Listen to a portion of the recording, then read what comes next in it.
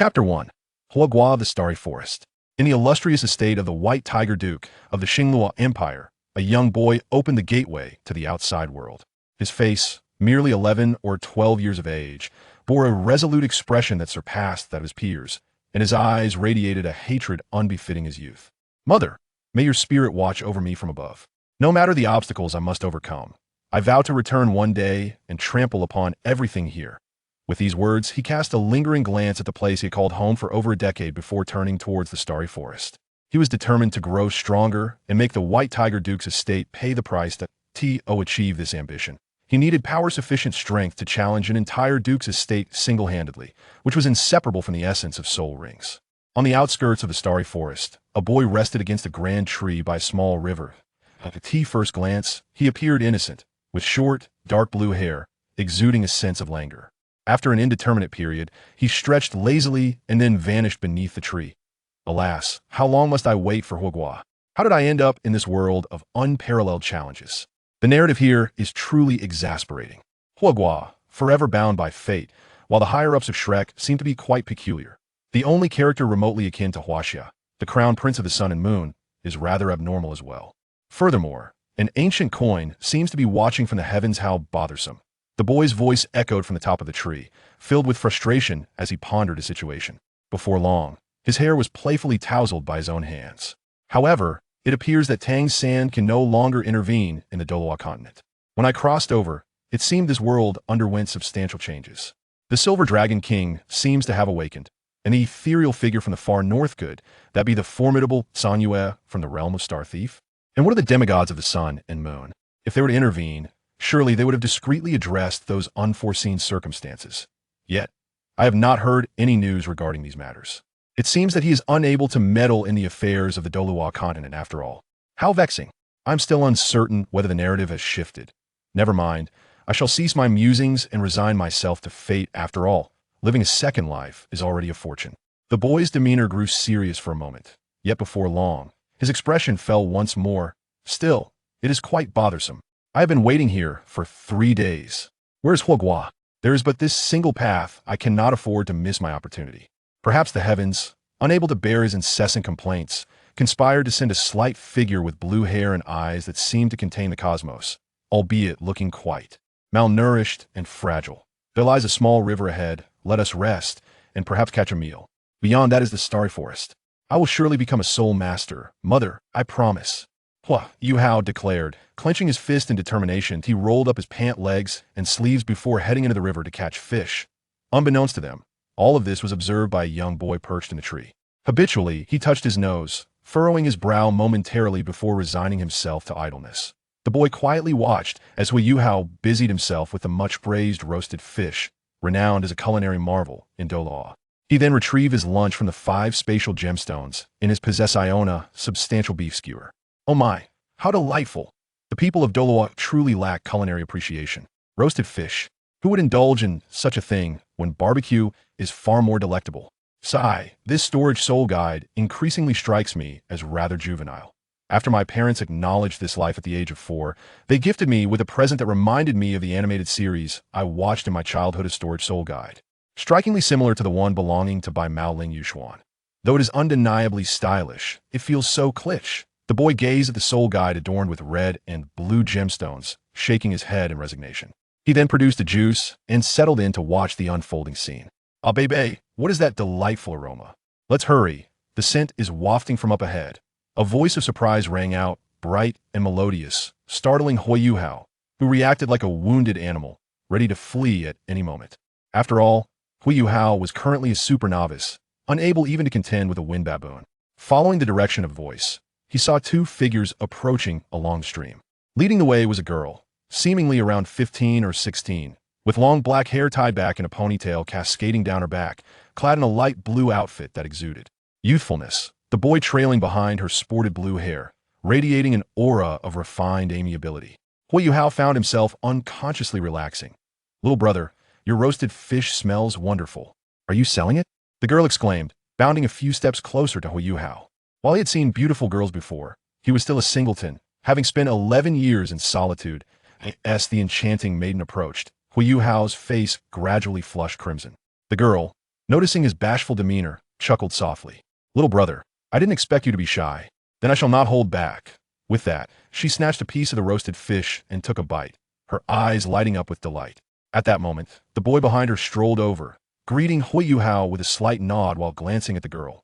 Xiaoya, the young lad hasn't eaten, yet why are you indulging before him? Big brother, he'll share with you too? Hui Yuhao offered, handing another roasted fish to the boy. The boy paused briefly before replying. Little brother, please eat first. A gentleman does not deprive others of their enjoyment. Did you catch these fish from the river? It's all right, I can catch more, Hui Yuhao responded, preparing to fish again. However, the boy stopped him, walking slowly toward the riverbank. If we consume your fish, how can we allow you to go catch more? Allow me to assist. What do you think, Xiaoya? Bibi, what do you call me? The young girl cast a sidelong glance at Bibi upon hearing this, while Hui Yuhao, witnessing the scene, felt her cheeks flush even deeper.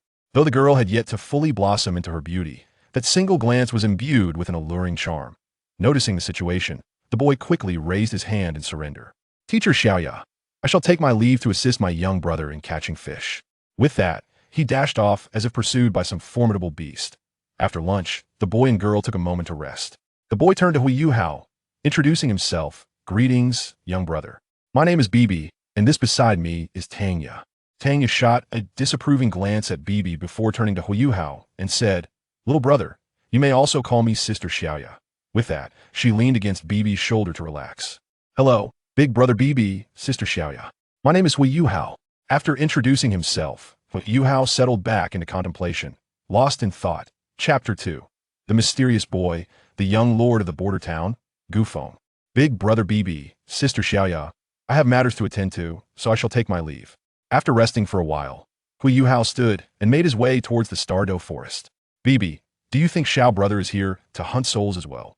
He's quite young. Should we lend him a hand and invite him to join our Tang sect, as a way to repay him for treating us to grilled fish? Tanya remarked, observing Hui Yuhao's retreating figure and pondering for a moment. Bibi, upon hearing this, lightly tapped Tang Ya's forehead with his finger. I suspect you are merely craving his grilled fish and seeking an excuse to bring him along for your culinary desires. However, since he has treated us, it is indeed appropriate to assist him. Let's go, Xiaoya. Bibi concluded, gently ruffling Xiaoya's hair. TSK, truly a land abundant in infatuated minds and ethereal beings, this Douluo continent. With the likes of Xiao Wu and Bibi Dong from Douluo I, and Hui Yuhao and Bibi from Douluo II, it's quite overwhelming. However, this time, I cannot allow you to pass. Ilex, I wonder if I will be chosen. Yet, whether I am or not, it matters little. I am merely here to try my luck. The boy perched in the tree shrugged before gradually revealing himself before Bibi and Tanya. Apologies, but you must accompany me for a while. The boy addressed Bibi and Tanya gently. Thus, he stood in their path, blocking their way. Bibi regarded the suddenly appearing boy with narrowed eyes, halting his intention to seek Hui Yuhao in the forest. Hey, what's your deal? Is this road your family's? If you don't move, don't blame me for being rude. Tanya responded with displeasure, ready to take action should he refuse to yield. Unfazed, the boy nonchalantly dug into his ear, then blew on his hand before speaking. Firstly, if I dare to block your path, I am not afraid of your retaliation. Secondly, I am not Hey, I am Gufeng. Thirdly, I am curious to see how a top student from Shrek would act in a rude manner. With that, the boy crossed his arms, fixing his gaze upon Tanya and Bibi. Young brother, please make way. Since you are aware that we are students of Shrek, I kindly ask you to step aside. Otherwise, do not blame us for being impolite, Bebe stated, his words not yet fully articulated. When Tanya sprang into action, the dark blue-silver grass surged forth like a multitude of venomous serpents, darting towards Gufeng, closing the distance in an instant. Bebe's arm crackled with azure lightning, following closely behind the blue-silver grass as it advanced on Gufeng. Ah, what a nuisance, Gufeng muttered as a swirl of black mist began to emanate from beneath his feet. The black clouds expanded explosively, effortlessly dispersing the blue-silver grass and forcing Bebe to stumble back. Daji Yufeng's hair transitioned from blue to black, growing wildly until it cascaded down to his waist. Ethereal, immovable king. In his heart, Gufeng chanted, and a five-meter figure composed of swirling black mist manifested before him, resembling a half-giant, akin to the Susanoo from the anime. Nevertheless, the giant bore a visage strikingly similar to that of the young boy, or perhaps it was merely a grown version of himself. The black giant's hand coalesced the mist into a formidable black sword, and in the next heartbeat, it descended with terrifying force, cleaving through the air towards Tanya. First soul skill Blue Silverbind. Second soul skill Thunderous Strike, augmented by the first skill Thunder Dragon Claw. Bei and Tang Yas' eyes widened in alarm as they unleashed their proud soul skills against the descending giant sword. An explosion erupted as the black sword shattered under the onslaught of thunder, and in the next moment, an image of the Other Shore Flower appeared beneath Bei and Tanya. Ethereal Other Shore Flower. The black mist surged upward from beneath Bei and Tanya, while lightning crackled violently, countering the oncoming assault. Bei maintained the Thunderous Strike, knowing that if it were not for the need to shield Tanya from this unexpected attack, he would not expend such considerable soul power to halt the onslaught of the mist. Seeing this, Tanya also ceased her efforts, forming a barrier of blue silver grass to assist Bei in repelling Gu Feng's ethereal Other Shore Flower. Well, it seems I have indeed overexerted myself. My body cannot keep pace. Remembering the Star Stealer, Liuxing, seems absurd now. Truly, a mere mortal achieving the status of a demon lord Doug. I can't endure this. It appears I've underestimated my own limitations. Using ethereal to cast 2 skills has already taken a toll on me. However, it is fortunate that these 2 are currently incapacitated. I need to hasten my efforts to secure the 3rd soul ring. Although soul rings are a rather subpar method of cultivation with significant side effects, I require not their meager skills, but rather the strength they provide to accelerate my physical growth and fortify my body. These 2 managed to withstand my attack. It seems the narratives have misled me. I genuinely believe that those in Douluo were weak beyond measure. My parents were correct with my current abilities. Encountering even a slightly formidable soul emperor would spell my doom. I foolishly thought they were jesting. Nonetheless, my body is too small to bear such power.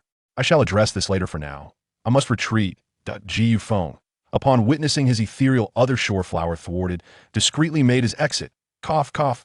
Who on earth is that fellow? Is he an evil soul master? Yet, if he were truly an evil soul master, why did he not slay both me and Xiaoya? Xiaoya. Xiaoya, are you unharmed? Bei, dragging his injured body, hurried to Tang Ya's side. Upon seeing that she had sustained minimal injuries, he exhaled a sigh of relief. Bei, I'm fine. Most of the impact was absorbed by you. I have not suffered significant harm. What about you? Was that scoundrel intent on murder? How infuriating. I wonder how little brother Hui Yuhao is faring. Tanya, gazing at the disheveled Bei, could not suppress her anger. Her resentment towards the individual who had obstructed them surged, for he had interfered with their attempt to assist Yuhao and had even injured Bei. Had it not been for Bei's intervention in shielding her from the brunt of the damage, she would have likely sustained severe injuries, jeopardizing her acquisition of a 3rd soul ring. The more she pondered, the more her frustration grew, and her animosity towards Gu Feng intensified. Xiaoya, please guard me. I need to recover for a moment. As for little brother Hua, it seems he must rely on himself now. Bei, seeing that Tanya was relatively unscathed, prepared to restore his own condition. Encountering such a predicament before even entering the forest had dampened his spirits. Meanwhile, Gu Feng leaned against a tree, observing Hui Yuhao approaching, gradually adjusting his own state. He felt quite displeased. Damn it, I truly cannot adapt to the Douluo continent. They initiate combat without hesitation. While the borderless city was manageable, I remain uncertain about the Sun-Moon Empire. However, on the Douluo continent, soul masters are indeed a cut above. They act without restraint. Yet perhaps I am also at fault. If someone obstructed my path, I too would likely feel anger. Nevertheless, I truly did not anticipate that those from Shrek would resort to ambush tactics. I suppose it is only fitting for Tang's sect. Gu Feng's hair had reverted to short blue locks, for under normal circumstances, he would suppress the ethereal elements within his body. His physical form could hardly endure such strain, making even cultivation impossible, as the ethereal forces violently expelled any absorbed soul power. Yet, the ethereal elements were gradually absorbing the vital energies of the world, slowly fortifying his physique. Sigh, I wonder if my parents will come searching for me after discovering my stealthy departure. However, they likely will not, considering that over a decade ago, a strange phenomenon occurred on the continent. Although most could not perceive the ominous signs, we, along with the top-tier powerhouses, were certainly aware. I cannot help but ponder whether that rift is somehow related to our group of outsiders. Yet, that area is undeniably perilous. Why must that rift be precisely near my home? Fortunately, the most formidable entity emerging from that rift is merely a tidal Douluo. My father, a 98th level super Douluo, should be able to defend against it. However, that martial soul of Haisa, The sunshot bow. How absurd. A soul ring can only be unleashed once, requiring a day to cool down afterward. Yet, that power, though I have yet to witness it, I assume it is tremendously potent. Otherwise, that old man would not have claimed that when he exerted himself, no one could withstand his assault. Nonetheless, the drawbacks are quite apparent. Ji Yufeng absent-mindedly touched his nose, a habit he could not seem to shake. He pondered his next course of action, having escaped from an arranged marriage. He originally intended to visit the Shrek Academy from the second installment of Douluo. However, after having dealt a blow to Mu In's great-grandson, he found himself in a rather troublesome predicament. Yet, it should not pose too significant a problem.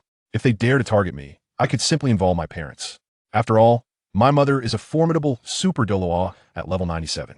However, calling upon my parents might lead to dire consequences, given her angel spirit, specifically the six-winged angel. Nevertheless, Shrek Academy ought to extend some courtesy to my parents, considering that the Abyssal Rift has long been under our family's guardianship. It seems our family's prowess is somewhat known across the continent, yet few would dare to offend us lightly. Alas, my plight as a young city lord is truly lamentable. I have no home to return to. It is utterly exasperating that at merely 11 years of age, I'm already bound by a betrothal to a girl over 6 years my senior. Truly, I see no alternative but to flee. Forget it. Why ponder so much? It's time to rest, awaiting Huagu's summons for Electrolux. Gu Feng contemplated for a moment, then reclined against a tree. Observing Huagu approaching at his feet, he slightly narrowed his eyes, gazing at the sky, lost in thought once more. Chapter 3. Huagu's Beginning, Tianming, and Elder Yi. Gu Feng gazed at Hui Yuhao, who had already reached beneath the tree, hoping that the situation would unfold as he envisioned. However, even if it did not, it mattered little. The very reason Gu Feng dared to stealthily follow Hui Yuhao to witness the momentous spectacle of the first soul ring in a million years was due to the uniqueness of the ether. Under circumstances where Gu Feng does not actively reveal himself, even the unparalleled Douluo cannot perceive his presence. After all, one who can elude a 98th level super Douluo's watchful gaze, while eloping possesses a certain degree of confidence. Gu Feng once again retrieved a bottle of wine from his gloves. Observing our unparalleled protagonist, classmate Huaguo, engaged in a life-and-death struggle against the formidable wind baboon, the strongest soul beast in history, nearly achieving the legendary feat of god-slaying in a one-on-one confrontation. Witnessing Huaguo almost being defeated by a mere wind baboon left Gu Feng utterly speechless, unable to suppress the urge to rub his forehead in disbelief. I found myself harboring a flicker of expectation for Huaguo, despite his lack of extraordinary abilities. Alas, I was mistaken. Before unleashing his true potential, Huaguo was indeed quite inept, even lacking basic combat skills. Nevertheless, the spectacle was truly delightful. If only I had a soul-guiding device to record it, I would certainly cherish the moment. Hee. Gu Feng observed as Huaguo was relentlessly pursued by the wind baboon beneath the tree, diligently savoring his melon. At last, after a series of relentless tugs from Huaguo, our god-slaying wind baboon collided with the white tiger dagger, resulting in the emergence of a white 10-year soul ring. How astonishing! This soul beast is merely a 10-year soul beast? I shall undoubtedly become a soul master. I am determined to seek justice for my mother. Hui Yuhao gazed at the soul ring of the wind baboon, intent on absorbing it, and despite his injuries, he slowly approached the wind baboon. Ah, it has arrived. Gu Feng sensed an oppressive aura drawing near. It was evident that at the edge of the Star Doe forest, a terrifying mental pressure emanated from that creature. Finally, brother has encountered a soul master of the mental attribute. Alas, I cannot shed tears, or else I would be weeping profusely. Suddenly, the earth split open, revealing a colossal snow-white insect adorned with 10 golden patterns, emerging from beneath the ground. Remarkable. You can speak. Are you perhaps 100,000-year soul beast? Hui Yuhao regarded the enormous white insect before him, feeling the mental pressure it exuded, deep and formidable. Yet, remarkably, he felt no fear. You are but a mere white insect. I am the only million-year soul beast of the Douluo continent, the heavenly dream-eyed silkworm. Fear not, I shall not harm you. On the contrary, I will help you become the most gifted individual in this world. Just as in the original tale, the heavenly dream ice silkworm began to weave grand visions for our young Hua. How intriguing. What a coincidence.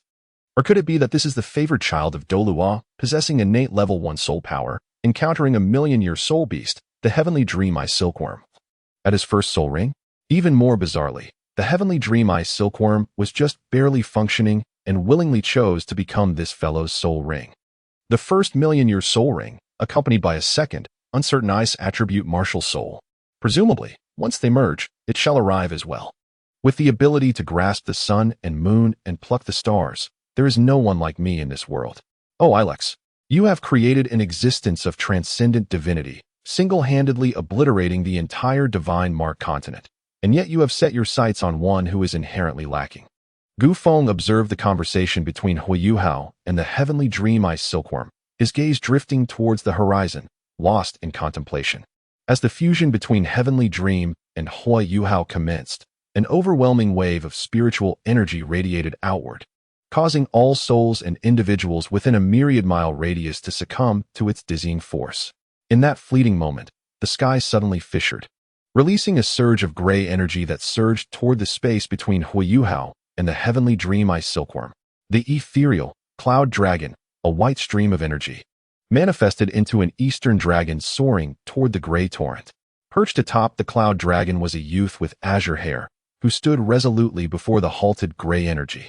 This created a triadic stalemate. One side comprised of heavenly dream and the merging Hui Yuhao, the second side represented by Gu Feng atop the cloud dragon, and the final side embodied the gray energy, a remnant of the divine Ilex. Cursed be these two beings, from whence do they hail? How could I have sensed nothing of their presence until now? The heavenly dream ice silkworm regarded the standoff between the figure and the remnant with growing concern. Yet, at this critical juncture, as it merged with Hui Yuhao, there was no recourse available. Elder E, I require your assistance. Before the words could fully escape, the gray energy charged toward the entwined Hui Yuhao and heavenly dream ice silkworm. Gu Feng cast a lingering glance at Hui Yuhao before commanding the cloud dragon to turn and depart. Sigh, it appears there are indeed no opportunities left. It matters not. I shall strive to develop the ether to its utmost potential. Surely, the deities of this realm cannot rival me, though I wonder if I might attain strength comparable to that of the original narrative's demon lord Liuxing. However, it seems rather improbable. Liuxing single-handedly obliterated an entire hell, and to conclude his triumph, he unleashed the apocalypse cannon to shatter the very fabric of that infernal realm. The critical aspect is that hell itself is a high-dimensional universe. As for the gods of Douluo, it seems they are not destined to confront the demon lord. Even if Douluo is not as feeble as the prominent figures online have speculated, it remains unlikely they could contend with the demon lord. Gu Feng sat atop the head of the cloud dragon, lost in contemplation. His thoughts meandered through various realms: the heavenly dream ice silkworm, the illustrious Ilex, the demon lord Liuxing, and the infernal abyss along with its accursed blood. Indeed, Gu Feng bore no trace of hellish blood. Had he possessed any, he would not have resorted to mere chance in seeking Ilex's aid. Although in this Douluo universe, wielding ether does not induce the adverse effects of reverse growth, the sheer potency of ether rendered Gu Feng hesitant to unleash its full might, for his body could scarcely endure it. Alas, it appears I must gather those unpalatable whale gels. However, only the millennium-old whale gel holds any promise for me now. I recall that Shrek possessed a piece of millennial whale gel. I shall endeavor to acquire it in due time. Yet I ponder, why does the absence of hellish blood lead to such phenomena akin to Liuxing when I fully harness ether? Is it possible that my body harbors hellish blood unbeknownst to me? But that cannot be. My body exhibits no signs of such a condition, leaving me perplexed.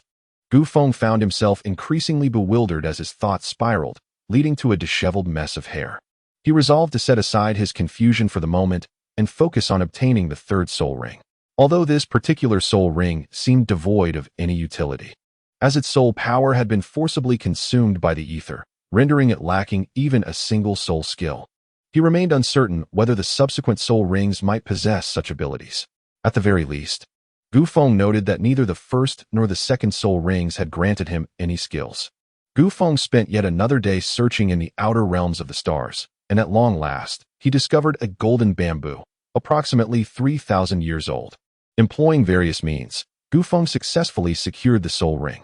His soul ring configuration comprised a solitary soul ring from the solitary bamboo, aged around 700 years, a second soul ring from the blue silvergrass, aged 1,200 years, and the third soul ring from the golden bamboo, aged 3,000 years.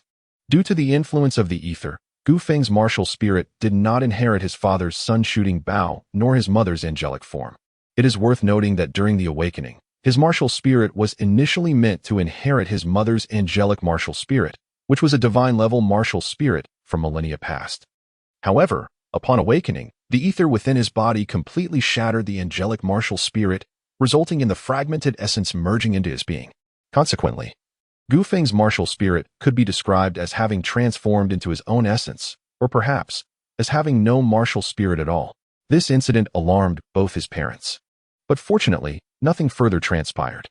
Nonetheless, this matter remained known only to Gu Feng and his parents, who publicly declared that his martial spirit had mutated into its original form. Next, it would be prudent to venture to Shrek Academy for a respite. The sun and moon are too distant, and the path remains elusive. Moreover, the presence of malevolent soul masters in that region suggests that discretion is the better part of valor. Initially, Gu Feng believed that with the ether at his disposal, he could fearlessly confront any foe, save for the Douluo. Yet, he found himself unable to contend even with a formidable soul emperor, as his body could not sustain the ether's output. Frustrated, he resolved to spend 6 years at Shrek before returning. The idea of marrying at 18 is not entirely out of the question, yet he recalls with irritation nearly being betrothed at the tender age of 12. It is exasperating. Indeed, nevertheless, he decided to proceed to Shrek to enjoy the company of the young ladies there. Gu Feng was rambling on the back of Yunlong, but as he continued, he suddenly found himself overwhelmed, rolling on Yunlong while clutching his head, heading towards the entrance of the stars. Meanwhile, our Ho Yuhao encountered Bei Bei and Tangya. And just as in the original narrative, he joined the Tang sect. Thanks to Ho Yuhao's fortune and assistance, they successfully aided Tangya in obtaining her third soul rings, an 1,800-year-old mandala snake, with her soul skills mirroring those from the original tale. At the entrance of Shrek Academy, one might exclaim, "Wow, is Shrek this vast?" It dwarfs the Wild City significantly. However, it is understandable, for although Wild City has few inhabitants, most are formidable beings. There are hardly any weak individuals. Oh wait, I seem to be the weakest one in Wild City at present. Gu Feng pondered and realized that he might indeed be a novice. However, upon further reflection, he noted that he was merely 12 years old, and apart from himself, the youngest in the desolate city was his betrothed, whom he had eloped from. Yet, she was nearing 18, not even a resident of the desolate city. It was rumored that she possessed a dual martial soul and was exceptionally powerful. A soul king capable of overwhelming ordinary soul emperors, and she was on the verge of ascending to soul emperor herself. Why dwell on such thoughts? I have yet to even meet her. Surely she wouldn't come to Shrek Academy. Hiss, that's impossible, absolutely impossible. It seems that during this period in the original storyline, there were no dual martial souls in the inner courtyard. Indeed, it is utterly inconceivable. Gu Feng surreptitiously procured a letter of recommendation using his esteemed lord's city lord seal. Submitting this letter to the admissions personnel would grant him the opportunity to enroll. Chapter 4. Enrollment and the Spectacle. Gu Yuna and Gu Qiuer reported their ages, names, martial spirits, and soul power levels before joining the queue. The admissions officer, a bespectacled teacher, emanated a gentle demeanor, instilling a sense of comfort. 11 years and 7 months, Gu Feng stated, my martial spirit can be considered my own, and I am a soul master at level 32. Thank you, esteemed teacher. After Gu Feng finished speaking, he headed towards the school. Another soul master. Are there really so many under the age of 12 this year? And there is another soul sect, along with that girl from the academy. Indeed. This year is filled with prodigies. Wang Yin adjusted his glasses and shook his head. In the next moment, he paused abruptly. Wait a minute. The martial soul is his own. Isn't this the embodiment of his martial soul? Hiss, where did that little fellow go? Wang Yin turned around. But Gu Feng's figure had already vanished from sight. Alas, I can only address this matter after the class assessment. Shrek City is indeed vast. At least considerably larger than the main city of my previous life. However, it lacks the vibrancy of those grand cities. There's no turning back, so be it. As Gu Feng wandered, he reminisced about the vibrant world of his past life, a realm of peace and harmony, feeling as though everything in the present was somehow unreal. However, having resided here for nearly 12 years, he understood that overthinking often served only to burden oneself with unnecessary worries. Why ponder so much? One should simply focus on what needs to be done. If the sky were to fall, there would always be someone tall enough to bear the weight. The Shrek Academy. Situated in the eastern part of the city, occupies nearly a third of Shrek City, and is esteemed as the foremost academy on the continent. Gu Feng gazed at the class assignment posted on the bulletin board. First grade, Class 1. He hissed softly, for it was likely to be that peculiar teacher, Zhou Yi. Who would be instructing this class? Gu Feng gazed at the ghostly class division, veins protruding on his forehead. Having perused the original work, he found himself at a loss for words regarding a teacher like Zhou Yi. What an ordeal. He fervently hoped that this character would not mirror her counterpart in the original narrative. After all, the changes in this world must be substantial. If it were to remain unchanged, well, it seems he currently has no idea where to go for amusement. Home? Perhaps not. He felt as though he might shed a layer of skin. Thus, he resolved to endure it as best as he could, and if the discomfort became unbearable, he would discreetly deal with her at night. Given Shrek's nature, as long as he did not eliminate her, there should be no significant repercussions. Yet, it seems the malevolent phoenix from the original story faced no consequences. So, does having talent here grant one the liberty to act without restraint? Whatever. He would take a laissez-faire approach. Although he was under the protection of his mother, it would be wise to refrain from relying on it. For doing so might lead to being dragged back.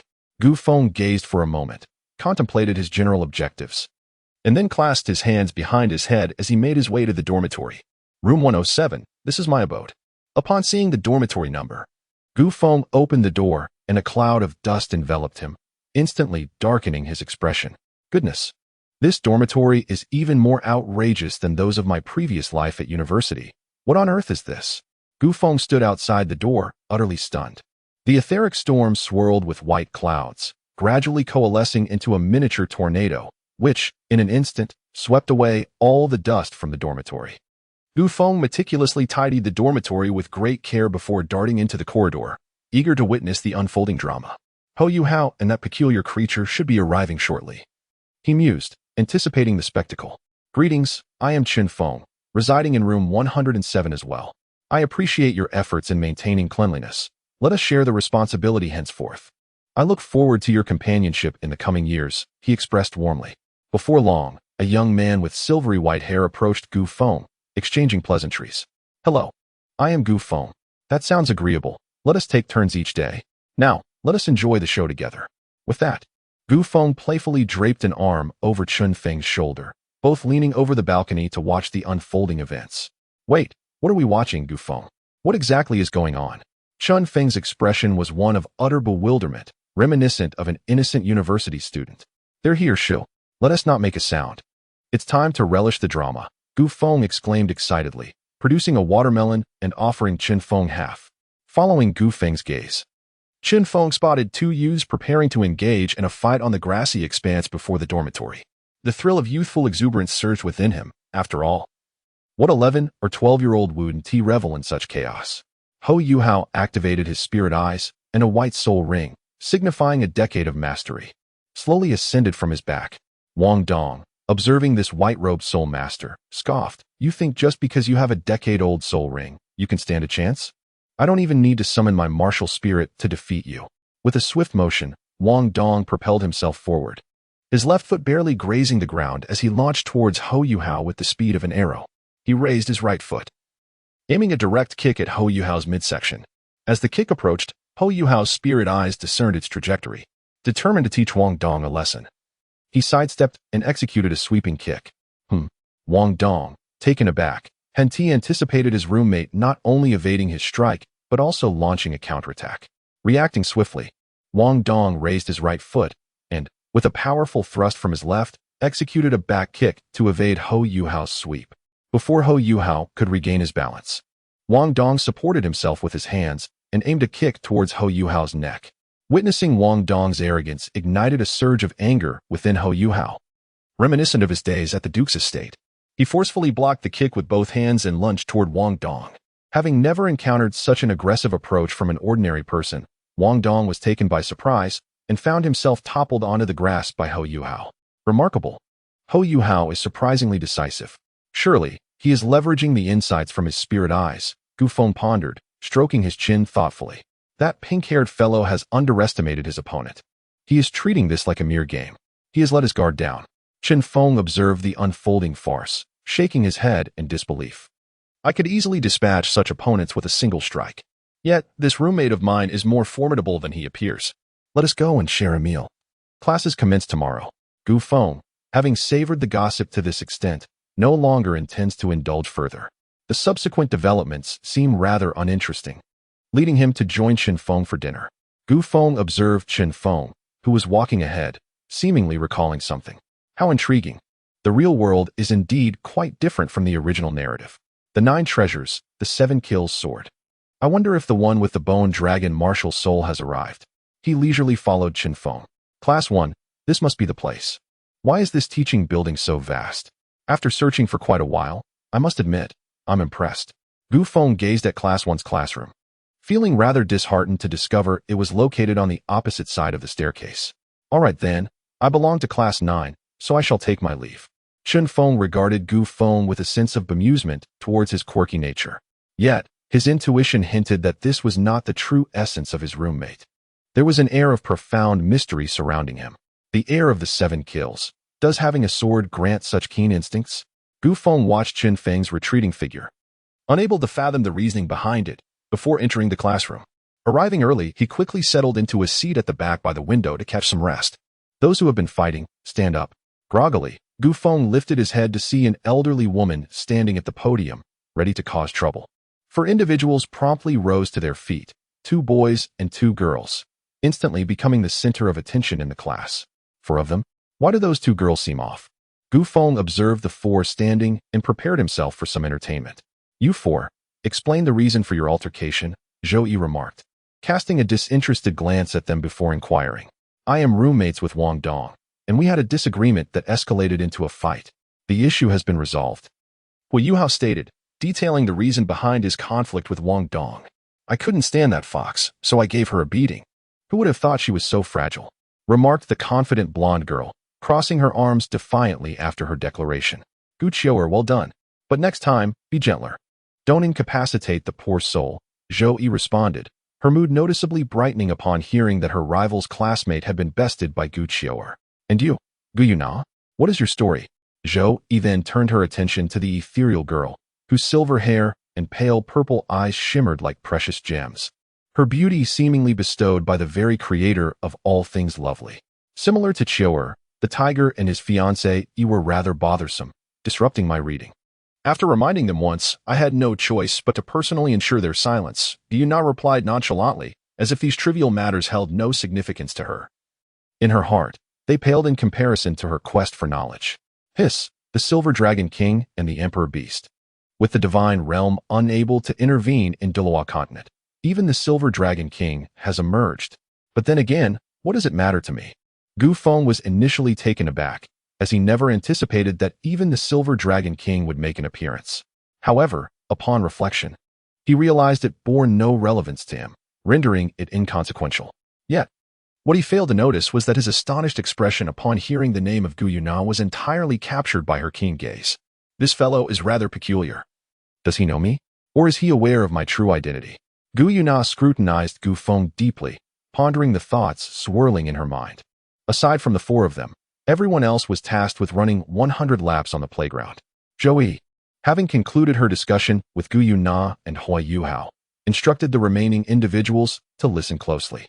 Indeed, this person was just as detestable as depicted in the original narrative. Gu Feng observed Zhou Yi on the podium, feeling an overwhelming headache. He wondered whether his encounter with such a teacher was a stroke of fortune or merely a twist of fate for her. Chapter 5. The First Battle Against the Soul Emperor. How did Zhou Yi ascertain that those individuals had completed their 100 laps? She had not counted them personally, and in the original story, the ones she expelled truly had not finished. Something seems amiss. Shrek currently lacks the surveillance of future generations, and she is in the classroom. Even if she were not, with so many people, how could she possibly know who had not completed the task? Wait a moment. Could it be that my suspicions are indeed correct? Gu Feng seemed to have contemplated a possibility, lifting his gaze towards the classroom. If that were the case, it would indeed make sense. After standing on the playground for a while, Gu Feng appeared to have made some sort of resolution. With a deep breath, having been granted a second chance at life, why should he continue to suppress himself as he did in his previous existence? As long as he remained true to his conscience, that would suffice. Thus, let him ascertain whether reality aligns with his imagination, Zhou. Moments later, Gu Feng appeared to transform into another person, feeling considerably lighter, as if the shackles binding him had been removed. The ethereal cloud dragon, a white entity, propelled Gu Feng forward at a frenzied pace, completing 20 laps in a remarkably brief span. He then dismissed the cloud dragon and joined the main group in their run, shortly after which Hui Yuhao and his companions also emerged to partake in the exercise. The ensuing events unfolded precisely as depicted in the original narrative, with Hui Yuhao, aided by Wang Dong, successfully completing 100 laps without a hitch. Following this was the so-called expulsion segment. Gu Feng smiled, preparing to see if the forthcoming events would indeed mirror his expectations. Zhou, with a stoic expression, turned to the students and calmly announced, "The students I call forth. Step forward, Cheng Cheng, Xiao Jianrao, Tang Dao, Shangwan Qintian, Lin Ziyu, Zhuge Yun, Tai Long, Tang Ling, Yun Xiaopiao, and Gu Feng." Aside from Gu Feng, the remaining students gradually stepped forward. "You 10 are no longer required. From this moment on, you are no longer students of Shrek," Zhou stated coldly. "Why?" One student, unable to comprehend the reasoning, questioned Zhou defiantly. Zhou smiled, unconvinced. "His name is Hui Yuhao. Had he not completed 100 laps, he too would stand among you. However, he did finish. I never stated that assistance was prohibited. Wang Dong aided him of his own volition. If someone wishes to help you during the run, they may do so. But did anyone assist you? I do not concern myself with the process, only the outcome. The result is that Hui Yuhao completed 100 laps, while you did not. Now leave, or I shall nullify your martial souls." Applause erupted, and Gu Feng leisurely stepped out from the ranks. His composed demeanor, coupled with a fearless expression towards Zhou, drew the attention of all present. "Are you truly certain we did not finish? Have you counted? How can you ascertain who completed 100 laps and who did not? Is your martial soul of the spiritual type? Can you stand by your words?" Gu Feng gradually approached Zhou, standing not far from her. His words laced with skepticism towards Zhou. A smile flickered on his face, though it was neither fully sincere nor entirely mocking. Could this young lad have discerned something? It seemed improbable. After all, he was merely an 11-year-old child, surely incapable of such insight, merely feigning composure. Beneath the mask, Zhou complexion paled slightly. Yet none could perceive the shift in her expression save for Gu Yuna. "My words serve as evidence. As a teacher, how could I wrongfully accuse you students? Are you daring to openly challenge me, the Soul Emperor?" Zhou spoke slowly, her tone intensifying as she uttered the title of Soul Emperor. 6 soul rings manifesting beneath her feet. The oppressive aura of the Soul Emperor surged towards Gu Feng. "Ah, it seems my suspicions were indeed confirmed. What a shameless old woman. Those few must be students whose soul power barely meets the standard. I am aware of your teaching methods and the number of students you have expelled. For various reasons, the remaining students exhibit a remarkably high advancement rate. However, isn't it true that this is largely due to your expulsion of those who were merely a little less capable? The 9 of them must represent the lowest echelon of this batch in terms of soul power. Expelled or not, it matters little. As for me, you must believe that my time spent here has been too brief. Yet, I have already completed 20 laps while you've only just arrived. Though I doubt you are aware of this, old woman." Gu Feng, while mocking, scolded the old woman Zhou. Although Zhou indeed wore a mask resembling an elderly woman, she herself was only in her 30s. Gu Feng's words were a direct affront. "You insolent brat. You are courting death." Zhou, upon hearing this, was infuriated and immediately charged at Gu Feng. "Old hag, I've tolerated you for far too long, you foolish imbecile. Do you think I lack temper?" Gu Feng had long endured Zhou's foolishness. In a moment of exasperation, he took action. 3 soul rings swiftly emerged from beneath his feet, and in the next instant, they transformed into a myriad of glimmering lights that surged into his body. A burst of black mist erupted, instantly sending the approaching Zhou flying. The red dragon, enveloping Zhou, ignited in flames, its hands morphing into dragon claws, while a layer of crimson scales materialized upon its form. Without hesitation, it charged towards Gu Feng. Ethereal, immutable king, a shadowy half-figure appeared behind Gu Feng, delivering a powerful punch aimed at Zhou's head. Zhou's advance faltered as his pupils constricted, and he retaliated with a punch directed at the 10-meter-tall black apparition. The impact of their clash created a shockwave, sending the surrounding first and second ring students sprawling. A colossal black sword manifested in the figure's grasp, striking towards Zhou. The playground was gouged, forming a crater 1 meter deep and 4 meters wide. Zhou Yi narrowly evaded by tilting his body. Yet the force of the descending sword propelled him over 10 meters away, a few strands of hair dancing in the wake of the strike. Ethereal, flower of the other shore. Black patterns emerged at the spot where Zhou Yi landed, and in the next moment, a tremendous force surged from the ground towards the heavens. With the activation of his first soul skill, Dragon's Body, third soul skill, Dragon's Fury, and fifth soul skill, Body of the Flame Demon, Zhou Yi braced himself, absorbing the full brunt of the ethereal flower of the other shore's impact, sustaining minimal damage. Ethereal, Cloud Dragon, Ethereal, Wind Tiger, Ethereal, Judgment of 10,000 Swords. A black cloud dragon and a massive tiger charged at Zhou Yi. The playground became a spectacle of suspended swords, which, in the next heartbeat, coalesced into a giant sword spanning several dozen meters. It plummeted towards Zhou Yi with astonishing speed, slicing through the air and forcing students who had retreated several meters away to retreat further still, overwhelmed by the terrifying aura. The sound of swallowed saliva echoed continuously, until Wang Dong could no longer contain himself, exclaiming, "What the heck? Is this guy one of us?" He is going toe-to-toe with a Soul Emperor and even dominating him. And this Soul Emperor belongs to Shrek Academy. This cannot be real, can it? Ah, Hui Yuhao, what are you doing? Wang Dong suddenly cried out in pain as Hui Yuhao awkwardly lowered his hand. Didn't you say it was a dream? If you feel pain, it means it's not a dream. Hui Yuhao retorted before activating his spiritual gaze to observe the battle on the playground. Gu Yuna and Gu Qiuer exchanged glances, their expressions turning serious. Previously, they had thought little of the soul masters of this era, yet this encounter had proven otherwise. A soul sovereign dominating a soul emperor. Was there truly any difference between this and a low-level 1,000-year soul beast thrashing a 10,000-year soul beast? It was utterly absurd. Although Gu Yuna is capable of such feats, it is important to note that as the Silver Dragon King, her innate power is formidable. Her current situation resembles a form of reawakening, making her achievements somewhat understandable. Gu Qiuer, in her desperate struggles, manages to contend with the Soul Emperor at the third ring, yet this effort only allows her to barely hold her ground. Nonetheless, retreat remains a viable option.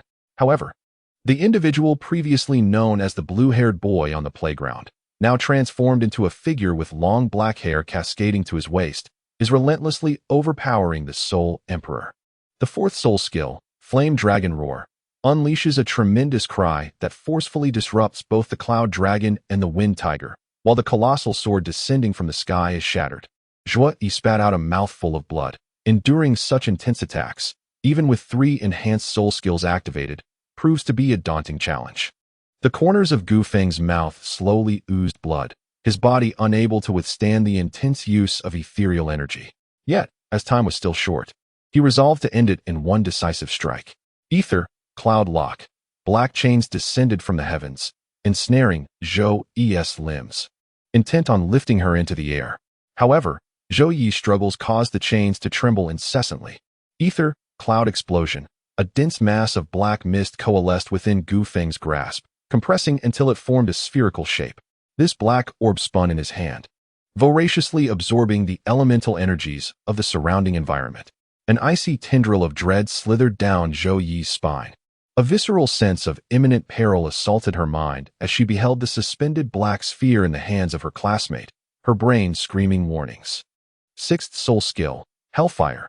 Zhou Yi now felt a pang of regret, unable to fathom that such a monstrosity lurked within her class. For now, she could only brace herself against the impending onslaught. Deep crimson flames erupted from her lips, surging forth to shatter the chains and charge at Gu Feng. Simultaneously, the black orb hurtled towards her, the two forces colliding in a cataclysmic explosion. The ground of the playground was furrowed as if plowed. As the shockwave surged toward the crowd, a figure appeared before it, extending a hand to shield against the devastation. This explosion, capable of obliterating an ordinary soul emperor and gravely wounding a high-ranking one, was effortlessly quelled. In the next moment, the figure materialized between Zhou Yi and Gu Feng, effortlessly intercepting the fiery onslaught from both. With a gentle push, they were sent reeling backward. Zhou Yi, disheveled, appeared as though she had endured the barrage of a soul cannon, while Gu Feng seemed relatively unscathed. However, Gu Feng had actually suffered far more damage than Zhou Yi. After all, he had merely executed a surprise attack, a series of quick strikes that only left her injured, without inflicting severe harm. The damage from the cloud explosion was substantial, but had been mitigated by Zhou Yi's 6 skill. Now, his own body could no longer endure the strain. Chapter 6. Yin Xiaojia, it is time to cease this. Should you wish to continue, do not blame me for being unmerciful. The gentle voice of the figure resonated. Yet the displeasure etched on his face revealed his anger. All students from Class 1, gather here. He called out to the dozens of students at the far edge before turning to the 2 instigators responsible for the chaos. You too, come here as well. He then proceeded toward the only area that still resembled a semblance of order, as the majority of the playground lay in ruins. Gu Feng remained rooted in place. Regaining his composure, the figure waved his hand, sending a surge of light towards Gu Feng, instantly restoring 70% of his health from the recent battle. The remaining 30% would require gradual recuperation. Greetings, I am Yin Xiaojia, the Dean of the Martial Spirit Department. Could someone kindly explain to me what has transpired here? A student and a teacher engaged in a fierce altercation, resulting in significant destruction across much of the playground. How absurd it is to witness such chaos on the very first day of school. Yin Xiaojia, suppressing his rising anger, reflected on the hectic nature of the day as the Dean of the Martial Soul Department, especially with the internal assessments also scheduled. Little did he anticipate that a conflict would erupt between a teacher and a student, particularly one where the student prevailed over the teacher. While the element of surprise played a role, the situation was still utterly outrageous. Had this student not exhibited such extraordinary prowess, Yin Xiaojia would have promptly expelled him. At that moment, Hui Yuhao stepped forward to recount the events. After listening intently, Yin Xiaojia cast a penetrating gaze at Zhou Yi. Having lived for so long, he could easily discern Zhou Yi's ulterior motives. This was not the first time she had employed such tactics, yet this time she had encountered a formidable opponent. Students, please return to your classrooms for self-study, he instructed. Gu Feng, you should accompany them as well. Zhou Yi, I require you to visit my office.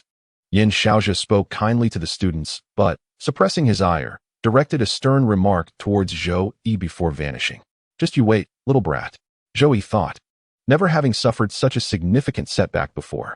However, before she could express her thoughts further, Gu Feng interjected, Old hag, do you think I fear you? If necessary, I am more than willing to engage in another round. I won't rest until you are rendered incapable of self-care. This declaration infuriated Zhou Yi, nearly provoking her to retaliate once more, but ultimately she stormed off towards the principal's office. Upon witnessing this, Gu Feng turned and made his way back to the classroom. As Gu Feng's figure gradually faded from sight behind the teaching building, Wang Dong, with a look of astonishment, turned to Hui Yuhao and exclaimed, Yuhao? Is this truly not a dream? Is he genuinely our peer? My goodness, I ought to confront that old hag directly. This fellow is remarkably fierce.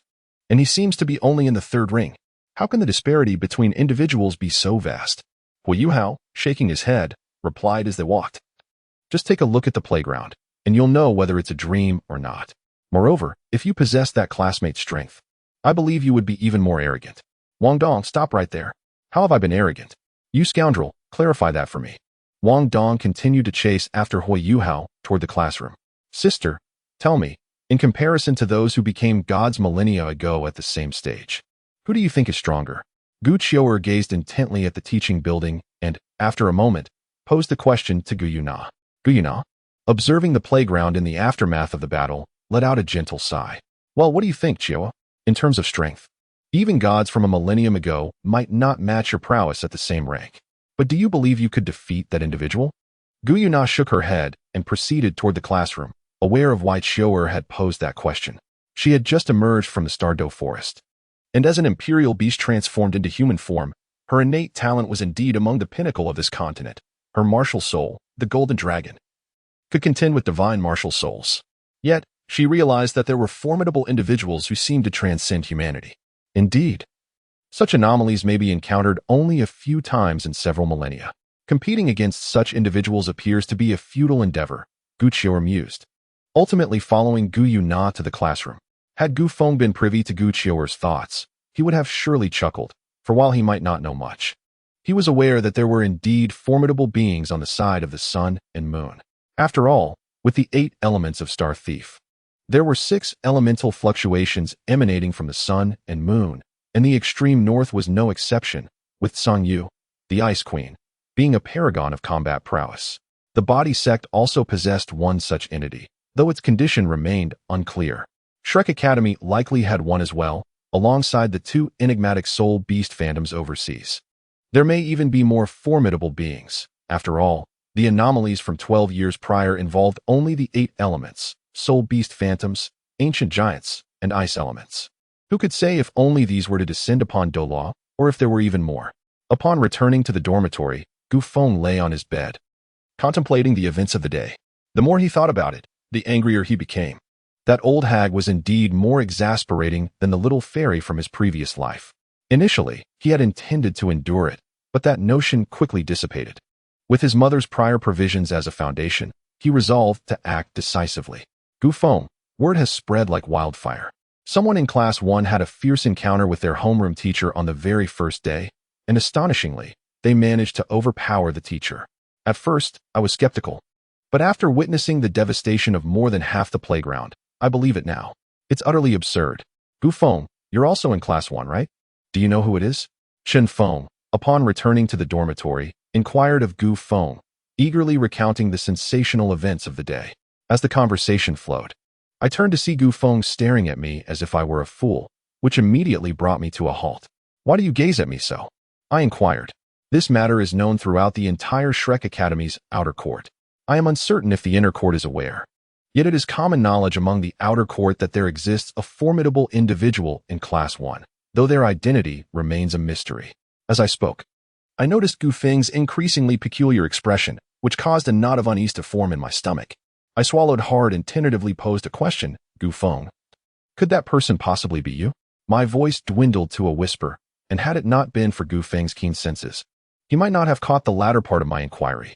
Gu Feng cast a glance at Chen Feng, gently nodded, stretched lazily, and nonchalantly remarked, well, as long as you're aware, just don't spread it around. I've been sleeping for nearly a day. Let's go eat. With that, Gu Feng strode out. If his memory served him correctly, today marked the first day for Hui Yu Hao to sell fish, and he was eager to sample it. Hey, Brother Feng, wait for me. I'm going to call the young lady and that fierce girl, Wu Feng, to join us. Chen Feng, recovering from his astonishment, hurried after Gu Feng. Yu Hao, this grilled fish is truly delightful. Today, my sister and I are exceptionally fortunate.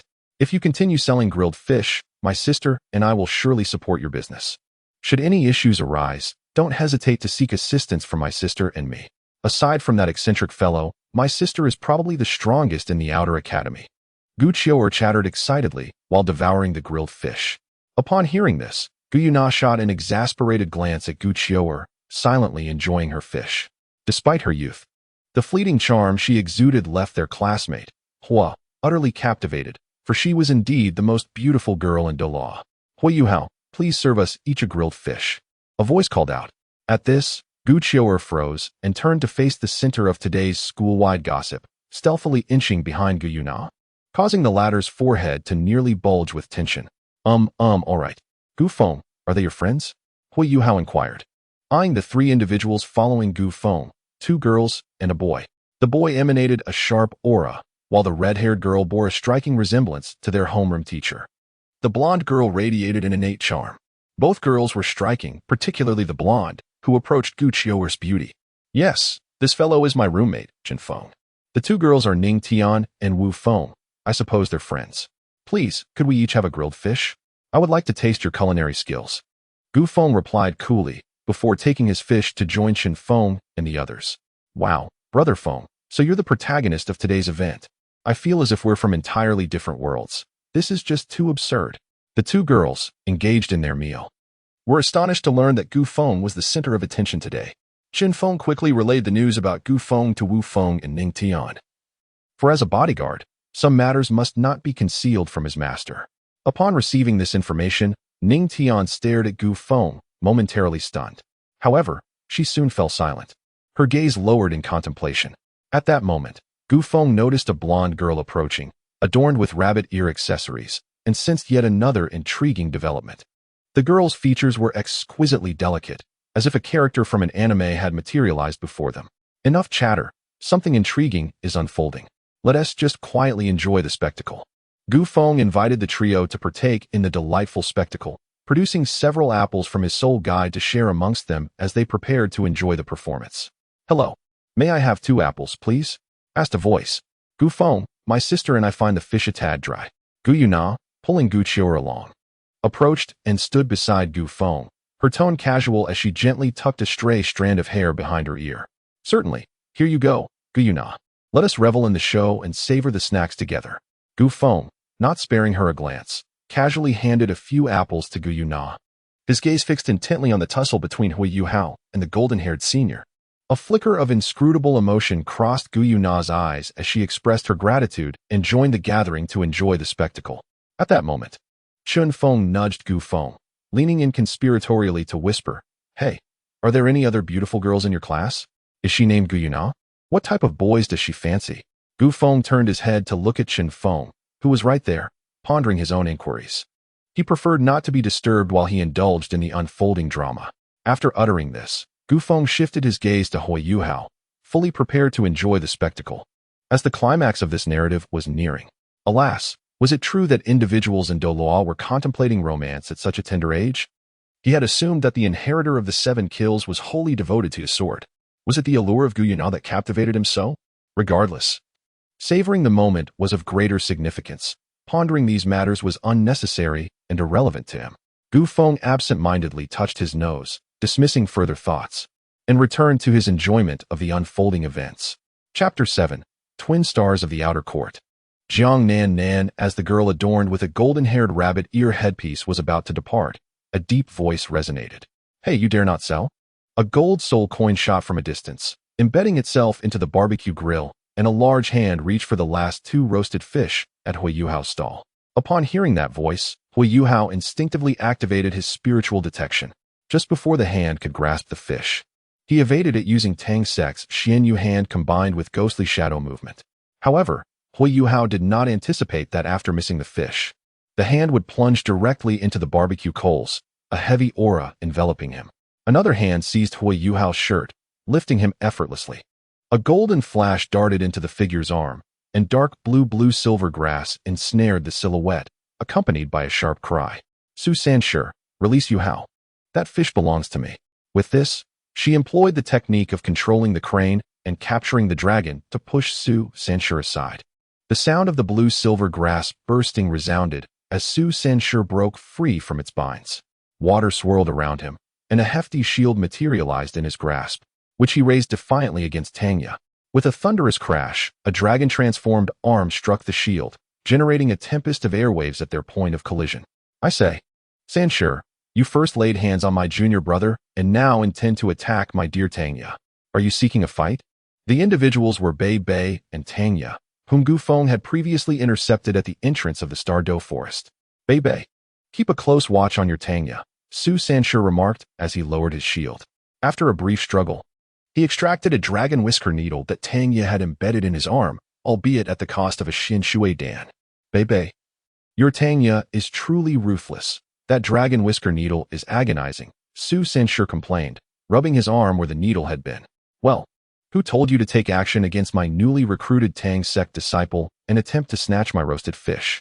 Tanya replied, her mouth full of fish, rolling her eyes at Su Sanshi's foolishness. "Nan Nan, the fish you have roasted is incredibly delicious. You must try it," Tanya urged, looking at the stunning beauty before her. As she walked over, she intertwined her arm with Jiang Nanan's. A smile graced Jiang Nanan's face as she reached out to catch the grilled fish that Tanya had handed her. She delicately took a bite, her eyes sparkling with delight. This is truly delicious. Where did you find such a talented disciple, Xiaoya?" Jiang Nanan inquired gently. Seeing this, Su Sanshi rushed toward Jiang Nanan, exclaiming, "Nan, if it's that tasty, I'll buy it for you every day." His face bore an eager expression. However, Jiang Nanan's countenance darkened upon seeing Su Sanshi approach. She swiftly lifted her right foot and delivered a sharp blow to Su Sanshi's head. With a resounding thud, the once formidable Su Sanshi collapsed to the ground, convulsing. Hui Yuhao instinctively shivered at the sight of his gentle senior exhibiting such ferocity. It felt utterly surreal. "Do you think Nanan is quite violent?" Bei Bei approached and lightly patted Hui Yuhao's shoulder. Hui Yuhao nodded subconsciously. After all, anyone witnessing the scene would find it hard to believe. Actually, Nanan is very gentle, But she only acts this way toward this guy, Bei remarked, shaking her head as she pointed at the sprawled Su Sanshi, providing an explanation to Hui Yuhao. After finishing her explanation, she stroked her chin, as if she had unearthed a remarkable secret. Once Su Sanshi managed to rise from the ground, he appeared utterly dejected. He then charged at Bei, engaging in a dispute that ultimately led to an agreement for a duel at the Seoul Arena the following morning, coinciding with a day off for the entire school. Speaking of the day off, it was indeed the doing of someone who was currently enjoying the spectacle. Yet, this individual seemed unconcerned. Wait, I'm a bit confused by this situation. What's the deal with that turtle and the rabbit senior? Gu Qiu'er, looking bewildered, pondered for a long time before finally asking Gu Feng. Well, this matter is quite complex. It's best for children not to pry. You've had your share of gossip. Now return home and seek your own matters, Gu Feng replied. Gu Feng cast a bewildered glance at Gu Qiu'er, shaking his head before placing his hands behind his head and walking away. Chen Feng, wearing a similarly perplexed expression, shot a glance at Gu Qiu'er before following Gu Feng's lead. Gu Yun'er approached, lightly patting Gu Qiu'er's shoulder, then shook her head in silence and turned to leave. Throughout this exchange, Gu Qiu'er remained utterly confused, feeling as though she did not belong among them. Hey, wait for me, sister. What is happening? Please, enlighten me. Wu Feng, observing the departing crowd, found himself equally bewildered, scratching his head as he turned to Ning Tian, asking, Master, did you comprehend any of that? I certainly did not. Ning Tian, upon hearing this, could not help but glance at Wu Feng. After a moment of contemplation regarding his words, he decided against speaking and, mirroring Gu Yun'er, gently patted Wu Feng's shoulder before departing, leaving Wu Feng standing there in a state of utter confusion. The following day, at the Seoul Fighting Arena, a throng of spectators eagerly awaited the duel of the twin stars from the Outer Academy.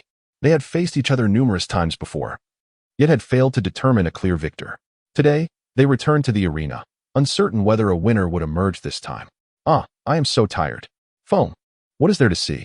It would be far better to return to sleep, Gu Feng yawned, expressing his exasperation to Chen Feng, who had dragged him here to witness the fight. Brother Feng, I know you're formidable, but this is the twin stars of the academy. Aren't you curious about their prowess? Most of the Outer Academy students have gathered, Chen Feng remarked, observing the drowsy Gu Feng while fixating his gaze on the arena. Even though the combatants had yet to make their appearance, knowing the outcome in advance and lacking any intriguing developments, he wondered what entertainment lay in a swift defeat. Is Hui Yuhao already beginning to cheat? Is this his own idea, or has Tangya instructed him in the art of deception? Gu Feng contemplated for a moment, casting a glance at Hui Yuhao, who was only a few seats away. After a brief reflection, he decided to rest, thinking to himself, what does it matter to me? As long as the cheating does not fall upon me, I remain unaffected. The ensuing events unfolded as in the original narrative, with Hui Yuhao engaging in deceit. And Bei, in a moment of exceptional prowess, swiftly vanquished Su Sanshi, leaving him utterly bewildered. Subsequently, the group returned to the audience seats, at which point Wang Dong stormed out in a fit of anger, directing his words towards Hui Yuhao. Thereafter, Wang Dong expressed his desire to join Tang Min, to which Tang Yi stipulated the requirement of ranking among the top 8 in the new student assessment. Gu Feng, did you also come to witness the battle between Brother Bei and Senior Su Sanshi? Hui Yuhao approached with Wang Dong and Bei. Gu Feng realized that sleep would elude him that night. After all, there was a lingering animosity between Bei, Tangya, and himself. It was a nuisance. He truly wished to avoid encountering that little fairy, Tangya. However, in a school environment, such meetings were inevitable. This matter would eventually need resolution, and it would be better to address it sooner rather than later. Gu Feng gazed at the approaching group led by Hui Yuhao and Tangya, his eyes narrowing slightly. Rising from his seat, he stretched lazily and engaged in some light exercise, for it was highly probable that a confrontation awaited them shortly. It's you. You're also a student of Shrek Academy. Tangya was momentarily taken aback by Gu Feng's presence. She had not anticipated encountering this individual, who had obstructed her on Star Do Road, within the confines of the academy. Bei, observing the blue-haired youth before him, intervened to prevent Tangya from launching an immediate attack. With a gentle smile, he extended his hand and said, Greetings, Gu Feng, Jr., is it? You bear a striking resemblance to someone I encountered previously. Are you also a new student this year? Gu Feng cast a glance at the smiling Bei before shifting his attention to the seething Tangya. Unable to contain himself, he burst into laughter. Ha ha ha, how amusing. I initially believed today would be rather dull. Alas, I must ask, Senior, do you find this probing exercise entertaining? I indeed am that person. So, what do you intend to do about it? Engage in a confrontation? Gu Feng's laughter subsided as he fixed a cold stare upon Bei Bei and Tanya. Tanya glared at the young man before her, her anger surging uncontrollably. If it comes to a fight, so be it. I am more than willing to oblige. I fear you not. With that, she prepared to strike, only to be intercepted by Bei Bei's hand. Very well, I too wish to witness the prowess of this junior. Bei Bei remarked, nodding at Tanya as if to say, leave it to me. She then silently observed the young man before her. As Gu Feng beheld the two individuals before him, he promptly turned and made his way toward the soul-fighting arena, his voice resonating as he declared, let us engage in a battle. Once it concludes, all past grievances shall be erased. At that moment, Hui Yuhao and Wang Dong sensed an unsettling shift. Was there a conflict between Brother Bei Bei and Teacher Xiaoya concerning Gu Feng? Oh dear, this could spell disaster. Hui Yuhao and Wang Dong exchanged a glance before hastily grasping Bei Bei's sleeve, urging, Brother Bei Bei, Teacher Xiaoya, perhaps it's best to let this go. Hui Yuhao intended to elaborate on Gu Feng's impressive track record, yet before he could finish, Tanya poked his forehead playfully, chiding him. Whose side are you on, Yuhao? Bei Bei is a high-ranking soul master. We should witness Bei Bei thoroughly defeat that fellow. With a flourish of her hand, she seemed to assume victory was assured. After another shared glance, Hui Yuhao and Wang Dong shook their heads in resignation, allowing events to unfold. On one side stood the peculiar classmate who had clashed with the teacher on the very first day of school, and on the other, the elder brother who had aided him. Hui Yuhao resolved to exert his utmost effort to ensure his elder brother triumphed in this confrontation. Meanwhile, observers noted that another pair had entered the arena, prompting exclamations of excitement. Is there truly another match today? How splendid. But that lad in the arena appears to be a first-year student, doesn't he? Oh my sister, look quickly. Is that not Gu Feng? Who does he intend to fight? What audacity to challenge such an opponent. Gu Qiuer exclaimed, bouncing with excitement as she seized Gu Yuna's shoulders and shook her. Qiuer, calm yourself. We shall soon discover the outcome. I am equally curious, Gu Yuna remarked, gently patting Gu Qiuer to encourage her to sit down while she observed the unfolding events. Chapter 8. Ouyang's son, the referee, surveyed the two combatants entering the arena, a first-year novice and a fifth-year twin star. He felt overwhelmed, as such cross-year duels were the most troublesome, both exhausting and complex. I say, Senior, after this match, regardless of the outcome, shall we consider all prior matters resolved? Gu Feng, though indifferent to the lingering repercussions of the previous encounter at the Star Do, was eager to bring closure to the situation. Wishing to avoid any future confrontations with Tanya, rest assured, after this match, our affairs shall be settled. Bei Bei replied with grace, then turned to the referee to signal his readiness. Settlement of our affairs? How intriguing. Does that exclude Tanya? Gu Feng mused, contemplating Bei Bei's words, a smirk crossing his lips as he shook his head and directed his gaze toward the referee. Young master, look. Isn't that Qin Ji's roommate? I believe his name is Gu Feng. Was he not the protagonist of yesterday's school-wide incident? Why has he ventured into the soul-fighting arena? Wu Feng and Ning Tian observed Gu Feng and Bei Bei in the arena, momentarily taken aback. Uncertain, but let us watch. It would be interesting to see how formidable the individual responsible for such a significant event truly is. Win, sister, let us observe together. Perhaps during the freshman assessment. We may encounter him, they agreed. Ning Tian shook his head gently, his gaze unwavering as he observed the battle arena. Teacher, I wish to engage in a duel with that blue-haired youth on the battlefield.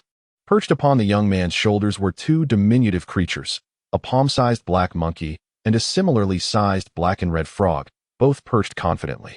At that moment, a blonde-haired boy approached the instructor in the arena, uttering a few words before standing still, his eyes fixed on Gu Feng. The boy appeared delicate and frail, yet there was an oddly dissonant aura about him. Gu Feng and Bei Bei turned their gazes toward the young man upon hearing the announcement. Bei Bei glanced at him before turning back, preparing for the referee's signal to commence. Gu Feng observed the boy with the golden hair, then shifted his focus to the two small beasts perched on his shoulders, which appeared to be ordinary animals. He chuckled and addressed the referee. It seems we are both first-year students. After this match, would it be acceptable for me to challenge him?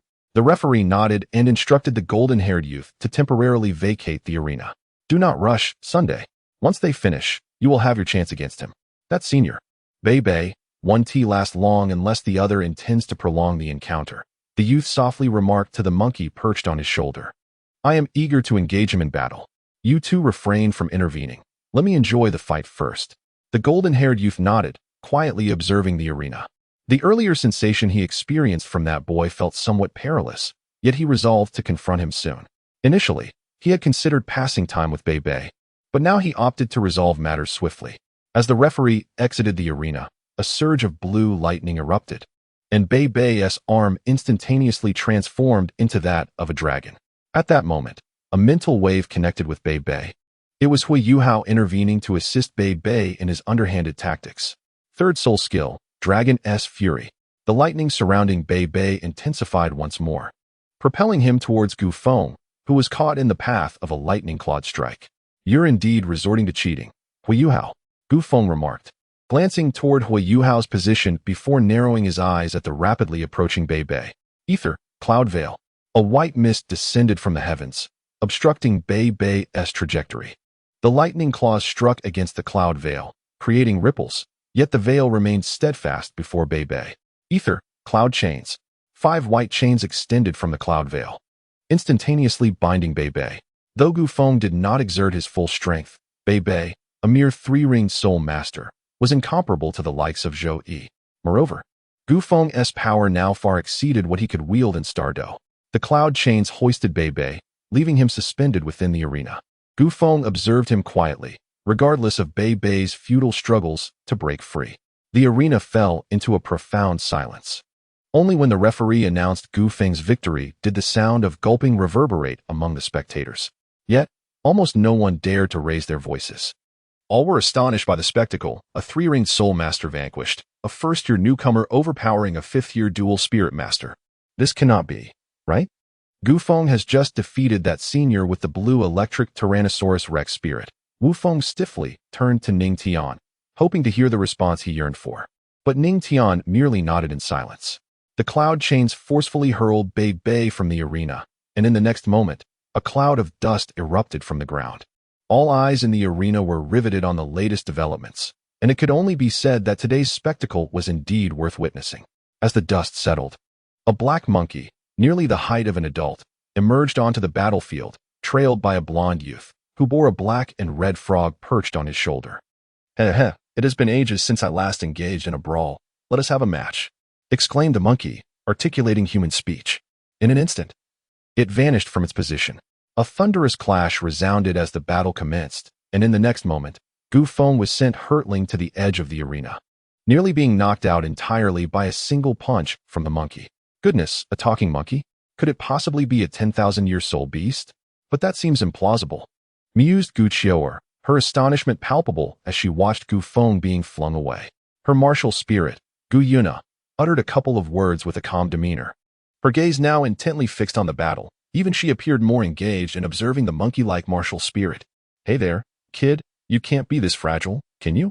The monkey, rather than pressing its advantage, crossed its arms and regarded Gu Feng with a curious expression. Gu Feng brushed off the dust from his clothing, squinting slightly as his blue hair gradually transformed into a deep black, cascading down to his neck. The ether cloud battle armor, composed of dark, swirling clouds, was a sci-fi creation inspired by an anime he adored in his youth, Elite Soldier, Badel GA-17. The monkey observed the shadowy figure opposite, erupting into raucous laughter. Come, let us engage in a glorious battle. In an instant, both man and monkey vanished from sight, and a cacophony of fierce clashes erupted. Yet few could perceive their fleeting forms. With each confrontation, small craters formed within the arena, quickly rendering the once smooth surface pockmarked and uneven. Cough, cough, cough. This fellow is too powerful. I apologize, Xiaoya. At that moment, Bei returned to the side of Hui Yuhao and Tangya. Su Sanshur placed a hand on Bei's shoulder, shaking his head and opening his mouth, only to remain silent as he regarded the devastation in the arena. Ah, Yuhao, you sleep so soundly. What are you all up to?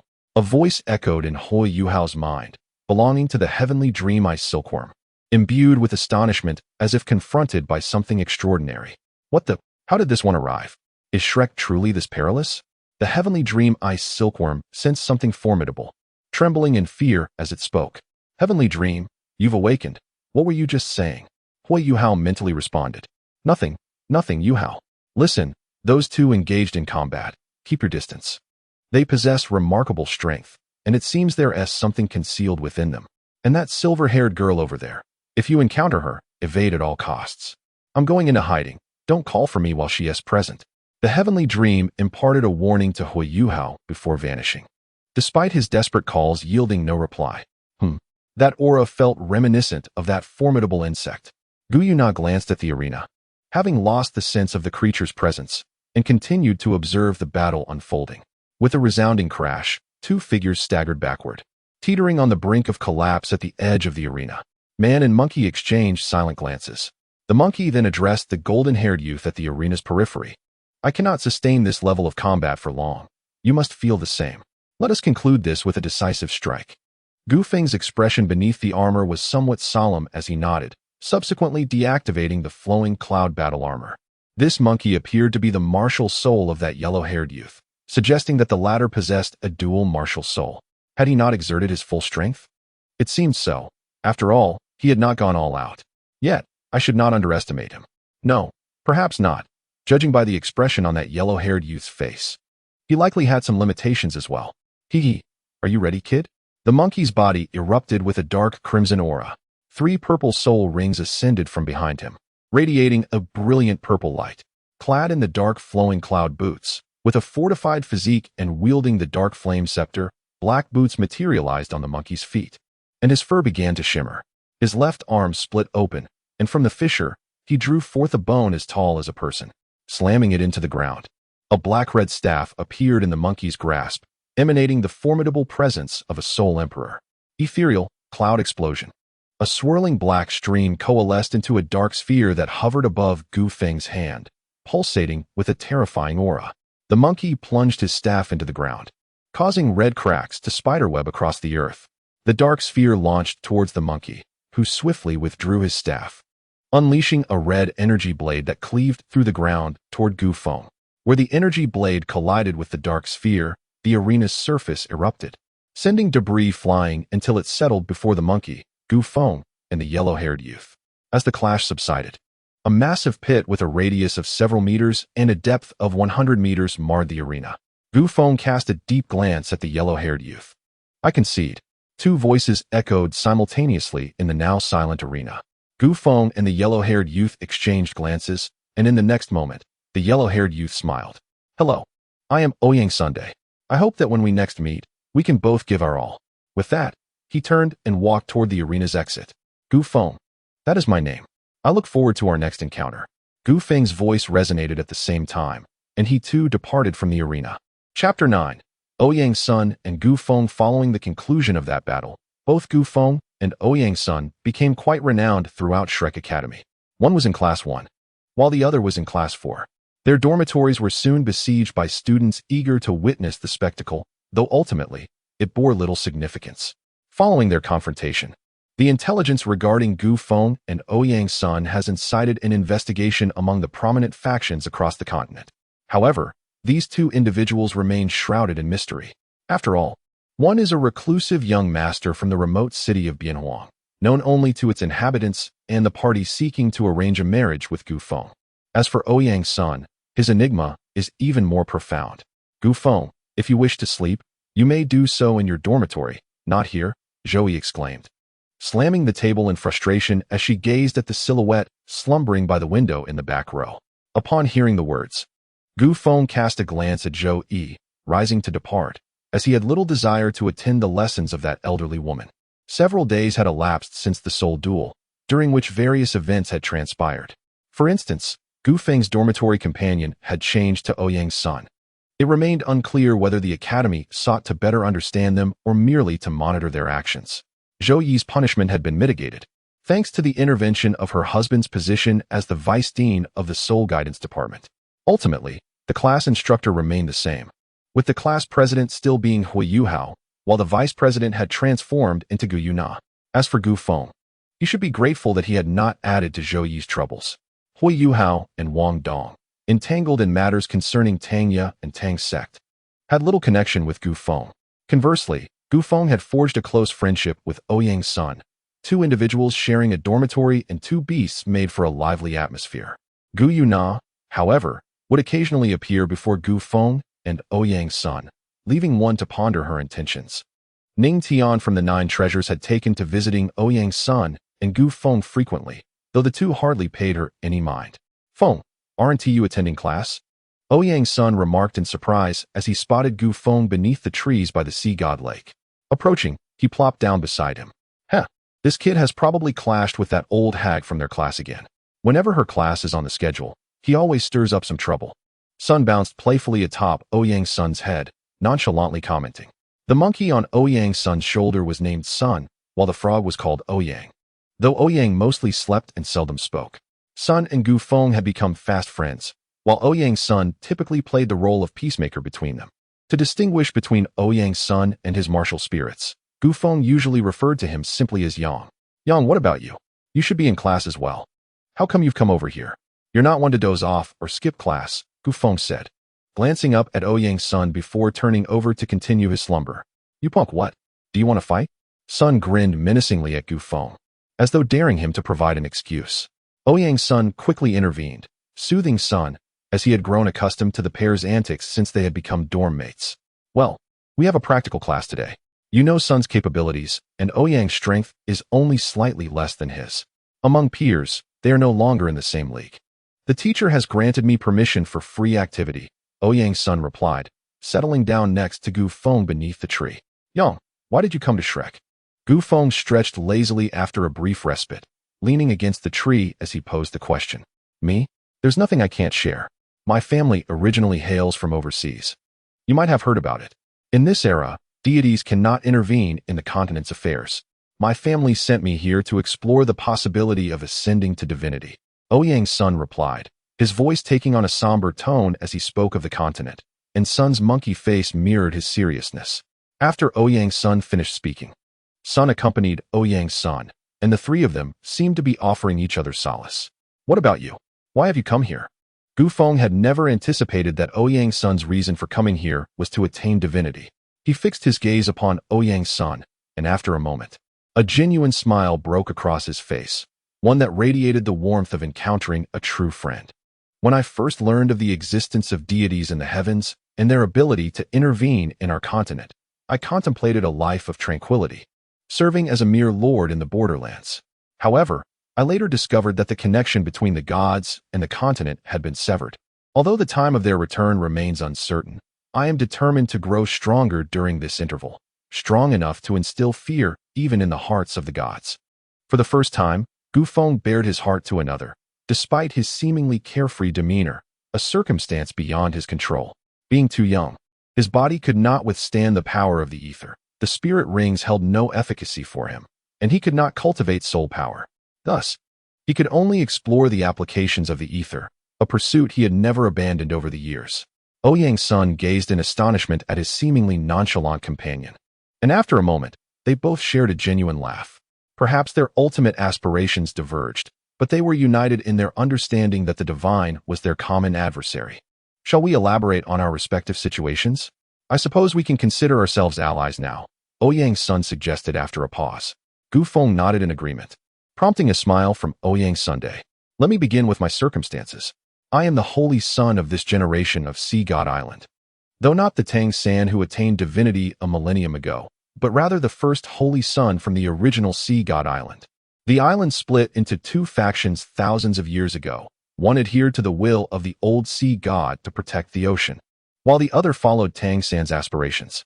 The old sea god bequeathed his divine status to Tang San, leaving the followers of the old sea god significantly weaker, albeit still formidable. Nevertheless, Tang San waged a ruthless campaign against that faction. The Haotian clan and Sea God Island participated in that pursuit, and it remains uncertain whether Shrek was involved. At this juncture, Ouyang's son's tone grew grave, hinting at complexities that words could scarcely convey.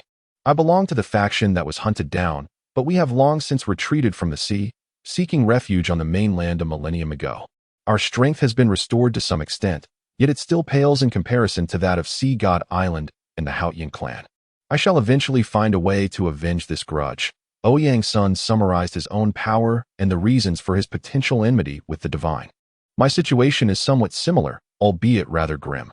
My father is a son-in-law. Although he often cowers before my mother, their love for each other is genuine. I find myself somewhat envious of their bond. My mother, you see, possesses the six-winged angel martial spirit, an ancestral spirit of the spirit hall from a millennium past, a divine-level martial spirit. Thus, while the story may seem kitsch, the outcome is not too dissimilar from yours. They concealed themselves until the gods could no longer interfere in the mortal realm. Yet, they harbor skepticism towards the factions on Douluo continent. Given that all forces participated in that war a millennium ago, they instead regard the Sun and Moon Empire with favor. But with the current emperor's health deteriorating and the crown prince being rather unorthodox, they might have otherwise allied with the Sun and Moon. Personally, I find a certain charm in the Sun and Moon. The atmosphere there feels far more relaxed than here in Douluo. However, my escape was motivated by a desire to evade an arranged marriage, and I also wished to witness what made Shrek so formidable. Having vanquished the Spirit Hall a millennium ago, as Gu Feng spoke, he reclined beneath the great tree, resting his hands behind his head, as if weaving a tale. It seems we shall become good friends, and our family's influence now stretches across the realms of the Sun and Moon. I too have slipped away secretly, seeking to investigate whether Shrek was involved in the siege of Ur. Ouyang's son chuckled upon hearing this. One could only marvel at the whims of fate. As two youths embarked together on an uncertain path, they were unaware of the victories and defeats that lay ahead, yet they both understood that they would not harbor regrets. Feng, do you have a contingency plan for your time at Shrek? Ouyang's son suddenly posed a question to Gu Feng. You Haven T prepared a backup plan? Gu Feng regarded Ouyang's son with a peculiar expression, almost feeling embarrassed under his scrutiny. Of course, I have prepared one. I merely wish to inquire whether you had done the same. If the need arises to flee, I would like to ensure we can escape together, Ouyang's son stated earnestly. Rest assured, all is in order. Thank you. My family now resides at the confluence of the star Luo, Sun and Moon, and Stardo regions. Should any unforeseen circumstances arise, I hope you will lend us your aid, Gu Feng said with a serious tone, as if struck by a thought. Of course, no problem. Ouyang's son nodded. The two then engaged in a lively exchange of various gossip until Gu Feng's gaze fell upon a peculiar humanoid event and a stitched creature. Oh dear. What luck. The two of them appearing here means that the phoenix must also be en route, Gu Feng sighed. Observing the figures of Hui Yuhao and Wang Dong not far from them, he instinctively rubbed his forehead in exasperation. Feng, Yang, something is approaching across the lake. Sun seemed to sense a disturbance, alerting Ouyang's son and Gu Feng. They exchanged a glance and rose, prepared for action. Meanwhile, Hui Yuhao remained blissfully unaware of the impending danger, playfully bantering with his cross-dressing roommate. Yuhao, look, it's Gu Feng and Ouyang Sunday. I didn't expect to see them here, Wang Dong whispered, nudging Hui Yuhao. Gu Feng, Ouyang's son, what a coincidence. Are you also here for a stroll? Despite their somewhat strained relations due to Tangya, Hui Yuhao greeted Gu Feng and Ouyang's son amiably. I suggest you take a look at the lake's surface, and if necessary, make your escape. Otherwise, I may not have the opportunity to assist you, Gu Feng advised. Glancing at Hui Yuhao before crossing his arms and watching the crimson figure rapidly approaching from the inner courtyard. At that moment, Hui Yuhao noticed the red figure as well, and his spirit sensed the impending threat. Wang Dong, we need to leave now? Hui Yuhao urged swiftly. Though puzzled, Wang Dong complied, leading Hui Yuhao away towards the academy. Chapter 10. The Phoenix and the Transfer Student Yang. Son, that creature appears rather dangerous. We should strike first. The latecomer suffers, Gu Feng remarked, eyes fixed on the increasingly close fiery silhouette. The fiery silhouette sliced through the waves, charging towards Gu Feng and Ouyang Sunday. Ethereal energy manifested as countless swords, dark clouds converging into a tempest of blades that rained down upon that figure. Yet, the speed of the silhouette remained largely unimpeded.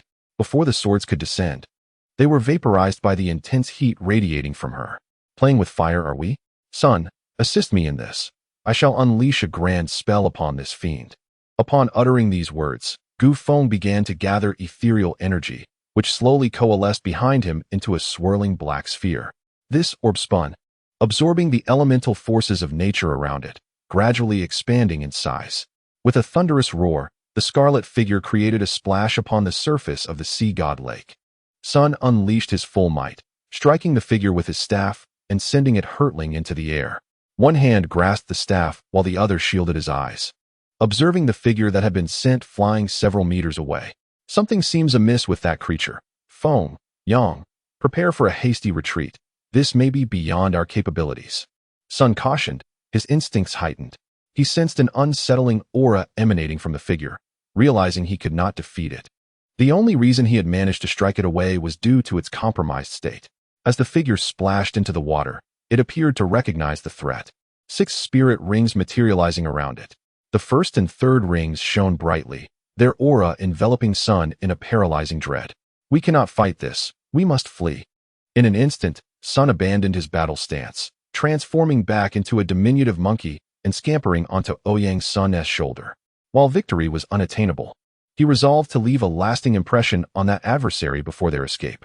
Gu Feng cast a glance at the increasingly formidable crimson figure, narrowed his eyes, and raised his gaze towards the island at the heart of the sea god lake, a faint smile gracing his lips. How intriguing! A diminutive black sun, known as the ether black sun, ascended beside the sea god lake, spinning as everything in its vicinity was gradually drawn into its orbit. Once engulfed, all matter was compressed and annihilated in a moment of ethereal dissolution, with the energy released from the obliterated substances being swept along in the rotation of the small black sun. The sun continued to swell, its gravitational pull intensifying. The fiery essence surrounding that figure was slowly being consumed by the sun. Let us flee. Gu Feng summoned a cloud dragon, hoisting Ouyang Sun onto its head. And then the cloud dragon soared into the skies towards the academy. The crimson figure sensed the impending danger, the 5th soul ring illuminated, and her arm radiated brilliance as a small, pitch-black phoenix materialized in her grasp, soaring towards the now 6-meter-wide black sun.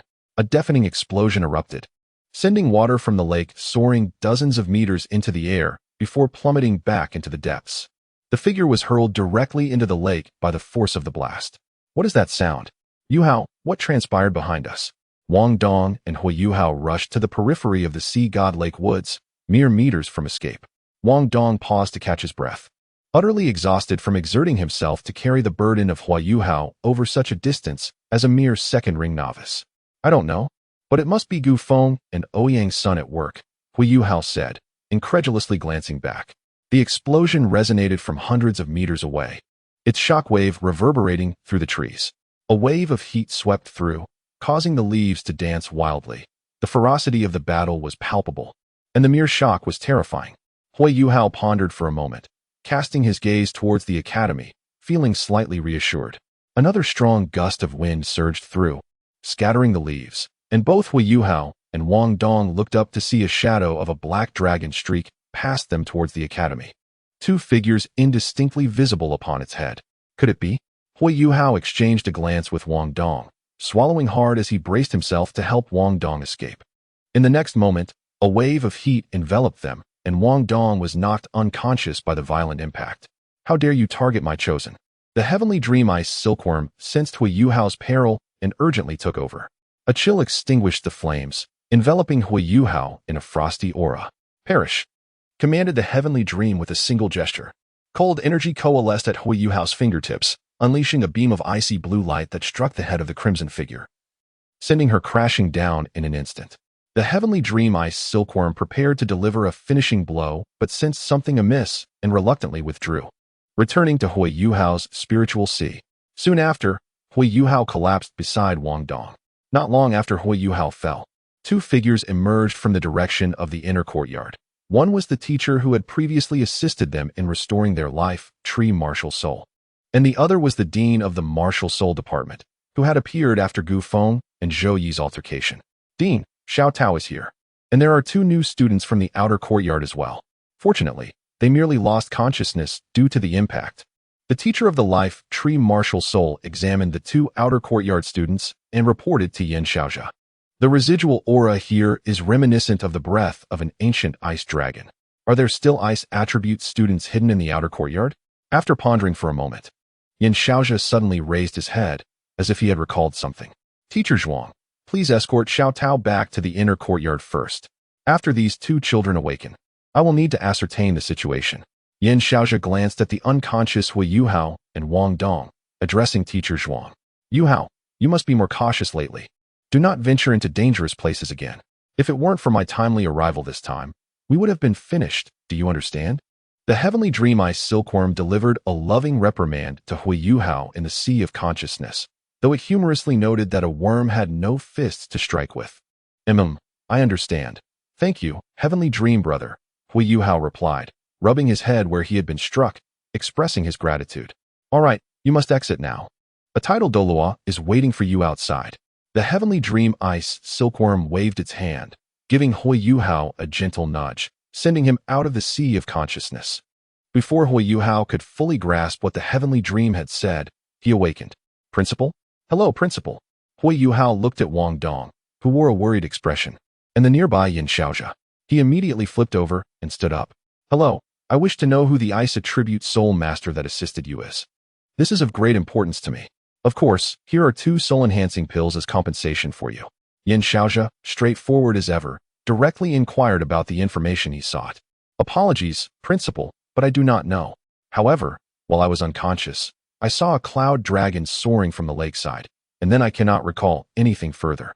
Hui Yu Hao calmly shifted the conversation towards Gu Feng and Ouyang's son, concealing the matter of the heavenly dream ice silkworm's intervention. Is that so?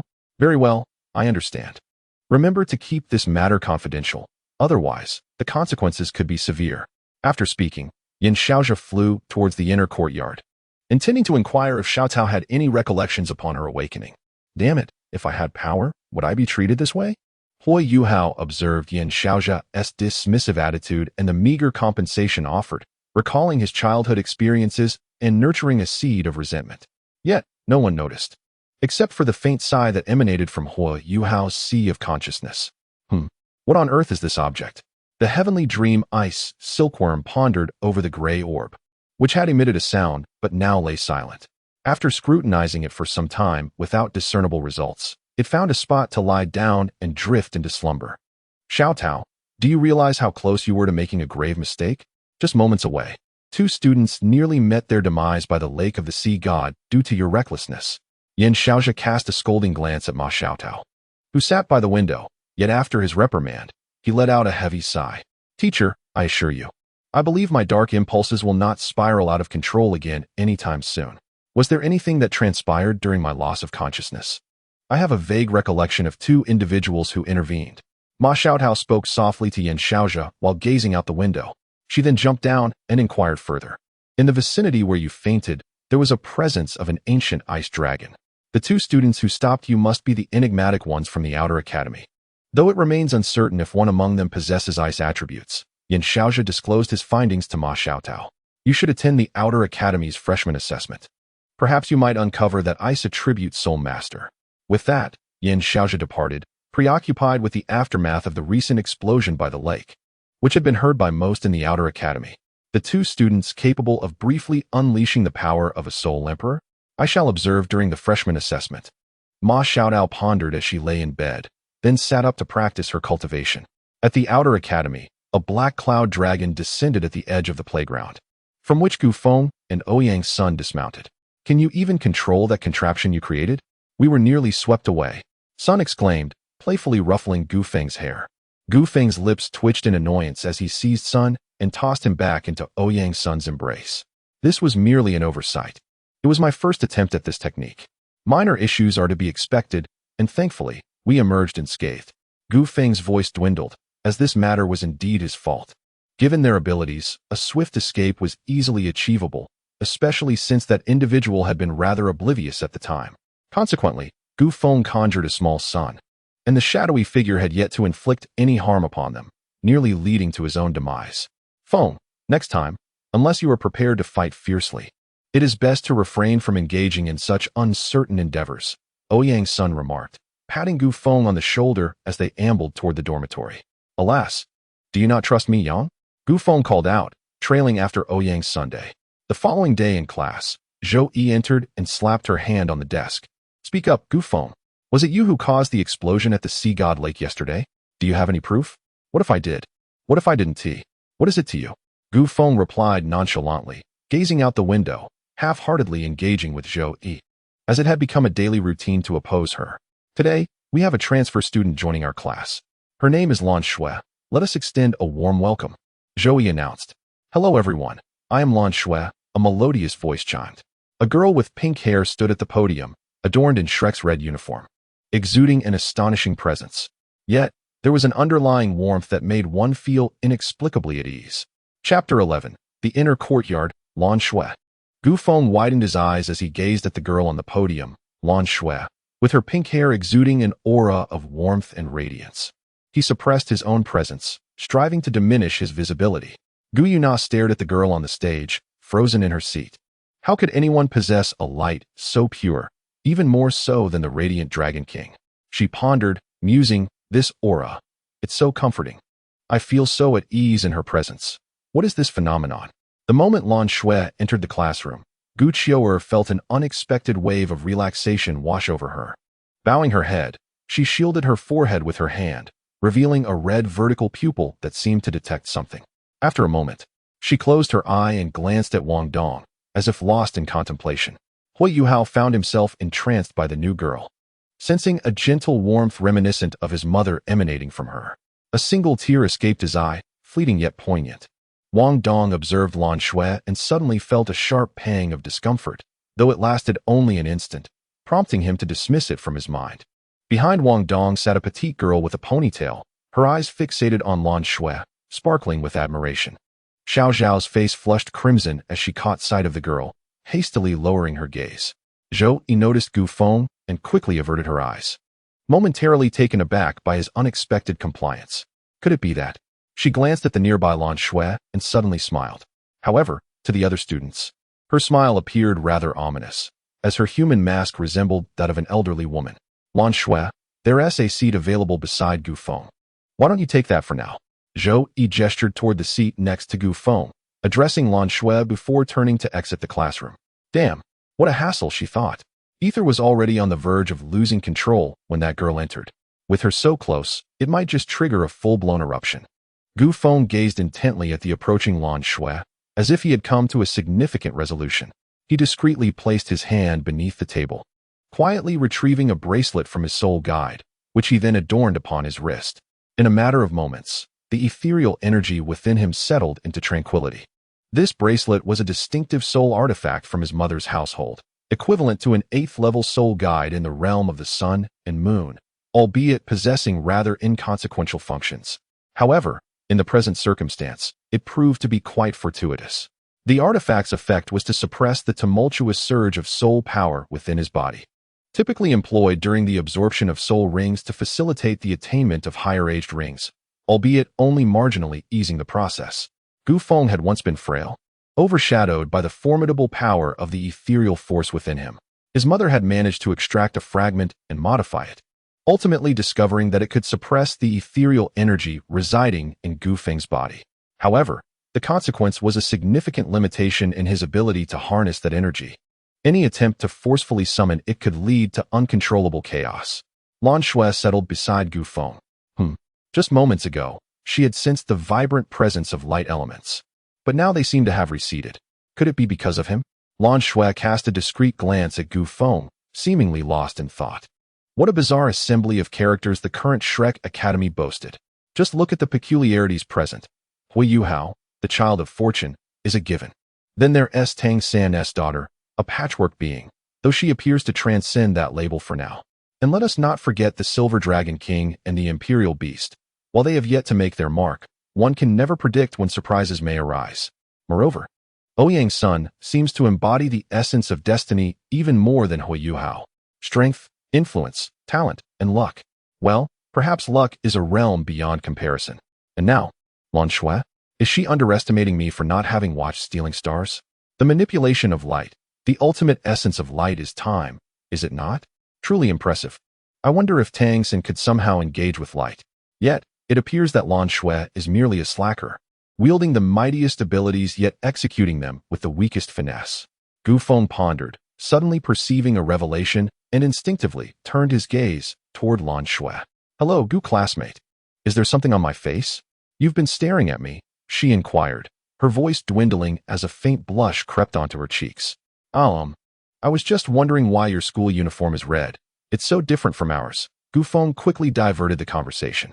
In that moment, the entire class seemed to have unearthed a scandal, their eyes fixed on the pair. Wow, I never imagined I would find myself in the midst of such gossip. Gufeng felt an uncomfortable heat rise within him. Oh, that? I was previously attending classes in the inner academy, but due to my age, the academy head asked me to spend some time in the outer academy. As for what comes next, sorry, I can't say more, my apologies. Lan Shui playfully stuck out her tongue, tilting her head as she smiled at Gufeng. Wow, truly worthy of being the foremost actor in Stealing Stars, surely. If we were to peel back the layers of your heart, it would reveal darkness, Gufeng mused. After all, they were seasoned performers. Who could outshine whom? Gufeng gazed at the adorable visage of Lan Shui, unable to suppress a shiver. Oh, so you are a student from the inner courtyard? Your soul power must be quite formidable, and your martial spirit as well. During class, refrain from giggling over there. Gufeng, if you wish to speak, kindly return to your seat. It was then that Zhou Yi reappeared at the podium, interrupting Gufeng's intent to inquire further. Gufeng glanced at Zhou Yi, realizing only now how admirable this person truly was. He promptly stood up and addressed her as teacher, before discreetly slipping out through the back door. At that moment, the entire class fell silent. Wasn't it just now that Gufeng referred to Zhou Yi as teacher? Hadn't he previously called her an old hag? Could it be that Gufeng was under some sort of enchantment today? Wang Dong suddenly exclaimed, his incredulity palpable. Hui Yuhao patted Wang Dong's shoulder, urging him to look towards the podium. Wang Dong stiffly turned his head, his fists clenched as he stared at Zhou Yi. You should leave too, Wang Dong. In the evening, at the dormitory, Ouyang's son remarked, Yikes, we have a student from the inner academy who has come to our class. Gufeng, looking dejected, complained to Ouyang's son about the day's events. Oh, so you're actually afraid of the inner academy students? Impossible. Do you have some embarrassing secret that they've caught hold of? Son, munching on a banana larger than his own hand, regarded the troublemaker from the outer academy with curiosity. What happened, Gufeng? Is there a problem with that inner academy student? Ouyang's son interrupted, anticipating that Sun was about to launch into a tirade of mockery based on his understanding of Sun's tendencies. This is serious, Ouyang. You must be aware of the anomalies that occurred over a decade ago. She is likely one of those anomalies. Gufeng spoke in the calmest tone, delivering a shocking conjecture that sent ripples of unease through the room. The dormitory fell abruptly silent. No way, you can't be serious. Good heavens, what on earth? Sun gasped, dropping his banana, utterly flustered and appearing quite endearing in his bewilderment. Gufeng, if your hypothesis holds any truth, then that individual's strength must surpass ours by a considerable margin. After all, neither of our families can compare to the might of Shrek Academy, a superpower that has stood the test of time. However, the two of us need not fear her, though your concern likely stems from other matters, Ouyang's son pondered. Sharing his perspective, as anomalies were a common topic, though Sun was momentarily taken aback. Indeed, she is from the inner academy. It's unclear why she has chosen to appear in the outer academy now. Regardless, we should remain vigilant, lest we find ourselves bested by a girl in combat. Gufeng contemplated a certain possibility, quickly shaking his head to dispel the perilous thoughts lingering in his mind. Hey, how about we invite Ouyang to subtly probe that fellow in the inner courtyard? Sun unexpectedly interjected at that moment. Gufeng and Ouyang exchanged glances, both shaking their heads in unison before retreating to bed. They feared that prolonged association with Sun might transform them into reckless brutes. It was absurd for this foolish monkey to suggest confronting a particularly young inner courtyard student at Shrek Academy. The crucial point was that victory was not guaranteed. Such audacity could only be attributed to a monkey's folly. Once a confrontation ensued, there would be no escaping the consequences. However, Sun's thoughts became tangled, and he found himself in a quandary. Ouyang opened his eyes, leaped beside Sun, and delivered a resounding slap to his face. Enough, monkey. Stop pondering and get some rest. You're not suited for strategizing. Your sole responsibility is to engage in brawls. He then hopped back onto Ouyang Sun's shoulder. Sun, momentarily stunned by the slap, contemplated the situation and concluded that brawling was indeed the only task at hand. Thus, he too retired for the night, exemplifying a monkey whose intellect outside of fighting was decidedly subpar. And so, 2 months slipped by. Following that day, Sun and Gufeng scarcely attended classes. They either lounged by the sea god lake or were embroiled in mischief, while Ouyang's son continuously dealt with the aftermath of their actions. Zhou Yi had approached director Du Weilin on multiple occasions, demanding severe punishment for Gu Feng, yet ultimately, nothing came of it. Lan Shui had formed a close friendship with Gu Yu and Gu Qiuer from their class, though their ulterior motives remained a mystery. Hui Yuhao, akin to the original narrative, had befriended Xiao Xiao. Presently, Hui Yuhao was the busiest student in the entire academy. After attending classes in the martial soul department in the morning, he devoted his afternoons to studying the crafting of soul tools in the soul tool department. The silver lining was that within 2 months, Hui Yuhao had ascended to the rank of a first-level soul master. He also set aside time each week to sell grilled fish, which led him to become acquainted with Su Sanshi and Jiang Nannan. Thanks to Gu Feng and Ouyang's son, the entire outer courtyard was fervently engaged in training. Compared to the original storyline, Hui Yuhao's strength had significantly increased. He had already reached the level of a 19th rank soul master. Unbeknownst to them, the opening assessment was fast approaching, a crucial event that would determine their class placements and the resources they could access. Moreover, this was the opening assessment of the continent's foremost academy, and securing first place would yield substantial rewards. Hui Yuhao, ensure the team is organized and submit the roster to me, Zhou Yi stated coolly, glancing at Lan Shui. It was evident that her class was destined to claim the top spot. Even Ouyang's son from class 4 stood no chance against Lan Shui. With optimal strategy, they could potentially secure at least 2 of the top 3 positions, if not all 3. Gu Feng and Lan Shui will be in a separate group. Hui Yuhao, you need not concern yourself with them. Just focus on organizing the other groups. Zhou Yi seemed to recall something, and after giving a gentle reminder to Hui Yuhao, she stepped outside. Chapter 12. The Peculiar Group Assessment Phone. How do you intend to approach the entrance examination? Ouyang's son found Gu Feng, who was lazily dozing off, and took a seat beside him. How else could it be done? Just a casual effort will suffice, merely to create an appearance. I doubt I will take any action. Lan Shui is in the outer academy. Though it is not impossible for me to act, I fear that Shrek might resort to underhanded tactics. My ether and her light resonate far too harmoniously. Gu Feng waved his hand dismissively and turned over, speaking nonchalantly. After a while, he suddenly stood up and grasped Ouyang's son's shoulder. Son, you must throw her down at the right moment. Then we can secure the first and second places. As Gu Feng spoke, his eyes sparkled with the burgeoning possibilities of this notion. Ouyang's son rolled his eyes, brushing off Gu Feng's grip, his expression laden with disbelief. What are you dreaming about? We know nothing about that girl, while Shrek at least has some information on her. She might even be stronger than us. Why should I be the one to throw her down? Why don't you do it? Well, that's true. Forget it, we'll just play it cool. But I suspect there will be many restrictions for us 3 during the competition. Otherwise, the other participants wouldn't stand a chance at all. Gu Feng leaned back on the grass, speaking languidly. Yes, that seems likely, but who knows? Do you even know the rules of the assessment? Ouyang's son, after a moment of contemplation, fixed a steady gaze on Gu Feng. Huh, isn't it just a fight? Are there any other rules? Gu Feng replied, utterly bewildered. After so many years, who could remember the specifics? Major events were still vaguely recalled, but the finer details of such trivial matters had completely faded from his memory. I knew it. How could someone who hardly attends classes know anything? Let me explain. First, there will be a points competition where a win earns you 1 point, while a loss yields none. The points competition is divided into groups, with each group needing to compete in 10 matches, eliminating half the participants. This will be followed by a round-robin tournament, 10 groups forming one arena to select the strongest. And then the rules for advancing to the top 64 will come into play. Groups eliminated in the points competition will be expelled. That's about it. It's quite simple. Ouyang's son elaborated on the assessment rules. He actually didn't care much for these regulations, as he was confident that aside from this slacker and the enigmatic Lan Shui, no one in the outer academy could match his prowess.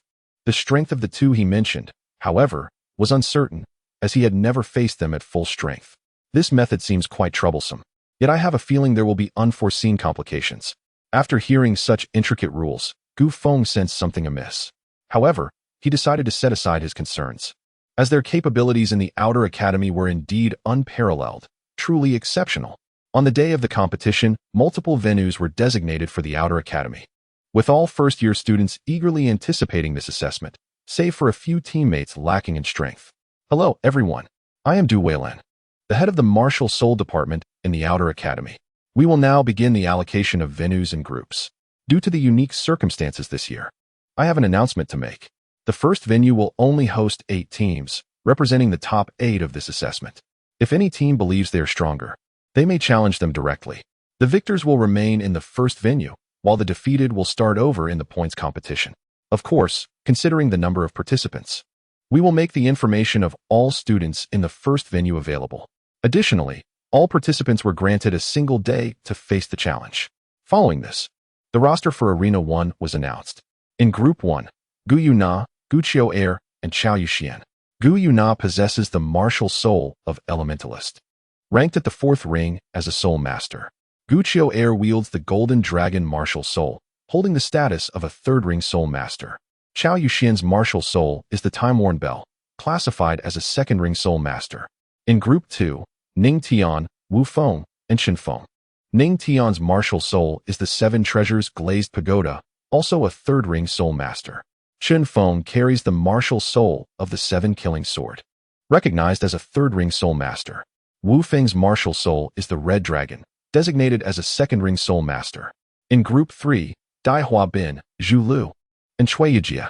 Dai Hua Bin possesses the martial soul of the evil-eyed White Tiger, at the level of a 40th ranked Soul Master. Zhu Lu wields the Phantom Spirit Cat martial soul, a 3rd ring Soul Master. Cui Yijie has the Nine-Tailed Fox as her martial soul, classified as a 2nd ring Soul Master. In Group 4, Xia Huanyu, Lan Su Su, and Lan Luo Luo.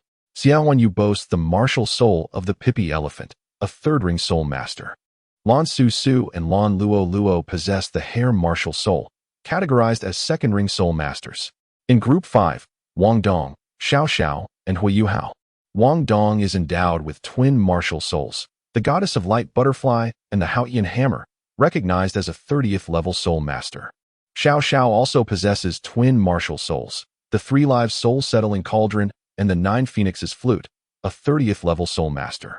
Hui Yuhao's primary martial soul is the Spirit Eye, recently breaking through to the 20th level the day before the assessment. In Group 6, Lan Shui, with the martial soul of light, a 4th ring Soul Master. In Group 7, Gu Feng, with the martial soul of the body, a 3rd ring Soul Master. In Group 8, Ouyang Sun, endowed with twin martial souls, Ouyang and Sun, a 3rd ring Soul Master. Upon reciting the names of the 8 groups in Arena 1, Du Wei-Luan cast a glance at Gu Feng and Ouyang Sun but uttered not a word, proceeding to arrange the assessment matters. Due to the limited slots in Arena 1, only today was allocated for challenges. Should any contestant engage in reckless endeavors and be eliminated without resistance, their qualification would be revoked. For this purpose, a teacher from the Inner Academy was invited to provide treatment. The announcement was made. The new student assessment officially commences. Ouyang Sun, upon hearing the rules, glanced at Gu Feng. Hey, you won't be a jinx, will you? Trouble seems to be brewing. Sun leaped from Ouyang Sun's shoulder to rest upon Gu Feng's head. Get off. How would I know the academy would actually conjure up trouble? Gu Feng adeptly seized Sun and tossed him back to Ouyang Sunday. Now, please let these 8 groups of students enter their respective platforms. Those wishing to challenge may proceed. With the rules established, Du Wei-Luan declared the assessment had begun. After Gu Feng took the stage, he retrieved an assortment of snacks and a blanket from his soul guide device, nonchalantly seating himself on the arena to observe the unfolding events. You, my friend, shouldn't indulge in such delights alone, remarked Sun, who, upon noticing Gu Feng's feast, dashed from Arena 7 to join him in his revelry. Du Wei-Luan shook his head in exasperation, supporting his forehead with a hand. Goodness, this fellow is quite audacious. Is there no one willing to teach him a lesson? Brother, can you guess why the Arenas 6 and 7 are so sparsely attended? A trial awaits those who dare, warned a voice. Hui Yuhao cast a glance at Gu Feng, a flicker of envy glimmering in his eyes. Taking a deep breath, he steeled himself for the impending battle. Sister, is Gu Feng truly that brazen? It seems rather amusing. I shall partake as well, exclaimed Gu Qiu'er, imitating Gu Feng's actions and diving into the snacks. Gu Yuna shook her head at the lively Gu Qiu'er and casually opened a textbook on soul guides, feigning indifference. My goodness, you 2 young ladies are certainly not lacking, remarked Chao Yuxuan, wiping the cold sweat from his brow as he assumed the role of an observer, collecting information from the other groups. Alas, being the weakest among them, he found himself wishing to join in the leisure as well. Seeing the situation, Ouyang Sun also settled down to rest. Aside from their trio, Other groups gradually began to issue challenges. The two contenders from Group 78 were formidable, earning everyone's respect. Yet, how could a mere Soul Master dare to guard an arena alone? A team approached Arena 6, where Lan Shui stood ready to defend. She cast a disdainful glance at the three fools before her. 3 second-ring novices, how dare they disturb my peace? She pondered, her irritation simmering beneath the surface. After taking a deep breath to calm her emotions, she reflected on her reputation. Though she remained obscure in the outer academy, it did not imply weakness. The academy had entrusted her with the task of guarding the arena, and anyone with a modicum of sense would recognize her strength. Why then? Did such imbeciles dare to disrupt her tranquility? As Lan Shui's gaze shifted to the snacking Gu Feng and the observing Ouyang's son, a vein throbbed at her temple. In the blink of an eye, the 3 soul masters were sent flying from the arena. Lan Shui's form flickered, and aside from a select few, the majority remained oblivious to how those 3 had been eliminated. Subsequently, the areas surrounding the arenas guarded by Lan Shui, Gu Feng, and Ouyang's son became deserted, with all attention drawn to the 5 front arenas. Young man, did you observe clearly? Sun squinted, his monkey-like face reflecting deep concern. No, I only caught a glimpse of a blurred shadow, yet it was sufficient to deter them. Gu Feng replied after a moment of contemplation, though his expression revealed his unease. Gu Feng and Sun Du fell into silence, for the speed at which events unfolded left them truly powerless. Gu Feng glanced at Ouyang's son, who shook his head and then closed his eyes to rest. Well, there was no need to engage her in a fight. A mere pretense would suffice. Come, let us indulge in some gossip, son. Gu Feng suddenly chuckled, addressing Sunday. Upon hearing this, Sun lifted his gaze to Gu Feng and, after a moment, broke into a smile. You rascal, indeed, it is not a life-and-death struggle, so there is no need to exert ourselves, Sun replied, shaking his head as he joined in on the idle amusement. Among the 8 arenas, the last 3 and the first 3 remained devoid of challengers, save for the initial trio of tenacious competitors. Each of the first 3 arenas boasted 2 soul masters, while the last 3 were no different. The 2 anomalies from the outer academy and a girl possibly on par with them rendered any attempts futile. Whoever dared to challenge would only find themselves at a disadvantage. Thus, it became a trial for our classmates, Hui Yuhao and the sisters, Lan Su Su and Lan Luo Luo. Hui Yuhao's team possessed offensive capabilities, control, and defense, with Hui Yuhao himself utilizing his foresight to anticipate the battlefield. Although they managed to hold their ground, they faced all the first-year newcomers from the outer academy, among whom a few formidable groups existed. They encountered an opponent whose martial soul was a mirror, capable of replicating Wang Dong. Had it not been for Hui Yuhao's predictive abilities, Wang Dong would have found himself in dire straits. The team led by Xia Huanyu faced similar challenges. Xia Huanyu himself fared reasonably well, his martial soul being the Pai Pai elephant, which proved nearly impervious to the newcomers. However, the sisters, Lan Su Su and Lan Luo Luo, found themselves in a strenuous situation. They came up against a team with soul masters, whose hidden martial soul fusion techniques were unleashed. There was no alternative. They had to secure victory in today's matches. Winning would guarantee them a spot in the top 8, while a loss would mean elimination from that pursuit.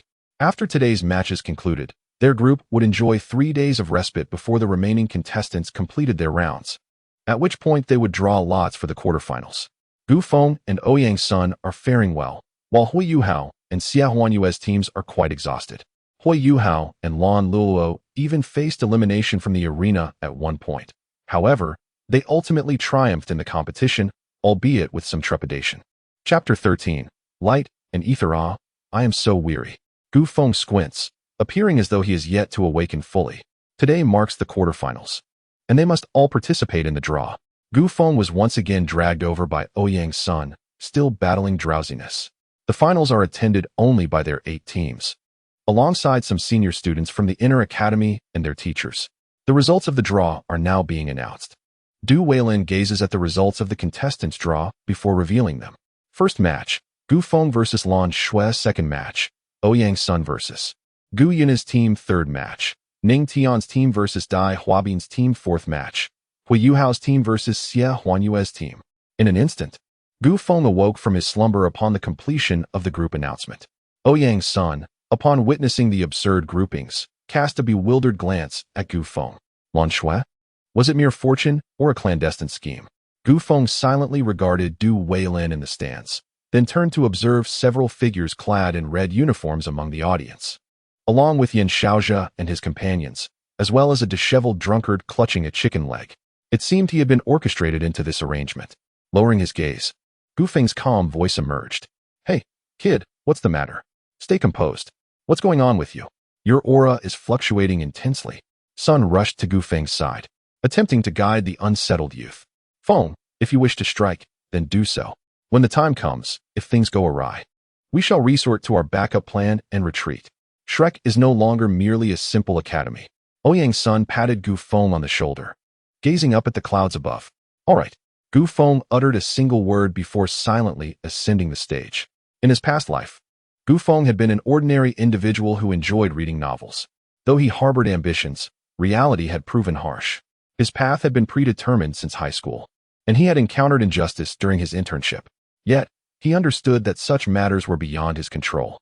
Upon arriving in this world, life had been relatively good.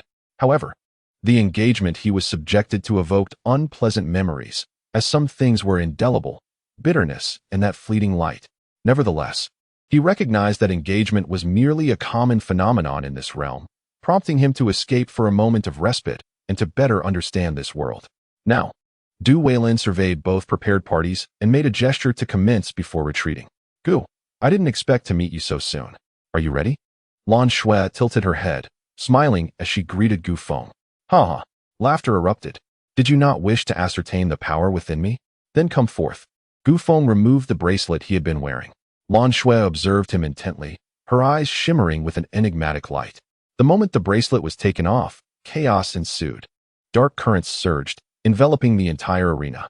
A colossal beast, towering 100 meters, arose from the ground, its tail sweeping across the stage, stirring up immense dust. The massive creature occupied a tenth of the final stage. Due to Gu Feng's previous battle with Zhou Yi, the entire school was aware, leading to a temporary enlargement of the arena for the quarterfinals. Otherwise, the beast would have claimed half the platform. The air erupted with a violent sonic boom as a gigantic hand descended from above towards Lan Shui. Debris flew from the stage, creating a massive pit. Lan Shui appeared upon the beast's arm, untouched by even a speck of dust. A breath erupted from the beast's maw, directed at Lan Shui, unleashing a tremendous cloud of dust that reverberated throughout the arena. The audience instinctively rose to their feet. Goodness, such a violent display. It seems that lad is truly enraged. Sun stood upon Ouyang's son's shoulder, observing the tumultuous scene unfolding in the arena. "Indeed, I share your frustration. It is weak against weak, strong against strong. Yet there isn't even a single match of strength versus weakness. Am I not inferior to them?" Ouyang's son remarked with a hint of indifference. However, those familiar with Ouyang's son recognized that he too was agitated this time. "TSK, TSK, TSK, let them witness your true prowess, Ouyang's son." Sun paused momentarily, then burst into laughter as he gazed at the arena. A colossal beam of light erupted from the dust on the stage, revealing a gaping wound in the chest of the beast. Ether meteor, dark dots appeared in the sky.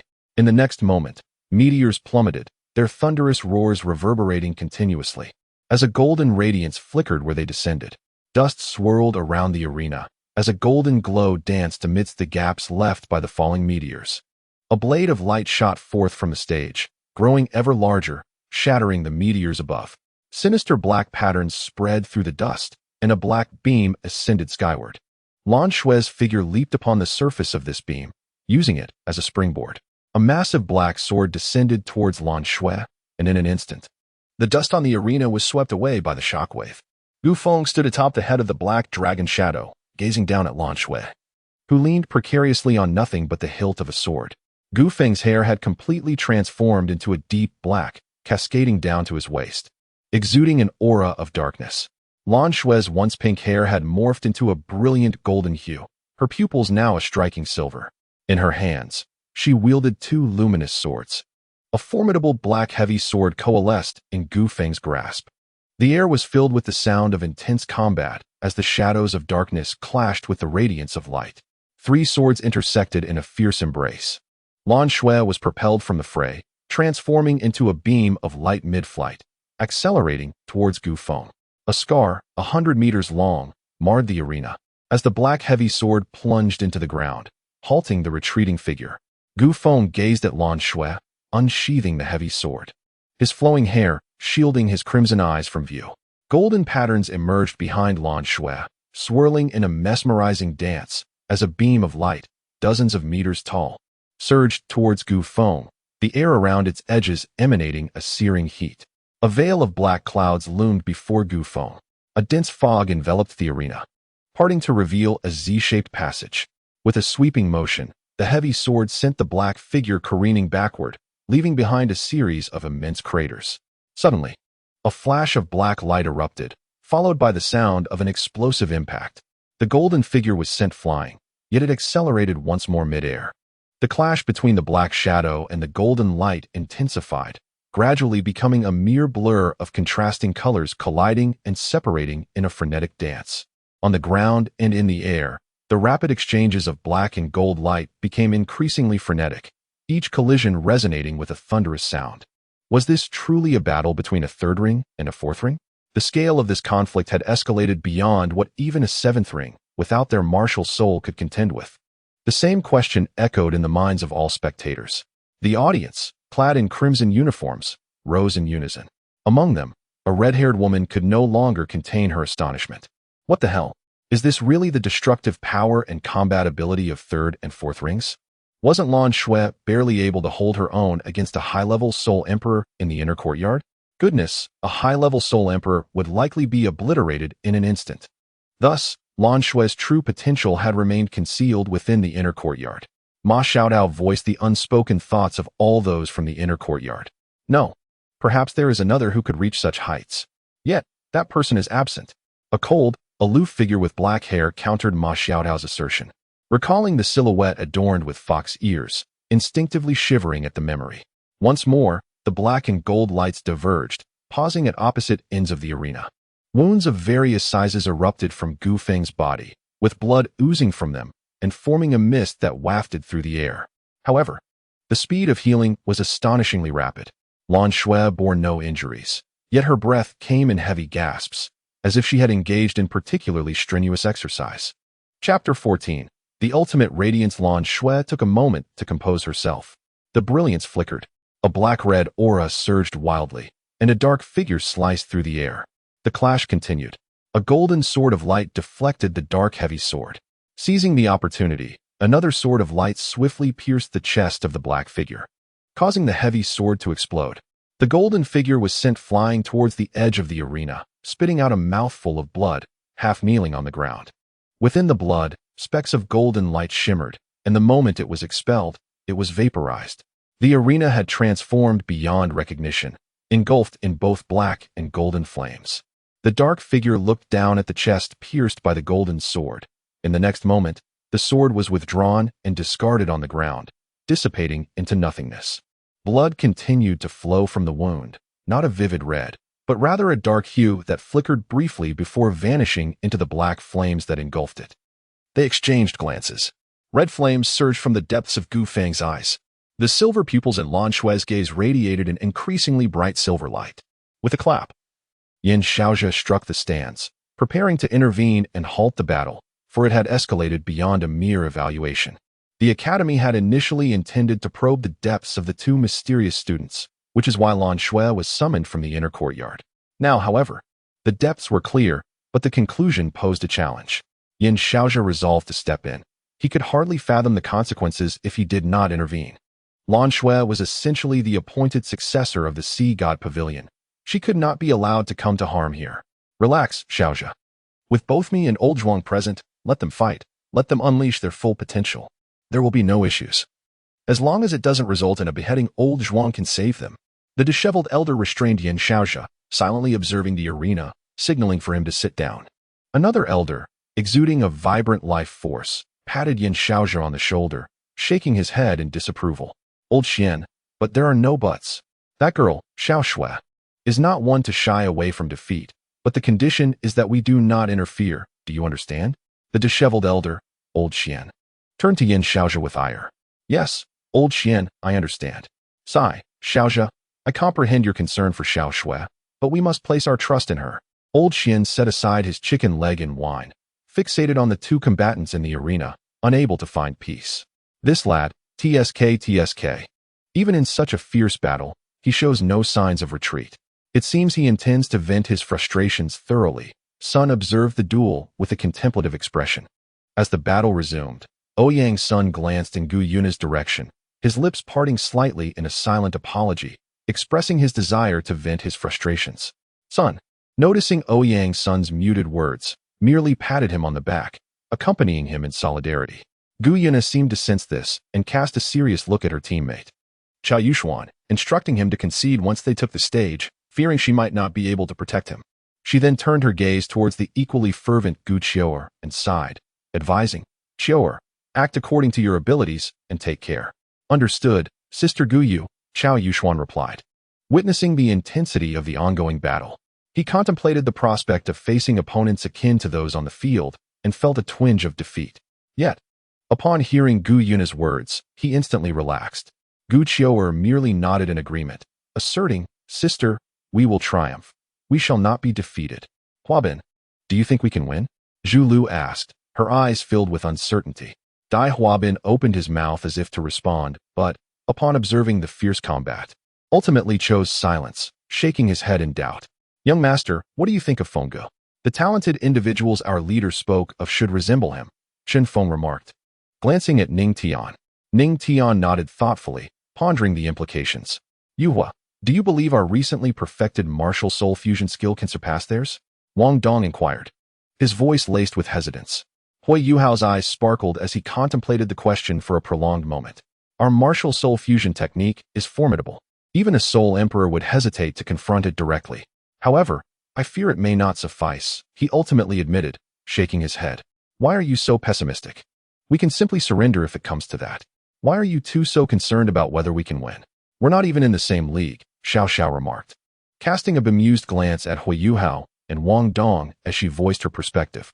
Hui Yuhao watched the two combatants on the stage, his anticipation for his journey to the northern realms igniting a spark within him, fueling his resolve to grow stronger. The dark figure's wounds healed rapidly. The perforation had scabbed over. Grasping a heavy sword, he bent low, his body coiled in readiness. A surge of dark energy erupted, forming vast clouds of shadow behind him. The golden figure gradually rose, her injuries mending, though her pallid complexion hinted at her diminished state. She reformed two swords of light, holding them aloft. Stepping back with her right leg, her arms crossing over her chest. A radiant golden glow emanated from her. The arena split into two extremes. On one side, dark clouds swirled ominously, and crimson eyes emitted a terrifying glow, as if hell itself had descended upon the earth. On the other side, brilliant light and warmth flooded the arena, reminiscent of a return to a mother's embrace. It seems as though angels are ever present. A black swirling cloud spirals into the heavy sword, and a dark meteor streaks across the ground, carving a pitch-black gash into the earth. Golden radiance surges into the twin swords. With a surge of power from the right leg, a golden beam slices through the fabric of space, unveiling a magnificent white aurora in the sky. A soundless collision reverberates, and in the next moment, something unimaginable emerges. Everything in the vicinity is drawn into the epicenter of the clash, only to be instantaneously obliterated. From the center of the arena, a luminous hemisphere rises, and in an instant, all is ground to dust and annihilated, emanating a terrifying brilliance. Gu Feng and Lan Shui were effortlessly swept away by this ethereal force. As the radiance dissipated, a colossal pit, several hundred meters deep, emerged within a radius of 1,000 miles. The entire chasm was suffused with a hue of dark red, teeming with flames of black, red, and ash white. Everyone rose to their feet, as the might of this strike had reached the magnitude of a tidal Douluo's 9th spirit ring. At the center of the explosion stood two figures. Yan Xiaoxia's aura surged, only to be subdued by an even more formidable presence. Xiaoxia, remain calm. The situation is not as dire as you perceive. Xuanzi sensed two faint auras at the edge of the arena, allowing him to breathe a sigh of relief. A hand emerged from the periphery, as Gu Feng propped himself up to sit on the ground, quietly observing the ruins before him. Light, an endless brilliance illuminated the debris. Lan Shui's hair and eyes transformed into pure white, and her aura ascended to new heights. She gracefully floated from the edge of the ruins to stand before Gu Feng. A beam of light pierced through Gu Feng's form, embedding itself into the ground.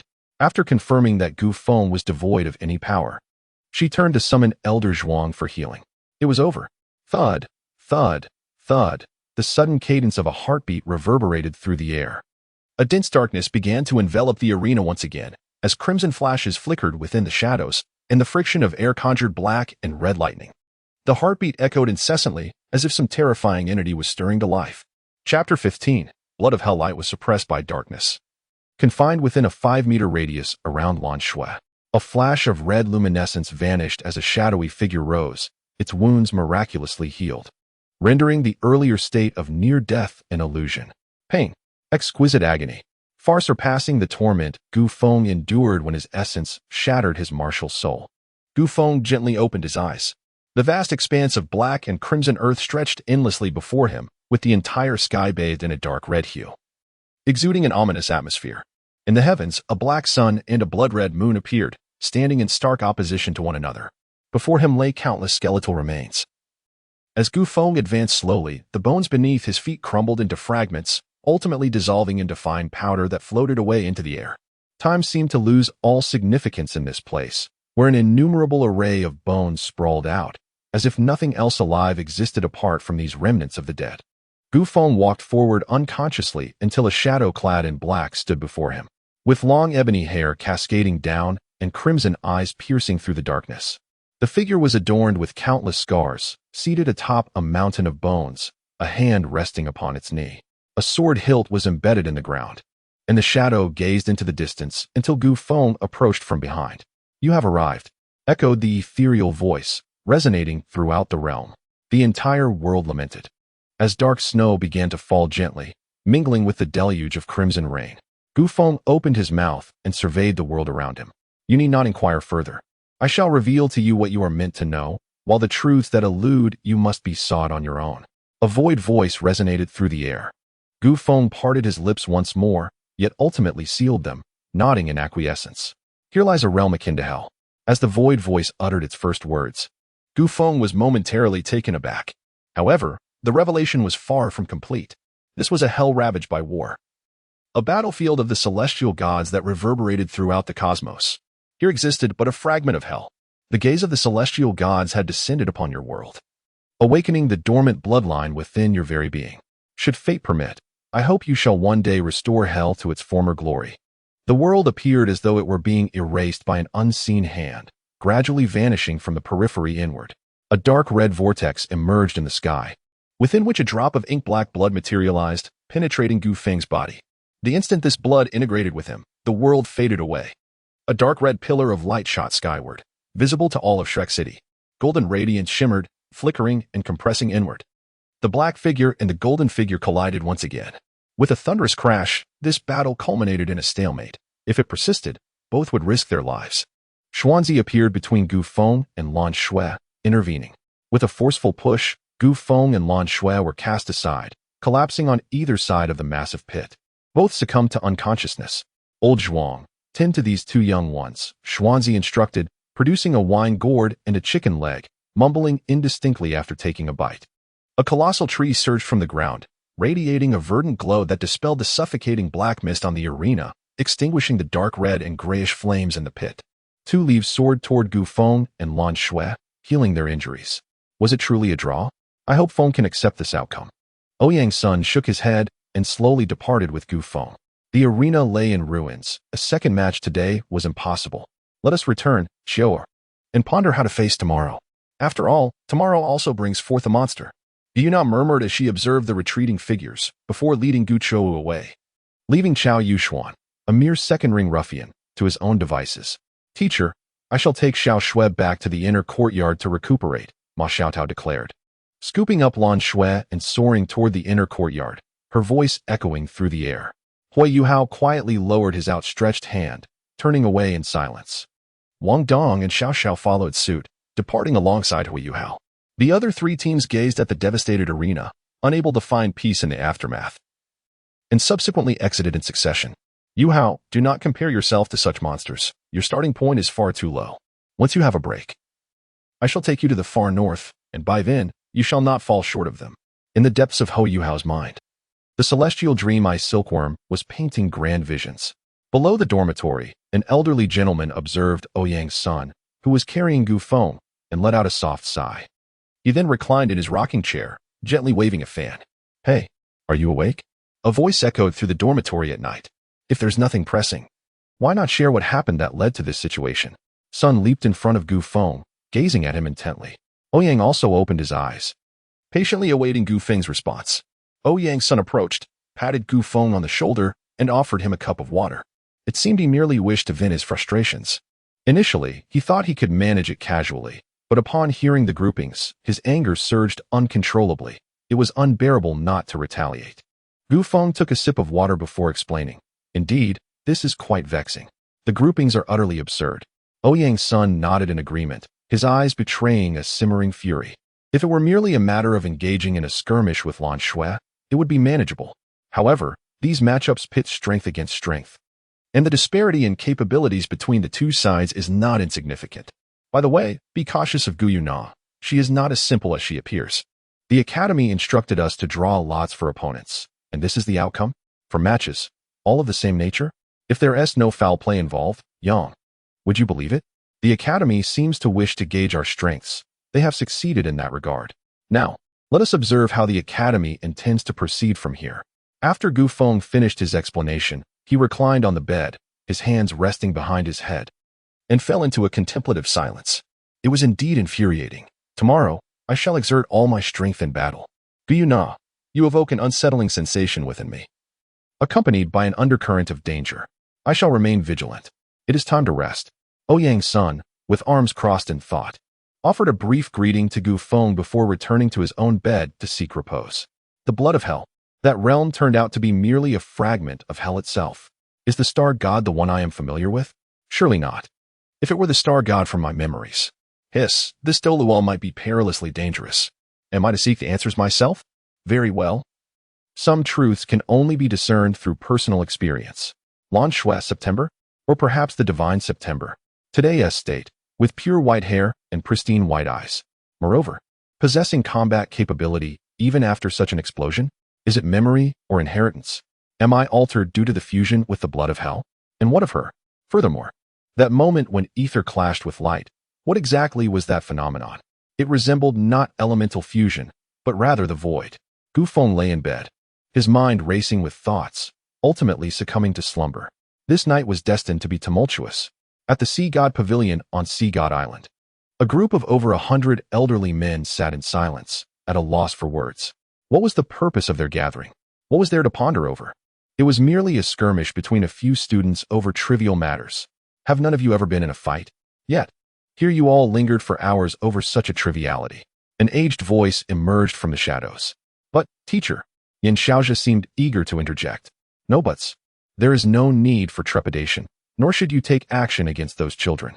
We still have Lan Shui and that young lady, although she is solely focused on locating the one who fled from her wedding. Alas, the elderly voice echoed once more, tinged with a hint of frustration at the lack of resolve. The others could not help but chuckle at the remark. Thus, the meeting concluded rather abruptly. Once everyone departed, a sigh reverberated through the empty conference room. Chapter 16, Silver Dragon Yang. Be cautious during today's match. Gu Feng called out to Ouyang's son from the audience as he prepared to take the stage. Ouyang's son nodded and stepped onto the arena. Fear not, young one. With me here, victory is assured. Sun's voice resonated from Ouyang's son's shoulder. They ascended the platform together. After Ouyang's son's entrance, Gu Yuna, Gu Qiu'er, and Xiao Yuxuan also took the stage. Sun leapt from Ouyang's son's shoulder, and in the next moment, a menacing aura emanated from the monkey. A black monkey stood beside Ouyang's son, radiating a crimson glow, its massive shadow flickering momentarily. As Du Weilan exited, a black and red staff plunged into the ground, sending debris flying. A sudden voice broke the tension. I concede, Xiao Yuxuan shouted, interrupting the monkey's amassed energy. The ground sank beneath them. The monkey swung its staff towards Gu Yuna. A long spear thrust from the side, intercepting the descending weapon. Dust billowed as Gu Qiu'er, with her golden hair, slid back several meters. The clash of arms echoed throughout the arena as weapons met with a cacophony of sounds. Gu Yuna glanced at Qiu'er, who was momentarily engaged with the monkey. With a wave of her hand, a layer of solid ice enveloped the monkey. A figure was sent skimming across the ground. The ice encasing the monkey shattered, leaving it somewhat disheveled but unharmed. The monkey, invigorated by the encounter, charged even more fiercely towards Gu Qiu'er, dividing the battlefield. The wielder of the golden dragon spirit clashed head-on with the monkey, producing sonic booms across the arena.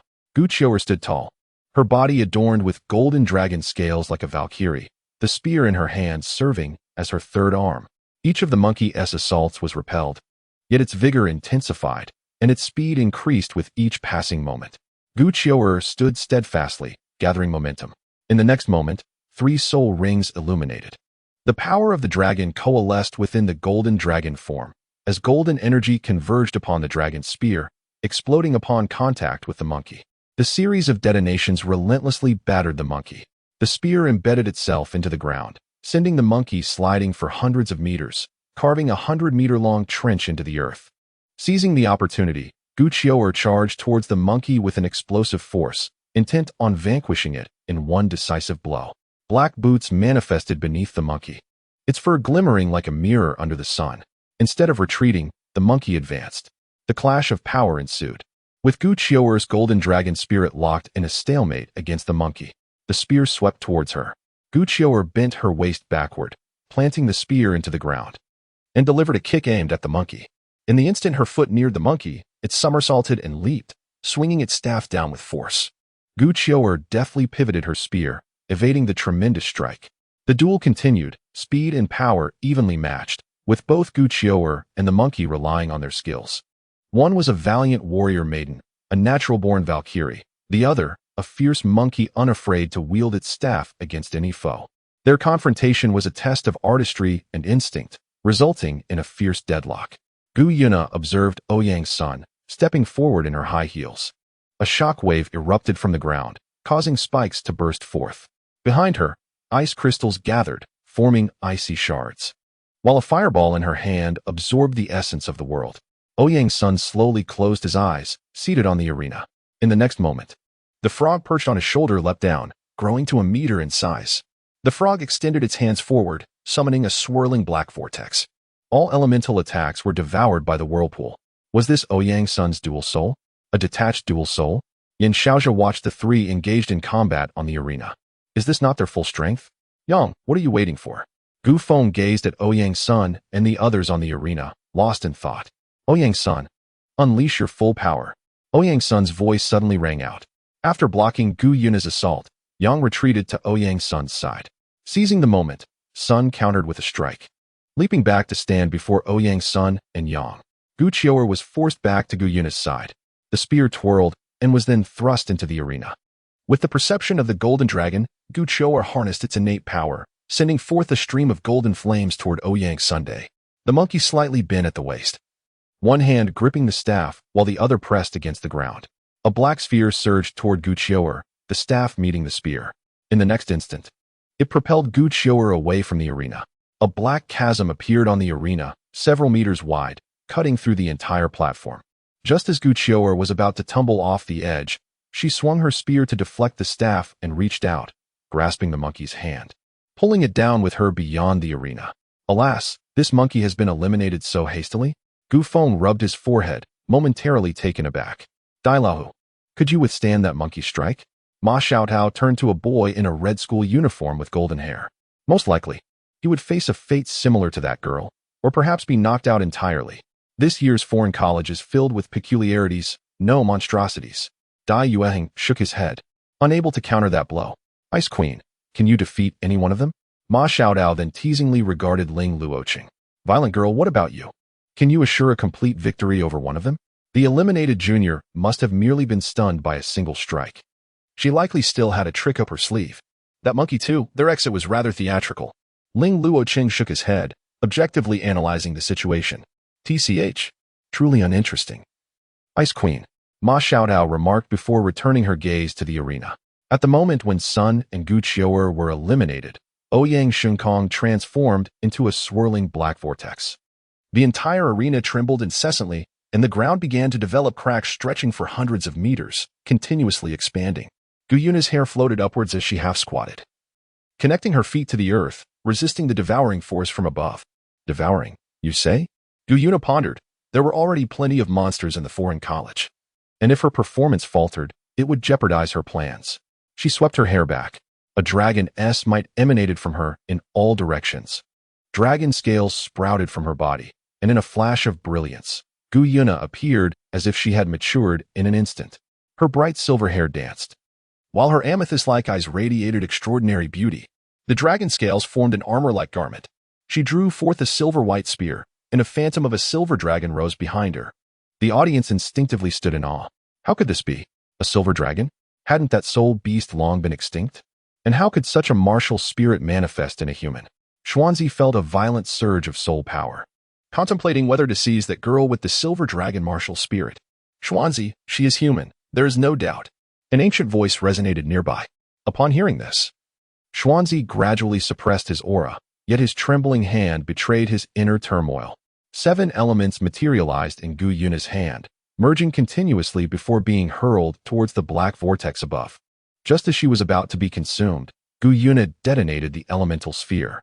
A small sun rose, and the shockwave was slowly absorbed by the vortex. A flash of silver light vanishing in an instant. The vortex was disrupted. Ouyang's figure plummeted onto the arena. A white spear spun and embedded itself before Gu Yuna. The divine artifact, Silver Dragon Spear. Chapter 17. The true Ouyang's son Gu Yuna withdrew the dragon spear, elements gathering at its tip. A chaotic flow of mixed elements surged towards Ouyang's Sunday. A vast cloud of dust erupted. Footsteps emerged from the swirling dust, unnoticed by anyone as Sun vanished from the stage. Except for Gu Feng. Indeed, Sun and Ouyang are merely manifestations of a martial spirit. No matter how formidable that spirit may be, it possesses its own consciousness. Yet, ultimately, the martial spirit is but a fragment of oneself. Silver Dragon, fascinating. An unreal martial spirit? Let us put it to the test. A maniacal voice echoed forth as a figure slowly emerged. His yellow hair transformed to a silvery gray, and his attire morphed into a resplendent crimson armor. 2 luminous feathers floated gently above his head, while a dense mane of fur cascaded down to his feet, bound together at the base by a golden cord, resembling hair. Adorning his face was a monkey mask, reminiscent of the frenzied deity's mask from the Tombkeeper. His eyes radiated a blood-red glow. Ouyang's son threw back his head in wild laughter, one hand caressing his forehead. A staff was thrust into the ground, and a shockwave obliterated everything on the arena. At this moment, it became evident that half of the arena was pitted and uneven, while the other half was marred by immense fissures. By heavens, is that blue field jade? No, it appears different.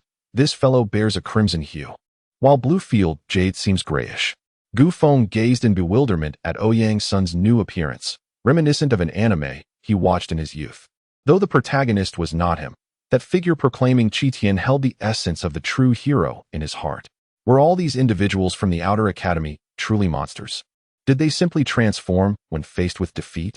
Ma Xiaotao, observing the dramatic transformation, yet sensing an aura akin to a soul sage, tugged at her hair and pondered the meaning of life. Was she truly a genius? And what of the others? Tianming, do you believe I can catch up to these aberrations? Hui Yuhao had once thought his mind was formidable enough, yet in recent days, the sights he had witnessed were utterly absurd. A soul emperor exhibiting the battle prowess of a soul sage, capable of overpowering even a slightly weaker soul Douluo under duress, left him feeling utterly inadequate, a mere fledgling beneath the million-year first soul ring. Certainly, I have selected a second martial soul for you that will at least rival the Silver Dragon. Tianming blinked and responded within Hui Yuhao's spiritual sea before falling silent. While it may not be inferior to the Silver Dragon, it was the Silver Dragon King they were competing against, an entirely different echelon. Moreover, what was the nature of that individual opposing the Silver Dragon King? Ouyang's son pointed his staff at Gu Yuna, unleashing a red beam that carved a massive trench in the ground as it soared towards her. Elemental augmentation, earth and wood. Gu Yuna thrust her dragon spear, cleaving the red beam in twain, and 2 gorges extended beyond the arena's edge. A silver figure darted away, Ouyang's son blocking with his staff before propelling himself into the air.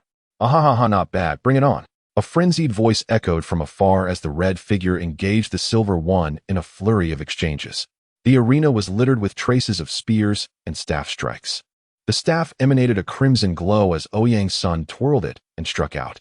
Gu Yuna's pupils constricted, and she retreated sharply. The arena erupted, creating a massive pit several meters deep and 100 meters wide. Ouyang's son stood within, his eyes blazing with red light. The expression on his mask eerily reminiscent of a madman. He looked up at Gu Yuna, his eyes ablaze. He pointed his staff skyward, and a multitude of red weapons, swords, spears, and halberds materialized above the arena. "Little girl, show me if you dare to hide." Ouyang's son tilted his head, his eyes glowing fiercely, a frenzied aura radiating outward. As the weapons descended, clouds of dust billowed forth, revealing Gu Yuna amidst the chaos, surrounded by an array of weapons. Yet her form remained pristine. The clash of red and silver light ensued, colliding and separating, only to collide once more.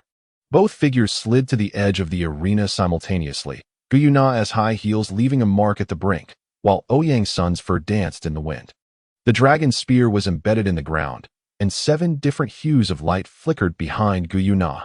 Silver Dragon King, a divine-level martial soul with the extraordinary ability to control elements, alongside unparalleled mental fortitude and elemental liberation.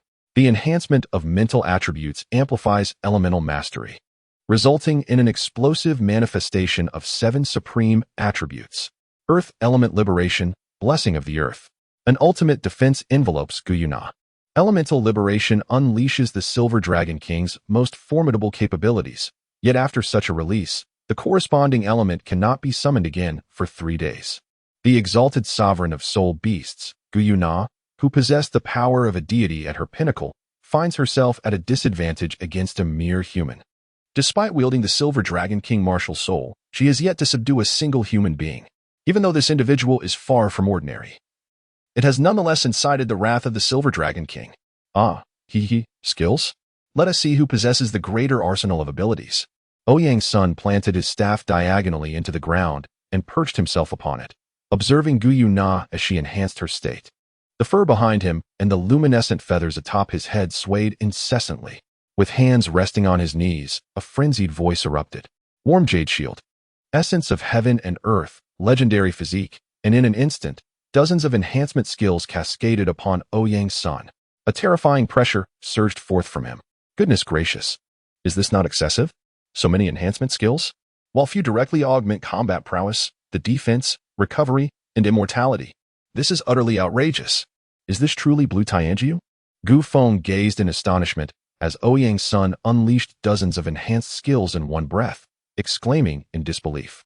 This spectacle left Gu Feng utterly dumbfounded, let alone others present. What in the world is this? Dozens of enhanced skills? Is he truly from the same realm as us? Ling Luochen could hardly contain himself, his aloof demeanor evaporating in an instant. Ma Shout-Out and the others stood agape. However, having witnessed numerous absurd occurrences recently, they had developed some resilience to such phenomena. Yet, they had never encountered a situation quite like this. What on earth is going on with this kid? How does he possess so many soul skills? Xuanzi and Yin Xiaozha, along with their companions, could no longer remain seated. Xuanzi, Xiaozha, this child is backed by a formidable force. We cannot afford to make an enemy of him. If my conjecture is correct, he must possess a unique divine-level talent. He is likely endowed with a divine martial soul. The ancient voice echoed in their ears once more, this time tinged with urgency. I am truly astounded. Yu Hao, how does your academy possess so many monsters? Another divine martial soul, and such a terrifying one at that. The voice of the Sky Dream Ice Silkworm resonated within Hui Yu Hao's sea of consciousness, filled with incredulity and a hint of regret. Another one? Are there more divine martial souls?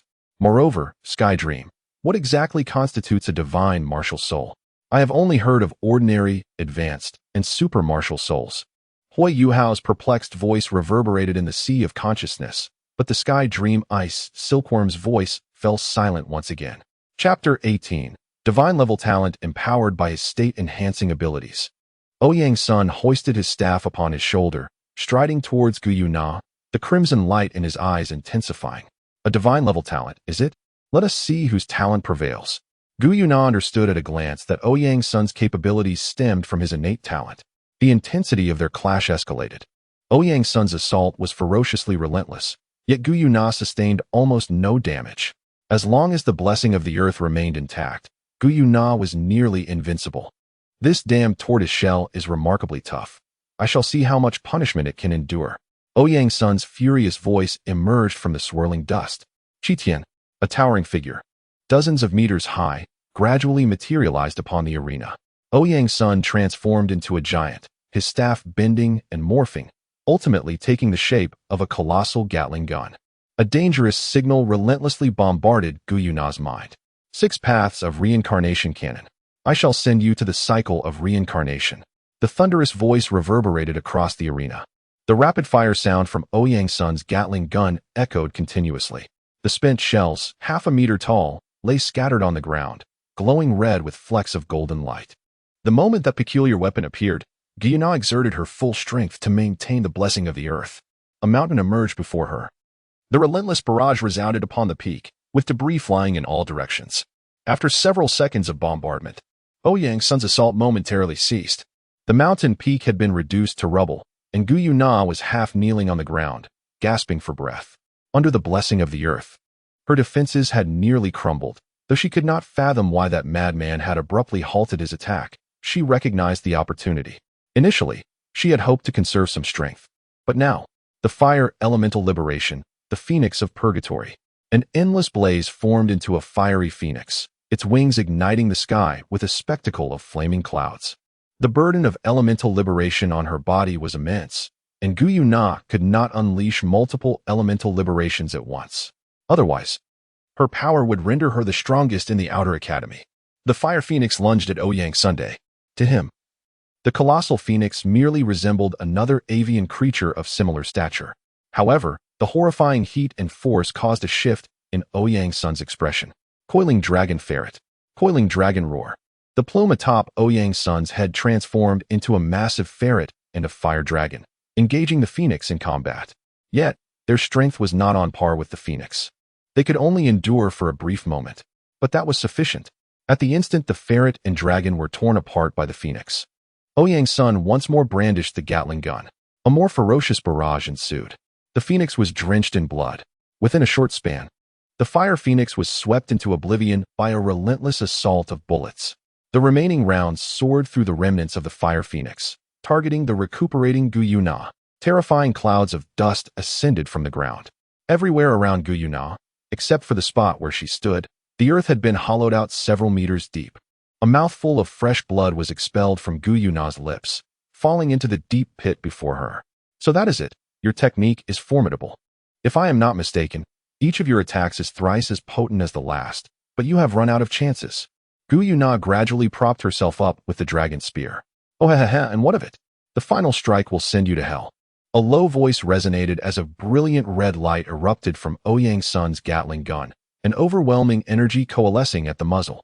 Gu Yuna slowly closed her eyes, and when she opened them again, her irises were devoid of color, her pupils a stark white. Thunder elemental liberation, the divine decree of annihilation. The dragon spear ascended, boundless thunder converging upon it, exuding an aura of cataclysm. In the next moment, the dragon spear pierced through space, hurtling toward Ouyang Sunday. The energy within Ouyang Sun's Gatling gun had also reached its zenith. A crimson beam aimed at the dragon spear and Gu Yuna.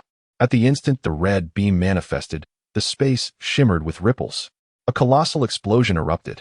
A mushroom cloud billowed upward. The entirety of Shrek City witnessed the mushroom on that day. Would elemental liberation, the Savior's ancient tree, the Hall of Monkeys and Kings, the deep pit from yesterday reappeared upon the arena. Was the world truly this mad? Why did such mutually destructive techniques arise so readily?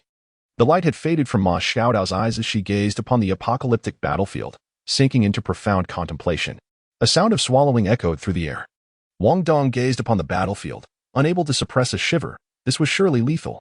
Could an assessment escalate to such extremes? He found himself perplexed. Gu Yuna knelt within the depths of the pit, the supreme wood element healing. Combined with the remaining earth element and the enhanced physical fortitude conferred by the Silver Dragon King's martial soul, enabled her to withstand the blow. Yet she too succumbed to a loss of combat capability. Ouyang Sun stood not far from Gu Yuna, his eyes beneath the mask no longer radiating crimson light. The combined might of 20,000 avatars and the effects of the King of Hell allowed Ouyang Sun to endure the explosion. All his enhancements were simultaneously shattered, and the repercussions surged forth in a tidal wave. Ouyang Sun reverted to the form of a golden-haired youth, toppling backward, while at that very moment, Gu Yuna could no longer sustain herself and fell forward. The relentless elemental release inflicted a dreadful backlash upon her. Had it not been for the Silver Dragon King being a divine-level dragon martial soul, it is likely that, without the use of divine power, she would have already descended into the depths of hell. Gu Feng and Gu Qiu'er concurrently appeared on the battlefield. Gu Qiu'er supported Gu Yuna, gently embracing her. Gu Feng took hold of Ouyang Sun's shoulder, allowing him to lean against him. Two emerald leaves fluttered towards Ouyang Sun and Gu Yuna, stabilizing their injuries. Gu Feng and Gu Qiu'er exchanged a glance, and together, they led Ouyang Sun and Gu Yuna away from the battlefield. The outcome of this confrontation was a draw. Yin Xiaozhe grimly announced the result, lamenting the need to repair the arena once more. After declaring the results, he departed with a group of elders from the stands. I returned to my training, striving to break through to the Soul Sage before the grand competition. Ma Xiaotao stood silently for a moment before spreading her wings and soaring towards the training room in the inner courtyard. Dai Yueheng and Ling Luoqing exchanged glances and also headed in the direction of the training room. Qiu'er, what was the outcome of the match? Who emerged victorious? Gu Yuna inquired after regaining consciousness, looking at Gu Qiu'er who stood by her side. With reddened eyes, Gu Qiu'er embraced Gu Yuna, trembling slightly. Noticing this, a fleeting smile appeared on Gu Yuna's face as she gently patted Gu Qiu'er's shoulder, offering comfort. It's all right. It's all right. I am here. I have always been here. Everything will be fine, Qiu'er. After a considerable time, Gu Qiu'er finally calmed down, though her slightly reddened eyes rendered her appearance even more vulnerable. A draw? That's acceptable. At least we did not lose. So, in the end, did we both lose consciousness simultaneously? Ouyang Sun observed Gu Feng, who was beside him eating watermelon, with an expression of disbelief. You really concealed your capabilities well. Are you and Ouyang all right? Gu Feng asked, setting down the fruit in his hand and peeling an apple for Ouyang Sunday. They are recuperating within me. It will take some time for them to recover. You should also allow your injuries some time to heal, Ouyang Sun replied, munching on the apple that Gu Feng had prepared. Indeed, we suffered a significant setback this time. The Academy is now nearly fully aware of our intelligence, except for the forces behind us, which remain unknown to them. Gu Feng sighed and lay down on the bed to rest. Ouyang Sun smiled at Gu Feng, who was preparing to rest, and soon drifted off to sleep as well. Chapter 19. Core Disciples and the Changes in Next Year's Competition. The third day of the competition concluded, and as in the original narrative, Hui Yuhao and his companions triumphed in the match through their martial soul fusion technique, securing victory once more. Gu Feng, Lan Shui, Ouyang Sun, and Gu Yuna's team are tied for 5th place. After that battle concluded, they collectively forfeited the subsequent matches. It was then that Hui Yuhao and his companions, akin to the original narrative, secured the 1st position. A week later, following the assessment and ranking statistics, we proceeded to the award ceremony for the new students' assessment. Now, I shall announce the top 3 teams from this new student assessment. In 3rd place, we have the Ning Tian team. In 2nd place, the Dai Huabin team. And in 1st place, the Wang Dong team. Henceforth, I declare the rewards for the top 3 teams in the new student assessment. Each of the top teams shall receive a unified reward from the Academy. Every individual may request assistance from the Academy to obtain a soul ring that corresponds to their capacity and is most suitable for them. Applicable for soul rings below the 9th rank. The caliber of this year's new students surpasses that of previous years. I hope you will continue to strive diligently. Heaven rewards hard work. No matter how great one's talent, without effort, one shall reap no rewards. Our Shrek Academy stands as the foremost soul master academy in the continent. And I hope you all will successfully graduate with exemplary results. Given the emergence of several outstanding new students in this year's competition, the Academy has specially approved a select group to become core disciples of the external college. I will now announce the list. The core disciples are as follows: Wang Dong, Xiao Xiao, Dai Huabin, Zhu Lu, Ning Tian, Chen Feng, Xia Huanyu, and Xiao Yuxian. Recognizing that some new students exhibited deficiencies in their abilities and talents during the assessment, the Academy has decided to extend core disciple privileges to these students, with hopes that they will officially become core disciples by next year. The names are as follows: Hui Yuhao, Chui Yiji, Wu Feng, Nanmin Yuner, Lan Susu, Lan Luoluo, and Huang Chutian. This new student assessment has concluded successfully. The 1st place winner may accompany me to the office to receive their special reward. The others may remain at the academy for 3 days, after which, the academy will be on break for a month. During this month, you may arrange your time freely. But there will be a school entrance assessment upon resuming classes. Should you fail this assessment, you will be expected to return to your previous locations. Douluo rambled on with a myriad of announcements. However, the essentials were few: the break duration and the core disciple slots. Upon hearing about the core disciple slots, Hui Yuhao did not feel the unfairness as depicted in the original narrative. After all, there were a few exceptional individuals who also did not receive core disciple slots, nor any privileges. Indeed, it was as expected. The core disciple slots? They hold little significance. At most, they allow one to represent Shrek in continental competitions. However, what value does such a trivial competition hold? To perform as a mere spectacle? There is nothing of worth to gain, aside from those few soul bones. Yet, the mere thought of them is quite distasteful.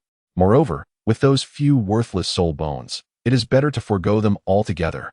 Gu Feng leisurely remarked beneath the tree after Du Weilin announced the results of the new student assessment. Indeed, such things are unnecessary. It has come to my attention that the grand competition next year has undergone some alterations. It appears that a hidden realm has been discovered by the Xingluo faction, a realm that manifested 2 decades ago.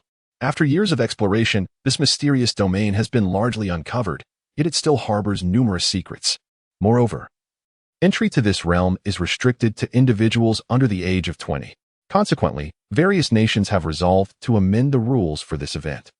Each academy is permitted to send forth 2 teams for exploration, while sects may participate as well, albeit with only 1 team allowed. Most notably, independent cultivators are also granted entry. However, independent teams need not register in advance. It is worth mentioning that the treasures acquired by these independent cultivators will be subject to a significant confiscation by the Xingluo faction, in addition to a hefty admission fee. Ouyang's son was explaining the changes to Gu Feng regarding the upcoming competition, fully aware that this vagabond was likely oblivious to such matters. What? When did this happen? How come I wasn't informed? Tell me more about this hidden realm. Gu Feng's interest was piqued, and he hurriedly approached Ouyang's son, eagerly awaiting further details. I am not certain, but it seems that the realm connects to a land that is not part of the Douluo continent. According to the accounts from those who previously entered, it appears to be a continent with minimal life force. This land is said to surpass the combined size of the Douluo continent and the Sun Moon Empire, although much of it has succumbed to desolation, leaving only an area comparable to that of an empire. Here, soul power cannot be utilized. However, soul techniques and abilities from soul bones remain accessible. Yet, without soul power, a soul master rendered powerless is scarcely more formidable than an ordinary individual. This realm might prove advantageous for the body sect. Yet I believe we need not concern ourselves with such matters. Ouyang's son glanced at Gu Feng, who scratched his head in contemplation and nodded, encouraging Ouyang's son to continue. Furthermore, this realm is inhabited by numerous creatures devoid of any soul power. Yet even the weakest among them possesses the strength of a high-ranking soul master. The sole advantage is that these creatures seem to lack rationality. During the initial explorations by the Xingluo faction, a considerable number of individuals perished within the hidden realm. Eventually, due to the rising number of casualties, the Xingluo faction ceased to impose restrictions, allowing access to the entire continent. However, subsequent explorations have not proceeded smoothly. The Sun Moon Empire eventually joined the efforts, bringing along several 7th and 8th grade fixed soul tools, which facilitated more successful explorations. Materials extracted from the realm have proven to possess exceptional strength. Even damaged materials are capable of being fashioned into 9th grade high-tier soul tools. Yet, these materials are exceedingly resilient, rendering their manufacturing impossible at present. Otherwise, the Sun Moon Empire would have undoubtedly dispatched forces to Xingluo without hesitation. It is rumored that someone discovered a lingering image within the realm, which was subsequently brought back. The script is neither from our Douluo continent nor from the Sun Moon Empire. Nevertheless, the scholars from the Sun Moon Empire spent over a decade deciphering the text. This fragmentary image has now been made public.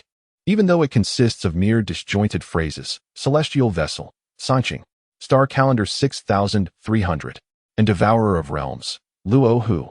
My family members in the Sun Moon Empire also participated in the decoding of that image.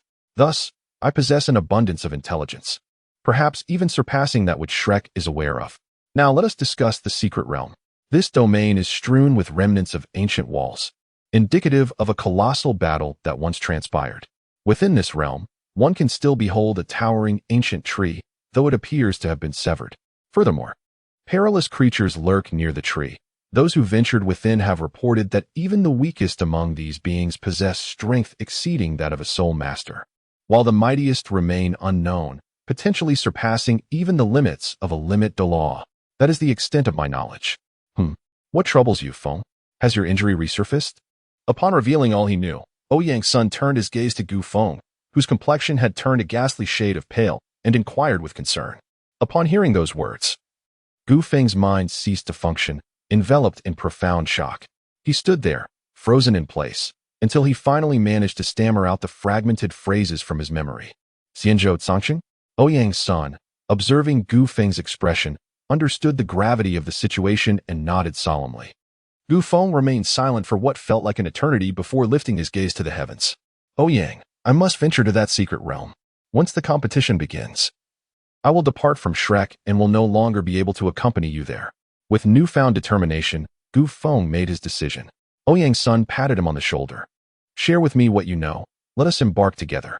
There is little more to uncover at Shrek, and I am quite curious as to why you reacted so strongly upon hearing of that place. Besides, our combined strength can provide mutual support. Agreed. Let us return to the dormitory. This is not the place for such discussions. Chapter 20. Xianzhou now. Tell me, Feng, what exactly is this Xianzhou known as Zhangqing? After closing the dormitory door, Ouyang's son activated his shielding ability. The intelligence he had previously mentioned was well known among the influential factions across the continent. The individual before him seemed entirely oblivious to the circumstances of his own family. Otherwise, as the young lord of the borderlands, how could he remain unaware of such news? However, recognizing Gu Feng's earlier expression, he understood that what was to follow could not be disclosed lightly. Ouyang, what I am about to reveal may sound implausible. During this break, we must return home and bring back what I mentioned. At that time, arrange for someone to meet us at Xinghua. I will summon my mother. And you should also invite a formidable ally to maintain order.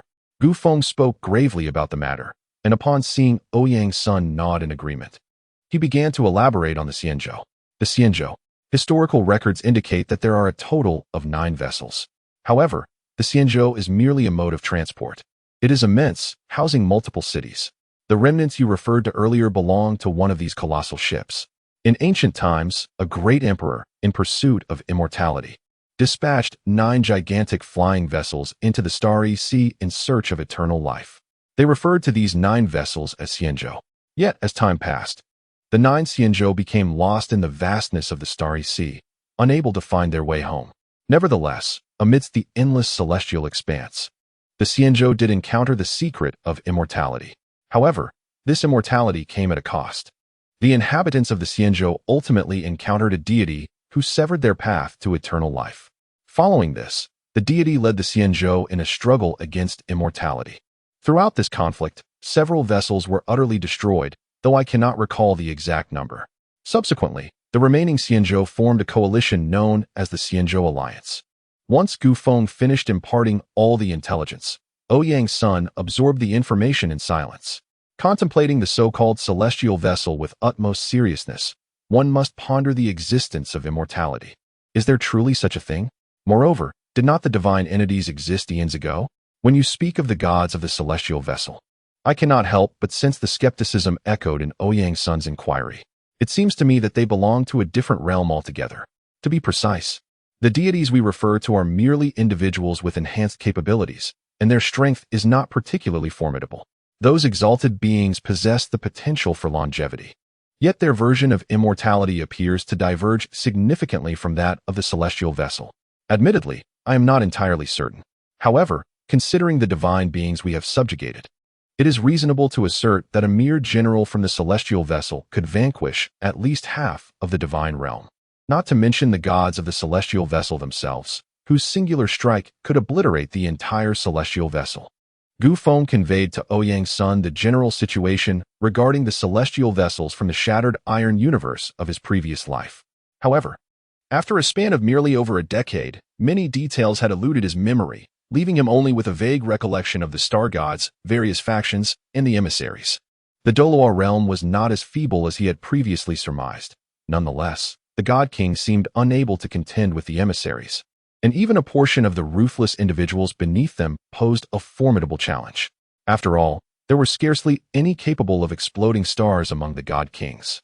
As for Sanqing, according to Ouyang Sun's intelligence, even the long-dilapidated Sanqing was beyond the reach of this group from Douluo.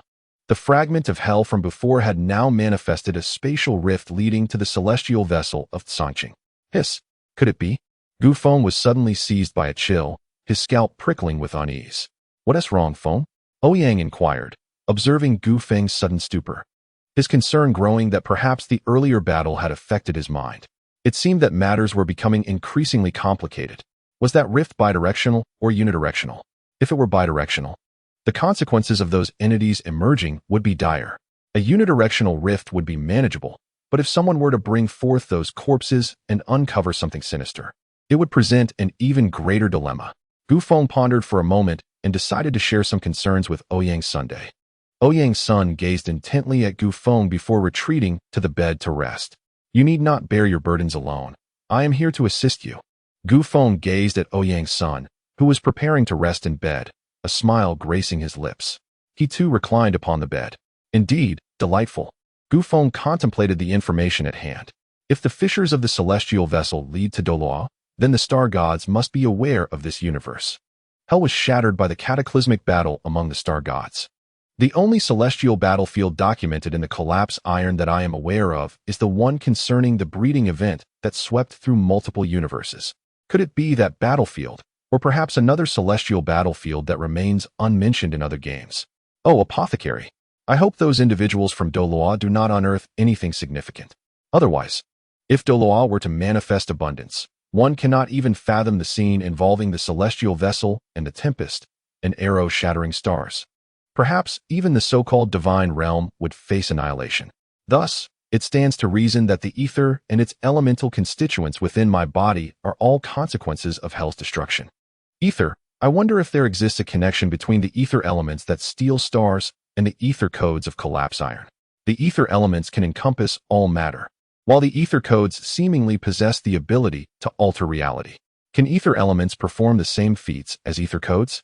Additionally, the celestial vessel. What period is the current collapse iron experiencing? Do the individuals he once knew still exist? Jing Yuan, Jing Lu, Dan Heng, Ling Shao. Are those familiar souls from his past still present in this world, or have they yet to be born? Who can say?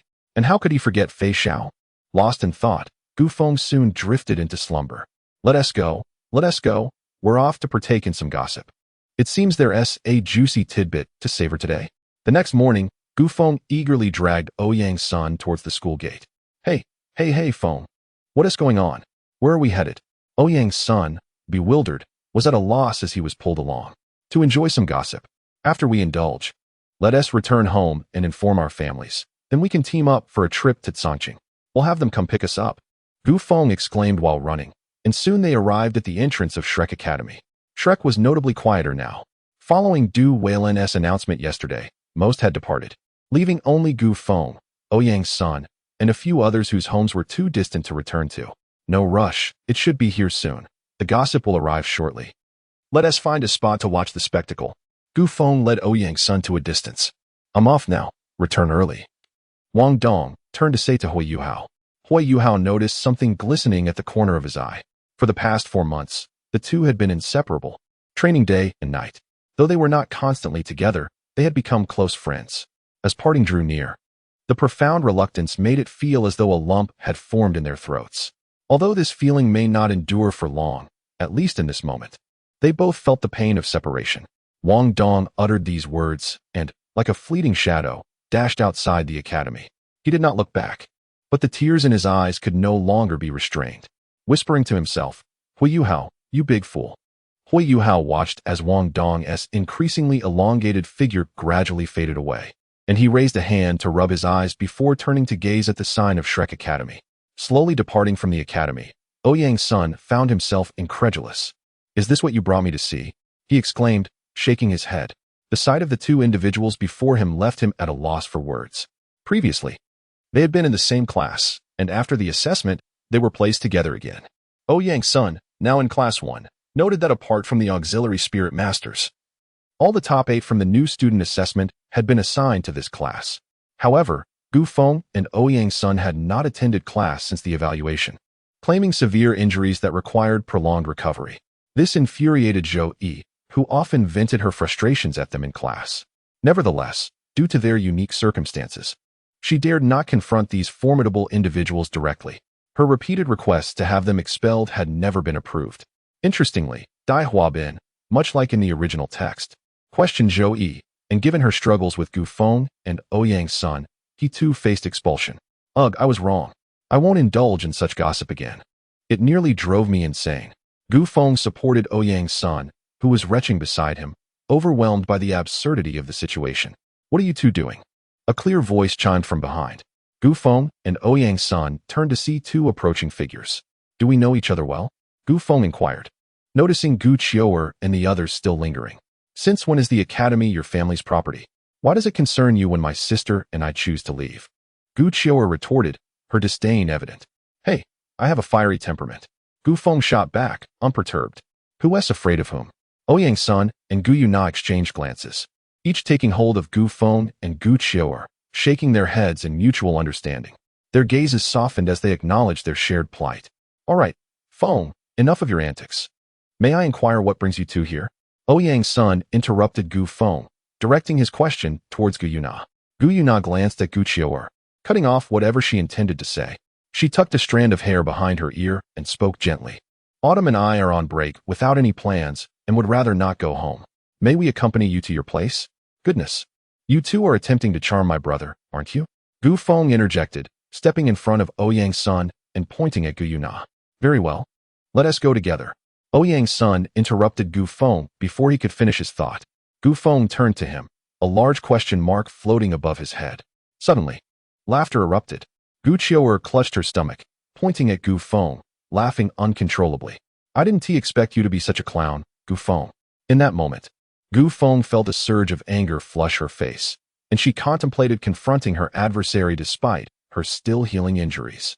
Although she might not stand a chance against Gu Qiuer, the situation was simply infuriating. Ultimately, it was Ouyang Sun who, with much persuasion, managed to restrain Gu Feng. Thus, the group continued their noisy banter as they made their way towards the outskirts of Shrek City. Young, remember our matters. We shall meet again at the beginning of next year. I shall take my leave now. After parting ways with Ouyang Sun and the others, Gu Feng headed towards the direction of Border Wilderness City. Border Wilderness City lies at the confluence of the Star Do, Star Luo, and the Sun and Moon. The city walls are not particularly imposing. In fact, when compared to those of Star Luo, they seem almost trivial. However, for dozens of miles beyond the city, not a single living creature can be seen. All beings have been driven to distant lands, while those unwilling to depart, such as some soul beasts and certain uncooperative spirit masters, have found eternal rest beneath the earth. Gu Feng stealthily approached the city gate, glancing around to confirm that no one was watching before slipping inside. Unbeknownst to him, his furtive actions had been observed by a group of individuals who were all too aware of his presence. That rascal has been away for nearly a year, and now he dares to return. My dear, wait here. I shall retrieve him at once. A feeble voice proclaimed, preparing to sneak out and alert their son. What do you intend to do? Inform him of your plans? A commanding voice interjected. A stunning beauty with flowing golden locks sat gracefully on a chair, observing the shadowy figure on the soul-guiding screen before her. The silhouette bore a striking resemblance to the long-lost Qian Ruo Shui from 1,000 years prior. Draped in luxurious golden attire, she appeared extraordinarily regal, her leg crossed elegantly as she rested her chin on her hand. As she watched the sneaky figure, maternal affection shone in her eyes. My husband, do you think this scoundrel is aware that his fiancée is visiting us today? After a year away, he returns at this moment. Should we not bind him and deliver him to the girl's chamber tonight? The golden-clad matron's eyes sparkled with excitement. It seemed that with just a nod from her husband, they would set their plan into motion. My dear, is that truly wise? Feng is still so young. Might we be acting too hastily? A tall, middle-aged man appeared behind the matron, his tone conciliatory as he gently massaged her shoulders. Well, it is settled then. This girl has been searching for him all year, and her strength far surpasses his. Moreover, you must admit, she is quite remarkable, and they have a history together. The matron cast a sidelong glance at her husband. Upon hearing his wife's conviction, The man fell silent, continuing to massage her in quietude. The room was enveloped in stillness, save for the figure on the screen, which continued to advance toward them. Ah, it seems my parents are not home. Thank goodness, Gu Feng thought to himself. But why does the city seem so deserted today? Something feels amiss. Suddenly, his expression stiffened as he turned his head, his lips twitching. Indeed, the two individuals were right behind him, watching intently. Mother, I was wrong. I was wrong. I promise I won't see you run away again, Gu Feng whimpered, tears welling in his eyes as he gazed pleadingly at Qian Xiaoyu. She gave his ear a sharp twist before releasing him, her fingers tenderly ruffling his hair. So, the little rascal remembers to come back. Tell me, what have you been up to this past year? Have you caused any trouble? Did you encounter any lovely young ladies? Qian Xiaoyu casually inquired about Gu Feng's experiences, but when she asked about potential romantic interests, a glint of coldness flickered in her eyes. One that Gu Feng, nursing his sore ear, failed to notice. Gu Yechen wiped the perspiration from his forehead, hoping for his son's safety in the days to come. He discreetly cast a glance at his son, yet Gu Feng remained oblivious to it. Qian Xiaoyu turned her head and shot Gu Yechen a fierce glare. Have you completed your business? Shouldn't you be organizing matters for our return home to prepare for the new year? The concept of the new year did not originally exist in this world. However, Gu Feng had suggested it long ago. His parents, finding it agreeable, convened the townsfolk to discuss the arrangements. Thus, the significant day of the new year from his past life was perpetuated in the border town. Gu Feng recounted the events and experiences of the past year to Qian Xiaoyu, until he reached the mention of Shrek. The corners of Qian Xiaoyu's mouth twitched incessantly. Goodness, this brat was right under that girl's nose. Nevertheless, it seemed that she hadn't been present in the academy much this year. It was understandable that she might be unaware. Yet, this lad was indeed fortunate. A playful thought crossed Qian Xiaoyu's mind, and her smile brightened. All right. If you wish to go, then go ahead. Just remember to use the talisman your mother gave you. She will arrive through the spatial tunnel when the time comes. We shall not dwell on that matter for now. It is time to discuss your affairs. Let us calculate the accounts properly. The first matter at hand is your escapade from home. That girl is quite lovely, and her abilities are formidable. At least, I sense that, the previous version of you would have been soundly defeated, and even now, you would likely find yourself at a disadvantage against her. Moreover, she is a fox-eared mature lady. Do not think I am oblivious to your preferences. Besides, it is not as if you are directly wed. You are merely meeting to make an engagement. Why are you running away? As she spoke, Qian Xiaoyu playfully struck Gu Feng with a fist. Gu Feng cradled his head, nearly on the verge of tears. That truly hurt. Observing her little cub-esque expression, Qian Xiaoyu couldn't help but laugh. The second matter pertains to what you previously mentioned. I had intended to discuss it with you. But who would have thought you would run off? Since you are already aware, I shan't elaborate further. Just be cautious. The things within that realm are not trivial. We have encountered such artifacts in the past. Others may remain oblivious, but the angel martial soul has issued a warning to me. That item you brought forth is perilous. You might possess more details than we do, so I shall refrain from saying more. Just be careful. Although you have always been different since birth, remember that you are the result of my 10 months of pregnancy, and your father and I are always behind you. When facing challenges, rest assured that reason is on your side. Fear not, for your parents have your back. With your father present, even the limit Douluo must show us some respect. And when your father goes mad, even the extreme can be vanquished, albeit at a significant cost. Qian Xiaoyu declared with authority as she affectionately ruffled her son's hair. Truth be told, it felt rather pleasant, though one could surmise that such moments would soon be rare. Gu Feng gazed at his mother, his eyes tinged with red. Yet, in the next moment, he stifled his tears. He certainly did not wish for the entire city to be privy to his emotional turmoil. If his mother were to learn of it, the whole city would inevitably follow suit. As for the last matter at hand, well, how should one articulate it? Qian Xiaoyu felt a sudden shyness as she contemplated whether or not to divulge it to her son. Mother, what is it? Just speak plainly. This is not like your usual demeanor, Gu Feng remarked, finding his mother's bashfulness rather novel, for he had never witnessed her in such a state over the years. With a sympathetic look, Qian Xiaoyu addressed Gu Feng. Very well, your fiancée will be coming here to celebrate the new year this year. She is arriving tonight, and our home is not equipped with many extra rooms, so you will have to share with her. Furthermore, she is also a student at Shrek Academy. Surprised, are you? Mother, you must be joking. Gu Feng's expression instantly froze. and he uttered each word with a sense of dread, hoping fervently that this was not true. Qian Shoyue simply nodded gravely, then apprehended her son, who was attempting to flee. Run? You little rascal think you can escape? If you try to run, I shall break your legs.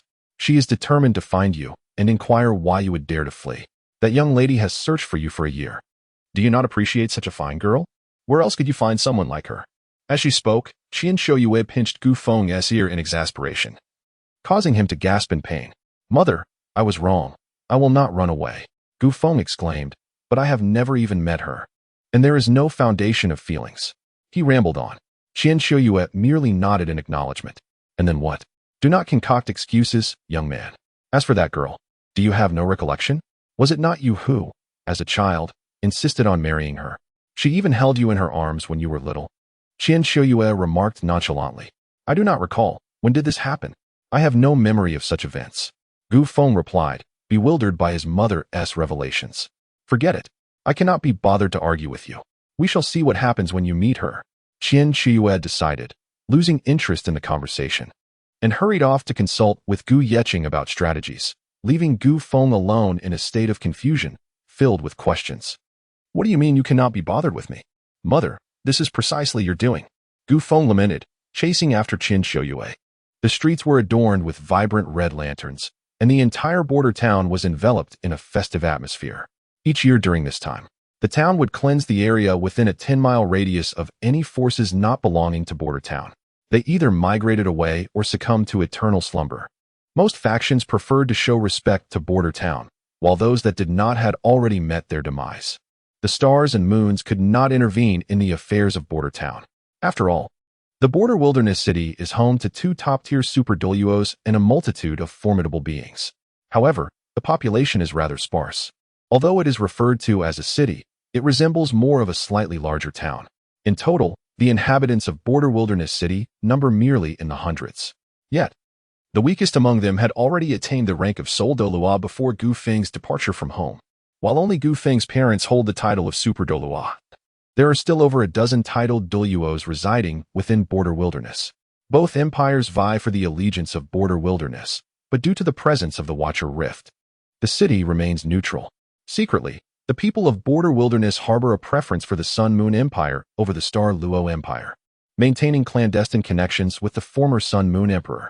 However, since the ascension of the current prince to power, ties between border wilderness and the Sun-Moon Empire have nearly been severed. Even before nightfall, fireworks illuminated the sky above border wilderness city. In his previous life, Gu Feng only experienced the festive atmosphere during his childhood celebrations of the New Year. As he grew older, although family gatherings continued annually, the essence of the celebration faded, feeling increasingly like mere gatherings.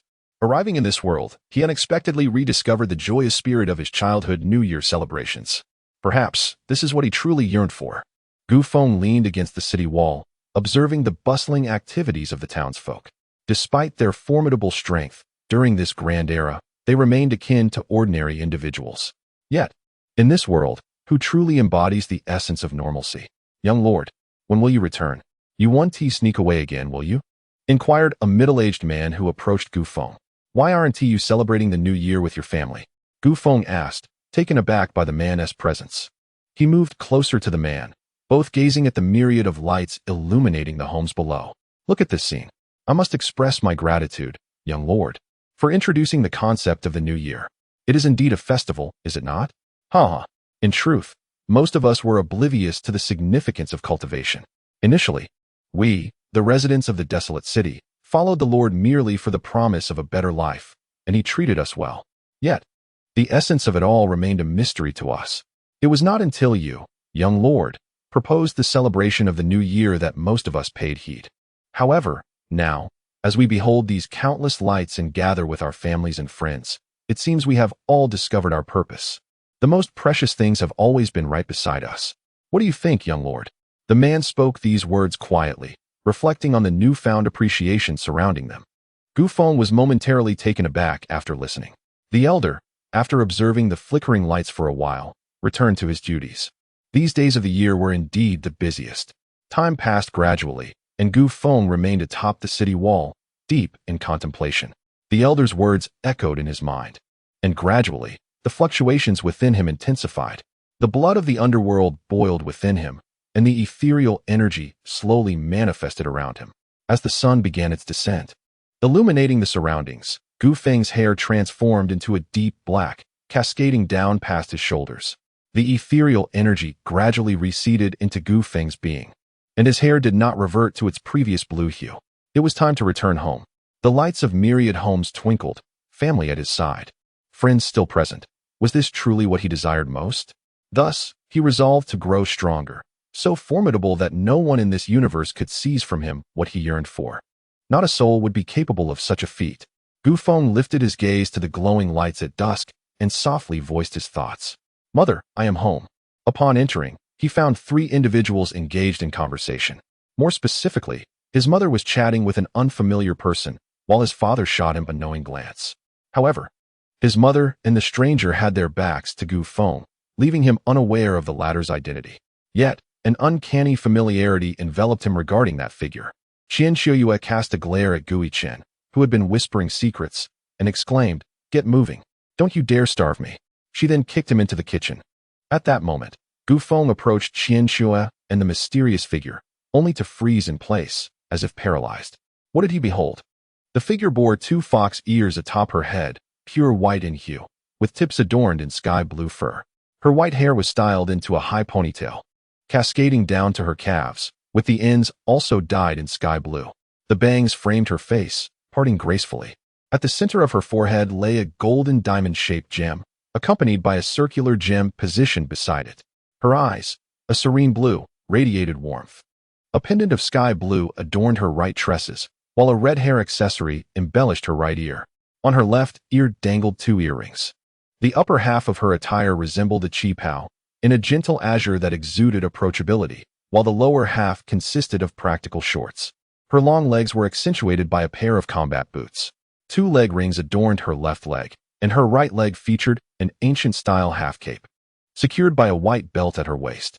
The cape also bore the same azure hue. Over it all, she wore a white trench coat, reminiscent of a general ready for battle. Her hands were clad in black and red gloves, resting gracefully upon her thighs as she conversed with her mother, a radiant smile illuminating her face.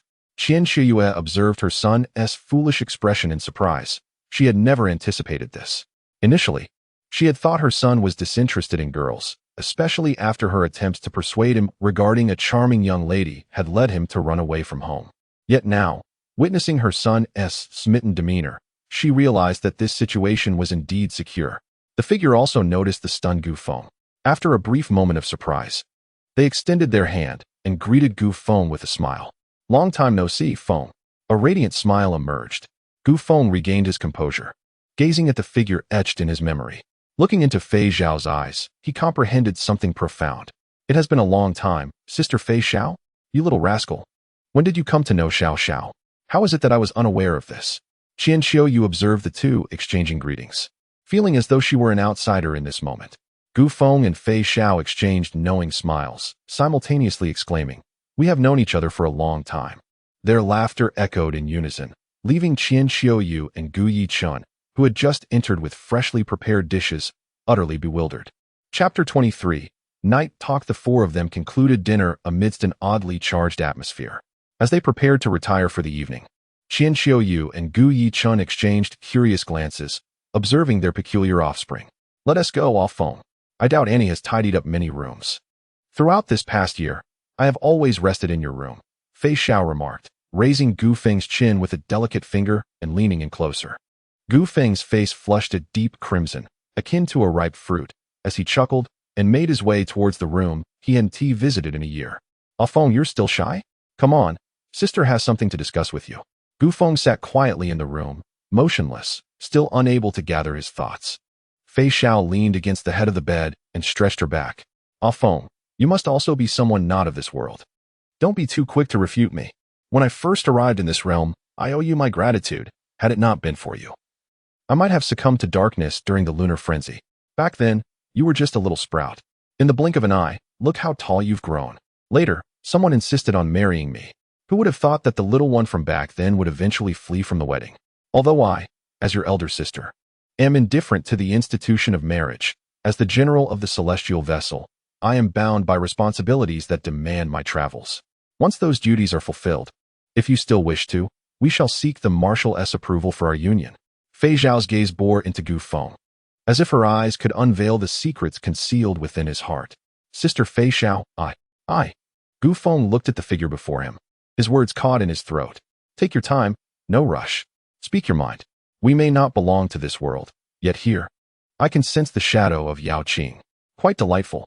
Fei Xiao blinked, and then turned her gaze towards the starry sky outside. The fireworks are truly beautiful. In Gu Feng's memory, the figure that proclaimed, if this is what they desire, I am ever ready to oblige, gradually merged with the silhouette by the window. Indeed, I am not of this world, and my parents must have surmised as much. Nonetheless, I am undeniably their child, brought into existence by my mother after 10 months of gestation. Perhaps it is a matter of reincarnation or a cycle of rebirth. Who can say for certain? I am aware of certain aspects of your existence from a previous life. The incident from my childhood, I had always believed to be a mere dream. After all, I was only just over 2 years old at the time, and it seemed you vanished the very next day. Thus, I had long considered it an impossibility, an elusive fantasy. Who would have guessed it was not a dream? Gu Feng then seated himself upon the bed, gazing upwards as he continued, General Fei Xiao, you must have arrived here by chance. I hope that when you return to Yao Qing, should any insurmountable issues arise here, you might extend your assistance to me. Gu Feng spoke earnestly, never perceiving himself as the protagonist, nor did he ever anticipate that fortune would favor him. The existence of such cherished memories was sufficient for him. A shadow obscured Gu Feng's line of sight. Fei Xiao gazed at the modest boy before her, laughing heartily while cradling her belly. Oh, Gu Feng, you didn't think I was jesting, did you? Furthermore, you ought to address me as sister. Although I have no knowledge of your prior existence, you presently resemble a mere teenager. So remember to call me sister, all right? Yet, I must devise a means to return to Yao Qing. While it is certain that Jiao Qiu and the others will diligently safeguard Yao Qing in my absence, I currently find myself at a loss for a way back. It seems this place is shrouded by some form of obstruction, and the energy emanating from this barrier is at least on par with a powerful envoy, though it does not reach the heights of a celestial deity. Otherwise, I would have returned to Yao Qing long ago. I've been here for nearly a decade. My strength, while not restored to its zenith, has returned to about 70 or 80%, yet I am still unable to find the path home. This place feels like a cursed realm. Could it possibly be the edge of the universe? Fei Xiao gently tousled Gu Feng's long black hair, her expression tinged with concern. She truly was an exceptional general. In that moment, Gu Feng recalled the enigmatic voice from the depths of hell, along with the words of Ouyang's son regarding the ruins of Sanqing. Gu Feng gazed upon the figure he had adored in his previous life, marveling at her sudden appearance before him. He listened intently to the promises she bestowed. Gu Feng smiled, his joy evident, yet a flicker of struggle lingered in his eyes. He understood that once he divulged the intelligence he possessed to Fei Xiao, she would undoubtedly depart from Douluo, despite this being merely their second encounter, more accurately, their first formal meeting. Nevertheless, he trusted his instincts. Ultimately, Gu Feng resolved to speak. Fei Xiao, I have gathered quite a bit of intelligence as well. After listening intently to all the information Gu Feng had to offer, Fei Xiao regarded the boy before her, whose demeanor was less than cheerful. Fei Xiao's smile blossomed, genuine and heartfelt. Fox spirits are quite uncomplicated. If you treat them well, they will reciprocate in kind. This was reminiscent of the time Gu Feng saved her from a near encounter with the moon's madness during their childhood. Additionally, with Gu Feng's desire to marry her, Fei Xiao contemplated a future together, especially as she found herself lost and longing for a way back home. Yet, this boy had not concealed anything from her. Instead, Fei Xiao embraced him, resting her head on his shoulder, and earnestly expressed, "Thank you, Feng. I must return to Yao Qing. It is my responsibility. However, the matter of marrying you is indeed real. I am not a child anymore. Still, I presume you have your own affairs to attend to. Once you have resolved them, I will be waiting for you in Yao Qing to marry me." Fei Xiao made her promise, and Gu Feng felt the warmth of her embrace as he absorbed her words. A sudden tranquility washed over him. "All right, I will await you, Sister Fei Xiao." "Dear, did you overhear their conversation?" Qian Shouyue leaned against Gu Yechen, softly reflecting, "That girl, Xiao Xiao, and that boy, Gu Feng, are utterly unguarded with us. Otherwise, Xiao Xiao alone could obliterate our entire city. Just think of how fortunate our foolish son is to have encountered such a girl." Gu Yechen gently caressed Qin Shouyue's long hair. Indeed, this young man has grown up. Do we still possess the capability to assist him, Xingluo? When the time comes, I shall accompany you to retrieve this troublesome lad. As for the matters concerning the so-called pseudo-deities, star gods, and hell, let him resolve those on his own. Our role is merely to support him quietly, without adding to his burdens. They nestled closely together. Over the years, as they observed the scene of Bianhuang City, their mindset had subtly transformed. All that mattered was the safety and well-being of their family. So, Alphone, what are your plans? If I recall correctly, Songqing has been consumed by the living planet. Shiji Luoho. However, as long as that ancient tree in Songqing remains, I can still reach out to Yaoqing. Yet, there should be plenty of bountiful resources and other items there, so be cautious. Fei Xiao and Gu Feng lay together, deliberating the potential scenarios that might arise during their journey to Songqing. Sister Fei Xiao, do not worry. However, the spatial rift in Songqing is surprisingly connected to Douluo. It seems that Douluo has grown significantly stronger than I remember, likely due to the influence of hell. Thus, Songqing may be more complex than we anticipate.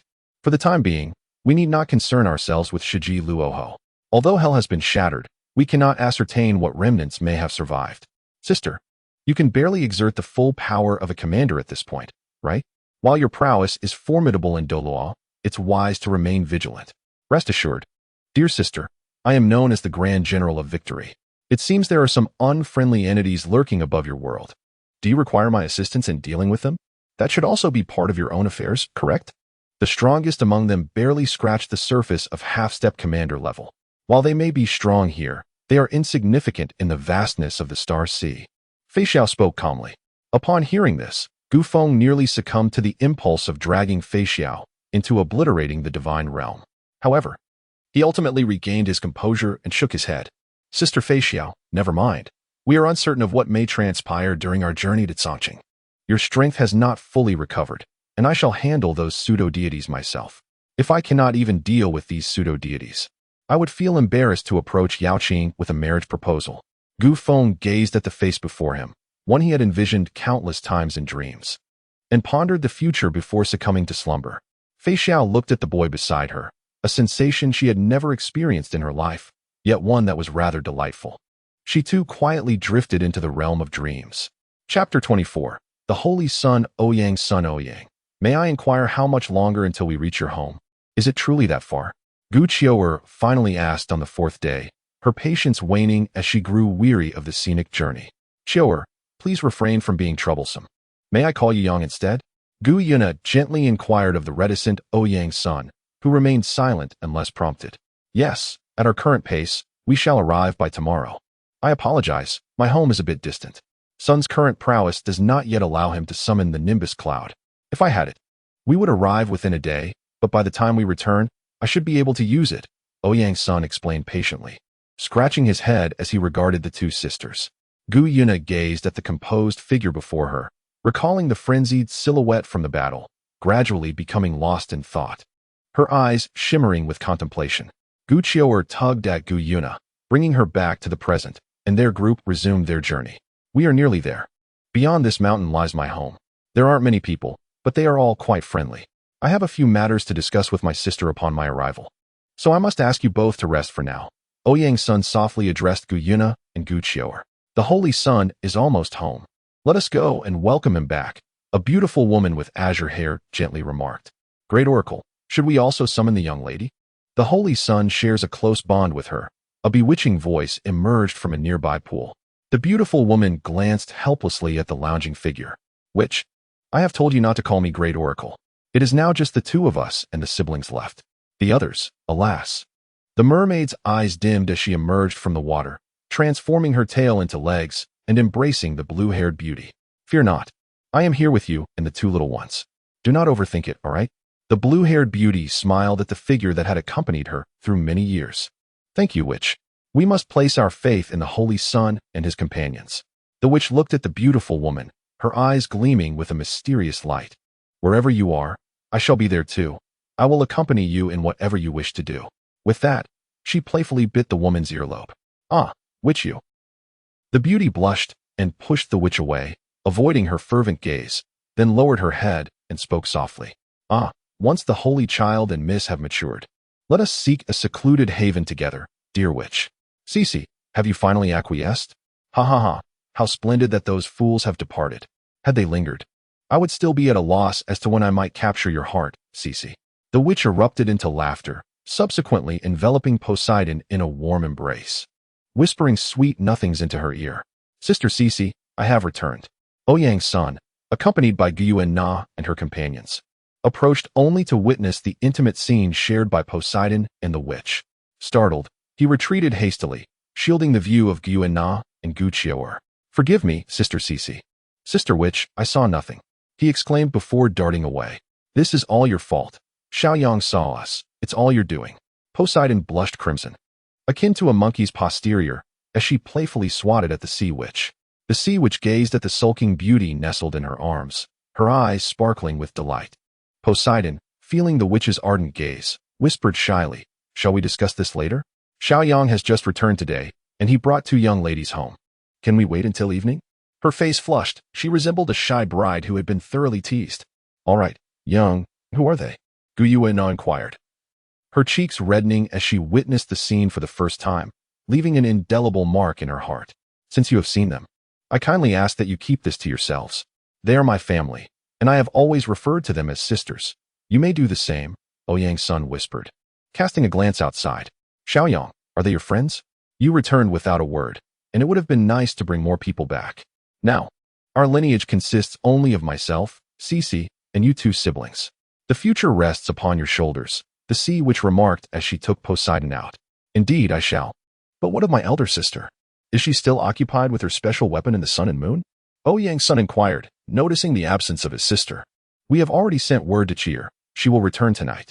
You have been away for quite some time. How long do you intend to stay this time? Poseidon embraced Ouyang's son, gently asking. For a month. I have many matters to discuss with you all, and we shall converse further upon my sister's return. Ouyang's son apologized to Guyu Na and Gu Qiu'er, acknowledging their presence. Is that so? Ayang, Autumn, and I also wish to pose a question to you, and we hope you will share your thoughts. Guyu Na and Gu Qiu'er exchanged glances, resolved to negotiate as they had previously agreed. Ah, little sister, what query do you wish to pose about our holy child? He has no girlfriend, and our Xiao Xingzi is truly a remarkable individual. The witch suddenly appeared before Guyu Na and her companions, then proceeded to introduce Ouyang's Sunday sister witch. Please, let us be serious, Guyu Na remarked. You may inquire as you wish. I shall respond to any questions, provided they do not pertain to certain secrets. Ouyang's son gently pulled the witch aside and pushed her into Poseidon's embrace, turning back to address Guyu Na and her group. Ayang, it seems the power you wield bears little relation to the soul ring system. Is your cultivation method accessible to others? Furthermore, what is your perspective on soul masters and soul beasts? Guyu Na inquired, alongside Gu Qiu'er, awaiting Ouyang's son's response. Their arrival in the human realm was primarily to address the conflict between soul masters and soul beasts. Upon discovering Ouyang's son and Gu Feng in Shrek, they were eager to seek answers. However, Ouyang's son and Gu Feng possessed distinctly different abilities. Notably, Guyu Na felt a closer affinity to Ouyang's son than to Gu Feng, perhaps due to the bond between Ouyang and son, prompting Guyu Na and Gu Qiu'er to visit Ouyang's son's abode. At the moment Guyu Na posed her question, Poseidon and the sea witch's soul power surged dramatically, prepared to detain the 2 girls at any moment. Guyu Na and Gu Qiu'er sensed the imposing pressure emanating from the 2 powerful Douluos, causing their expressions to shift slightly. Guyu Na discreetly produced a piece of black dragon scale, ready to respond to the impending situation. Ouyang's son observed Guyu Na and Gu Qiu'er with a contemplative gaze, his deep eyes lost in thought. Just as Poseidon and the sea which could no longer restrain themselves and were about to act, Ouyang's son raised a hand to halt them. He then turned and walked towards the courtyard. Come in. We shall discuss this further when my sister returns. You may stow away your dragon scales. Sister Chishi, do not take action either. The owner of that dragon scale in their possession must be of an extreme caliber. If I am not mistaken, such a scale's aura can only belong to one being on the entire continent, correct? It belongs to the beast god of Douluo, does it not? Please, do not misunderstand. We do not wish to be adversaries. We merely seek to understand your cultivation system. To demonstrate our sincerity, allow me to introduce myself. I am the Silver Dragon King, the true sovereign of Douluo, and the overlord of all soul beasts. Qiu'er is the emperor's auspicious beast of Douluo. As Gu Yuna watched Ouyang's son approach the interior, she suddenly declared their identities just as he was about to enter. The emperor's auspicious beast? Little Yang. This, Poseidon exclaimed, her hand covering her mouth in surprise at Ouyang's Sunday. The revelation certainly astonished both Poseidon and the witch. The emperor's auspicious beast? How did you manage to come forth, and even enter Shrek? Ouyang's son turned, compelled to inquire. I followed my sister. She wishes to alter the circumstances of the Soul Beast clan, and I assist her in this endeavor.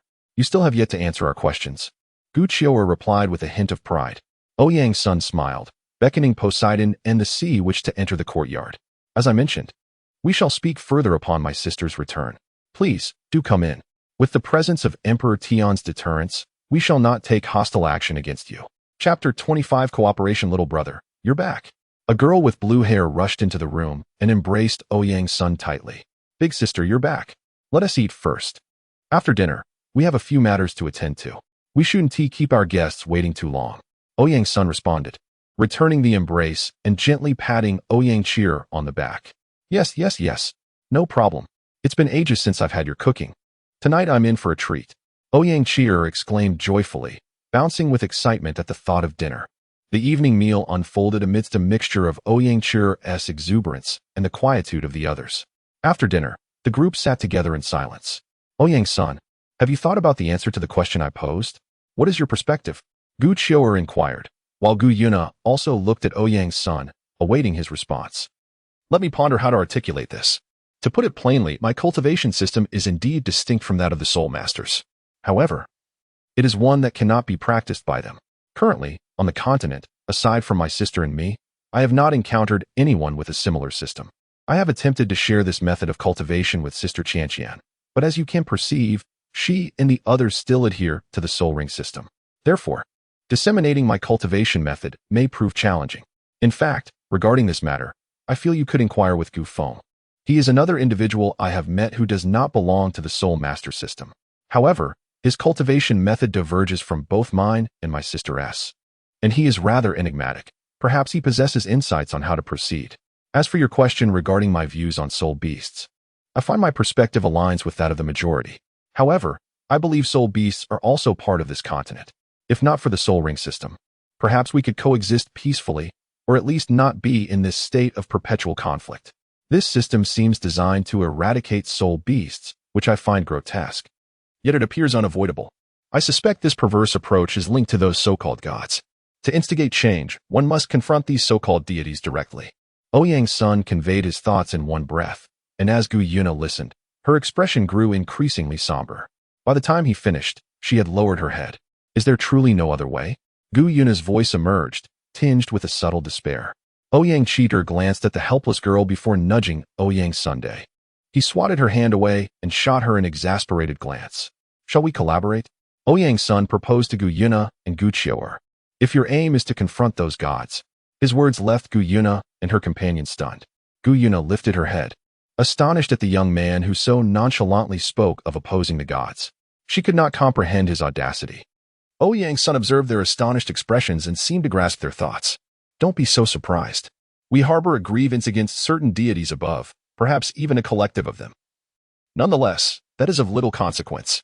What truly matters is that we have pressing issues with some of these celestial beings, a matter that demands resolution, one that is non-negotiable. If my conjecture is accurate, you two share a similar sentiment, finding no respite from these gods. Given this circumstance, how about we forge an alliance? After all, the strength of each individual party is rather insubstantial. To ensure that cooperation is fruitful and not merely an arrangement wherein one party becomes a vassal to the other, allow me to disclose some pertinent information. My sister and I possess the potential to ascend to the level of the divine, although I am uncertain of our precise capabilities. Additionally, we have an ally, Gu Feng, whose ambitions conflict with those of the gods above. Thus, should we form an alliance, it could be viewed as a triad of collaboration. What are your thoughts on this? This is the sincerity I can offer. Furthermore, I have a piece of intelligence to share, complimentary of course. If my intuition serves me correctly, within the secret realm of Douluo next year, there exists something that transcends limits, albeit fraught with peril. This information is sourced from Gu Feng, and its authenticity is likely quite high. My sister and I intend to withdraw from Shrek during that period, entering the secret realm under the guise of solitary cultivators, with my sister accompanying us. Right, sister? Ouyang's son has addressed all the queries posed by Guyu Na and her companions, while also inquiring about his sister's opinion. Ouyang Cheer, initially bewildered, soon embraced Ouyang's son's head with fervor. Of course, dear brother. How could I possibly refuse when you sought my assistance? She then affectionately ruffled his hair. Guyu Na and Gu Chioer exchanged glances. A potent wave of mental energy surged between them as they communicated within the sea of consciousness. Once the mental fluctuations subsided, Guyu Na spoke. I apologize, but Chioer and I must confer with Tian regarding the matter of our alliance. We can collaborate on the exploration of the secret realm, but the terms of our alliance warrant further discussion. Rest assured, we will provide our decision before the commencement of the school term. Even if the outcome does not culminate in an alliance, we shall not become adversaries. Ouyang's son tapped his fingers rhythmically on the chair. Very well, we shall await your favorable news. As for other matters, let me share what lies ahead. Little Yang. What is it? Asked Poseidon, her gaze tenderly fixed upon Ouyang's Sunday. The sorceress nodded in agreement from the side. Well, I hope that Sister Qishi and Sister Sorceress can come to our aid when the time comes. Gu Feng fears unforeseen complications. They will dispatch someone from the borderlands to assist us, and if I am not mistaken, it is likely to be either the angel Douluo, the sun-shooter Douluo, or perhaps both. We are left with no choice but to trouble Sister Qianqian and Sister Witch. After all, there may be unforeseen circumstances when the time comes. From what I gather, Feng is suggesting that Xingluo might be in for a rough time this round. Ouyang's son articulated all the matters he had discussed with Gu Yi at the academy in one go, then turned his gaze to what his sister was working on. Sister, what are you doing? Ouyang's son inquired, looking at the red scarf in Ouyang Chair's hands. Oh, this is the culmination of my efforts over the years. It is no ordinary scarf. I have yet to complete its crafting. There are still 2 sections left unfinished. Currently, this scarf possesses 5 abilities. Although it may not be of much use to you, dear brother, I am not as extraordinary as you, so its powers are of great assistance to me. Ouyang Chier explained while continuing to work on the red scarf. Ouyang's son, intrigued, leaned in to see if there was anything he could assist with. Ayong, Chioer and I are off to rest for a bit and discuss the alliance with Tian, Guyu announced before departing with Gu Chioer. Qianqian, do you recall what you said? Now that we have finished our tasks, let us return to the bedroom, the witch said, gazing at the bunny-like Posy Eye, her excitement palpable, as if she could hardly contain her desire to claim Posy Eye right then and there. Yes, but please be gentle. There are outsiders present. And Xier and Xiaoyang have returned as well. Posy Eye's voice was barely audible, akin to that of a mosquito. Nevertheless, the witch heard her. You must hold back. My darling Qianqian, otherwise how will you face Xier and Xiaoyang later? The witch whispered suggestively into Posy Eye's ear. Subsequently, amidst Ouyang's son's bewildered gaze and Ouyang Chier's astonished expression, the witch scooped up Posy Eye and dashed towards the bedroom. Brother, do you think Sister Qianqian and Sister Witch might be in that kind of relationship? They are both girls. Is that really acceptable? Should we advise them? Ouyang Chier queried, snapping back to reality as she looked at Ouyang Sunday. Well, it seems to be that kind of relationship. What advice could we possibly give? Sister Qianqian and Sister Witch have been together for so many years. How can we interfere? Though I am uncertain when they solidified their feelings. As for 2 girls, it is certainly better than 2 boys.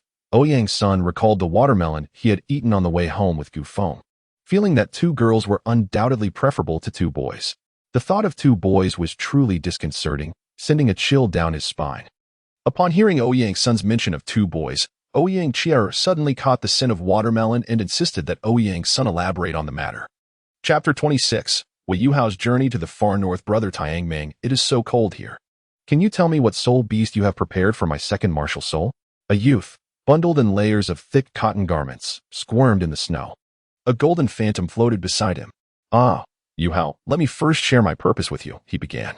I have come here with a personal agenda. The golden figure gazes upon this expanse of pristine snow, reflecting on the brilliance of this era's prodigies. He ultimately lowers his head, observing the figure laboring in the snow and, with a sigh born of contemplation, confides his ulterior motive to Hui Yuhao. However, Yuhao, rest assured, even if the Ice Emperor does not join our ranks, I can guarantee our safety. When the time comes, I shall utilize a portion of my origin to ensure you acquire the Ice Emperor's essence. Will you still place your trust in me, Yu Hao? Hui Yu Hao pauses in his tracks. After a moment, he resumes his slow advance toward their objective. His voice gradually reaches them, Brother Tianming. Thank you for sharing so much with me. We are in this together, are we not? I only hope that in the future, you can inform me ahead of time. All right. Indeed, Yu Hao, thank you. Brother Tianming, how much longer must we remain here? We have lingered for several days. Hui Yu Hao excavates an ice cave in the snow to rest, replenishing his strength with provisions. Tianming Ice Silkworm observes the storm outside, slowly retreating into the distance, prompting Hui Yu Hao to retrieve its cicada molt and beckon him to continue their journey. Days pass, and they reach the core of the extreme north. Tianming instructs Hui Yu Hao to conceal himself. In an instant, a golden mental force blankets half of the core area. The oppressive psychic pressure accumulated over 1,000,000 years erupts, overwhelming soul beasts below 10,000 years in age, forcing them to the ground in terror. Ice Emperor, do you remember my words? I, Tianming, have returned. Ice Emperor, are you too fearful to confront me? At this moment, Tianming Ice Silkworm displays the majesty befitting a 1,000,000-year soul beast, its might resonating throughout half of the extreme north's core. Yu Hao, stay hidden and silent, it's coming. The distant sky morphs into a vibrant green. The arrival of the extreme north sovereign induces a transformation in the very fabric of the realm. A scorpion, entirely emerald in hue, materializes above. This creature, only a few meters in size, is adorned with jewel-like crystals. Its 9-segmented tail connects to a green barbed stinger, and its blue gem-like eyes shimmer with an ethereal glow in the extreme north's atmosphere. Little bug, I have searched for you for so many years. I was on the verge of giving up, yet here you are, a divine gift from the heavens. Allow me to consume you.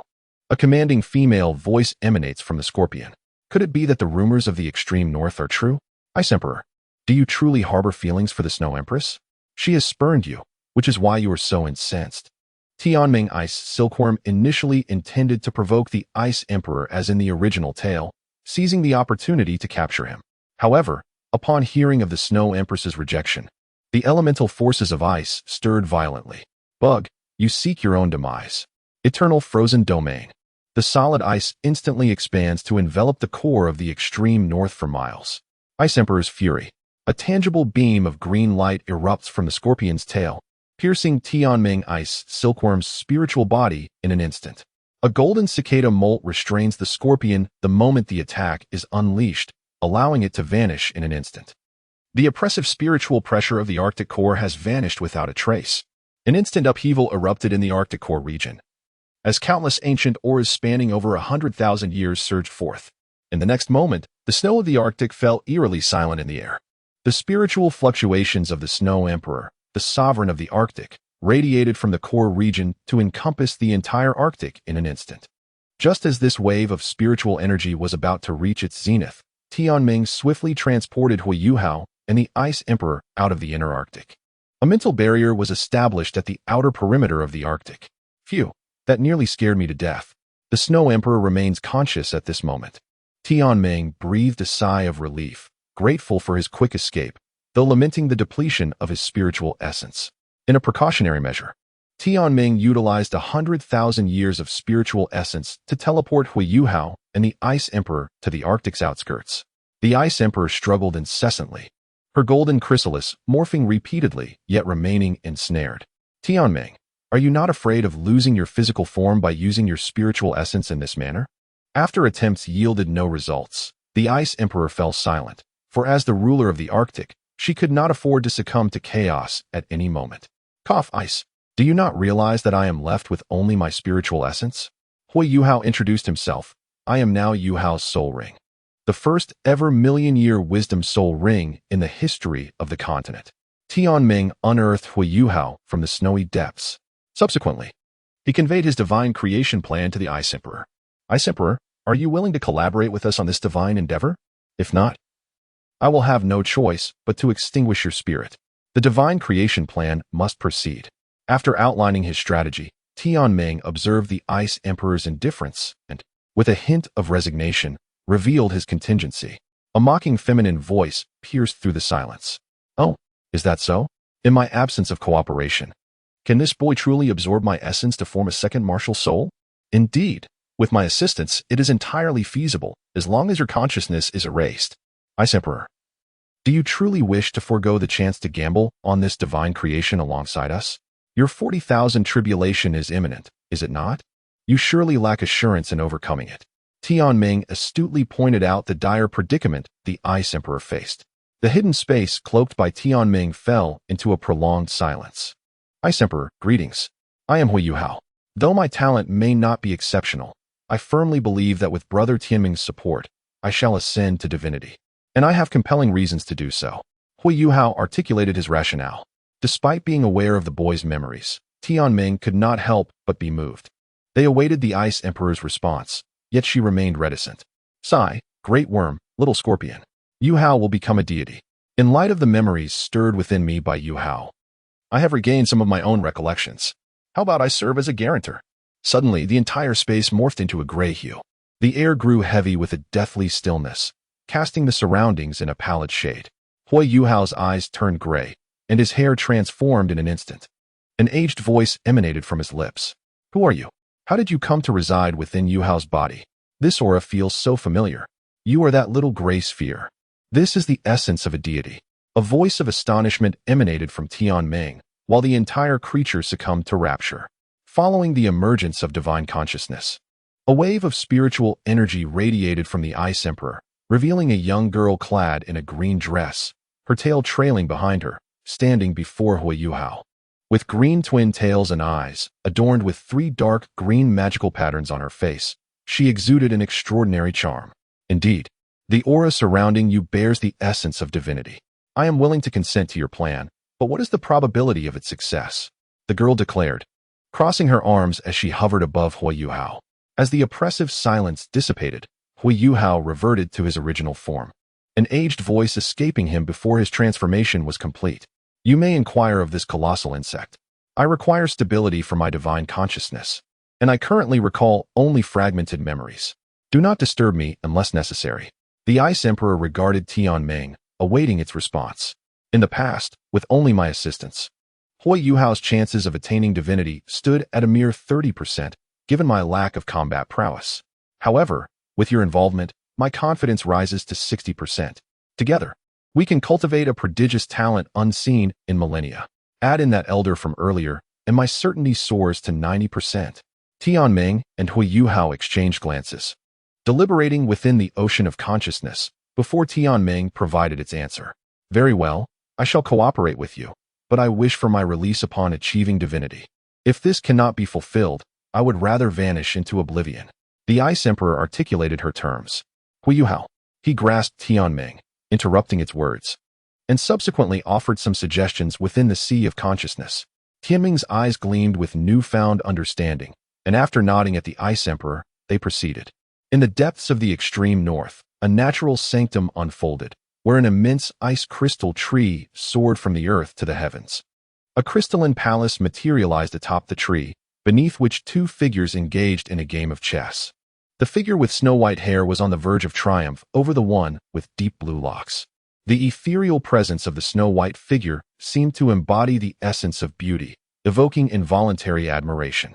Her cascading hair flowed behind her, draped in a robe that accentuated her alluring form. The figure with deep blue hair squinted slightly, a blood-red longsword embedded in the ground beside her. Bandages were wrapped around her body's vital areas, yet the exposed alabaster skin ignited a fervor within onlookers.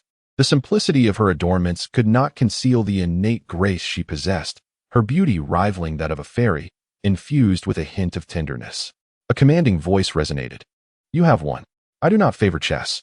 My injuries have stabilized, and your recultivation should be nearing completion. I shall assist you in addressing the recent events. For you are my first friend in this realm. That is her own tribulation. We cannot aid her. Very well, let us proceed together. I shall visit Shrek, for there are traces of divinity there that I wish to investigate. Will you join me? Indeed. Chapter 27. The Snow Emperor of the Extreme North and the Empress Songyue. Snow, do you know the way? Point the way, and I shall guide you. Song Yu suddenly declared on the 3rd day after departing from the far north. I am unfamiliar with this region. I have been in the far north until now. However, according to the soul masters of the far north, Our destination lies at the heart of the continent. We need only to proceed in a singular direction, the Snow Empress replied haughtily, though her demeanor bore an unmistakable hint of unease. Song Yu paused, regarding the Snow Empress with quiet contemplation. Never mind, I shall inquire someone for directions, Song Yu said resignedly, opening a portal and vanishing from sight. Before long, Song Yu encountered a young man who had just fled from the far north. In the blink of an eye, she had brought Hui Yuhao to her side, just as Tianming and the Ice Emperor were caught off guard. Hui Yuhao, momentarily dazed, found himself on the ground, staring up at two strikingly beautiful yet frigid women, captivated by their presence. Song Yu playfully kicked Hui Yuhao, asking, "Do you know the way to Shrek? Point me in the right direction. I and this woman are headed to Shrek." Song Yu then settled onto a nearby stone, crossing her legs in a manner that heightened her allure. "Song Yu, I have a name as well. I am called Shuiyue, not just this woman. Remember it." The Snow Empress, or Shuiyue, responded coldly to Song Yu. A few days prior, when Song Yu and the Snow Empress decided to venture to Shrek, the Snow Empress, lacking a name and unfamiliar with the human world, had adopted a name inspired by Song Yu. The two discussed various matters of caution for their journey, as one had spent nearly all her time in the far north, while the other had little regard for humanity.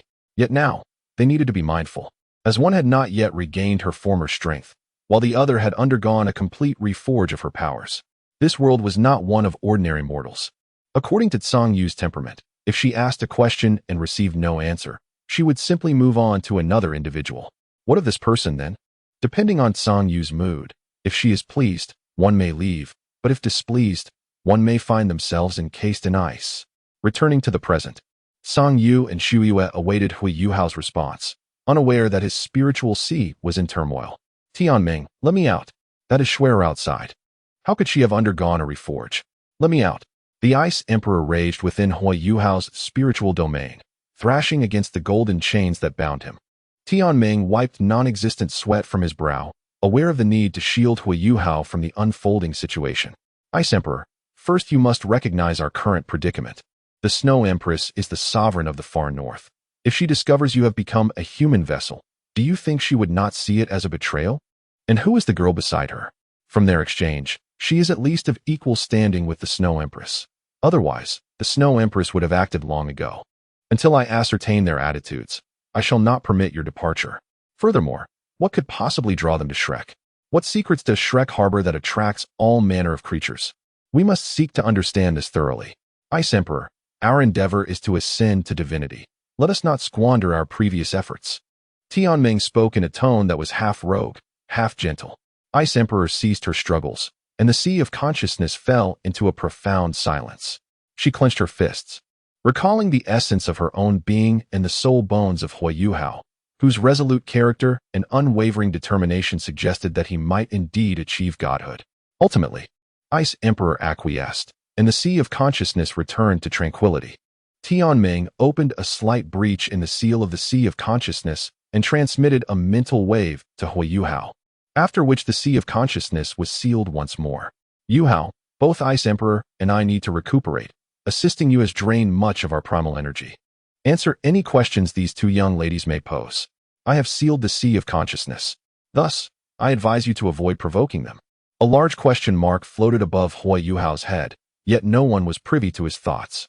He gazed at the two stunning young women awaiting his response. "Sisters, I am a student of Shrek Academy. I can guide you there. However, as my own enrollment approaches, we should make haste." Upon concluding his statement, he awaited the two before him. Though pressed for time, he dared not journey alone. For each of these young women exuded a formidable presence far surpassing that of his previous acquaintance, Gong Yi. "Loneliness has favored me well, Shui. Now that we have a guide, what shall we do? Shall we proceed directly through a portal or take a moment to observe?" Song Yue leaped down from her perch upon a stone, surveying the distant landscape. "Let us first observe. As for timing, we might open a portal a few days early.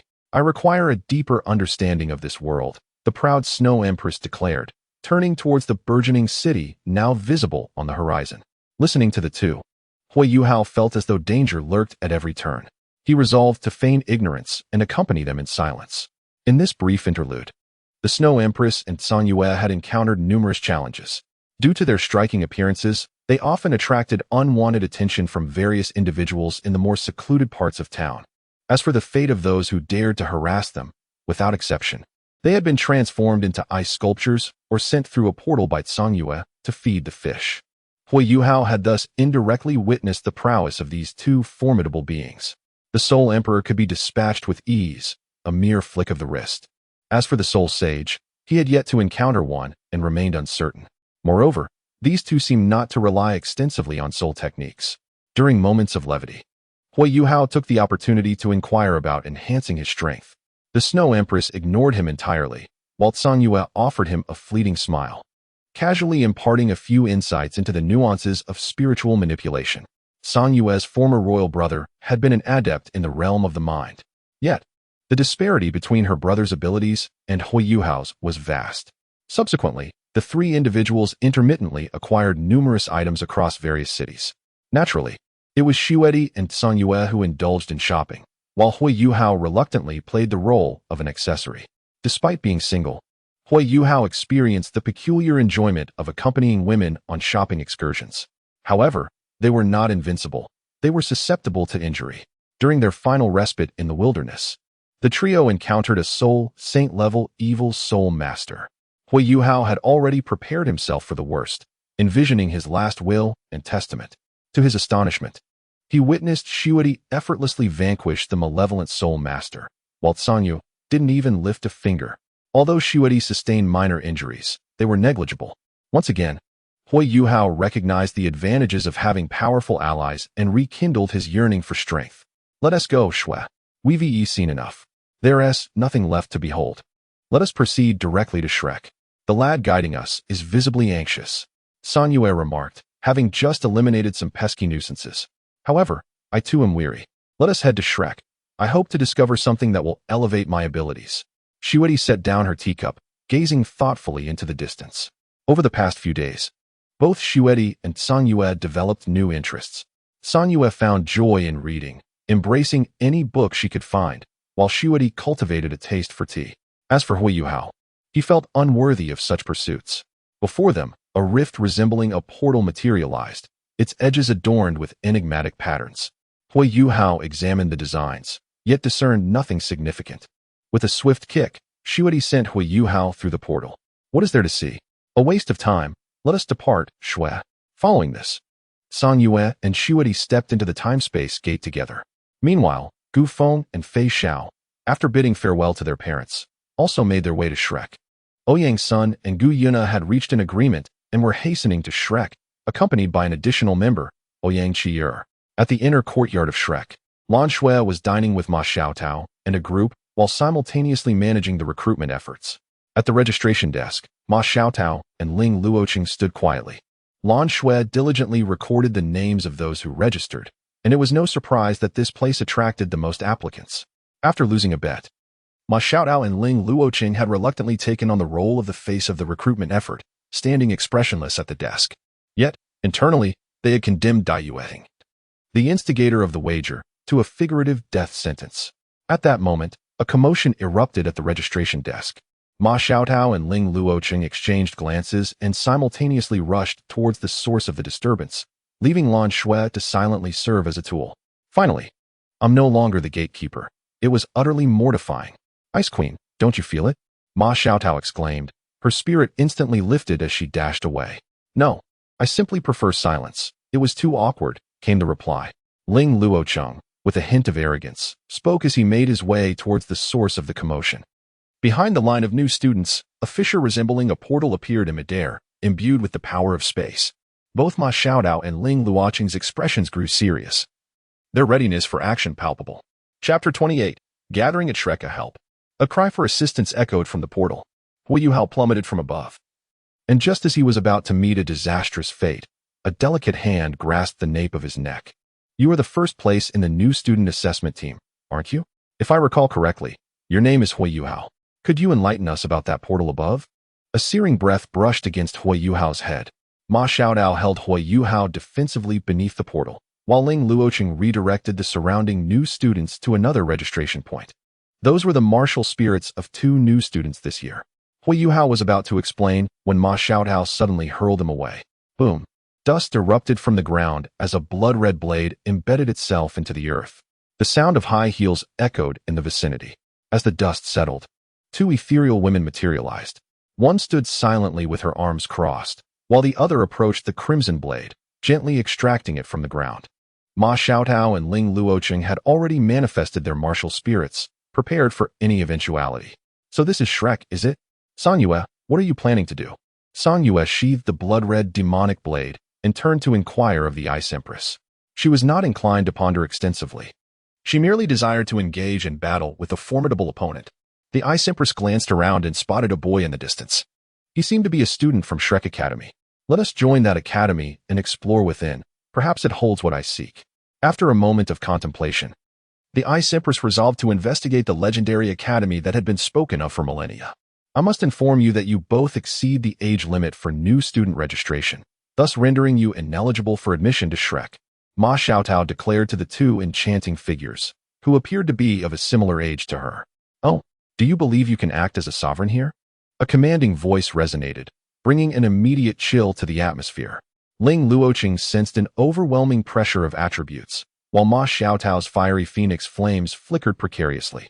Shock filled their eyes. This situation could only indicate one possibility, the ultimate ice. The girl wielding the blood-red blade possessed the ultimate attribute, that of ice. Suddenly, a powerful aura of a super Douluo erupted from within Shrek. A radiant energy surged from the inner courtyard towards the entrance of Shrek. Subsequently, multiple titled Douluos rushed from Shrek City to the enrollment location. Song Yue sensed that the formidable presences would arrive in mere moments, and her own aura flared as she anticipated a confrontation. Oh, do you think summoning reinforcements will be of any use? Before those individuals arrived, it was sufficient to eliminate you all in solitude. Song Yue believed that they were her adversaries and intended to directly execute the individuals before her, subsequently fleeing with the Snow Empress. Song Yue thought this way and acted accordingly, unleashing her ultimate technique, Absolute Zero. The extreme cold enveloped the surroundings instantaneously. Ma Xiaotao and Ling Luoqing attempted to explain, but before they could utter a word, they were transformed into ice sculptures. Due to the influence of the Ice Emperor's origin and the Ice Emperor Scorpion, Hui Yuhao narrowly escaped disaster, yet he trembled uncontrollably, shivering in the corner. Song Yue conjured two crystalline ice roses in her hands, sending them soaring towards Ma Xiaotao and Ling Luoqing. However, an unexpected event occurred as a beam of light sliced through the two ice roses, shattering them in midair. Lan Shui, golden-haired and wielding a luminous sword, appeared before them. Who are you? If Shrek takes action, do not blame me for subduing you. Upon completing her declaration, countless beams of light descended from above the entrance of Shrek Academy. The Antarctic Cross Star, a colossal diamond-shaped crystal shield manifested above Song Yue, blocking the descending beams. Emperor Hantian, Snow Dance Radiant Sun. Snow. A blizzard descended, and a massive domain unfolded, revealing a blue sun suspended in midair. This sun did not bring warmth. Instead, it radiated an extreme chill. The Snow Empress floated before the blue sun, summoning an ice sword that she hurled into the air. Above, a gigantic vortex of cold air formed, and a colossal ice sword descended from within it. Emperor Sword, Ice Supremacy. With a roar, Song Yue thrust her demon sword into the ground, and an ice dragon surged skyward. Standing atop the ice dragon, she swept her sword forward, causing a blue lotus to spin atop the blade, which then flew towards Lan Shui. Extreme Cold, Ice Lotus. In an instant, Lan Shui transported Ma Xiaotao and Ling Luoqing to safety. She had to intercept these attacks. Otherwise, many of the new students might be injured. As for Ma Xiaotao and Ling Luoqing, the absolute suppression of attributes meant that failing to send them away would result in their demise. Lan Shui plunged her luminous sword into the ground, forming a golden formation, with a hexagram pattern continuously revolving within it. Transparent light pillars formed a hexagonal shield that stood before the ice sword and ice lotus. Hexagram, Light Guardian. A resounding crash echoed at the entrance of Shrek as a ferocious shockwave propelled Ling Luoqing and Ma Xiaotao, who were already in the safety zone, far away once more. Some new students, believing themselves to be somewhat capable, were also sent flying. Lan Shui endured the two attacks, sustaining some injuries. The demon sword carved a path of ice, and a new imperial sword appeared in the Snow Empress's hand. The sound of clashing weapons resonated. Oh, That golden-haired one? It's only been a month since we last met, and look at the state you're in. It seems you've been thoroughly beaten. Sun, wielding a black staff, blocked the demon's sword, and then leaped back to Ouyang Sun's side. Fei Xiao, stepping upon a black cloud dragon, pinched the Snow Empress's imperial sword with 2 fingers. Let us not be so impulsive. Impulsiveness 1T resolve matters, you know. A gentle voice resonated. The Snow Empress abruptly retreated, as the fox-eared lady before her exuded an aura that felt exceedingly perilous. Gu Feng appeared behind Fei Xiao, subsequently pulling her aside. Sister Fei Xiao, weren't we just watching a show? Why did you suddenly step in? Isn't it just that little girl, Xiao Xue, struggling against her opponents? I've been at Shrek for quite some time. Surely I should lend a hand. Fei Xiao gently tousled Gu Feng's hair before jumping down from the cloud dragon to Lan Xue's side. Upon seeing Fei Xiao, Lan Xue rushed forward and embraced her. Sister Fei Xiao, it's been so long. We've all missed you dearly. Have you found that despicable runaway groom? He must have saved the continent in a past life to have a fiancé like you. Yet he dares to flee from the wedding. I truly wish I could give him a beating on your behalf. Lan Xue complained to Fei Xiao, her voice filled with indignation. The Snow Empress slowly descended beside San Yue, her expression heavy with contemplation. Shall we engage in battle or retreat? San Yue's cold voice resonated with the Snow Empress. The Snow Empress shook her head, retracting her domain and dispersing the Emperor's sword. The ice dragon landed softly, gradually transforming into crystalline shards that scattered like glimmering frost. The demon blade was also sheathed. However, San Yue's gaze toward Sun was charged with a fierce battle intent. There was a familiar aura emanating from him. All right, I've returned. Xiao Xue, I found that heartless scoundrel. And it turns out he simply didn't realize I was his fiancé. Otherwise, he wouldn't have run away, right? Foam.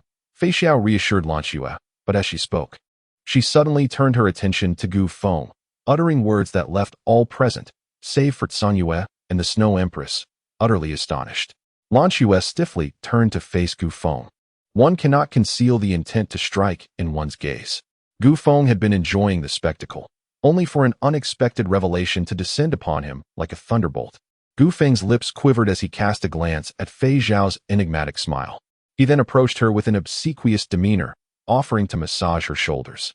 Sister Fei Xiao, what is it that you wish to convey? My feelings for you are so profound that even the celestial gods cannot impede them. Surely, you must be aware of this. Dear sister, Gu Feng's voice dwindled, and gazing upon Fei Xiao's countenance, he recalled how Fei Xiao had searched for him tirelessly for an entire year. A sense of guilt began to envelop him. Subsequently, under the astonished gaze of Lan Xue and the peculiar stares from Ouyang Sun and the others, Fei Xiao boldly released Lan Xue, wrapped his arms around Gu Feng's neck, and drew him close to his chest, one hand tenderly ruffling Gu Feng's hair. Gu Feng experiences both anguish and joy. The pain is akin to a relentless throbbing on his head, while the joy envelopes him in Fei Xiao's embrace, which is exceptionally soft and warm. Gu Feng finds himself nestled deeply into a large pillow, too comfortable to move. At that moment, Yin Xiaozhe and his companions arrive to ascertain the situation. Upon realizing that everything is merely a misunderstanding, they are at a loss for words. Just a second before Yin Xiaozhe's arrival, Fei Xiao releases Gu Feng and pushes him aside. You lot are more than a handful. Gu Feng, Ouyang Sun. I won't even bother scolding you too. I've grown accustomed to it. Gu Yuna and Gu Qiuer do not follow their bad example. Fei Xiao is back. Lu Xian and the others have missed you greatly. As for you two, Song Yu and Shui Yu, if you wish to join Shrek, come with me. And you, the one beside Gu Qiuer, you may join us as well. You young ones, accompany me. As for you, Hui Yu Hao, you should return to the academy and report in. Following this, Yin Xiaozhe leads the group to tidy up and head towards the inner courtyard. Lan Xue pulls Fei Xiao aside to inquire about her relationship with Gu Feng, while Ouyang Sun engages Gu Feng in discussions about their plans. Ouyang Qiuer and Gu Yuna converse about Ouyang Sun's matters. Upon realizing the misunderstanding, Song Yu and Shui Di thaw the icy tensions with Ma Xiaotao and Ling Luoqing. Ultimately, the group strides confidently towards the inner courtyard. The only ones injured from the hasty scuffle are Ma Xiaotao and Ling Luoqing, both of whom are still trembling.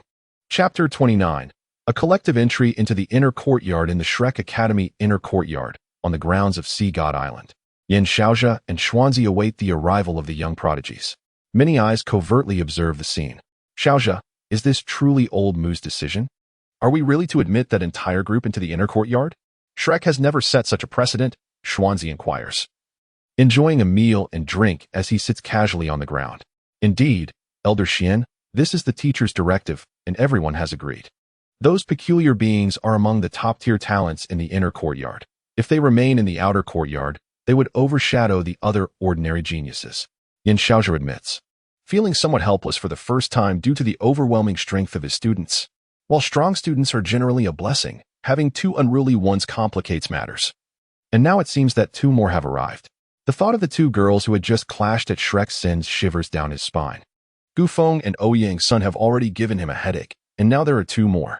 Despite their earlier conflict, the group makes their way, albeit slowly, towards the inner courtyard.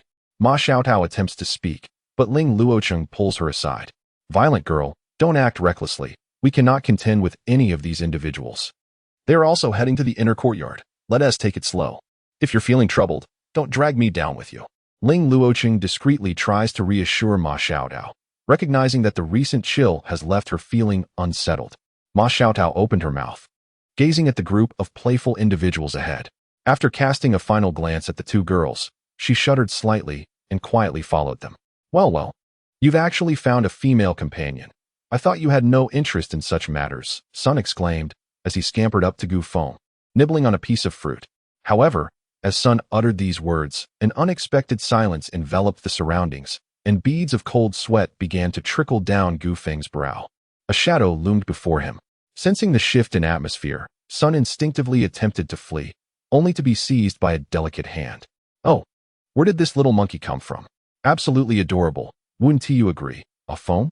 Gu Feng's instinct for survival surged within him as he hurriedly approached Fei Xiao, offering a gentle massage to his shoulders while simultaneously diverting his attention. The usually fearless Sun Wukong suddenly sensed an unsettling taste of fear. Consider yourself fortunate this time. Let it be a lesson for the future, Fei Xiao remarked softly as he patted Gu Feng's shoulder and handed Sun over to Ouyang's Sunday. The moment Sun left Fei Xiao's grasp, he transformed into shimmering stardust, vanishing into the ether. Ouyang's son stepped forward, observing the forced smile on Gu Feng's face, and quietly conveyed through thought, "What troubles you? You seem to be in considerable distress."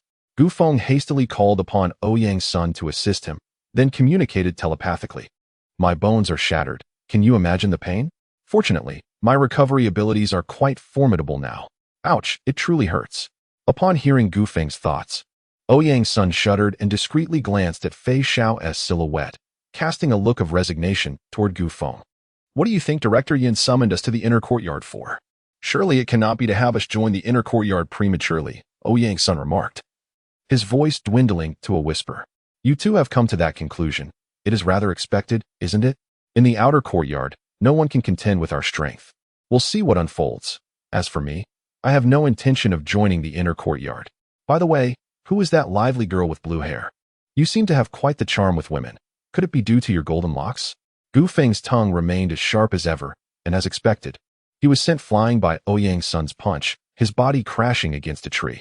All eyes were fixed upon the two, filled with curiosity. "Oh, dear brother, what is the situation here? Is he not your friend? Or is this merely your way of communicating?" Ouyang Chier's already limited intellect appeared even more befuddled.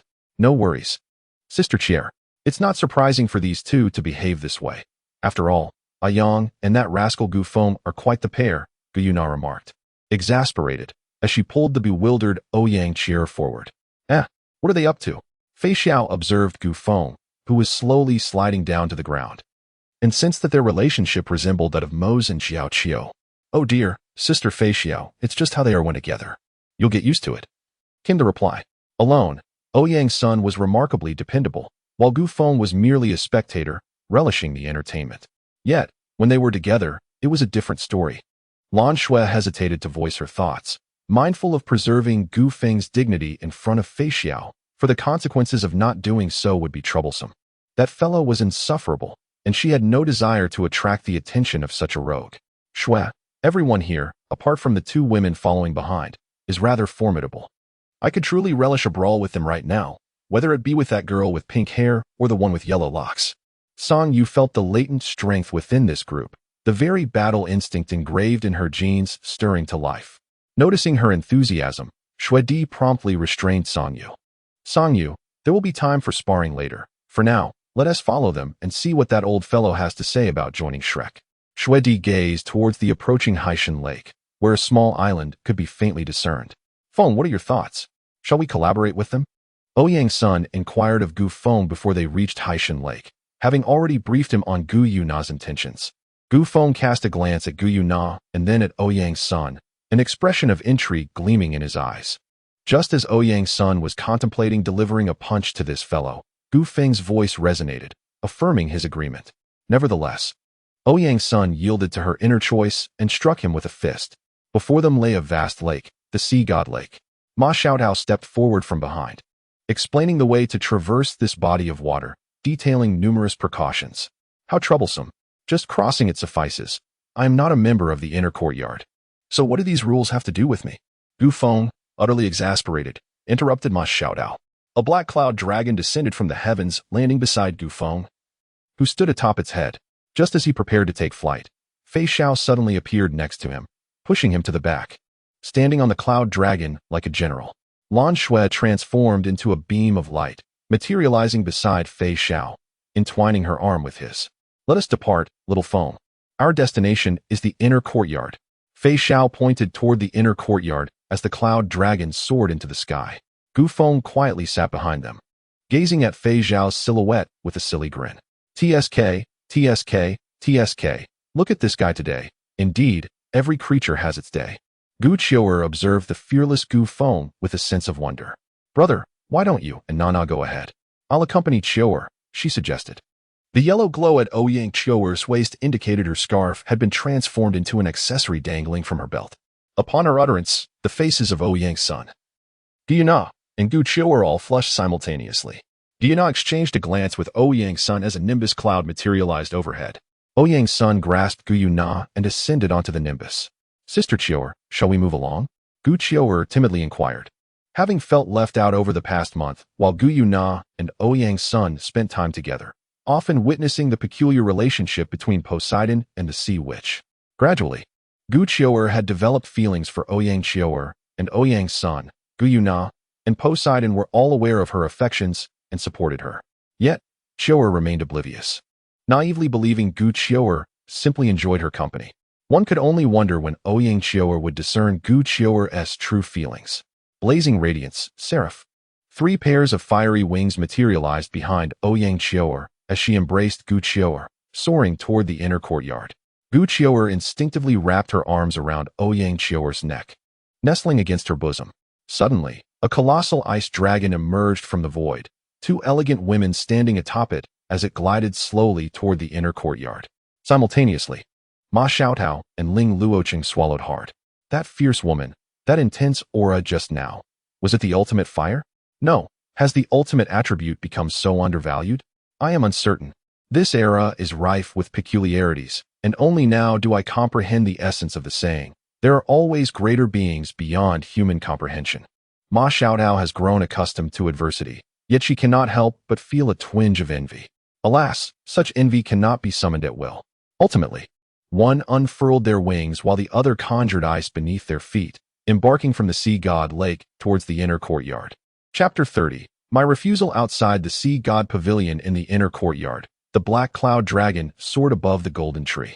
Yin Xiaozhe and his companions darkened in countenance, poised to take action against the young man. Suddenly, 3 figures descended from the cloud dragon, one of which seized an individual and unceremoniously dropped him before Yin Xiaozhe and the others. Upon noticing Gu Feng's antics, Fei Xiao immediately grasped him and leapt from the cloud dragon. A human-shaped crater formed upon impact, and Gu Feng's legs twitched, signaling his survival, albeit with minor consequences. Lan Shui stifled her laughter, amused by the scene. Serves him right. Sister Fei Xiao, your prowess is truly commendable. You effortlessly put this fellow in his place. Lan Shui whispered while entwining her arm with Fei Xiao's. His mischief knows no bounds. Moments ago, he attempted to persuade me to leap to the treetops for a bit of fun. Had it not been for that, I would not have been compelled to drag him down, Fei Xiao remarked. As she surveyed her own emergence, a subtle smile graced Fei Xiao's lips.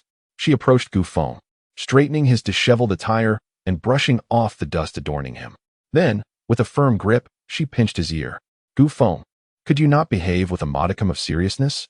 When I first met you, you were such a bashful youth. How is it that you seem to have strayed so far from that image? After her admonishment, Fei Xiao released her hold on Gu Feng and exchanged greetings with Yin Xiaozhe and the others before guiding Lan Shui to stand aside. She understood that this moment was not meant for her and Lan Shui to shine. Gu Feng gently rubbed his ears, murmuring softly to himself. Wasn't it you, Sister Fei Xiao, who advised me not to overexert myself and to embrace a more carefree and natural approach? Yet, here I am, burdened with thoughts all day, feeling utterly exhausted. However, Gu Feng dared only to grumble quietly to himself, for fear of receiving another scolding. Yin Xiaozhe and the others, observing Gu Feng's unexpectedly obedient demeanor, rubbed their eyes in disbelief, feeling as if the sun had risen from the west.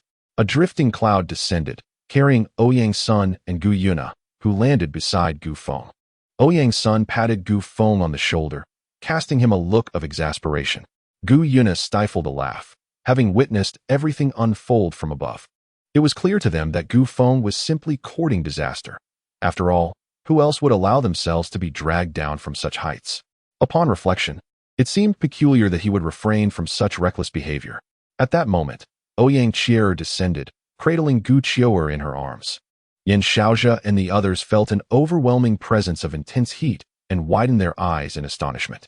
Yet, thoughts of Fei Xiao, Lan Shui, and Gu Feng quickly calmed their nerves. Holy moly, Gu Qiuer, is your face flushed?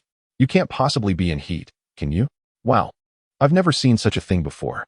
Gu Feng rushed over to Gu Qiuer and Ouyang Qier, words spilling from his lips. Ouyang's son opened his mouth, at a loss for words, while Gu Yuna's smile morphed into a grimace. Ouyang Qier stood in shock, glancing between Ouyang's son, Gu Yuna, and Gu Qiuer, momentarily frozen in place. An invisible dark aura surrounded Gu Qiuer, who teetered on the brink of fury, restrained only by Ouyang Qier's presence. Unfortunately, someone incessantly babbled nearby, spouting nonsense about heat and two girls, all while wandering back and forth before her. Golden Dragon Sense. Power of the Dragon. Gift of Strength. Golden Dragon Explosion. A massive pit several meters deep erupted beneath them, with Gu Feng lying at the bottom, his foot twitching occasionally as a sign of life. Ah, the relief. Indeed. I can no longer tolerate that insufferable person. After unleashing her anger, Gu Qiuer rushed to Ouyang Qier's side, resembling a child caught in wrongdoing. It's all right, Qiuer. It's nothing serious. In fact, I quite like you, Ouyang Qier remarked with a fleeting, enigmatic smile. Upon hearing this, Ouyang's son and Gu Yuna exchanged glances, then turned to see Gu Qiuer, who was now overwhelmed with emotion, leaving them with a collective thought of incredulity. Two figures clad in blue also appeared, observing their surroundings. Now that everyone is present, I shall speak plainly. After a discussion within the academy, we have decided to offer you the opportunity to join the inner academy ahead of schedule. I trust you all would be willing to accept this invitation. Our Shrek Inner Academy is entirely different from the Outer Academy.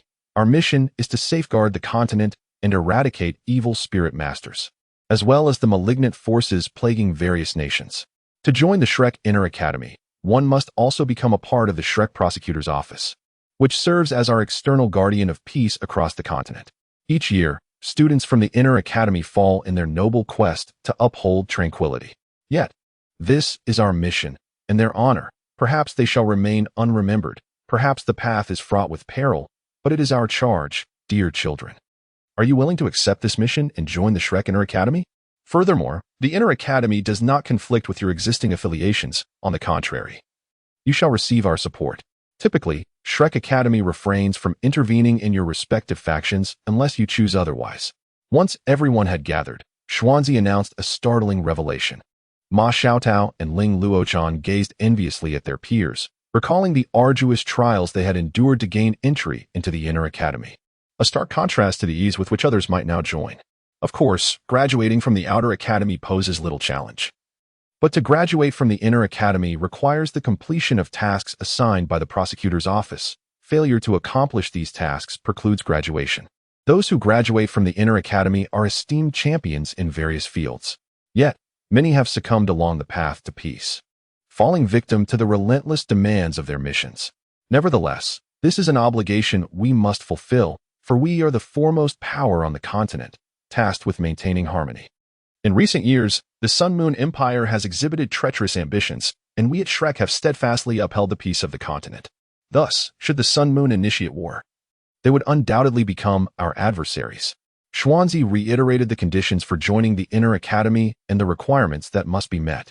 Gu Yuna, Gu Qiuer, Ouyang Qier, Ouyang Sun, and even the Snow Empress were astounded by the weight of responsibility that Xuanzi articulated. They had never realized the profound obligations that the Shrek Inner Academy bore. The sisters Gu Yuna and Ouyang Qier exchanged glances with Ouyang Sun as they all followed his lead. Despite Xuanzi's eloquence, they were inherently inclined to trust Ouyang Sun's judgment. Although Ouyang Sun was taken aback by the gravitas of the Inner Academy's duties, he was a man of his word, and an unsettling feeling gnawed at him. He had previously made a promise to Gu Feng. If she were to join, he would follow suit. Songyu, what are your thoughts? Joining the Shrek Inner Academy seems to offer us no tangible benefit. As for maintaining peace, what concern is it of mine?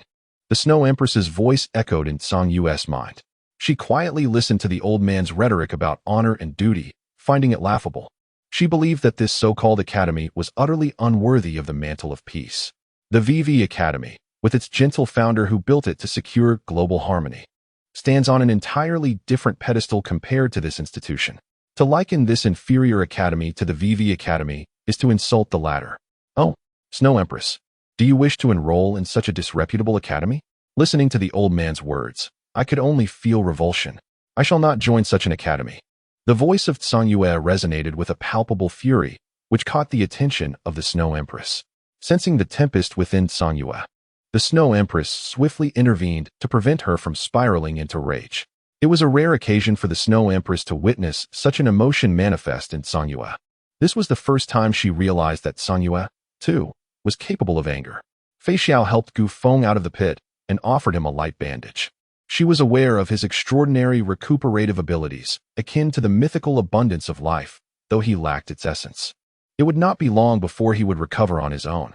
Indeed, as Gu Feng awakened, Xuanzi had just concluded his words, prompting Fei Xiao to recount the events to Gu Feng once more. Gu Feng smirked, directing his gaze towards Fei Xiao. Sister Fei Xiao, have you joined this inner academy? Though his expression was inscrutable, a sense of something heavy seemed to linger within him. Observing the discomfort on the boy's face, Fei Xiao affectionately ruffled his hair, a gesture she had grown accustomed to over the past month. There was a certain comfort in the act. Not at all. Who could blame me when a certain troublesome lad ran away from his wedding? I searched for that individual for an entire year, so of course, I haven't joined the Inner Academy. However, I have become quite familiar with the people from the Inner Academy, given that they traverse the continent whenever I encounter them. I do lend a helping hand. Yet, I remain oblivious to the so-called self-important demands of this Inner Academy, understood? Upon hearing Fei Xiao's words, Gu Feng appeared to exhale a sigh of relief and cautiously inquired about Fei Xiao's thoughts. Fei Xiao gazed at the boy before her, who was evidently concerned for her well-being. Gentle words resonated in his mind. Dear brother, of course, I intend to accompany you. After all, if the intelligence regarding Tsang City holds true, I shall be able to contact Yao Qing upon reaching the ruins of Tsang City.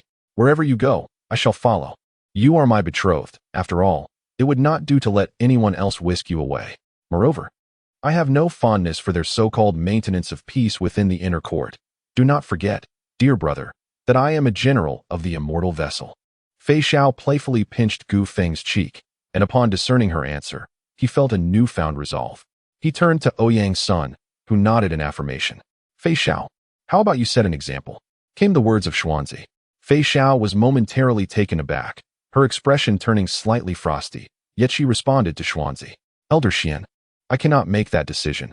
I must adhere to my little man's wishes. Such matters ought to be determined by him. With that, she playfully winked at Gu Feng. Fei Xiao's wink. It was Gu Feng's first encounter with the real-life version, rendering him momentarily frozen. His face abruptly flushed. Observing his reddened cheeks, Fei Xiao chuckled. So, what is your answer? Young man, will you join the inner court? Xuanzi interrupted Gu Feng and Fei Xiao's playful banter. Oh, me? Naturally, I must decline. Chapter 31. Confrontation. Very well. Since you consent, what do you say? You have refused. Xuanzi, assuming Gu Feng would join the inner court, was abruptly halted by the word refuse. The atmosphere grew tense, the only sound being the whispering wind. Oh, How intriguing. Let us observe how they resolve this matter, Xuedi. Song Yu's voice reached Xuedi's ears. Xuedi nodded, silently awaiting the unfolding events. Since that is the case, I too must decline joining the inner court, Elder Xian. My apologies. Ouyang Sun's calm voice resonated at that moment. Ah, Elder Xian, did you hear what my little man said? Thus, I must apologize as well. I too declined to join the inner court. Fei Zhao's gentle tone followed Ouyang Sun's refusal, yet it carried a hint of mockery and disdain. Fei Zhao, having fought many battles for the immortal vessel, had witnessed numerous injustices. She held a strong aversion to those who cloaked themselves in righteousness while remaining indifferent to true justice. However, under normal circumstances, she refrained from resorting to violence. Xuanzi had never faced rejection before, let alone a series of refusals. Anger flickered across his face, followed by an explosion of his formidable aura. Give me a reason for your refusal. The glory of Shrek is not something you can trample upon at will. If you cannot provide a justification, do not blame me for my lack of courtesy. The expressions on Yin Xiaozhi and his companions were far from pleasant. Their refusal of Elder Xin signified a rejection of Shrek, effectively delivering a sharp slap to their own faces. Sister Fei Xiao, why does Lan Shui still wish to speak? However, she was halted by Yin Xiaozhi. Xia Xue, this matter has grown far too complex for a simple resolution. Let Elder Xin handle it. With that, he led Lan Shui away to a distance. Ma Xiaotao and Ling Luoqing observed their responses. Though equally incensed, they too departed, taking Lan Shui with them. Ouyang Sun approached Gu Yuna and the others, greeting Fei Xiao with a nod. Gu Feng glanced at Xuanzi and suddenly found the situation rather amusing. In his previous life, Gu Feng had observed the disciples of the Tang sect and felt that Shrek possessed an unusual affliction. Now, however, he perceives that this ailment is indeed extraordinary. No wonder the Federation launched a divine-slaying missile during the Dragon King incident. Such an old wretch, showing us no courtesy. Who does he think he is? I am eager to witness just how he intends to be discourteous. Gu Feng extracted a level 9 fixed artillery soul-guided shell from the soul-guiding device and placed it directly upon the sacred grounds of Sea God Island. Behind this formidable shell lay 3 level 8 counterparts, all aimed squarely at Xuanzi. A chilling sensation enveloped everyone present, while Fei Xiao merely furrowed his brow. The rest were consumed by an overwhelming sense of impending doom. Child, do you think that brandishing this will intimidate me? You are courting death. Xuanzi's furious voice reverberated. Yet deep down, he dared not act recklessly. His instincts warned him that should he dare to strike at Gu Feng, that very shell would surely detonate, branding him a traitor to Shrek. Then come forth. Test who among us can prevent this device from exploding. Old fool, I stand before you. Come, end me if you dare. Are you too cowardly? As a figure of the 20th century, Gu Feng lived in an era where everyone was prone to momentary outbursts, indulging in extreme pleasures, albeit at considerable cost. However, in the realm of Douluo, with his family members being among the most formidable beings of this time, he had also experienced a degree of personal growth, sufficient to ensure he would not be easily defeated. Thus, what cost? There was no cost at all. A heavy aura permeated the air, and Xuanzi's presence was exceedingly unstable, threatening to erupt at any moment, evoking a chilling sensation that would soon descend upon everyone. Calm down. Xianlao, Gu Feng, please maintain your composure. Yin Xiaozhi and a group of seasoned elders hastily intervened, cautiously mediating between the two adversaries in the face of a force capable of challenging a limit Douluo. They were well aware that if anyone possessed such a device, they would never have permitted that individual into the inner courtyard. It was far too perilous. Snow Empress, is this the pinnacle of your world's technological weaponry? Its power is akin to that of nuclear arms, yet the threat it poses to me is less formidable than the nuclear weapons from my previous world. Song Yu observed the weapon that bore resemblance to a nuclear device, although it instilled a sense of danger within her. She believed she could whisk the Snow Empress away at the moment of its detonation. The weapon's power felt comparable to that of a standard nuclear weapon, devoid of radiation. Nevertheless, the might of nuclear arms was indeed vast. At present, she could not withstand it, but she could evade it. This emperor is not entirely certain. Yet this weapon appears to be the most potent in our world. The emperor mused, uncertain of the specifics as he had lived in the far north, largely unaware of the outside world. The Snow Empress's voice answered Song Yu's inquiries, eliciting a sense of exasperation from her. It seemed that both of them were utterly uninformed. However, given the current situation, This weapon resembling a nuclear device was undoubtedly among the most elite deterrent weapons in existence. Brother, what does your friend's family do? To have both level 8 and level 9 fixed soul-guided shells at their disposal, does your friend possess such power? Surely, they wouldn't truly detonate it? If this were to explode, the entire island would be obliterated, and Shrek Academy would likely be half destroyed. Ouyang Chia stammered. While Gu Yuna and Gu Qiuer gazed gravely at the shell, and Ouyang Sun's face twitched incessantly, followed by a resigned remark. Perhaps others would refrain from detonating such a device, but I cannot say for certain about Gu Feng. Under the persuasion of Yin Xiaozha and the other elders, Xuanzi was pulled aside, fearful that this reckless individual might provoke Gu Feng into triggering the soul-guided shell, which, if detonated, would likely render Shrek Academy a mere footnote in history. If this weapon were to be used offensively, they might have a chance to intercept it mid-air. But now it lay directly outside the Sea God Pavilion, leaving them utterly helpless, feeling both frustrated and powerless. What? Is it now possible to converse with young master in a civil manner? Is there an issue with young master opting not to join your inner courtyard nonsense? How dare you threaten me? Engaging in coercive tactics, do you truly believe that I am unarmed when I step outside? You foolish individuals, come forth. For today I shall confront you head-on. Gu Feng pointed at Yin Xiaozha and the others, unleashing a torrent of insults that lasted for over half an hour. The faces of Yin Xiaozha and his companions turned a deep shade of red, bordering on black. Had it not been for that soul-guided cannonball, they would have surely made this insolent brat pay dearly.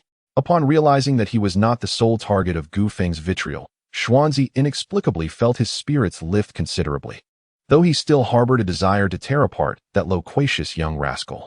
After Gu Feng took a sip of water, he intended to continue his tirade. Unfortunately, he was no match for these seasoned veterans. Fei Xiao, on the other hand, could easily dispatch them, but that was his own affair, and Fei Xiao needed to conserve his strength, refraining from expending it on these old foes. The Douluo universe had been sealed by that infernal demon lord, rendering fate energy exceedingly scarce. Any bit of energy that Fei Xiao utilized would require considerable time to replenish, especially with the impending opening of the secret realm. One could only wonder what awaited them then, and it was prudent to refrain from striking unless absolutely necessary. Thus, Gu Feng could only indulge in verbal sparring, as these old geezers were incapable of countering his barbs. Enough, my young friend. The young lord of the borderlands indeed did not require the support of other factions, but that was not a justification for insulting our Shrek. This soul-guided cannonball will not protect you, and we are not afraid of the borderlands. Either you bring them into Shrek, and I shall reserve a place for you at the Sea God Pavilion, or else. A radiant aura enveloped the entire island. This brilliance, though qualitatively inferior to the luminous essence emanating from Lan Shui, was quantitatively on an entirely different level. An ancient voice resonated within the minds of everyone present. This voice seemed to possess a hypnotic quality, albeit more subtle, and combined with the light's essence, it took on a more sinister tone. Suddenly, Gu Feng's countenance shifted dramatically, and the ethereal energy surrounding him surged violently. Ouyang Sun's visage transformed, donning a mask, while luminous feathers and soft tufts danced in the air. As he wielded the divine demon staff, Gu Yuna sprouted dragon horns and scales, and a golden radiance enveloped Gu Qiuer. One of Ouyang Qiuer's eyes gleamed a vivid crimson, and the ornaments at her waist radiated a kaleidoscope of colors as 3 pairs of wings unfurled from her back. In Shueti's grasp appeared the Emperor's sword, and Song Yu's demonic blade emerged as well. Fei Xiao squinted intently at the pinnacle of the golden tree. A cerulean luminescence blanketed the entirety of the sea god lake, as a force distinct from soul power manifested upon its surface. Just as Fei Xiao readied to strike, Gu Feng interjected. This entity was left behind by that nefarious being from millennia ago. While formidable, its power was rather limited. However, it would not deter them. Old wretch, do you still wish to brainwash us? Do you truly believe you have us at your mercy, assuming that I would not dare to unleash such a force? Let us put that to the test. As Gu Feng's presence materialized in Moon, he immediately communicated telepathically with Song Yu. The moment Gu Feng made his move, he urged their retreat. However, the space was sealed by the radiance of the ocean god, rendering her unable to break through at that moment. Chapter 32. The strike and departure. In an instant, a wave of destructive energy erupted, prompting Song Yu to open a portal to another dimension. All of them adeptly evaded the damage caused by the soul-guided artillery. A towering mushroom cloud ascended majestically, yet the devastation was minimal. as the ocean god's light shielded them from the majority of the impact. Nevertheless, a group of venerable elders from the ocean god pavilion sustained serious injuries. Save for the resilient Xuanzi, Moon harnessed the ocean god's light to deflect the terrifying soul-guided artillery, rendering himself incapable of making a counterattack. The explosion was confined to an area outside the ocean god pavilion, affecting only a radius of 100 meters. Yet a deep pit several thousand meters wide appeared on the ground. Moon directed the energy both underground and into the sky, causing a second sun to materialize in an instant. I want you all dead. Xuanzi, infused with the martial spirit, coughed up blood, despite his tough exterior.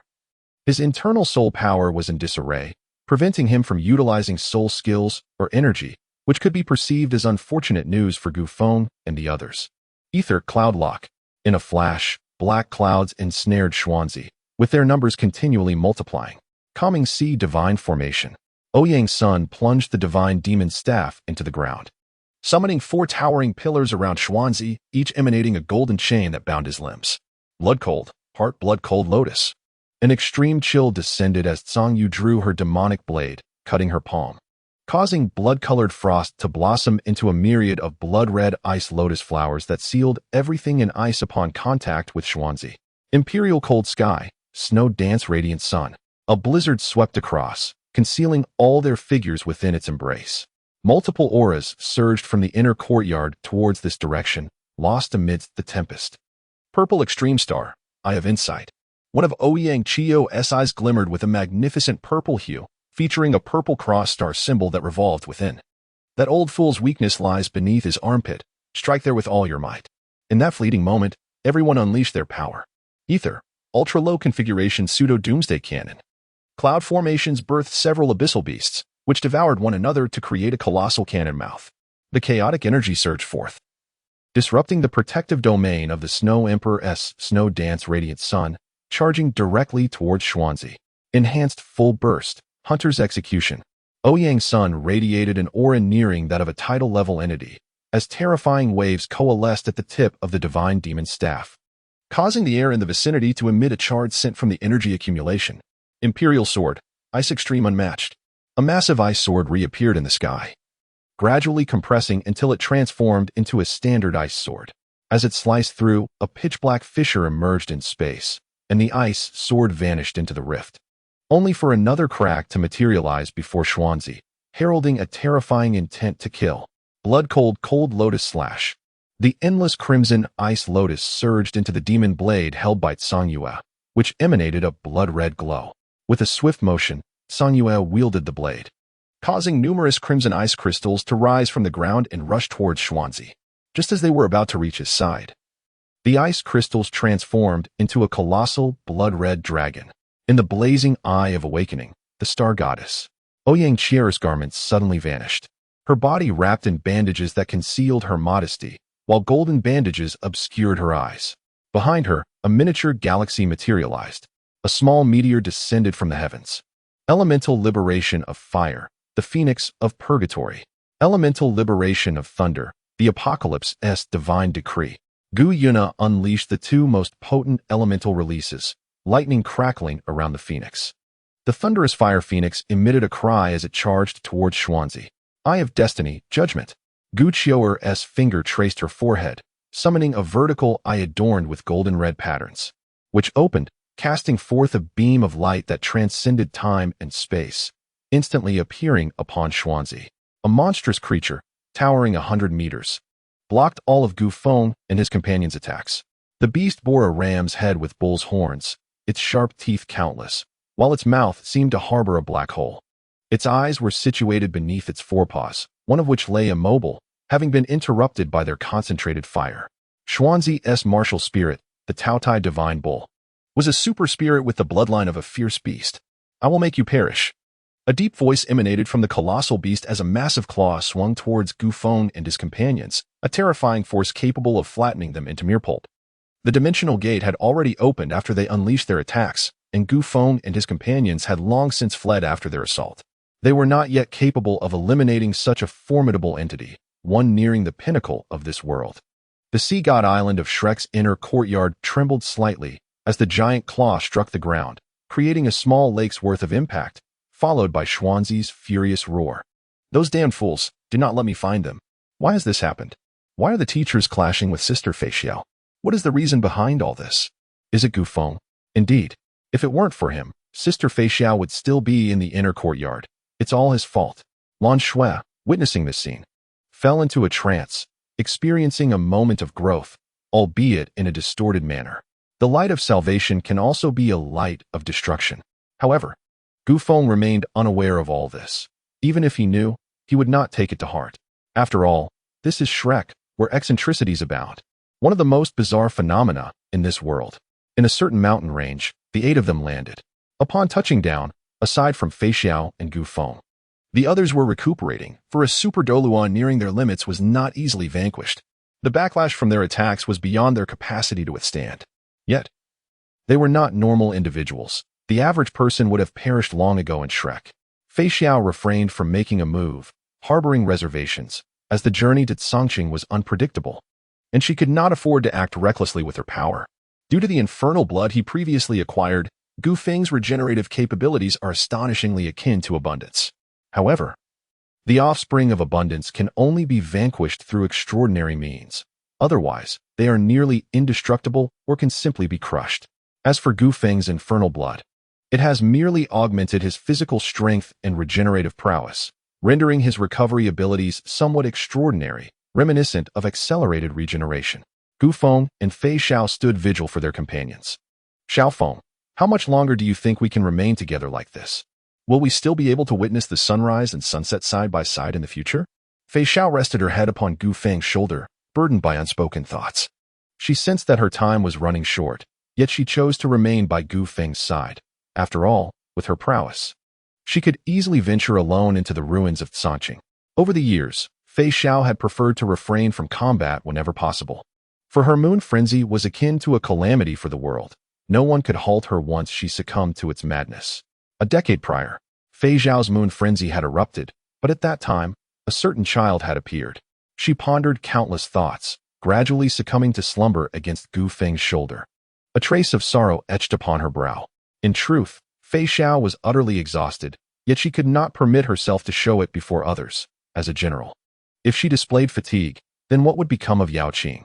Gu Feng gazed at the slumbering Fei Xiao, his thoughts drifting far away. Ultimately, he fixed his eyes upon her profile, resolutely arriving at a decision. A hand gently rested upon Gu Feng's shoulder. It was Ouyang's son, who had recovered and approached without disturbing Fei Xiao. Gu Feng, there remains approximately half a year until the secret realm opens. What shall we do next? Ouyang's son communicated telepathically, while Song Yu and others awaited behind them, eager to explore potential collaboration, as they were not ones to suffer losses. Let us first establish an academy. We have just enough individuals to form a 7-member battle team, with Sister Fei Xiao serving as our guiding instructor. As for the position of Academy President, I can invite my parents for a formal introduction. Shrek Academy. Those old-timers will inevitably have to settle the score for this mess eventually. What about you? What are your plans? Gu Feng gazed at them as Ouyang's son nodded, intending to accompany them. Song Yu and the Snow Emperor also expressed their agreement. However, Gu Feng, I need your assistance with a task. Consider it a favor I owe you. Song Yu suddenly addressed Gu Feng. Chapter 33, The VV Academy and the Killing Organization. Well then, let us converse as we walk. Gu Feng gently cradled Fei Xiao in his arms, walking towards the desolate outskirts. To establish an academy in such a barren land seemed fitting, after all. It could serve as a home, a place to return to whenever nostalgia for one's homeland arose, even if this homeland was not the one from a past life. Xiaoyang, may we invite Sister Qianqian and the others? They must feel quite lonely over there in Ryu. Ouyang Cheer inquired of Ouyang Sunday. Indeed, I shall send word to Sister Qianqian and the others to rendezvous at the city of the outskirts. Feng, I trust you will not refuse our company. Ouyang's son replied with a smile, conveying his thoughts to Gu Feng. They all observed Gu Feng tenderly holding the slumbering Fei Xiao, wishing not to disturb the gentle elder sister's peaceful rest. Of course, you are most welcome. Song Yue, do tell me how I can assist you. Gu Feng's tone seemed notably softer than usual as he transmitted his thoughts to Song Yue while gazing at the sleeping Fei Xiao. Have we settled on a name for the academy? What purpose shall it serve? We cannot simply erect it to counter the so-called inferior Shrek Academy without careful consideration. Furthermore, Shrek currently only admits those with recommendation letters. Yet many talented individuals remain overlooked in this world. Are we to establish an academy that accepts those with unique abilities? The majority of this world comprises ordinary talents. What are your thoughts? Although our academy may begin with just a handful of us, have you contemplated what will transpire once we achieve a decisive victory over Shrek? Despite my disdain for that academy, I must concede its long-standing reputation. Should we triumph over them, a multitude of seekers will undoubtedly flock to us. Will we reject them? Or will we welcome them? Or shall we dissolve the academy altogether? Have you considered this? Song Yue had never spoken so extensively in front of the Snow Empress, and it was the first time the Empress had witnessed her express so much. Ouyang's son and the others began to ponder. Indeed, they had not thought this far ahead. As for a certain Dragon King, the so-called Slacker Dragon King, it was best left unspoken. After all, the thoughts of that silver dragon were solely oriented towards the benefit of soul beasts, having no bearing on their matters. I have considered it. I aspire to bring an end to this era, to shape the world into the vision I desire. Perhaps to some, I may be perceived as a dictator. Who knows? I spent a year wandering outside, 6 months at Shrek, and the remaining half-year observing extensively. I believe this world ought not to be as it is. I once heard a saying, "What occurs on the mountain stays on the mountain." Allow me to elucidate. This phrase signifies the division between ordinary people and the powerful, creating two distinct realms where the former poses no threat to the latter. Yet, the powerful can inadvertently bring about destruction to ordinary lives, without warning. Calamity may strike. Does this situation not occur frequently in our world? I wish to establish a force, a power that will bring an end to such circumstances. And this academy serves as its nascent form, aimed at restraining the soul masters. Gu Feng articulated thoughts that moved everyone present deeply. In an instant, all in attendance fell into contemplation, recalling the morbid lens through which they viewed the world. What once seemed trivial now resonated profoundly as they listened to Gu Feng's words. They realized, almost unwittingly, that they had become akin to those they once scorned. Ouyang's son was the first to react, followed by a reluctant smile. Gu, you speak the truth. Matters of the mountain belong to the mountain. I find it quite commendable, and I shall lend you my support. If my younger brother stands by you, then as your elder sister, I too am willing to join. Ouyang Cheater glanced at Ouyang's son and then smiled. Her brother was indeed a gentle soul. Gu Yuna and Gu Qiuer exchanged knowing smiles and spoke in unison. We shall join as well, after all. It is our choice that has led us to this juncture. Upon uttering those words, both Ouyang's son and Ouyang Cheater felt a flush of color rise to their cheeks.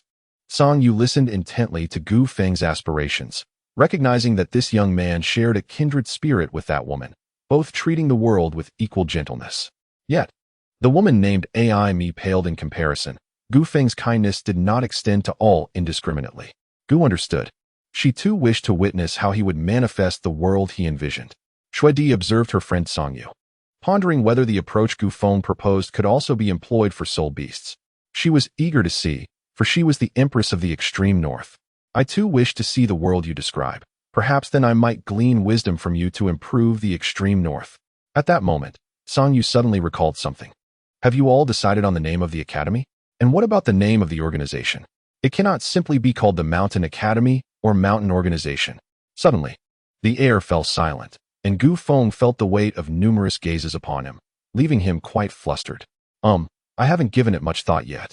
Let us first reach the border wasteland city before deciding. Besides, the journey ahead is unlikely to be uneventful, for that certain academy may not wish us well. A glint of cold light flickered in Gu Feng's eyes as he clutched Fei Xiao and made his way out of the mountains. Upon witnessing this, Ouyang's son and the others followed suit, although each of them was preoccupied with their own thoughts. The borderless city. Oh, has the young city lord returned once more? Hiss. Could it be that he has skipped class? First, he fled from marriage, and now he is evading his studies. How audacious of the young city lord. I must inform the city lord about this. The guards on duty spotted the disheveled figures of the 8 in the distance. Indeed, it was evident that the journey back had been arduous. The group from Shrek was truly merciless. Gu Feng, upon returning home, could not help but voice his grievances, lamenting the relentless obstacles they faced along the way, which had utterly nauseated them. Initially, Gu Feng and his companions attempted to offer an explanation, but to their dismay, the individuals from Shrek had been thoroughly brainwashed, rendering any explanation futile. They resorted to a brutal approach, eliminating anyone who stood in their path. Along the way, they encountered relentless assaults. Without the strength of a soul sage, one could scarcely withstand a mere encounter. After all, soul sages are not to be trifled with. Yet, it was a mystery how Shrek possessed such a multitude of individuals, leaving them in a perplexing predicament, whether to engage in combat or refrain from it. Their relentless pursuit was utterly nauseating. For every foe they vanquished, a multitude seemed to arise in their stead. They primarily targeted those unafraid of death, yet remarkably, few of Shrek's own perished, primarily comprising former graduates. Avoiding confrontation only made the situation more infuriating, akin to a persistent adhesive plaster. Alas, they were indeed thoroughly disgusted, compounded by the fact that they were powerless to alter their fate. Recently, Fei Xiao's condition had deteriorated. The restoration of power also signified the resurgence of the moon frenzy embedded within his genes. Although Fei Xiao had confided in no one, Gu Feng had quietly witnessed his distress during the night. Moon frenzy, the ruins of Tsangcheng, the hunt storm, and the abundant apothecary. What in the world is happening? Why are you in such disarray? What has transpired? And what of Xiao Xiao? Gu Yechen pulled Gu Feng aside to inquire. Qian Xiaoyu engaged in conversation with the young ladies, simultaneously gathering information about Gu Feng, while Gu Yechen and Ouyang's son accompanied them. In simple terms, Shrek demanded our allegiance to their so-called inner court, which I refused. Those old fools accused me of insulting Shrek and belittling them. Subsequently, an elder named Xian attempted to take action against me, prompting me to unleash the 9th-level fixed-position soul-guided artillery shells that we had previously secured from the Sun and Moon territories, and we clashed fiercely. Afterward, I fled from Shrek, only to find myself pursued across the entire continent. Gu Feng concluded his tale and casually picked up some fruit, appearing nonchalant about the ordeal. Gu Yechen's lips twitched slightly as he gazed at the impudent young lad before him. A 9th-level fixed-point soul-guided artillery shell had detonated within his home? If it were him, he would never let it slide. What enmity or grievance could justify such an act? So you all intend to establish an academy together? This institution is merely the embryonic form of the power that Xiao Feng mentioned. Have you given any thought to the significance of your organization and the name of the academy? Qian Shiyue paused, momentarily taken aback by their aspirations. Yet she wholeheartedly supported them. Had it not been for the ancient dragon of Shrek, who claimed to still be alive, she would have led Yechen directly to confront Shrek. She had never laid a hand on her own offspring, so how dare that wretched Shrek act against her child, treating them as if they were mere clay to be molded? Regardless of whether there was a mistake or not, what difference did it make? In this world, strength is the true voice of authority. Although she had heard her child's vision for a new world, it remained unbuilt for now. Subsequently, Gu Yechen rushed to the Lord's mansion to convene everyone and discuss openly challenging Shrek. Meanwhile, Gu Feng and the others, under the witness of Qian Shiyue, began deliberating on the name of the academy and the organization. Stop. Goodness, we cannot reach a decision by bickering endlessly. Allow me to take charge. Just as Gu Feng finished speaking, Fei Xiao seized him by the ear and pulled him aside. Gu Feng observed the women beside him discussing various names. Exchanging a glance with Ouyang's son, both letting out a simultaneous sigh, feeling utterly excluded from the conversation. Stop. No more discussions. I will decisively establish that the academy will be divided into 8 classes, with one individual leading each. The names of the classes can be chosen freely. Is that agreeable? Gu Feng gazed at the group of women who had deliberated into the late hours, feeling a sense of overwhelm. It seemed they too recognized the futility of their discussions. As they all nodded in agreement, albeit with Fei Xiao displaying a somewhat displeased expression, silently mouthing a warning to Gu Feng, suggesting he should be cautious in the future. Upon witnessing Fei Xiao's silent admonition, Gu Feng felt a shiver run down his spine. Finally, the women ceased their discussions and assented to his proposal, during which he also mentioned the 2 names that would inspire both fear and reverence in the world, Vivi Academy and the Killing Organization. Here, I shall provide some explanations, which may be overlooked without consequence. This book addresses issues of combat prowess. Traditional Douluo relies on soul rings to determine strength. However, those familiar with Douluo know that soul rings are merely ornamental, as the protagonist can effortlessly surpass levels that others cannot hope to match. My narrative incorporates elements from Stealing Stars, Crumbling Iron, and the Guardians of the Tomb, and may later integrate additional factors based on plausibility. Combat strength will not be determined by Douluo standards. Rather, Stealing Stars originally calculates strength based on self-developed abilities, while Crumbling Iron possesses only 3 tiers: Star God, Envoy, and Below Envoy. The protagonist's abilities stem from the 8 ether elements of Stealing Stars and the Blood of Hell, with Fei Zhao's storyline being somewhat suppressed. Otherwise, one individual could easily defeat Douluo. An envoy would face no pressure in combating an inferior Douluo in the Divine Realm, and even if not victorious, it would be manageable. Moreover, the strength of the Douluo native lineup has been slightly enhanced, yet not excessively so. After all, with the protagonist's faction being so formidable, if the opposing faction were too weak, it would result in an invincible narrative. Strong adversaries will indeed emerge later, such as the 5th Mirror from Stealing Stars, the Abundant Man from Crumbling Iron, the Destruction Legion, and Tang San's plans. As for the Zhangqing Xianzhou, if my memory serves me correctly, it was destroyed by the Emperor's Bow, yet I have retained a core portion of it here as a personal interpretation for the sake of the plot. Additionally, concerning the comparison of combat strength, it is unnecessary to elaborate. Crumbling Iron ranks highest, followed by Stealing Stars, while Douluo, regardless of enhancements, remains among the weakest factions. Lastly, regarding the reasons behind Fei Zhao's entrapment, they are relatively plausible. The entity known as the Star Devourer, a primordial beast, stands in contrast to the abyssal behemoth of the Star Thief Demon Lord, Liuxing. I am uncertain which of these two holds greater strength. After all, the revelations provided by the Collapse Iron suggest that even a mature primordial beast possesses a battle prowess equivalent to that of a formidable warrior, with the potential to rival the Star Gods. The realm of hell mentioned in the context of Star Thief appears to exist within a higher dimensional plane, seemingly 5-dimensional. However, the details become convoluted thereafter, so I shall proceed according to my own interpretations. Thus, I designate the pinnacle of power within Star Thief as being closely akin to that of the Star Gods, capable of confronting one in single combat. For mere mediocrity would not suffice. Furthermore, Fei Zhao's inability to engage in combat stems from an overarching constraint. The original narrative concerning the Moon Madness affliction has not delineated the method of suppression, thus I shall connect it to power dynamics in this adaptation. Upon the restoration of strength, the symptoms of Moon Madness intensify, rendering combat unfeasible. As for how Moon Madness might be resolved, I have yet to devise a solution. Whether it may involve the assistance of Ruan Mei or the apothecary remains to be seen.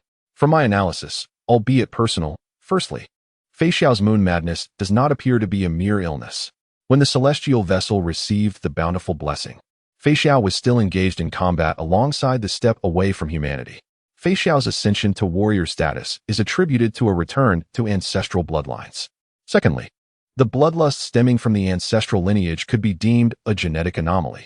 The narrative of Collapse Iron currently offers scant details, and it seems somewhat lopsided, particularly in its approach to healing, which appears hindered by the apothecary's influence and lack of research. Thirdly, I shall elucidate why I believe Ruan Mei may assist Fei Zhao. Ruan Mei is a genius scientist, perhaps even a mad one, who delves into genetics and has even succeeded in cloning the formidable Insect King, albeit for merely a minute. This signifies that Ruan Mei possesses profound expertise in genetics, leading me to believe she could potentially resolve the bloodlust associated with Fei Zhao's genetic Moon Madness. Lastly, regarding the apothecary, there is little need for elaboration, as those aware recognize the existence of a bug star god, which undoubtedly possesses the capability to provide healing. Now, let us turn our attention to the protagonists.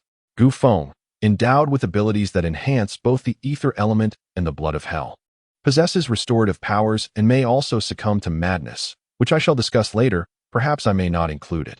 Ouyang Sun, with the innate talent of the 1,000 kills divine net, is inspired by the archetype of a monkey. The original work of the Gravekeeper appears to reflect this as well, though I shall make certain alterations, for the original portrayal of the monkey character is excessively reckless, willing to confront anyone. In my rendition, this monkey will also possess remarkable strength. After all, he is my beloved monkey character from childhood, and a lack of strength would be unacceptable. Song Yu, possessing top-tier prowess, should be on par with Jinglu. However, if that is not the case, it suffices for me to believe that she possesses it. September, Lan Shui, a peak true god, is certainly not at that level now. At best, she may attain the strength of a demigod, akin to a subservient figure, especially since she has been assigned a darkened narrative. As for the silver dragon and the auspicious beast, I have yet to determine the extent of their enhancement. Perhaps they might reach the level of a half-step subservient figure, given that their control over fate and elements is not feeble. The original narrative has been rather convoluted, rendering it somewhat perplexing. Ouyang Qi'er, in terms of her character design, can be considered an embodiment of fire or even of the sun. Her maximum strength would not stray far from that of the leader of the Unbound, for the latter is indeed formidable. The Snow Empress has also received a boost, as she is a naturally gifted spirit. In a typical scenario, placing her in the realm of the infinite sky would render her a naturally born sacred spirit. And in other worlds, she would be exceedingly powerful, perhaps even classified as a special ancient beast in the realm of broken iron. Her enhancement would be comparable to that of the Dragon King and the auspicious beast. The Empress of Heaven will undoubtedly make her appearance later on, and this aspect requires enhancement as well, though I am too apathetic to contemplate it further. Should enhancement be necessary, it would pertain to the side of the immortal dragon, which I find tiresome to consider. The fifth mirror and other subsequent combatants will possess at minimum the strength near that of a subservient figure. However, they are all in the process of recovery. The protagonist has yet to reach his peak capabilities, whereas those individuals have not restored their powers to their zenith. Chapter 34. The Tournament and its Rewards. Reimagined subsequently, an academy rose from the ground outside the city of Bianhuang. One must concede that the fantasy realm has indeed surpassed the previous world in certain aspects, particularly in infrastructure development, which progresses at an astonishing pace. In the past life, it might take over half a year to establish the foundation of a single academy. Here, everything is completed in a month, which is simply absurd, truly an outrageous feat. Later, Ouyang Sun's two elder sisters arrived. Meanwhile, Gufeng had spent 3 days in bed, having been thoroughly beaten. When Poseidon and the Sea Witch arrived, they held hands. Much like Gu Qiuer and Ouyang Qi'er, while Ouyang Sun was accompanying Gu Yuna at that moment, Gufeng climbed onto a tree to fish and doze off, believing that Poseidon and the Sea Witch, with their youthful appearances, were there to seek his allegiance. However, he carelessly uttered a phrase that was quite inappropriate, which led to a rather embarrassing situation as he brazenly glanced around, inadvertently causing Poseidon and the Sea Witch to flush with annoyance. Subsequently, Gufeng fell into a deep slumber, only to be discovered later that evening by Poseidon and the Sea Witch during a welcoming gathering, where they realized one person was missing. Outside the city, they found Gufeng asleep, sprawled out. After understanding the situation, Fei Xiao, in the presence of the onlookers, dragged Gufeng back to his bedroom, where he slept for 3 consecutive days. It can only be said that youth is indeed a blessing, allowing him to fall asleep so easily. Afterward, Gufeng found himself somewhat intimidated by the Sea Witch, at least feeling reluctant to act mischievously in her presence, primarily because she had genuinely reprimanded him, and he was no match for her. Time passed unnoticed until the grand competition across the continent was approaching. Gufeng couldn't help but complain. What? The rules have changed again? Isn't Xingluo afraid of offending these powers? It was clear he was weary of such constant alterations. However, upon noticing everyone's gaze fixed upon him, he began to sense something amiss. Tentatively, he pointed at himself, and after a unanimous nod from the crowd, he nearly lost his composure. Is Shrek out of their minds? No wonder the rules were altered again. It's the foolishness of that group, he exclaimed, frustrated that they had stirred up trouble without him seeking them out. Fei Xiao delivered a light punch to Gufeng's head, resulting in a visibly large bump that brought tears to his eyes as he looked up at her with a pitiful expression. That helpless gaze almost stirred maternal instincts within Fei Xiao. However, recalling his past misdeeds brought her back to reality. She embraced him and, with a hint of exasperation, consoled the beleaguered Gufeng. Enough, little Feng. I am well aware of your recovery abilities. Stop causing trouble here and listen to the rules from your elders. But it hurts so much. Gufeng whimpered, casting a woeful look at Fei Xiao. She chuckled softly at his plight, ruffling his hair.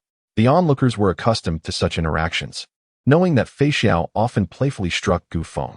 Yet, they understood that if anyone else dared to act out in her presence, the consequences would not be so gentle. Sometimes, they even wished to reprimand him themselves, for Fei Xiao's temperament was rather forgiving. Now, enough of the antics. Pay close attention to what I am about to say. Although you possess great strength, it would be unwise to be caught off guard, particularly you, young man. Gu Yechen interrupted the idle chatter among the group, subsequently directing a scathing reprimand towards Gu Feng, who gazed at his father with a look of deep resentment. The previous regulations were, in truth, rather unfavorable to Shrek. However, at that time, Shrek had both Xiao Xiao and a young girl named Lan Shui, which alleviated their concerns. Moreover, with two teams in play, Shrek felt less apprehensive than ever. After finishing his remarks, Gu Yechen cast a glance at his son Gu Feng, who appeared quite embarrassed under his father's scrutiny, before continuing his discourse. However, it was later that your group stirred up trouble within Shrek. Although the specifics were shrouded in secrecy and you all refrained from spreading rumors. The new student assessment at Shrek witnessed two significant explosions.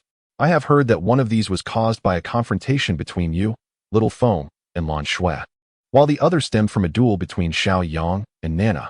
At that moment, it was clear that many envied Shrek for having such formidable students. Subsequently, in Shrek City, both Sun Yue and Shu Yue engaged in combat, an event that became widely known, prompting many to seek information. Following that, the sea goddess light above Shrek's city manifested as two suns, and in conjunction with the resounding explosion from Shrek Academy, though limited in its scope, these spies were not oblivious. They understood that Shrek was in turmoil. Before they could ascertain the full details, Shrek had issued a decree for your pursuit. There was no need for further inquiries. With the bounty already declared, what more was there to investigate? Soon after, the ancient dragon from Shrek approached every faction of notable strength to discuss the alterations in rules. However, the Sun and Moon sect, the Body sect, and our side were spared from his presence. Naturally, he dared not come here, for if he did, we would not hesitate to eliminate him.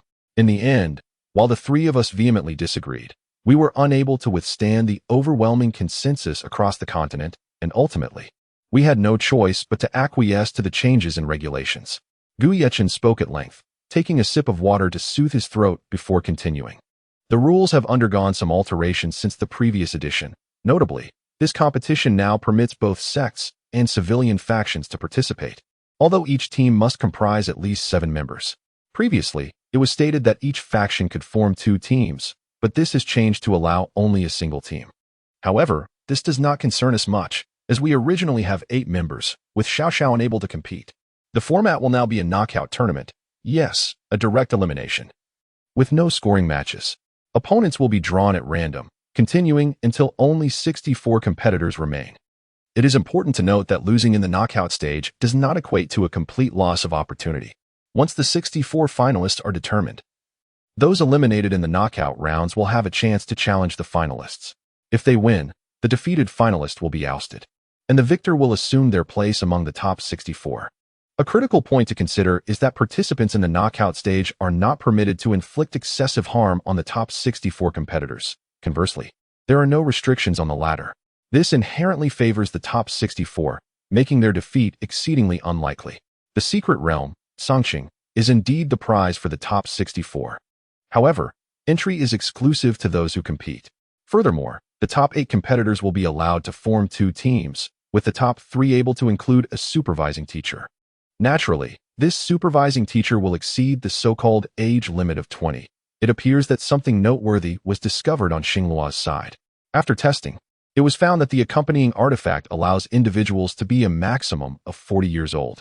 As for Xiao Xiao, I am uncertain whether you will be able to utilize that artifact. If not, after Gu Yechen spoke, he turned his gaze towards Fei Xiao. For she was indeed quite different from the rest of them. Rest assured, the limitations imposed upon me are not particularly severe. Were it not for the desire to alleviate everyone's concerns, and my own reluctance to resort to forceful means, I could easily access that hidden realm right now. Fei Xiao's commanding voice resonated with each individual present, eliciting a collective sigh of relief. During their time together, they had come to understand her circumstances. She longed to return to her homeland, Yaoping. The thought of being impeded by age restrictions was disheartening. However, Gu Feng observed Fei Xiao and understood that the situation was far more complex. Yu Kuang had been suppressed for too long, and with no one to assist Fei Xiao in her recovery, her strength was gradually returning, yet it required considerable energy to keep Yu Kuang at bay. In earlier times, she might have fought fiercely, but now, due to Gu Feng's influence, she continually restrained her own power and that of Yu Kuang. Unwilling to become a mindless harbinger of death, Gu Feng clenched his fist, reaffirming his determination deep within. As night fell, he returned to his bedroom and observed Fei Xiao, who had changed out of her usual attire into a tank top and hot pants, sitting by the window gazing at the night sky. "Sister Fei Xiao, what's troubling you? You seem preoccupied. Would you care to share with me?" Gu Feng inquired, mustering his spirits and smiling at her. Fei Xiao quietly turned her head, gazing at Gu Feng in silence. As his smile faded, she gently leaped down from the windowsill. Pointing to the edge of the bed, she gestured for Gu Feng to sit. Once he settled, Fei Xiao unexpectedly embraced him. "Little Feng, I appreciate your concern, but my condition has become somewhat unmanageable. How I wish I had known about Songqing years ago. Now, time is of the essence. Yet if I had discovered it earlier, I would not have met you. And perhaps that would have been for the better. I only hope that if I were to lose control, you would have the courage to end my life." Fei Xiao softly shared her innermost thoughts while holding Gu Feng. "Sister Fei Xiao," Gu Feng began, but was swiftly interrupted as Fei Xiao pulled him to lie down on the bed to rest. Gu Feng lay on the bed for an extended period, gazing at Fei Xiao's serene, sleeping countenance. His conviction grew stronger. Fei Xiao could no longer be delayed. Even if it meant becoming adversaries in the end, what of it? All he desired was for her to live on, healthily and joyfully. Chapter 35. The beginning of the grand competition in the Xingluo Empire, within the desolate city of Xingluo. He pondered, such formidable walls. Yet, what purpose do they serve? To ward off sieges? What are the inhabitants of the Xingluo Empire thinking? In a world endowed with extraordinary powers, do such barriers truly hold any significance? As Gu Feng and his companions beheld the towering city walls, thick and lofty, they were momentarily taken aback. Gu Feng could not help but voice his skepticism, startling those around him. Initially, they had presumed that such formidable walls could withstand even the mightiest of super Douluos. Yet they had never considered that these powerful beings could simply soar over the walls to wreak havoc upon those within. Thus, it appeared that the walls were not as formidable as they seemed. At that moment, Fei Xiao shook her head in resignation, casting a glare at Gu Feng as she explained the rationale behind the construction of these walls in Xingluo, a subject in which she was quite knowledgeable. Clearly, while the super Douluos could breach the walls, it rendered those inside as mere targets. Xingluo had its own formidable protectors. Should one cross the walls, they must be prepared for a counterattack. If they wished to avoid being besieged, the only recourse was to launch an assault on the city. Gu Feng's assertion that the walls were ineffective stemmed from his own unique abilities. He could effortlessly ascend to heights of 10,000 meters, a feat beyond the reach of the continent's strongest. Thus, for him, the walls held little significance, yet for the inhabitants of the continent, they were indeed of great utility. Gu Feng's perspective diverged greatly from that of many others. They merely needed to focus on their own strengths and not be misled by his musings. After a nod of understanding, they regarded Gu Feng's nonchalant demeanor with a fleeting urge to reprimand him. Fortunately, they were in Xingluo, far from the chaotic borderlands. Had they been there, Gu Feng would certainly have faced a throng of grievances. "All right, let us proceed, Xiao, everyone. We shall find a place to rest as we await tomorrow's elimination matches," came the gentle voice of Qian Xiuyu, accompanied by Gu Yechen and Poseidon.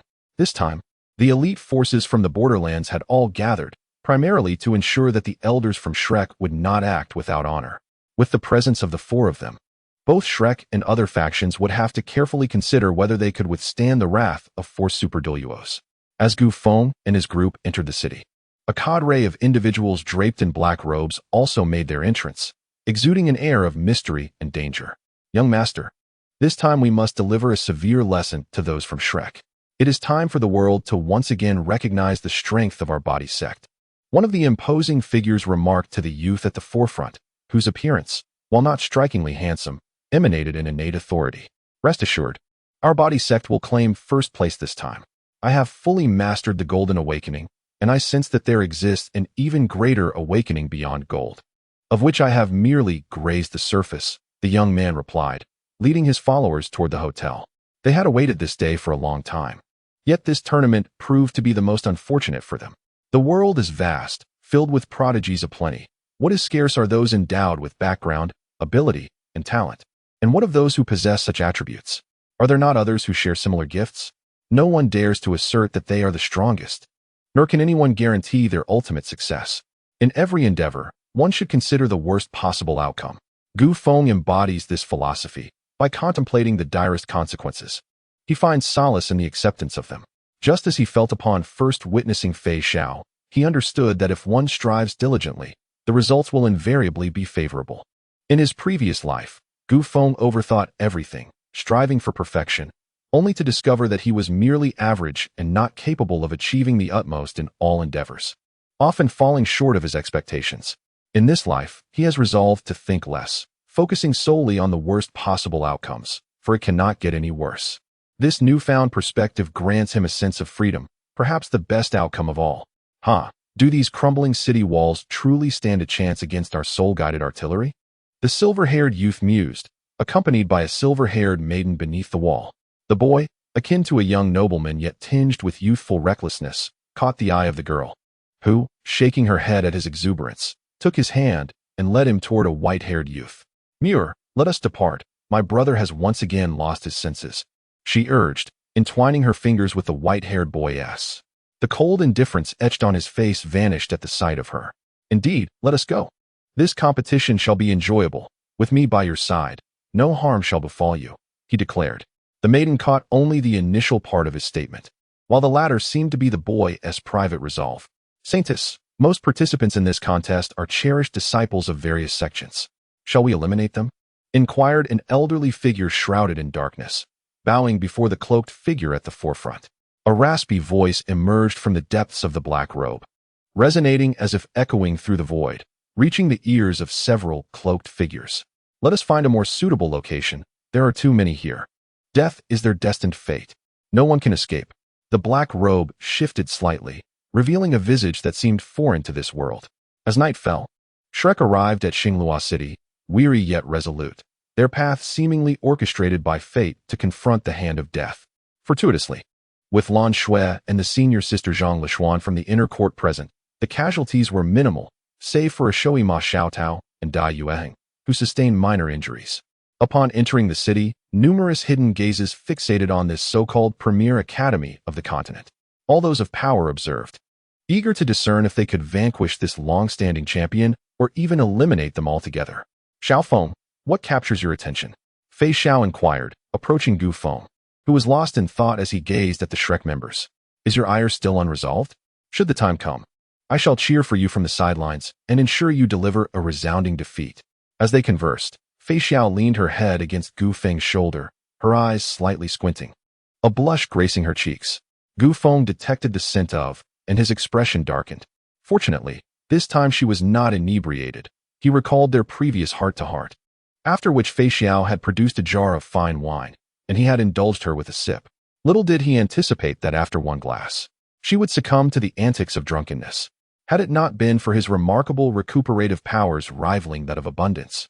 He would have surely found himself sprawled on the ground the following day, with Fei Xiao pleading for his survival. That experience instilled a profound fear in Gu Feng, and he thereafter vigilantly monitored Fei Xiao, preventing her from approaching any wine.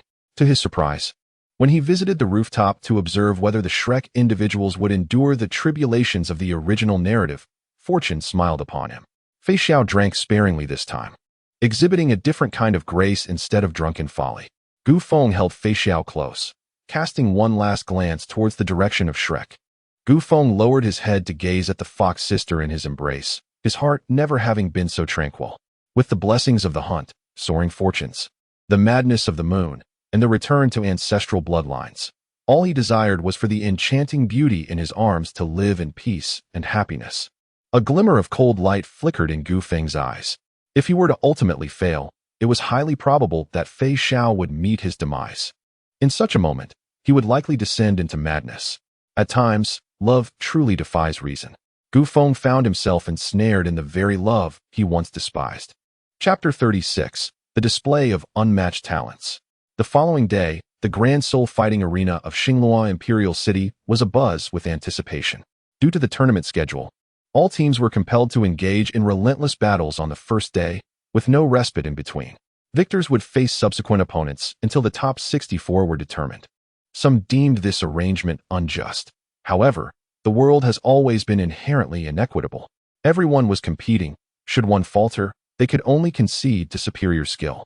No excuses could be found, nor would any be entertained. Meanwhile, The noble citizens of Xinglua City reveled in the spectacle of this grand competition. How lamentable is this world! Akin to a performance by monkeys, as the aristocrats looked on while these so-called geniuses fought for their lives, oblivious to their own arrogance.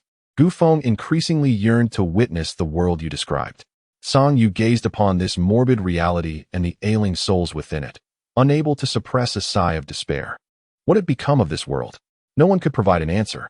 Perhaps, when the spirit hall faltered millennia ago, there was no longer a place for ordinary folk in this realm.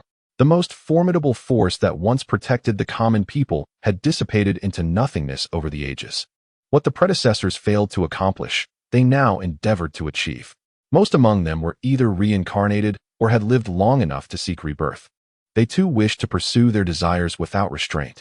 Thus, let this be the starting point. In the forthcoming elimination rounds, each of you shall face a singular match, swiftly concluding to showcase the prowess of our frontier and to enhance the notoriety of your killing organization. Qian Xiu, you observed these young individuals. Their ambitions extended far beyond this minor tournament, for a competition pales in comparison to the brutality of the battlefield. Gu Feng and his companions exchanged glances, nodding in unison. When it was their turn, each individual took the stage once, and in their boredom, they began to wager on who would take the longest to conclude. The slowest among them would be obliged to run errands for the others for an entire day, regardless of the task, provided it was not excessively unreasonable. Ether, other shore flower. Gu Feng propped himself against the earth, as dark patterns spread across the arena. A series of radiant beams instantaneously obliterated an entire team. Frozen. With a mere wave of his hand, the Snow Emperor summoned a fierce blizzard, encasing a squad in icy sculptures. Heavenly Punishment Staff. Ouyang Sun's divine staff radiated a golden light, sweeping across the battlefield and launching a team into the air. Blazing Eyes, Tornado. Ouyang Qian's eyes glowed crimson, unleashing fiery tornadoes that swiftly eliminated another group of competitors. In heaven and on earth, I stand unparalleled. With a flick of the demon blade, Song Yu split the arena in two, turning everyone upon it, including the referee, into ice statues. Golden Dragon Eruption. The golden dragon roared as Gu Qiuer unleashed a dragon's cry, causing the arena to tremble with rippling cracks, leaving no one standing. Elemental Torrent. Gu Yuna commanded all elements to surge forth recklessly. Though initially disinterested in such a trivial wager, she reluctantly engaged in earnest. The outcome was a swift annihilation, rendering the match a stalemate. Perhaps their tactics had irked some, as formidable contenders began to emerge from various academies. Boiling Gold. A silver-haired youth took the stage, multiple metallic spheres materializing behind him, instantly forming hundreds of soul-guided cannons. Under their overwhelming firepower, the battle concluded in an instant. With unparalleled speed, a flash of light eradicated all opponents. Lan Shui cast a glance towards Gu Feng and the others, a glimmer of coldness flashing in her profound gaze. Interestingly, Hui Yuhao, reminiscent of the original narrative, simulated 600,000-year soul rings, leaving an entire team dumbfounded, while others merely regarded it as a spectacle. Little one, observe those fellows, if possible. Eliminate them on sight. They are adversaries of our family. If not for the risk of declaring war across the continent, I would relish the chance to vanquish them. Qian Shiyue approached with Gu Yeqing and Poseidon, fury blazing in her eyes. The vermin of the shadows had resurfaced. Shrek truly was inept, unable to contain her anger. Qian Shiyue struck the stands with a fist, creating a massive crater that startled Gu Feng and Gu Yeqing, who hurriedly sought to appease the officials, eager to avoid financial repercussions.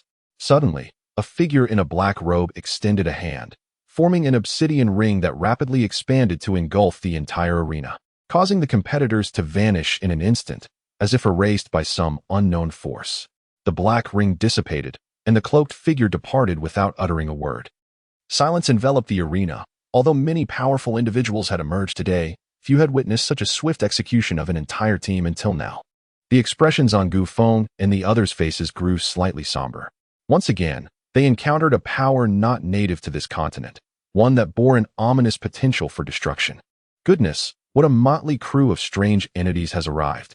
Nonetheless, Mother, if you instruct me to eliminate that individual, I shall certainly endeavor to do so. However, Guyu, I believe you must be intrigued by the cultivation system wielded by that person. Am I mistaken? Should I allow you a moment to catch your breath? The systems of Aiyang, Chair, Sister Fei Xiao, and myself hold little significance in this realm, and having finally encountered another, do you require a moment to gather your thoughts? Gu Feng gazed at the figure in black robes, now vanished from the arena. Although he understood that he might not possess the strength to vanquish that individual alone, it was not a one-on-one confrontation. He had companions by his side. Gu Yuna cast a disdainful glance at Gu Feng, recognizing his intentions to make her the scapegoat. Yet, this task had been assigned by Aunt Xiaoyu, a directive that the scoundrel sought to evade, despite knowing that the adversary's cultivation system was not native to the continent. Gu Yuna was aware from her previous studies that this endeavor would likely yield no fruitful results. Gu Feng, that fellow, is simply reluctant to engage in battle, offloading such laborious tasks onto others. Well, we shall vanquish those cloaked figures together. Aunt Yu, rest assured, we will handle them. Ouyang interrupted the impending argument between Gu Feng and Gu Yuna, shaking his head with resignation, and then joined Qian Xiaoyu and Poseidon in conversation. At that moment, several formidable individuals were eliminated from the competition. A strikingly handsome youth unleashed a punch upon the arena, and in an instant, everyone except him was swept away by the shockwave. Dusting himself off, he descended from the platform, his commanding voice resonating throughout the stands. I from the main body sect, Long Outyan, hereby reserve the championship. A dashing swordsman, with a mere flick of his blade, effortlessly obliterated an entire team. As he gazed in the direction of Long Outyan's departure, he coldly declared, "You are indeed strong. I seek to duel with you. I am Ji Juechen from the Mingda Hall." The swordsman's intent surged towards the heavens, stirring the hearts of many powerful beings. Oh, that youth cultivates sword intent as well. Intriguing. I desire a match with him. Do not attempt to contest with me, lest I become ungracious. Sanyue, witnessing the soaring combat spirit, felt her own desire for battle awaken. The first day of the elimination rounds concluded amidst the display of talents from these individuals. Chapter 37. The auction that arrived early. It seems this grand competition harbors numerous hidden talents. Whoever falters shall surely find themselves in an awkward predicament. As Gu Feng and his companions frolicked and engaged in playful banter one evening, Gu Feng spoke up, eliciting a collective eye roll from the ladies present. Ouyang's son and Gu Yechen exchanged glances, unsure of how to respond to him. This fellow was perpetually frivolous, with no indication of when he might adopt a semblance of seriousness. Fei Xiao, smiling, approached Gu Feng and said, "Xiao Feng, come, accompany me for a stroll. I have scarcely wandered the streets." Taking Gu Feng's hand, she led him away, embodying the decisive nature of a general. Meanwhile, Ouyang's son accompanied Gu Yuna on a shopping excursion, while Ouyang Qi and Gu Chou'er retreated to their room to investigate something mysterious. The day was shrouded in secrecy. Xue Di and Song Yu made their way to an auction, hoping to uncover something of value, while Poseidon and the Sea which ventured outside for a rendezvous. The two were currently in the throes of romance, prompting Ouyang Qi and Xue Di to seek advice from the witch on matters of the heart. Their surroundings had become a realm where feminine power overshadowed the masculine, with only Gu Feng and Ouyang's son among the men. The multitude of formidable women posed a significant challenge. In one-on-one encounters, victory was uncertain, and the line between winning and killing remained blurred. As night fell, everyone returned to the Xinglua Grand Hotel to rest. Suddenly, Song Yu and Xue Di burst in, dragging the others toward the auction. "What is happening? Have you discovered something extraordinary?" Gu Feng inquired, noting he had rarely seen them in such a flustered state. It was indeed a first. At the auction, Xinglua had leaked information about a highly anticipated item. Song Yu turned to the group and solemnly announced the astonishing news. Hell fragments. What on earth? Hell fragments? How did Xinglua acquire them? Are they auctioning the information or something else? Surely they cannot be directly auctioning fragments from the realm of hell. Moreover, how did you come by this knowledge? And how did Xinglua discover it? Why would they release such information? Gu Feng was taken aback, his astonishment leading him to utter expletives. When they established the Killing and VV Academy, they had mutually disclosed secrets, including the fundamental reasons why the deities could not interfere with the continent.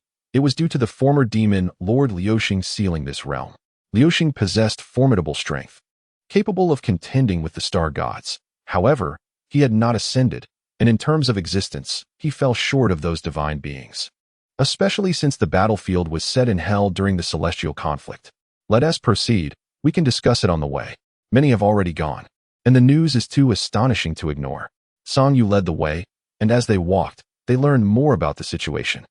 Xingluo had explored the Song City ruins for years, initially finding nothing of value, until Su Jiawei returned to the old site of their Xingguan sect and unexpectedly discovered a fragment of space.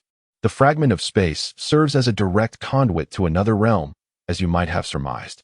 This fragment leads to a remnant of hell, a mere toe of its vast expanse. Su Jiawei and his companions dispatched individuals to explore this hellish remnant, only to discover that the use of soul power was rendered impossible there, and even the replenishment of elemental forces proved exceedingly difficult. It is a paradise for body cultivators, with the fragment manifesting as an endless sea of blood. Su Jiawei refrained from sending anyone into its depths. However, the periphery of the blood sea was littered with numerous remnants of bodies. These remnants were formidable, as even the most inept Douluos failed to obliterate them, instead finding themselves vanquished by the lingering resentment of these remnants, resulting in the loss of a titled rank. Su Jiawei and his associates were reluctant to retain this object and thus resolved to auction it, seeking to exchange it for items of utility. Upon arriving at the auction house, they entered a private room, where Songyu had nearly elucidated everything. Hence, it can be said that this was merely a stroke of fortune. Gu Feng lowered his head in contemplation, pondering the nature of the remnants that Xingluo had mentioned. The underworld was originally the realm of demons, which later transformed into hell under the rule of Lu Xing, who became the demon lord. Thus, those remnants must be the abyssal beasts. In an instant, Gu Feng envisioned a certain possibility. He lifted his head abruptly, a glimmer of brilliance flashing in his eyes. The abyssal behemoth, he must obtain that fragment to venture into the remnants of hell. Whether for himself or for Fei Xiao, he required power. And the abyssal behemoth could bestow that power upon Gu Feng. As for the cost, one after another, formidable factions arrived. Prior to auctioning the spatial fragment, Xingluo had already sold numerous other items. Those items held no value for their group.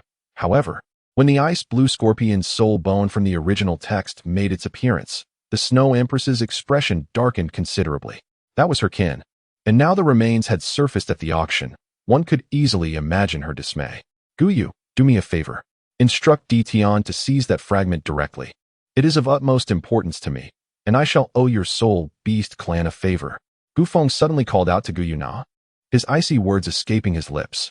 Everyone turned their attention to Gu Feng, noting the gravity etched upon his face. They understood that this matter held immense significance for him. Very well, but such a favor is not easily repaid, Gu Yuna replied coolly after contacting Di Tian. As the auction reached its final stage, for sealed titles appeared, blocking the auction venue, and the auctioneer presented the grand finale. Suddenly, darkness enveloped the room, plunging the entire auction hall into a pitch-black abyss.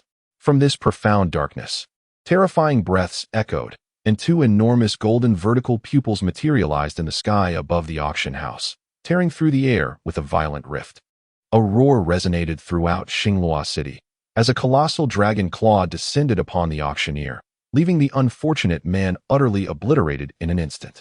Shortly thereafter, the darkness receded, and Di Tian vanished from Xingluo City, leaving behind only the remnants of the shattered auction hall as evidence of his presence. Yuna signaled for everyone to return to the hotel. Upon their arrival, they found Di Tian awaiting them in the room. The news had been suppressed. There was no other choice. At this moment, Di Tian's sudden intervention had left everyone utterly astounded. After all, Di Tian was the preeminent figure on the continent, at least in the public eye. Remember, you owe me a favor, and such a favor is not easily repaid, Gu Yuna remarked casually, tossing a shard to Gu Feng. Nana, consider this as me owing you a favor as well. Should any insurmountable issues arise in the future, do not hesitate to reach out. As long as the adversary is not a star god, I can assist you once, Fei Xiao also promised Gu Yuna. Seeing this, Gu Yuna smiled with delight, for she had exchanged a minor act for two significant favors. Gu Feng possesses immense potential, and the favor he has garnered will undoubtedly prove invaluable in the future.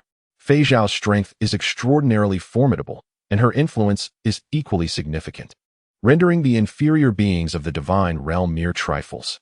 Although Fei Xiao is currently unable to take action for various reasons, she has nonetheless secured this favor, which provides the Soul Beast clan with a complete avenue of retreat, a most advantageous position.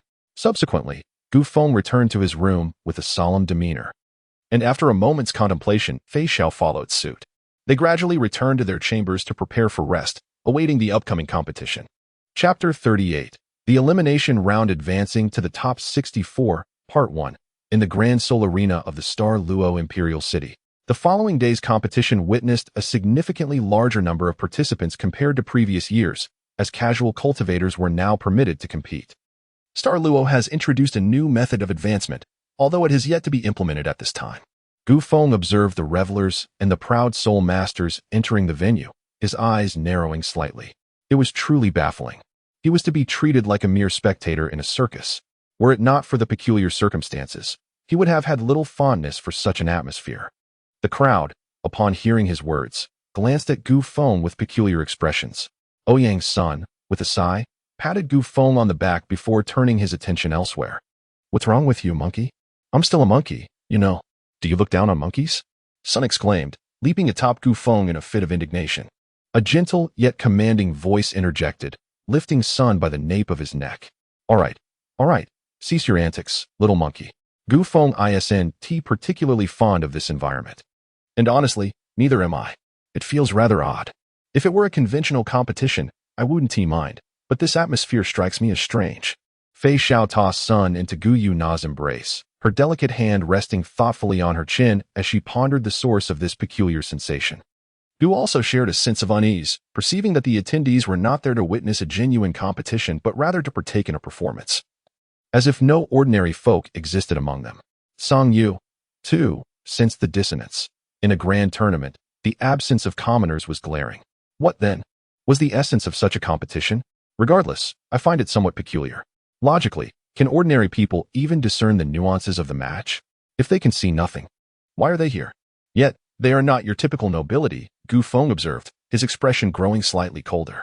This gathering was far from ordinary, and as Gu Feng spoke, an understanding dawned upon everyone. Their expressions darkened, and just then, Qian Xiuyu approached. Noticing the somber demeanor of the group, she couldn't help but shake her head, then playfully tugged at Gu Feng's face, teasing him. Now is not the time for you to worry. Didn't you say you wished to create a new world? Then strive for it. Don't overthink. These individuals are, in some sense, representatives. If you triumph and secure first place, wouldn't that benefit your aspirations? Focus on the competition. By the way, who among you will participate in the elimination round? After a moment of playfully kneading Gu Feng's face, Qian Xiuyu turned to the rest. They all appeared indifferent. To be honest, none of them seemed eager to partake in the elimination round. Song Yu and the Snow Empress appeared engrossed in their own conversation, while Ouyang's son engaged in a discussion with Gu Yuna about the reforms of the Soul Beast clan. Gu Qiuwa watched Ouyang Chia tinkering with her peculiar gadgets, occasionally offering assistance. Seeing this, Qian Xiuyu seized her little cub, a smile of mischief spreading across her face. Gu Fenghan's hair stood on end, and he quickly patted his chest, indicating that if he did not take action, who else would? Qian Xiuyu cheerfully tidied up the disheveled corners of Gu Fenghan's attire. Subsequently, she exited their chat room, cheerfully exclaiming, "Let's keep up the good work." Gu Feng cast a forlorn glance at the group of disappointing comrades, who, feeling somewhat embarrassed, exchanged awkward smiles. After all, none of them were eager to participate in such a tedious affair, leaving Gu Feng to bear the brunt of it. All right. Do not be upset. This elimination round is rather different. One may choose to engage in 10 consecutive matches, and victory will lead directly to advancement. Just endure a little, Gu Feng, and hasten back once you finish, so we can take a stroll together. Fei Xiao gently embraced Gu Feng, her warm breath brushing against his earlobe, causing a subtle flush to rise on his ears. He nodded slightly and turned towards the arena of combat. Below, VV Academy faced off against Ji Academy. Gu Feng observed the 7 individuals across from him, all clad in the uniform of the academy. He sensed their aura, 2 soul kings, for soul sects, and 1 soul master. Although they were of lower rank, the presence was still quite impressive. What does this mean? Is it that your academy has only deemed it necessary to send a single representative, looking down upon us? Gu Feng, disinterested in engaging with such a fool, thought that on the battlefield, such chatter would simply lead to demise. He glanced at the referee, signaling for the commencement of the battle. Is the VV Academy truly intending to send forth only 1 participant? Are you certain? If so, we may proceed. The referee reconfirmed whether VV Academy was indeed sending just a single contestant and, having received confirmation, indicated that the match could begin. Onlookers, witnessing the solitary figure confronting 7 adversaries, could not help but focus on their confrontation. Some perceived it as farcical, while others wore expressions of slight concern. "Hey, you scoundrel. What do you mean by that?" Before he could finish his words, the Soul King was sent flying from the arena, crashing into the wall and leaving an imprint. Gu Feng stood in the place of the Soul King, casually clearing his ears. The remaining 6 were momentarily stunned, but in the next second, they prepared to unleash their martial spirits. However, before they could even manifest their powers, Gu Feng's figure vanished from sight. In an instant, all 6 were eliminated, leaving the arena in deafening silence, which was soon shattered by an eruption of fervent cheers. "Referee, we request a 10th match. Please expedite the selection of participants, as I am pressed for time." Gu Feng settled himself in the arena after expressing his intentions. Once the referee conveyed Gu Feng's requests to the officials, the arrangements for the next match commenced. In the second match, a swift victory ensued. The third match followed suit with another rapid triumph. The fourth match, too, concluded with remarkable swiftness. Now, only the final match remained. A resolution here would grant him a much-deserved respite. Gu Feng stretched lazily as he awaited his final opponent. In the 10th match, VV Academy faced Tianjin Academy, and the latter was summoned to the arena. The top 16 from the previous tournament? I wonder if it will unveil any secrets about that individual. Zaya Honkin's attention was drawn to the dark-haired youth on the stage, an unavoidable focus given his presence. A group of cloaked figures fixated on the boy, their oppressive aura swirling around them, for few dared to associate with those who lurked in shadows. How intriguing. I hadn't anticipated any formidable opponents aside from Shrek. It appears this time, there will indeed be challengers. The man leading the body sect exhibited a flicker of interest. He was powerful, and he anticipated a duel with him. Many adversaries here were exceptionally strong. The handsome youth, observing Gu Feng on stage, opened his eyes and remarked to the purple-haired lady beside him before closing them again. The lady regarded this sword enthusiast, uncertain what captivated her attention. Was it merely his visage? As she scrutinized Ji Juechen's face, warmth crept to her cheeks. Lan Shui watched Gu Feng, then glanced at Fei Xiao off stage, lost in thought. Hui Yuhao observed Gu Feng, contemplating the disparity between his second martial soul and his own strength, eager to gauge the gap between himself and Gu Feng. After Gu Feng and his companions departed Shrek, he had emerged as a prominent figure in the outer academy, able to hold his own against Lan Shui for a time. However, had Lan Shui been privy to Hui Yuhao's thoughts, the situation would likely have been quite different. After all, if he were to falter after being granted leeway, he would hardly be worthy of the title of the Child of Fortune. "Are you still planning to go solo?" "We are not those mediocre academies," declared Yi Wuqing, the captain of Tianjin Academy, as he approached with his teammates. Gu Feng regarded this individual, capable of contending with Shrek's inner circle, recalling the inexplicable loss depicted in the original text. Turning his gaze towards Hui Yuhao and the others, he pondered briefly before looking skyward, as if grasping an understanding. He then shook his head and turned to the referee. "You shall learn the price of underestimating us." Yi Wuqing glared at the indifferent Gu Feng, his anger surging as golden leaves swirled around him. His teammates activated their martial souls, angels, bows, wolves, and bells. Ethereal, sun, and moon. A black sun and a white moon suddenly manifested upon the arena, the black sun rising behind Gu Feng, while the white moon ascended from Tianjin's side. The sun and moon formed a peculiar domain, and as Gu Feng clenched his hand, the sun of black energy and the moon of white energy plummeted simultaneously, colliding with Yi Wuqing and his team. Since Gu Feng acquired the blood of the underworld, he seems to have become even more merciless. He has always refrained from utilizing the powers of this infernal essence, for it is something he cannot currently control. The carcasses of the abyssal beasts within the fragments of the underworld remain unattended, as he lacks the time and means to address them. However, his understanding and mastery of the ethereal elements have become increasingly proficient. Yi Wuqing and his companions felt their lips twitch uncontrollably as they gazed upon the descending sun and moon, each resorting to their most formidable techniques: the dance of golden leaves, the divine angel slash, and a barrage of 5 arrows unleashed simultaneously. A colossal cloud of dust enveloped the arena, and as it dispersed, the members of Tianjin Academy lay sprawled upon the ground, ensnared in a state of unconsciousness. The entire battlefield appeared to be ravaged, with Gu Feng standing alone amidst the devastation. Gu Feng turned and walked towards the stands, as deafening cheers erupted from the crowd. Chapter 39, Elimination Round Advancements to the Top 64, Part 2. The referee, watching the descending youth, wiped the cold sweat from his brow, sensing that he could not possibly defeat this young man. Subsequently, the staff began to repair the arena, and the next elimination match commenced. I shall take the stage for the upcoming elimination round. Let us finish this swiftly. This elimination process is far too time-consuming. Moreover, we at Shrek cannot afford to be outshone by that fellow. Lan Shui's icy voice resonated through the air, leaving everyone momentarily stunned. Wang Yin contemplated advising Lan Shui to conserve her strength, but recalling the fierce battles between Gu Feng and Lan Shui at Shrek, he lowered his hand. He glanced at his companions, and they all nodded in agreement. While the outcome of the match was crucial, they could not allow themselves to be disparaged by those who lacked understanding if they failed to achieve a perfect score of 10. Thank you all. If we avoid encountering certain teams during the top 64, I shall refrain from participating. Elder Xian should be arriving from Shrek soon, she continued. Xiao Shui, be cautious and do not overexert yourself. Your injuries have yet to fully heal. Perhaps allow Xiao Yuhao to accompany you. Zhang Lishuan's gentle voice interjected. However, Lan Shui merely shook her head and offered an explanation. Thank you for your concern, Sister Lishuan. My injuries have healed. Light can also facilitate healing. Your injuries are far more severe than mine. Who would have imagined that the evil soul master possessed a corpse of the soul sage level? Had it not been for your enduring the initial wave of attacks, I would not have been able to extract them entirely. After that incident, I informed Shrek. Elder Xian should be nearing. Zhang Lishuan, observing Lan Shui's resolve, refrained from further commentary, simply advising her to exercise caution.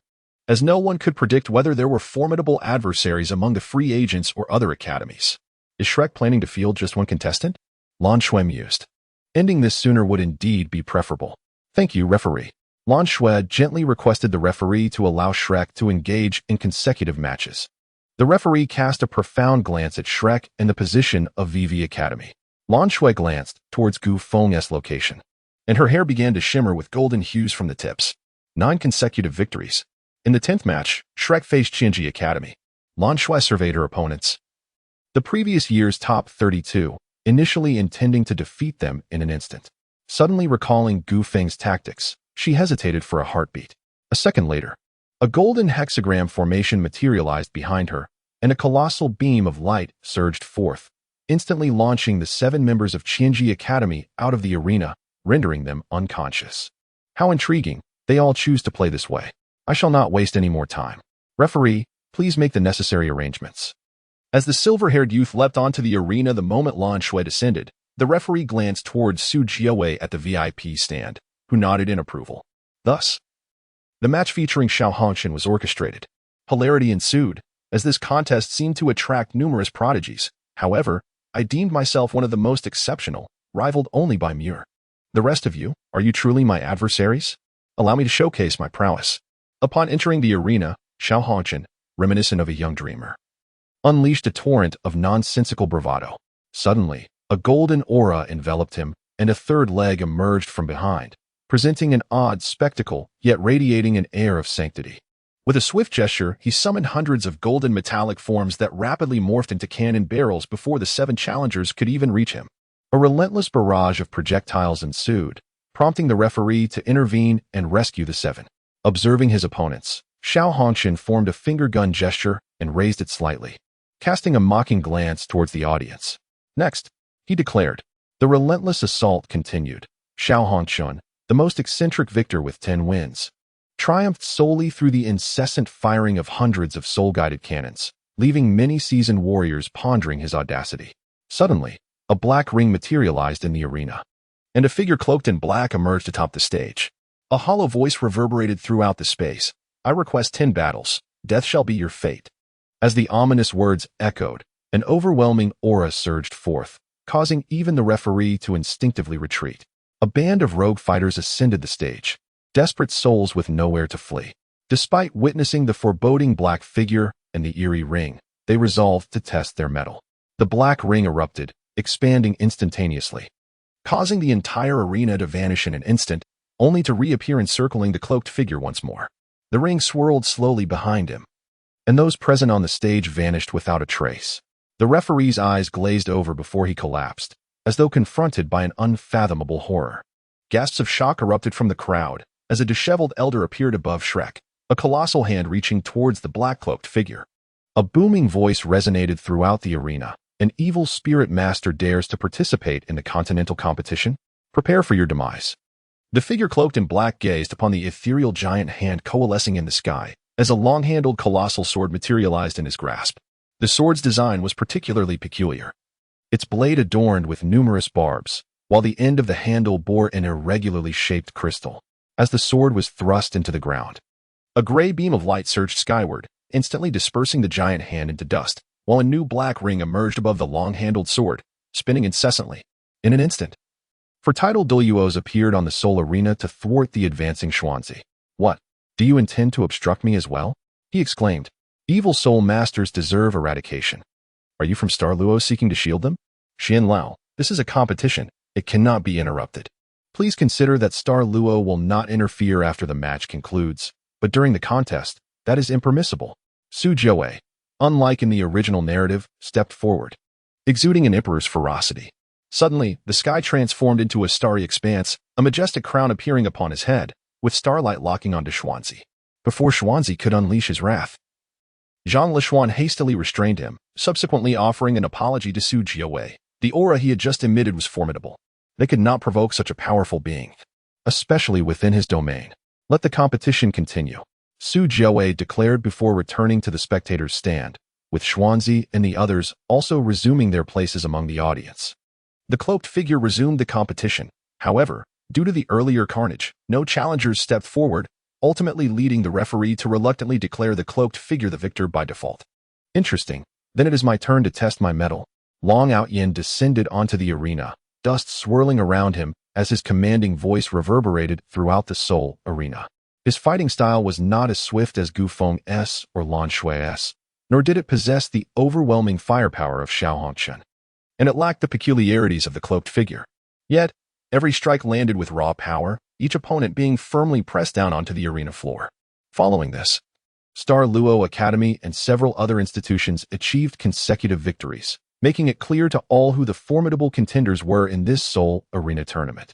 Meanwhile, on the streets, the wandering Fei Xiao suddenly turned his gaze toward the starry sky above the arena, a hint of gravity flashing in his blue eyes. The aura of a divine object. Gu Feng gazed at Fei Xiao, who had suddenly come to a halt, and followed the direction of her gaze towards the starry sky, accompanied by her soft whispers. He gently tugged at Fei Xiao, shaking his head. Sister Fei Xiao, do not worry. I shall resolve these matters. Your current objective is the ruins of Tsang City. Then, reach out to the Immortal Vessel Alliance and return to Yaoqing. Upon hearing this, Fei Xiao looked at the boy, her eyes filled with affection. She wanted to say something but ultimately opted for a gentle embrace. Chapter 40. The Advancement of the Top 32, Part 1. A Glimpse of the Yellow Springs. As the contestants stepped into the Seoul fighting arena, a wave of cheers erupted. Every individual in the audience was fervent and exhilarated, as if they themselves were the participants. Perhaps this is what a concert in a past life felt like. Gu Feng recalled the concert he had witnessed in his previous life, where the fervor of the crowd mirrored this very moment. However, he found such settings rather unappealing. In his past existence, he was a reclusive individual who preferred solitude. Below, the VV Academy prepared to challenge the Tianlong sect. Please, representatives of both sides, come forth to draw the competition format. Yang, why don't you draw? I can't be bothered. And I've never had much luck, Gu Feng shrugged, spreading his hands and passing the responsibility to Ouyang Sunday. All right. Before long, Ouyang's son returned and glanced at Gu Feng, just as the referee's voice resonated. The competition formats consist of individual matches and team battles. Now, let the first combatants of each side step forward. So, why is everyone staring at me? Damn it, it's me again. Why don't you all step up? I'd rather take it easy. Gu Feng grumbled at the group that had fixed their gazes upon him. The others exchanged glances, ready to impart some lessons to this loquacious individual. Hold on. You all are formidable, my dear brothers and sisters. I concede I will go. Gu Feng hastily ascended the arena, realizing he stood no chance against them alone, especially with Fei Xiao watching. He certainly did not wish to suffer an immense loss of face. As both sides took the stage, the audience erupted into an even greater cheer upon seeing Gu Feng. The Tianlong sect was represented by a young girl, a rarity indeed. For their lineage, the Blue Lightning Tyrant Dragon typically showcased no female participants. Gu Feng sensed an extraordinary aura emanating from the young girl, something that seemed incongruous with the essence of Douluo. His eyes narrowed in focus. As the girl ascended the stage, the moment the referee exited, black patterns coalesced beneath her feet, forming the shape of a flower. Ethereal, the Bienhua. The girl was engulfed by a towering column of black clouds, and before this cloud dissipated, a black sun and a white moon emerged. An overwhelming pressure descended, creating a peculiar gravitational pull that could be felt even outside the arena, albeit faintly. Most of this pressure bore down upon the girl enveloped in the black clouds. This woman was formidable. Gu Feng felt a surge of unease. Had he known such an opponent existed, he would have prepared accordingly. Song Yu, observing Gu Feng's readiness, felt a thrill of excitement, but was also filled with frustration at missing the chance to face such a rival due to her reluctance to engage with weaker foes.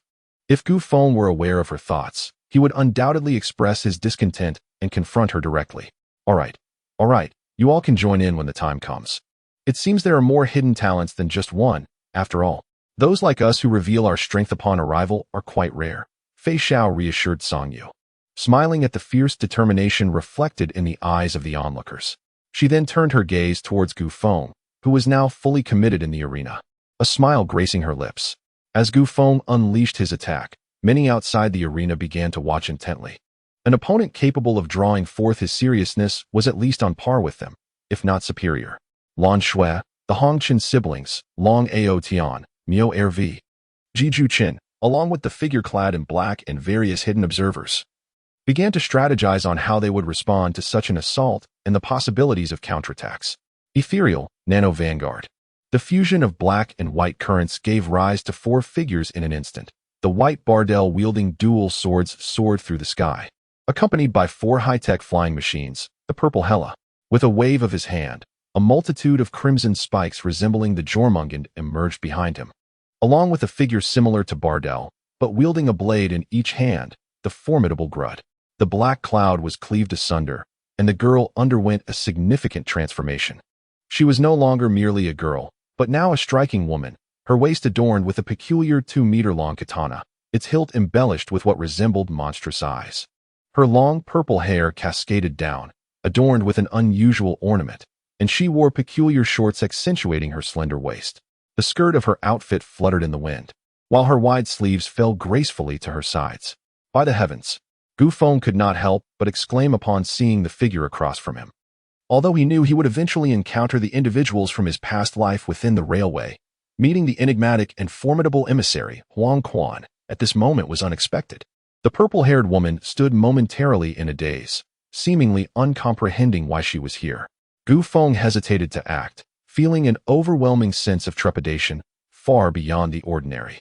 Yet, in the next instant, Huang Quan raised her hand to observe the swirling ether enveloping Gu Feng. She gently closed her eyes, attuned to an unusual pulsing of blood within her. With a single hand, she grasped her blade, drawing it slightly before sheathing it once more, murmuring softly, "So it is." The atmosphere fell into a profound silence, as 4 elite soldiers stood before Gu Feng, poised for action, while the energies of the black sun and white moon intensified around them. A chilling voice resonated in Gu Feng's ear. "Make your move. If your strength is sufficient, I shall reveal to you the method to resolve the issues she bears." Gu Feng was momentarily taken aback, his body gradually inclining downward. In his previous life, he remained oblivious to the eventual resolution of Fei Xiao's ailment, even uncertain if Fei Xiao ever recovered. He had previously placed all his hopes in the apothecary, yet the apothecary might not respond to him. Furthermore, Huang Quan, the most enigmatic envoy within this shattered iron universe, perhaps truly possessed a means to remedy the situation. Gu Feng gazed towards Fei Xiao's position, his aura settling into tranquility. He recalled the image of Fei Xiao sitting quietly by the window at night. It seemed she too wished not to be ensnared by the madness of the moon. As a general of the celestial vessel, she was now unable to wield her own powers, fearing a loss of control. The once carefree and unrepentant general now appeared to be burdened with a myriad of considerations. The images in Gu Feng's mind lingered on the future that Fei Xiao had spoken of that day, where Yao Qing awaited his proposal. A low, haunting laughter gradually morphed into madness as Gu Feng brushed back his hair, a frenzied voice echoing within him. "Then let us battle." At the moment Huang Quan appeared, Fei Xiao stood up in concern, sensing the aura of a feudal destiny, fearing for Gu Feng's safety. Just as Fei Xiao was about to retrieve the laughing Gu Feng, they conceded, but Ouyang's son intervened. Allow him to fight with all his might. He has suppressed himself for far too long. He was not like this during his time at Shrek. Gu Feng had never contemplated so much. You are the reason for his transformation. We must have faith in him. Even if he falters, we are still here for him. Ouyang's son's fighting spirit soared, supported by Tsangyu, Shuedi, Ouyang Qi and the Gu Yuna sisters, who stood resolutely behind him, awaiting Fei Xiao's decision. Fei Xiao gazed at Gu Feng's figure, then sighed helplessly, leaning gently against the railing, her blue pupils seemingly lost in thought. Well then, let us trust in Little Feng. Chapter 41. The Advancement Match of the Top 32, Part 2, Pseudo-Apocalypse Canon. 4 vanguard warriors charged simultaneously towards Huang Quan, each possessing strength equivalent to that of a soul saint in this realm. Huang Quan wielded his long blade, deftly deflecting Gu Rueda, then turned to kick the advancing Ba De air away, effortlessly dodging the nano spikes released by Yi Meng Jiada. Hela controlled the floating cannons, relentlessly unleashing nano missiles at Huang Quan, while Ba De Air's shoulder armor opened, releasing an uncountable number of nano missiles in a barrage. Yi Meng Jiada conjured spikes stretching dozens of meters to pierce Huang Quan, and Gu Rueda's long blade emanated a black flame as it sliced towards Huang Quan. The 2-meter-long blade, accompanied by its sheath, traced a graceful arc, and in the next instant, the attacks of the 4 nano warriors, along with all vanguards, dissipated simultaneously upon the arena. Many spectators were astonished, rising in disbelief. They could decipher Gu Feng's nano warriors. Yet none could match the effortless prowess of the purple-haired lady on stage. Her strength was utterly astonishing, and many felt a slight relief. For regardless of the outcome between these 2 formidable opponents, it would ultimately benefit them. Huang Quan spun in place, his blade carving an arc. A wave of energy erupting from the ground towards Gu Feng, the earth itself lifting and hurtling along with the force. 3 paths of withering. Ethereal, sun, and moon. The black sun and white moon vanished from the arena in an instant, only to reappear upon Gu Feng's shoulders, the diminished orbs emanating an even more terrifying aura. Gu Feng, with unwavering resolve, stood firm against the onslaught of the sun and moon, his aura reaching its zenith. A formidable black sword materialized, shattering the waves of energy as it ascended. Ether, judgment. As the air rippled and parted, Gu Feng's silhouette emerged above Huang Quan, the crimson aura flickering upon the heavy sword. With a forceful strike, he brought it crashing down upon Huang Quan's head. A colossal pit manifested upon the arena, sending clouds of dust soaring into the air. However, the scene that unfolded once the dust settled astonished the majority of onlookers. Huang Quan leaned casually against his great sword, leisurely consuming a peach, while Gu Feng knelt within the vast pit, supporting himself on the sword's hilt. The heavy sword was drawn from the earth, only to shatter into countless fragments, which disintegrated into dust before touching the ground. The sun and moon upon his shoulder lost their luster, subsequently transforming into wisps of white smoke. Gu Feng gradually rose to his feet, yet the regenerative prowess of the blood of hell was constrained by a peculiar energy, rendering his recuperative abilities significantly inferior to what they once were. Gu Feng observed Huang Quan leaning against the blade, unaware of her thoughts, nonetheless. It was a relief that she refrained from taking action. Gu Feng slowly closed his eyes, and the ethereal energy swirling around the arena dissipated. Huang Quan glanced at Gu Feng, then tucked the unfinished peach into her sleeve. She grasped her long blade, prepared to face any forthcoming attacks. She needed to gauge his overall strength before deciding whether to divulge certain information. The glimpse of his future she had caught was but a fragment, a fleeting moment of confrontation with the divine. Yet, that vision appeared to be nothing more than an illusion, elusive and insubstantial. His pitch-black pupils glowed a sinister crimson, and Gu Feng wore an expression of chilling coldness. A massive, obsidian coffin instantly enveloped Huang Quan, with dark chains binding it on all sides, hoisting it into the air. The constraining power emanating from the coffin caused discomfort among many onlookers. Ethereal black coffin. This artifact could at most buy him a moment's respite, especially since Huang Quan was not yet fully engaged. Gu Feng steadied himself, and the blood of hell finally healed his prior wounds. The sky became a tapestry of tightly shut, spectral eyes. As they opened, countless gazes focused on the black coffin. In that instant, Many resorted to means to obstruct the intrusive scrutiny, sensing the prying nature of those celestial eyes. The oppressive sight of so many eyes in the firmament instilled a foreboding sense, as if misfortune were imminent. The sun and moon reappeared upon his shoulder, and the dark heavy sword coalesced anew. Just as Gu Feng had completed his preparations to seal Huang Quan, a blade of light cleaved through the black coffin, shattering it into fragments that swiftly vanished. Gu Feng deftly sidestepped the glimmering blade, which continued its trajectory for several hundred meters before vanishing, leaving a massive chasm in its wake that extended up to the viewing platform. Huang Quan maintained her relaxed demeanor, casually enjoying the unfinished yin tao in her hand, seemingly unfazed by the peculiar eyes above her, eager to see what further surprises he might unveil. The ether, Emperor's catastrophe light. Countless columns of energy cascaded down, accompanied by a cacophony of explosions, as the arena, impervious even to Douluo's might, was shattered into fragments. A shadowy figure lunged towards the violet-haired maiden, its heavy sword sparking black flames as it scraped against the ground, swinging towards Huang Quan with ferocity. With a resounding crash, the dark figure was sent reeling, its black sword reduced to dust once more, as black light was incessantly repelled and surged towards Huang Quan.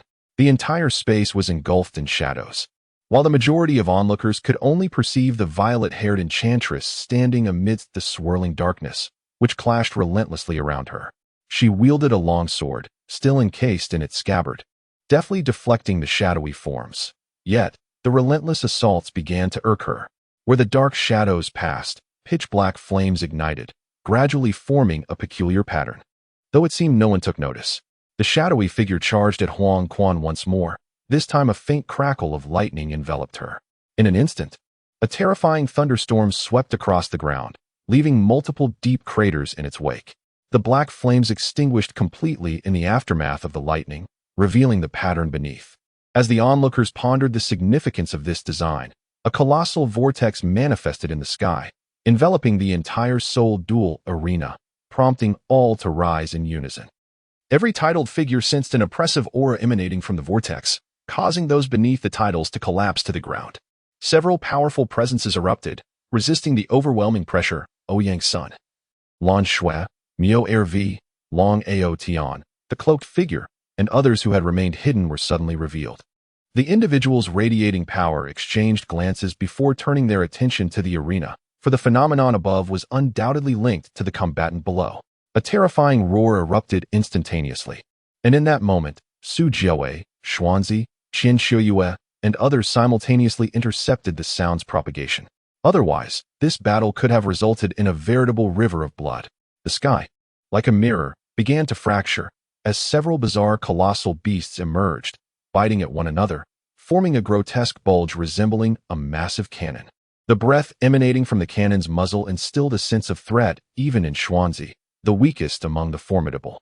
The cannon was aimed at Huang Quan on the arena, devouring countless energies, and in an instant, all the energy within the Seoul arena was consumed. This devouring force spread towards the city of Xinghua, as Su Jiawei summoned the imperial crown, attempting to isolate this consuming power from the starry sky. However, the effect was far from satisfactory. His eyes narrowed, contemplating the figure on the platform, lost in thought. Was it the dusk ancient beast? No, it merely bore a resemblance, lacking the overwhelming presence of the true ancient beast. Its aura considerably weaker. Yet, there was an undeniable danger lurking within this entity. At the moment the colossal beast emerged, Huang Quan froze momentarily, his body tensed, mistaking it for the dusk ancient beast, but he soon relaxed, realizing that the size, strength, and oppressive aura of this creature were inferior to that of a genuine ancient beast. However, the beast's aura seemed to share a common origin with the ancient beasts. Strikingly similar. Huang Quan gazed at the indomitable force above, letting out a silent sigh. Grasping the sword sheath in one hand and the hilt in the other, he slowly drew the long blade, as black ripples followed its emergence, suffusing the entire space with shades of gray. All that had come before would dissolve into nothingness, much like tears that ultimately vanish in the rain. Do not look back. There is no path to retreat. May I weep for the departed, shedding tears like rain, overflowing the river, surging like a tide to lead you home. In the instant the sword was unsheathed, Huang Xuan's violet hair transformed into a shade of gray-white, and his long-sleeved outer garment disintegrated into fragments. From the armor on his fingers, blood-red patterns surged across his body, his dark crimson eyes revealing an ominous portent. As Huangquan chanted softly, a hand emerged from the ruins, infused with chaotic ether that surged into the vast vortex above, amplifying the beast's devouring power to unprecedented levels.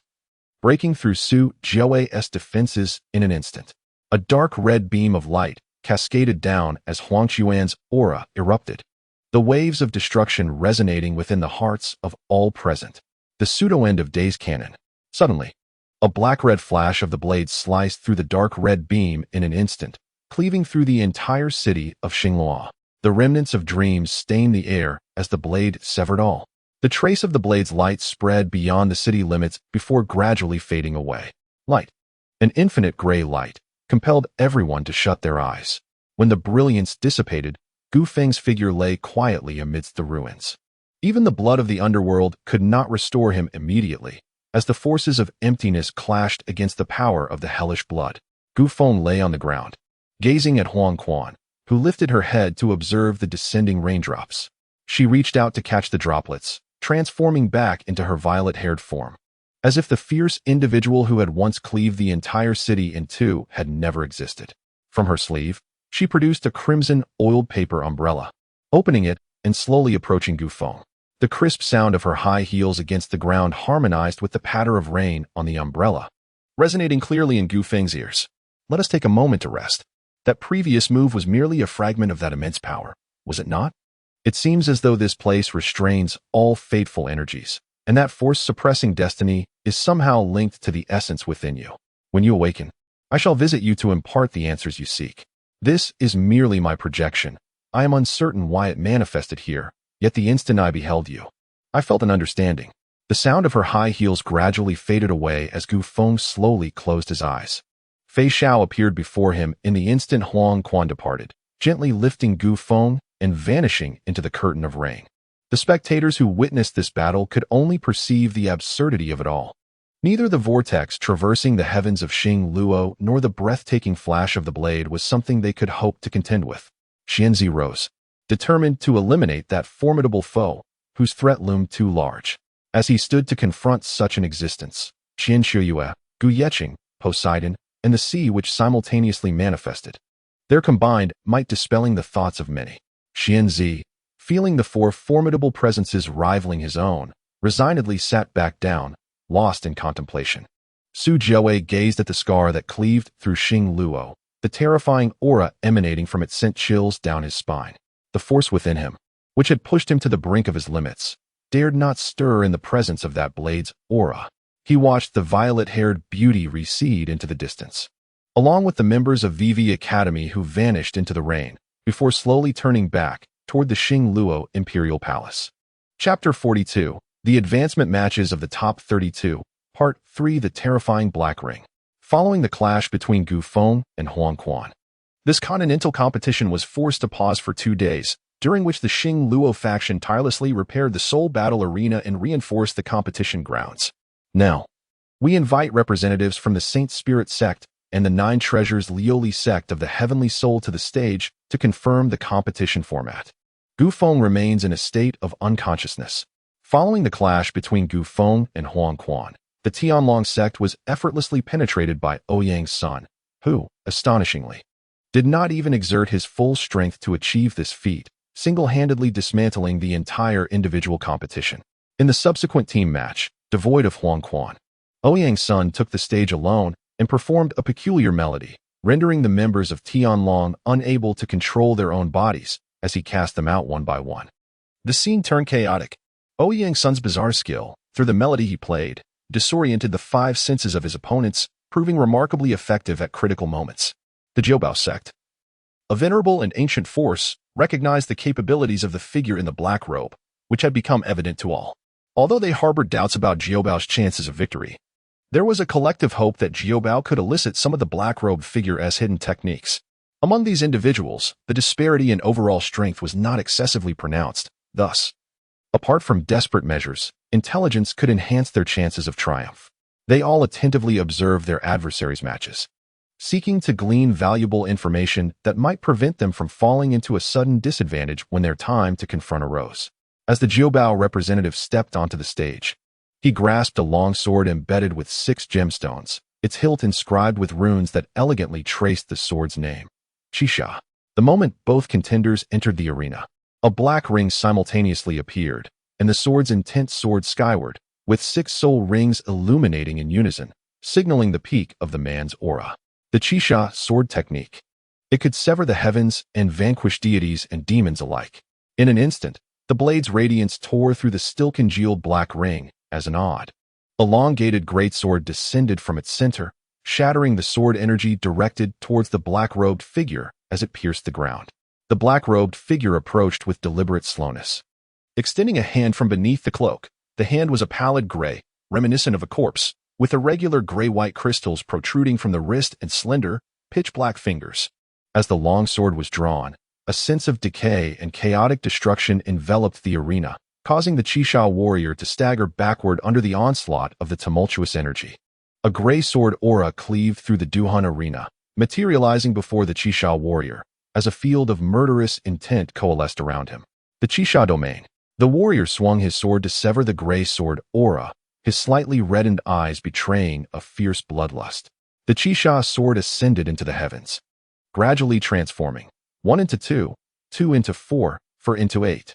Within mere breaths, a dense array of Qixia swords blanketed the skies above the Duhan arena, while the black-robed figure merely rested the great sword upon his shoulder, remaining motionless. All swords converge as one, the Qixia descends. All the long swords soared into the heavens, parting the clouds, as a colossal 7-kill sword, 100 meters in length, materialized in the sky. The massive sword descended upon the figure in black robes, cleaving the air as it passed, which was split asunder. A thunderous roar echoed, and a shockwave swept across the entire arena. As the dust settled, the giant sword embedded itself into the ground, while the figure in black stood unscathed beside it. Suddenly, the black robe was rent with several gashes, and in the next moment, it disintegrated into tattered strips, scattering across the arena. The onlookers could not help but rise in astonishment at the figure revealed beneath the robe. Those among the nobility who lacked soul power were so frightened they fell to the ground, writhing backward in terror. Beneath the robe stood a woman, her pallid hair cascading to the ground, her eyes devoid of pupils, only the stark whiteness visible, creating an unsettling void.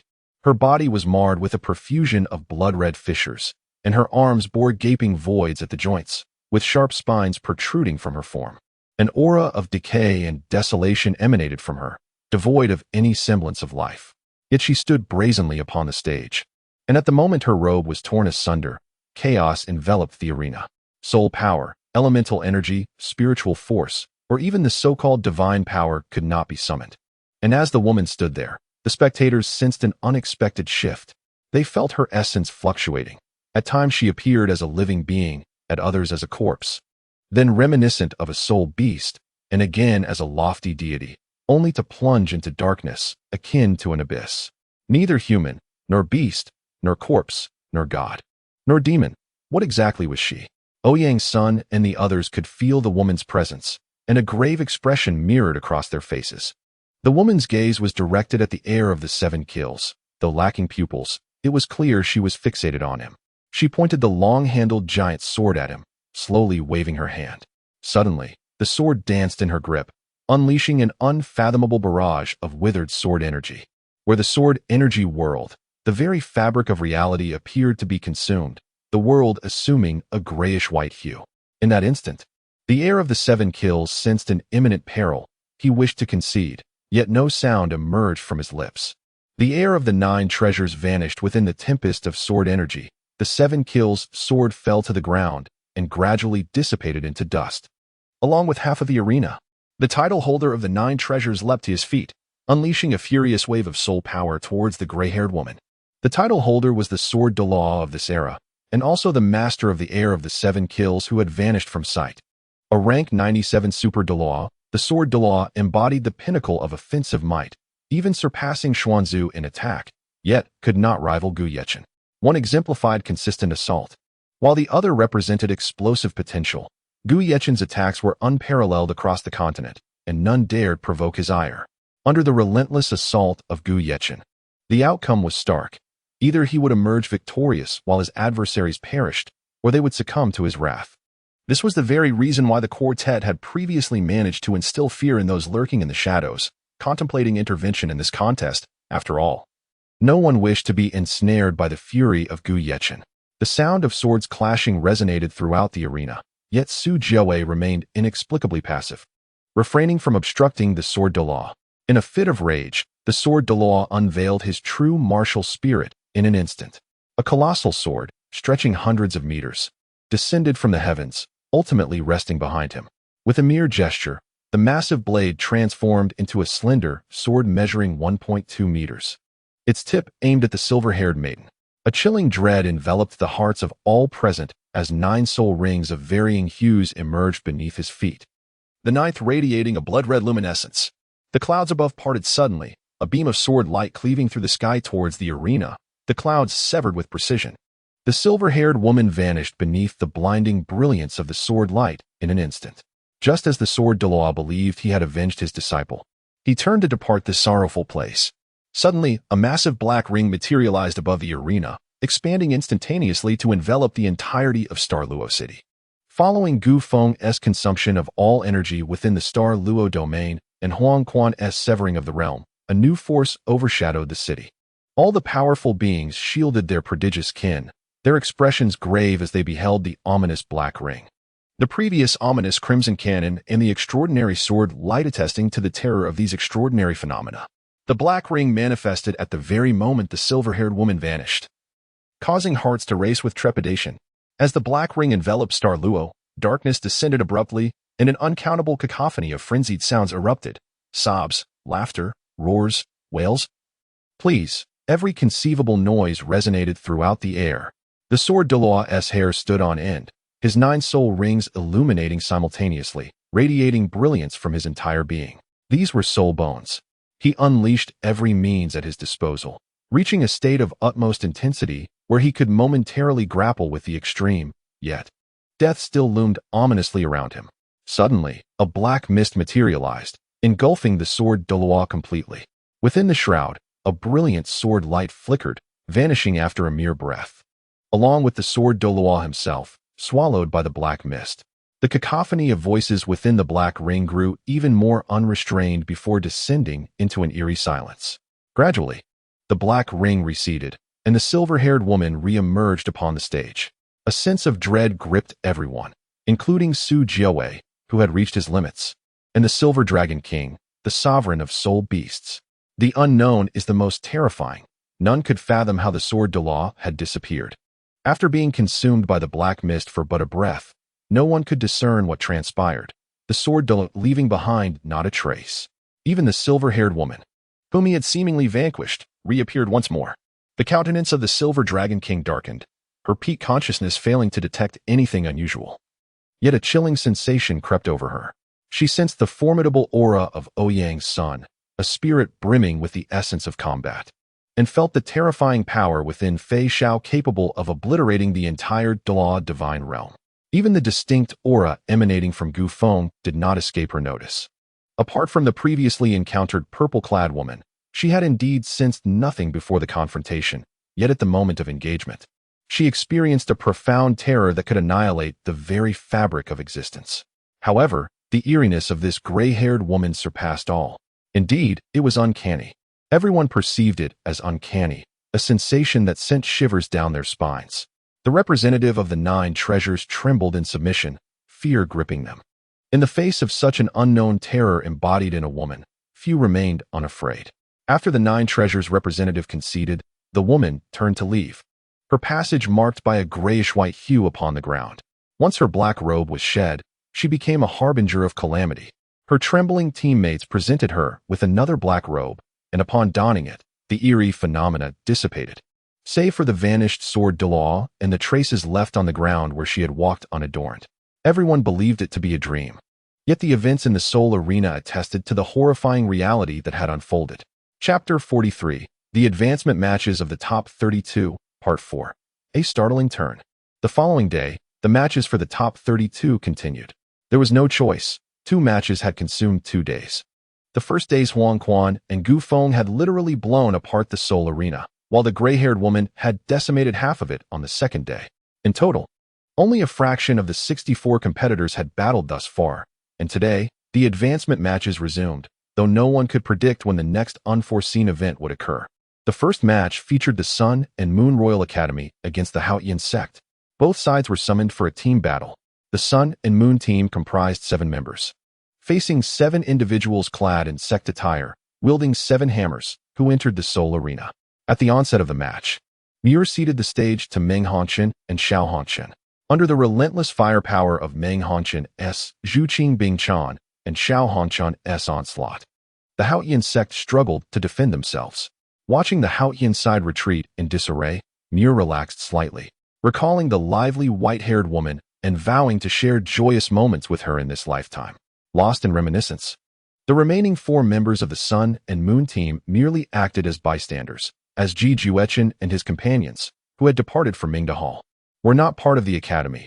Thus they had brought along 4 to assist, sufficient for their needs. At that moment, an unexpected turn of events unfolded. The 6 members of the Haotian side suddenly activated their 6 spirit rings, charging forcefully towards Xiao Hongqian to impede her. The remaining individual's martial spirit underwent a transformation. The surface of the Haotian hammer began to peel away, revealing a hammer with a blood-red and snow-white handle, entirely black in hue. 7 spirit rings adorned the young man, radiating brilliance, 1 purple, 4 black, and 2 red. The blood-red glow astonished all the spirit masters, compelling them to rise in astonishment. On the battlefield, the first 7-title soul sage emerged, adorned with a 100,000-year soul ring. Although many forces exceeding the soul sage had previously manifested, the nature of their power eluded comprehension. The sudden appearance of this super soul sage ignited excitement among the onlookers. 7 soul rings exploded, transforming into energy that surged into the young boy's body. Muir, startled by the sudden presence, regained his composure only to witness the blood-red hammer strike Dream Hongqian, sending him flying. In midair, Dream Hongqian expelled a mouthful of blood, mixed with fragments of his internal organs. Xiao Hongqian, consumed by rage, launched an attack on the 6 members of the Haotian team, yet found himself momentarily entangled. Muir gazed upon the shattered figure, trembling as he caught the broken Dream Hongqian, tears streaming down his face. He felt the fainting breath of the figure in his arms, like a marionette holding a shattered soul. As Dream Hongqian's vitality waned, a foreboding sense enveloped everyone's hearts. The granddaughter of the Sun Moon Bright Hall's master had perished in Star Luo. This was a matter of life and death. A colossal, 2-colored hammer descended upon Muir, prompting the higher-ups of Star Luo and Shrek, along with certain organizations across the continent, to rise with solemn expressions. In this match, anyone could die, but if certain individuals fell, it would spell disaster. First, Bian Huang and Gu Feng. Should anything happen to them, Gu Yechen and Qian Shuyue would undoubtedly descend into madness. With a super Douluo-level divine angel martial soul, even the utmost limits might not suffice to contain her, especially with Gu Yechen, who could surpass those limits. Secondly, the descendant of Ri Yujing Hongqian. Should his son perish, he would be left with only a grandson and granddaughter. If either were harmed, the wrath of the Bright Hall could obliterate a principality within a day. Thirdly, the purple-haired and gray-haired women posed significant threats. One possessed mysterious powers, rumored to have reached divine capabilities, while the other was inscrutable, with no one understanding how she could make a generation's sword Douluo vanish in a mere breath. Now, one had directly perished, and the severity of the injuries was beyond any hope of salvation. Not even a deity could intervene. Su Jiawei and others pondered how to thwart the impending retaliation from the Bright Hall when suddenly, a frenzied voice echoed from the Seoul arena, and the white-haired boy's eyes turned blood-red. After encasing Dream Hongqian's shattered body in extreme ice, he laughed maniacally. He now possessed the ability to mend Dream Hongqian's injuries, yet the soul was irretrievably lost. Laughter erupted from him, and as he chuckled, he clutched his head with one hand, 6 elements swirling around him in a fervent tempest. His aura surged, rapidly escalating to its zenith within mere breaths, continuing to rise relentlessly. A youth, clutching 2 colored hammers, knelt upon the ground, engulfed in an unprecedented terror. One hand pressed down upon his head, driving him into the earth, creating a vast pit that spanned meters. Blood flowed profusely from his crown. Observing this scene, several titled individuals from the Haotian sect rushed forth. At the instant Dream Hongqian encountered peril, Mirror Honshin prepared his soul-guiding device, unleashing a torrent of soul cannons aimed at the Haotian sect. He demanded their demise alongside his own. Mirror entrusted the frozen dream Honshin to the care of Laughing Honshin and Jijuechen, then seized the youth, who lay limp like a lifeless dog, his crimson eyes flickering with rage. Where has the soul of the dream gone, you wretches? Speak, and I shall grant you a swift end. Ha ha! It is you, the denizens of this world, who have rendered my existence so unbearable. Rest assured, I have exiled her soul. You shall never locate it. The boy's eyes turned pitch black, and in the next moment, a ravenous void consumed him, leaving no trace behind. A low, sinister laughter began to resonate, followed by frenzied echoes that reverberated throughout the star Luo. Those who do not belong to this realm. 19,000 years ago, I was defeated by Gu Shilan, and a millennium ago by Lu Xing. I had intended to relinquish everything and live in peace. Yet if this world cannot accommodate me, then let it be destroyed. As the words fell, the land of star Luo fractured, countless flames erupting from the depths of the earth. A deep thunder rolled across the sky, and a torrential downpour mingled with lightning, causing all metals to converge in the heavens above. The golden element of the star Luo realm was instantly depleted, molten metals and the drained golden essence coalescing into a towering, 10,000-meter-high metallic six-winged structure. As the wings unfurled, a sharp, oppressive aura enveloped the skies above star Luo. In that moment, powerful beings across the land sensed the lament of the Douluo realm. The final will of Douluo had intended to place hope in Huiyuhao, wishing for him to liberate it from its grasp. However, with such chaos unfolding, it was no longer a matter of control. The world itself teetered on the brink of annihilation. At Shrek Academy, Moon felt the tremors emanating from star Luo, his gaze fixating on the six wings above. With determination, the radiant holy dragon tore through space, racing towards star Luo City, followed by numerous members of the Sea God Pavilion. In the Sun Moon Imperial Palace, Kong Deming, engrossed in the study of a 10th-level soul-guiding device, suddenly sensed the sorrow of the heavens. His expression darkened as he activated the Silver Moon Divine Light shield to traverse the void towards the destined location. In the sinister demon forest, Yi Shishue and Long Xiaoyao were in discussion with the evil emperor when the three exchanged knowing glances, promptly making their way to star Luo. From the depths of the ocean, the Sea God clan, the ultimate Douluo, and the Sea God Douluo, along with the demon queen, who relentlessly attacked the Sea Goddess Qin, tore through the fabric of space en route to star Luo. In the realm of heavenly soul, amidst the depths of obscurity, the youth's disheveled figure appeared atop the Haotian Great Hall. After murmuring faintly, he succumbed to a profound coma. Cursed fate! I have awakened memories from my past life. Born in the Haotian sect, supported by the revered Tang Buddha, and endowed with two divine martial souls. How is it that I cannot prevail against those intruders? Am I not the protagonist? Upon witnessing the distress of the sect's prodigy, the two leaders of Haotian were taken aback. Before they could inquire about the situation, they suddenly sensed the tremors of the earth and hastily tore through the fabric of space to reach the site of the incident.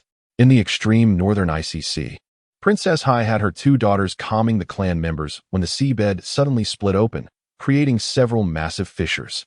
Many of the clan were caught unawares and were swallowed into the abyss. He surfaced, gazing at the ocean as it spiraled into a colossal vortex, following the currents to the ultimate destination. Beneath the golden tree of Shrek, after Moon's departure, within the mysterious space stretching for 10,000 meters beneath the tree, a blue-haired beauty hurriedly tended to a rugged man. The man had been engaged in a fierce struggle against the will of the plane when it suddenly erupted. Having refined a portion of the plane's will, he understood what was transpiring, but was instantly grievously wounded. What do we do now, Hal? Little 3 and the others cannot assist us at this moment. Ian, we must rely solely on ourselves. Allow me a moment to recuperate, and we shall join in. If we do not stop that individual, the entire continent may face annihilation. Tang Hao's gaze pierced through the vast expanse toward the celestial six wings looming above the star Luo skies. Deep within the star dough, a 1,000-meter black dragon raised its head to the heavens, eyeing the six wings above. The towering trees of star dough swayed incessantly, the dragon's roar resonating throughout the realm. As a massive bear broke through the throng of beasts to stand before Emperor Tian, King of all beasts, Spirit of monsters, Purple Princess, Red King. You shall remain in Star Dough to halt the calamity. Bear King, by G, we must depart. The dragon's shadow tore through space, accompanied by Bai Ji and the giant bear. Across the continent, save for the poles, all eyes were drawn skyward, where the six wings hung ominously in the firmament. Such a vast distance could not conceal the devastation wrought below. In an instant of Muir's maniacal laughter, Douluo City was reduced to ruins. The great wall that was said to withstand divine assaults crumbled into the debris. The casualties in Douluo were innumerable. Gu Yechen held a time-worn longbow, his expression grave as he regarded Muir suspended before the six wings high above. Su Jiawei's imperial crown radiated endless starlight, safeguarding his sister and the vital members of the royal family. The immortal poison of the main body sect and Shrek Schwanzi protected their clan's prodigy. Qian Xiaoyu transformed into an angel alongside Poseidon, who also took on divine form, guiding the people of the outskirts away from the soul-fighting arena, which had turned into molten rock. Those unable to fly perished in droves. No one anticipated that a mere competition would ignite turmoil across the entire continent. Chapter 44. The Advancement of the Top 32. End. Thunderbolt, Forgotten River, Guardian, May. With six wings unfurled, a terrifying storm is unleashed upon the earth. The ground heaves as the ruins of the Douluo imperial city are swallowed into the depths by fissures that appear beneath. After millennia, the grandeur of the Douluo imperial city vanishes from the continent, while a colossal earthen dragon emerges from the chasms, its immense form blotting out the sky as it soars into the heavens. The dragon turns its gaze downward, where Muir stands atop its head, the roar of the dragon resounding across the land, a fierce bellow that can be heard even in the farthest reaches of the northern wilderness. The giant dragon raises its claw, gathering energy that coalesces into an earthen elemental spear. As the dragon undulates its massive body, it hurls the spear skyward, parting the atmosphere. A monumental spearhead materializing above the dragon and the six wings. From beyond Douluo Star, one can observe as the spear pierces through the celestial veil, the atmospheric barrier of Douluo resembling a balloon punctured by chopsticks under the impact of a meteorite. The spear, with a colossal tip measuring 100,000 meters, is on the verge of breaching the atmosphere. Should it descend in its entirety, the Douluo continent would be plunged into the abyss, a testament to divine might, a cataclysmic force that reverberates through the hearts of all. The spatial fabric of Douluo City has become exceedingly fragile. What once required the utmost limit to tear apart can now be breached by a soul sage. As for traversing space, the fate of a soul sage remains an entirely different matter. The radiant and dark holy dragons circle above the ruins, with a stooped elder resting upon one and a formidable elder standing proudly upon the other. A massive blood-colored puppet looms beside the holy dragons, upon whose shoulders stands an enchanting sorceress of exquisite beauty. A towering single eye, flanked by hundreds of gigantic tentacles, cleaves through the air, exuding an ethereal blue glow. Roars resonate from the darkness, as a colossal bear and a 1,000-meter black dragon unleash their thunderous cries. From the tempestuous waves, a mermaid crowned in gold and a gargantuan magic whale emerge. As the continent's strongest gather, they gaze upon the spear tip emerging from the sky, reflecting upon the ruins of Douluo with a sense of awe. Collectively, their eyes turn skyward. Little one, mother, and father must go to aid. You should depart with your friends. Douluo is no more. Seek refuge in that secret realm, and we shall return safely. A magnificent six-winged angel materializes amid this chaos, upon whose shoulder stands a man wielding an ancient longbow, his soul rings glimmering fiercely, the silver-white rings flashing ominously, instilling dread in those around. Awakened, Gu Feng extends a hand toward his departing parents, but it falls short. Ouyang's son, noticing the ascent of Poseidon and the sea sorceress, places a reassuring hand on Gu Feng's shoulder, awaiting his decision. Allow me. They cannot impede that entity. At worst, they perish, and the continent is preserved. With Douluo reduced to mere ruins, or perhaps some may fall, and Douluo becomes a domain of divine retribution. A heavy tone emanated from Fei Xiao as it reached Gu Feng's side, the celestial entity above drawing perilously close. An adversary beyond the reach of those who have never ventured beyond their own planets. If you have yet to formulate a plan, I can offer my assistance. However, in the future, you must aid me in combating the void. A voice, ethereal and haunting, drifted from behind, revealing a figure with violet hair, gracefully wielding a crimson-oiled paper umbrella as she traversed the void with an air of mystery, danger, and unwavering confidence. Huang Quan. Most remained oblivious to what Huang Quan referred to as the void, save for Fei Xiao and Gu Feng. Feng, disregard this woman. The eternal sleep monarch is not a foe we can confront, nor will we be equipped to face him in the future. I can deal with the entity above. I do not require her assistance.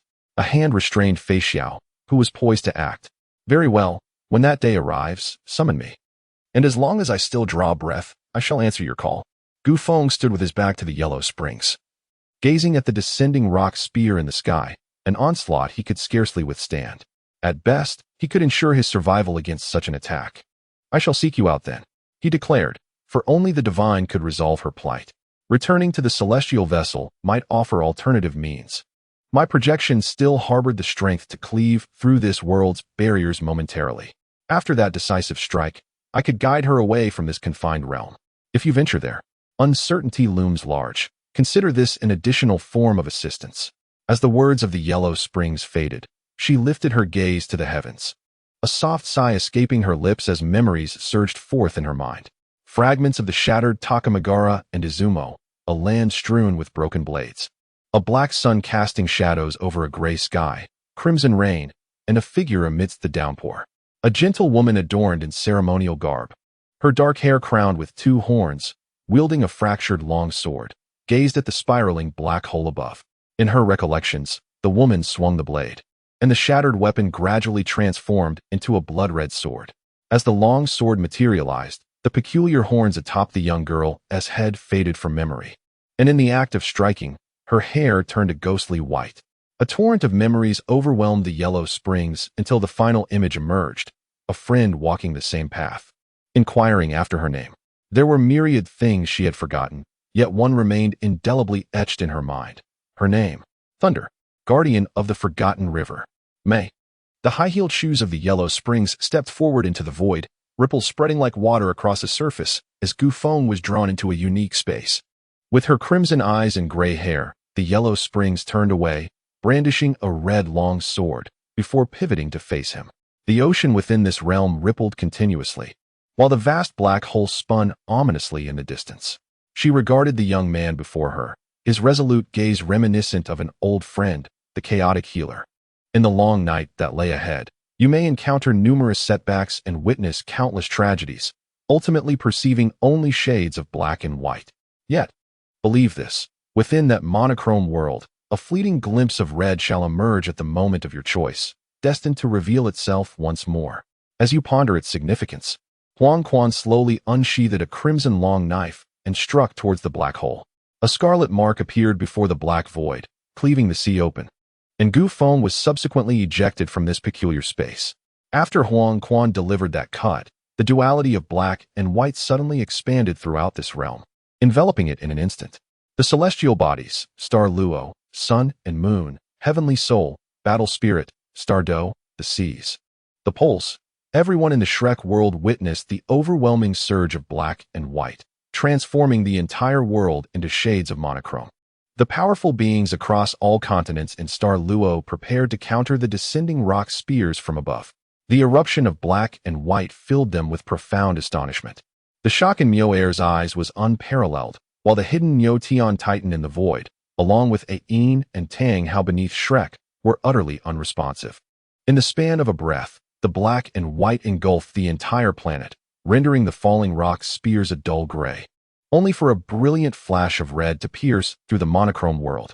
The resplendent red light cleaved towards the heavens, splitting the colossal rock spear capable of shattering continents in two, which then vanished into the void, leaving a crimson rift in the sky, a future miracle.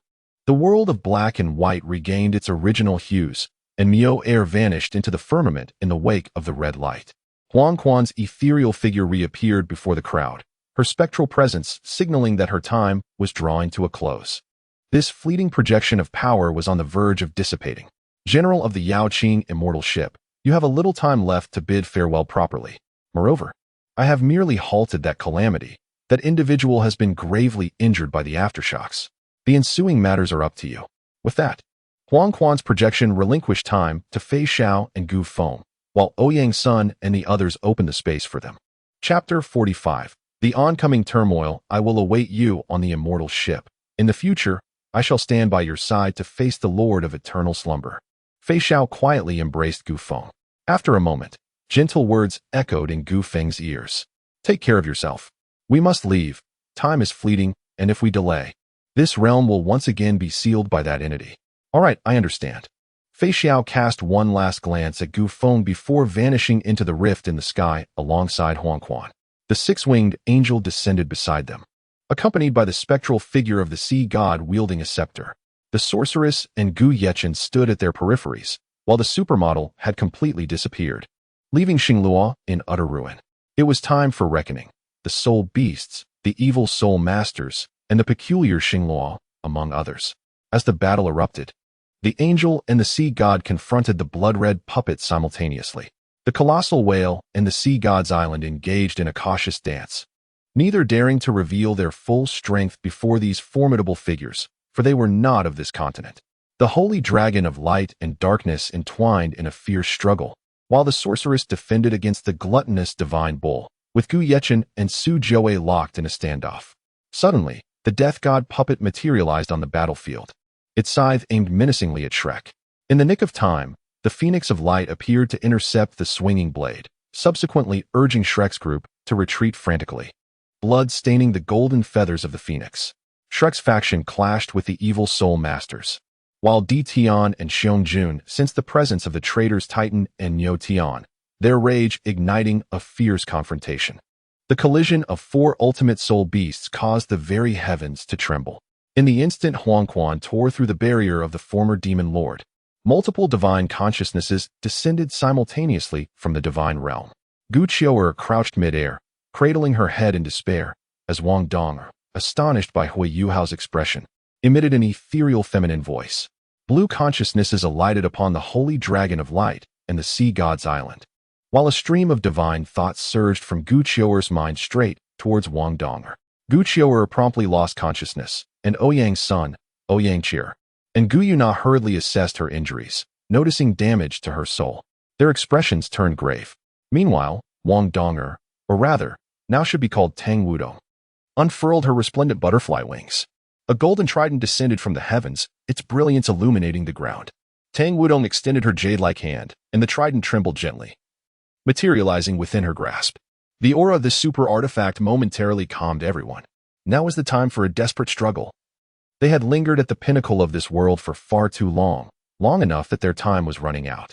This sudden emergence of a super artifact might afford them the chance to take that crucial step forward. The current calmness belied an intensity of madness. None wished to meet their end.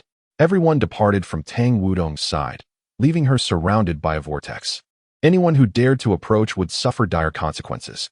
Hui Yuhao wished to speak, but it seemed his companion had vanished, and the demeanor of the girl before him was utterly unlike that of anyone he knew. However, there was a silver lining. At least the fated child of this world had yet to become ensnared, and the schemes of the Tang God King were now rendered futile. The will of heaven and earth ignited a sense of alarm among the crowd, swiftly whisking Hui Yuhao away before disappearing from sight. Tang Wudong cast a deep gaze at the vanishing Hui Yuhao. The fated child, indeed, is favored by the heavens. She then turned her attention to the architects of this chaos. You have no chance. Even if you wield divine artifacts, you shall not ascend to godhood. Yet, there exists an opportunity for you to attain divinity by eliminating these interlopers unworthy of Douluo. Tang Wudong pointed her sword at Gu Feng and the others, including the silver-haired Nox. The black sun and moon rose from the ruins, subsequently igniting. Ether, sun, and moon. The explosion generated a cloud of dust, prompting Gu Feng and Ouyang's son, along with those unworthy of Douluo, to flee for their lives. Upon the descent of divine consciousness, Gu Feng felt an ominous premonition and prepared himself. Their current strength was inadequate to confront the continent's most formidable warriors. The death puppets and blood puppets surged toward Nox, and in that instant, he was shattered into fragments. Darkness, profound darkness. It engulfed the entire star Luo, extending to the borders of Douluo. Within the shadows, countless whispers emerged. You have arrived. We long to be freed to eliminate them. The black ring erupted, and the previous black mist surged toward all within Star Luo. What in the world is this? Shishui, take cover. The dark sacred dragon, igniting its soul power, momentarily propelled Yi Shishui out of the black mist, Its form appeared corroded, with scales decaying, horns withered, and claws aged. The dark sacred dragon transformed back into a tall elder, its vitality waning. As it spat forth a stream of black blood while fleeing with Yi Shishui toward the sun and moon. Zhongli Wu followed suit the moment Long Xiaoyao broke through the mist, rushing alongside them. He was the most unfortunate, having sacrificed 400,000-year soul beasts and the Bone Dragon King to escape. The angel and sea god fought fiercely, while the witch was repelled by Tao Tai. And Gu Yechen found himself ensnared above the firmament by Su Jiawei, unable to escape due to the relentless grip of the emperor's crown.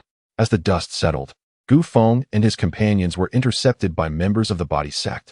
The angel, sea god, and which stood resolutely before the undying poison, while Shrek and various forces from the continent surrounded them. The hooves of the Tao Tai divine bull thundered down, and Ouyang Sun's maniacal laughter echoed. Come, come, this is how it should be.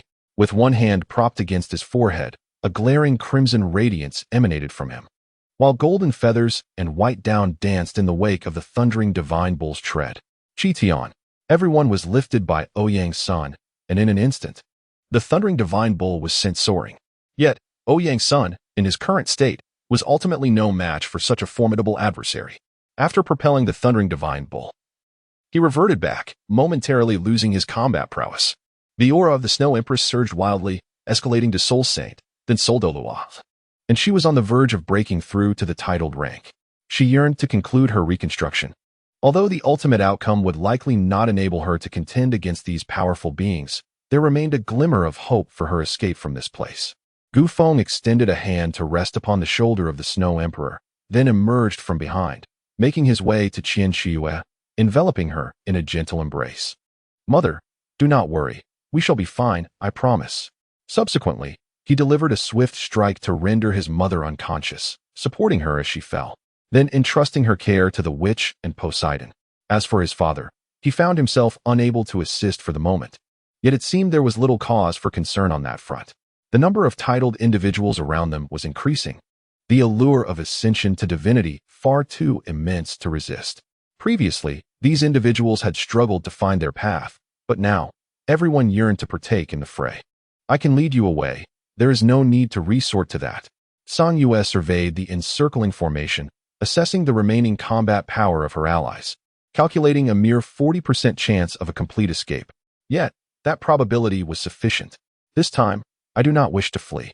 Shrek escaped once, and when Fei Xiao departed, I also evaded. I am no sage, nor do I relish such troubles. However, my concern is limited to a select few, my family. Should anyone harm them, I shall ensure their demise. As whispers arose, his words grew increasingly frenzied, a swirling madness emanating from Gu Feng. Sang Yue observed the ethereal energy and crimson aura pulsating from him, gripping her blade tightly. She had one strike left in her, a strike potent enough to ensnare all present for a fleeting moment. Sang Yue, take them away. Please care for them, and wait for me in the borderlands. I will return. Sang Yue fixed her gaze upon Gu Feng's retreating figure, and after a brief moment, she acquiesced. Very well. She withdrew to join Ouyang Sun and the others. The encircling crowd remained motionless, not wishing to grant them the opportunity for final words, for those surrounding them hailed from various origins, each unaware of the multitude of divinity opportunities available. Moreover, within the encirclement lurked 3 super Douluos, though now only 2 remained, none desired to take the lead. Preoccupied with preventing the individuals inside from breaking free, while also guarding against threats from without. For now, let us preserve our breath and deny these ruffians any chance of escape. Xuanzi returned, one of his arms fractured, a testament to Ouyang Sun's formidable strike that had rendered it broken, truly a testament to unparalleled strength under duress. The onlookers beheld Xuanzi's injured hand, their pupils constricting, gathering their strength in preparation for action. Chapter 46. Demon. Apothecary. A deep, resonant laughter echoed within the encirclement, accompanied by the chaotic utterances of the black ring as it reverberated nearby, before the black mist vacated the area. The Emperor's crown summoned the stars to descend, intercepting the black fog. The black ring slowly traversed from the star Luo towards the direction of the Douluo, as the black mist trailed in its wake, consuming all life along its path. Something was amiss. Why was the black ring departing from this place? Moon and the enigmatic Yin Tonghao furrowed their brows in contemplation. The peculiar nature of that entity was beyond their comprehension. They could merely ensure their own safety while remaining vigilant to protect those around them. What could have prompted its sudden retreat? From beneath the Starfall ruins, an endless stream of black mist emerged, swirling ominously around Gu Feng. In the depths of darkness, a pair of blood-red eyes ignited. The pitch-black pupils contrasted sharply with the whites of the eyes, save for a ring of white encircling the edges of the pupils, emanating an eerie crimson glow. A maniacal laughter morphed into a deranged, sickly sweet giggle. Come, come, let us continue. Today, you shall all perish here. The frenzied words echoed through the suffocating black mist. Gu Feng's consciousness delved into the depths of his soul, where the dark crimson blood seemed to encapsulate the entire world. O slumbering demon within my being, guide me through this ordeal. I am willing to barter my future for it. A light chuckle echoed in his mind, and the ephemeral visage of the demon flickered away. What Gu Feng failed to notice was the uncanny resemblance between the demon's face and his own.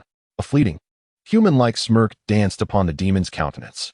In an instant, the dark crimson blood coursed through his entire being, shattering invisible shackles. And a colossal shadow of a demon briefly manifested behind him. Everyone around took note of that fleeting apparition, an unutterable dread descending upon their hearts at its emergence. None could discern the demon's true form, although it appeared merely for a moment. A profound unease gripped all, as if an unspeakable horror was imminent. At the very moment the demon's shadow appeared, the gods in the divine realm, Tang Hao lurking in the shadows, Ayin, the hidden mirror, and even Huang Quan from a distant realm sensed something extraordinary. Yet, only Huang Quan comprehended the true nature of that phenomenon. An endless tide of black mist surged from the depths below, and amidst the swirling darkness, a flash of red emerged, transforming the black mist into a dark crimson haze. A shadowy figure abruptly vanished from their sight, seizing Xuanzi's face with a fierce grip, then forcefully pressing him into the ground, creating a chasm hundreds of meters deep. Everyone instinctively recoiled, an acute sense of danger flooding their hearts. Ha ha ha, die, die, die. From the abyss, frenzied laughter and savage roars echoed. The fractured earth trembled, as Gu Feng seized one of Xuanzi's feet, relentlessly smashing him into the ground. Sovereign of the world. Dragon Emperor's quaking domain. Dragon Emperor's rending of evil. The hunched figure suddenly surged to towering heights.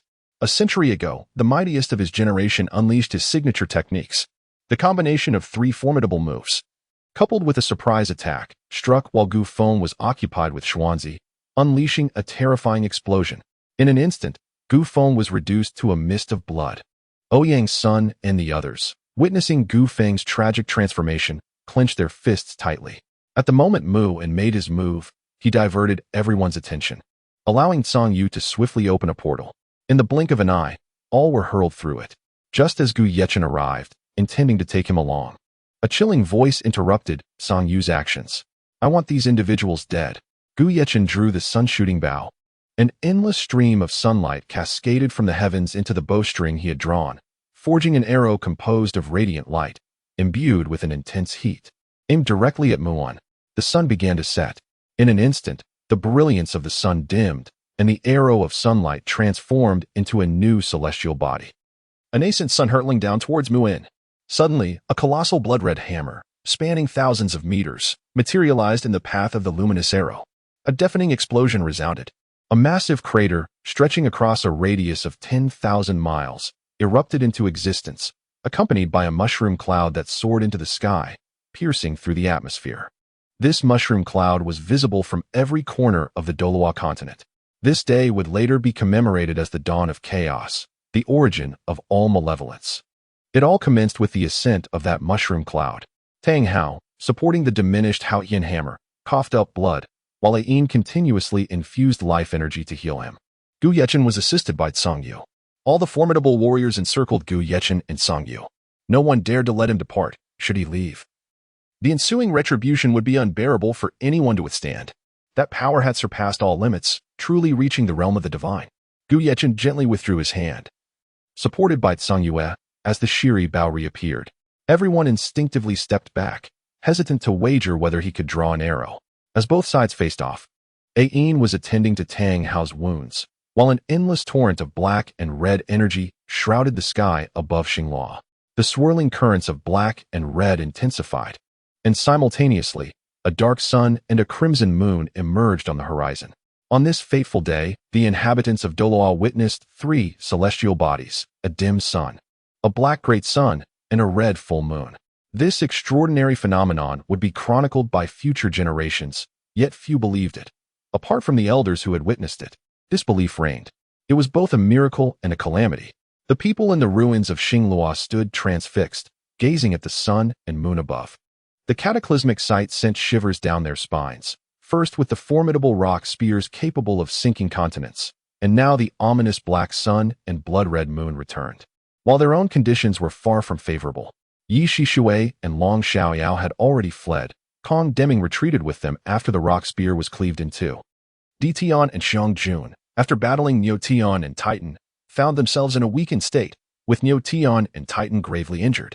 Following Gu Yu Na and the others' departure, Di Tian and Xiong Jun unleashed the Dragon God Claw and the Rending Sky Claw, inflicting severe wounds upon Titan and Niu Tian as they exited Xinghua. The Demon Queen clashed with the denizens of Sea God Island, although she sustained no injuries. Her condition was far from optimal. Shrek's Moon and Xuanzi were similarly incapacitated. Tang Hao, having endured Gu Yechen's furious strike, along with the prior interruption of the fusion with the will of heaven and earth, found himself temporarily devoid of strength. San Yue opened the portal to another dimension, leading Gu Yechen inside. At the moment they crossed the threshold, a voice resonated throughout the universe, imbued with overwhelming authority. Yet, Gu Yechen and San Yue discerned the identity of its origin. Soon after, the dimensional gate closed. Ethereal sun and moon, the black great sun and the red full moon descended together, heralding the apocalypse, a true end of days upon Douluo. All resistance was relinquished amidst the calamity. Humanity inevitably succumbed to exhaustion, unable to withstand the impending doom. A collective plea arose as everyone implored the divine for salvation. Countless ordinary people and soul masters beseeched. Su Jiawei called out the name he had discovered within the secret realm, merging the prayers of an entire world with his own journey toward abundance, briefly summoning the ethereal visage of a great existence. With antlers adorning his head, a figure of androgynous grace, possessing 6 arms and an abundance of eyes upon his form. He gazes benevolently upon the world, his visage graced with the softest smile known to humankind. The celestial tree ascends, supporting the obsidian sun and the sanguine moon, which are held aloft by its mighty branches, an awe-inspiring force anchoring both celestial bodies in the firmament. Amidst the swirling black and crimson mists, a pair of blood-red eyes flickers to life as Gu Feng observes the celestial tree halting the sun and moon. Just as Gu Feng prepares to take action, he gestures, revealing a fissure from which an overwhelming aura emanates, an expanse of blood-red sky and an endless crimson sea, upon which stands a partially collapsed colossal city. This is the relic of hell. The very core of the demon realm remains unvanquished, lingering within the dimensional space of Douluo. The core of hell is, indeed, the heart of the demon realm. A higher dimensional universe opens at his whim. With a wave, he casts Gu Feng into its depths. A roar reverberates through the heavens and the earth before vanishing from this realm. The apothecary. Subsequently, the fissure seals, and the boundless flow of black and crimson energy wanes. Losing its master, he gestures, shrinking the celestial tree, with the sun and moon transforming into its unique fruits. His compassionate gaze sweeps across this world, before he too disappears from it. Chapter 1. The shifting landscape. 1 year after the celestial alignment, changes began to unfold across the continent. Gu Yechen and his companions returned to the borderlands, which had entered a state of full-scale preparation for war at that time. Under the leadership of Tang Hao and Ayin, the group from Shrek returned to the academy, while Moon entrusted the position of Sea God Pavilion Master to Tang Hao. Upon taking office, the Haotian sect emerged, with Tang Wudong designated as the next prospective Pavilion Master. The young man from the Haotian sect, who had ignited the fuse a year prior, Tang Wujia, also joined Shrek. During this year, numerous significant events transpired. Among the most notable were the Doling Incident, the Xinghua Incident, the Tianhun Incident, the Sun Moon Incident, and the Divine Incident. The black ring that erupted that day eventually drifted towards the Doling realm after a period of time. On that fateful day, Doling transformed into a realm of death. Although the major sects managed to escape, nearly all ordinary people perished. Presently, Doling stands as a desolate land, Yet the black ring lingered above its skies, no longer in motion after consuming Douluo. Xingluo, once the battlefield of annihilation, has nearly been rendered completely desolate. However, the aftermath of the divine event left behind a terrifying legacy. Initially, some placed their faith in the savior deity, gaining an almost immortal ability. Unfortunately, it did not take long for them to metamorphose into monsters, their bodies overrun with withered branches, driven by bloodlust, attacking any living beings they encountered.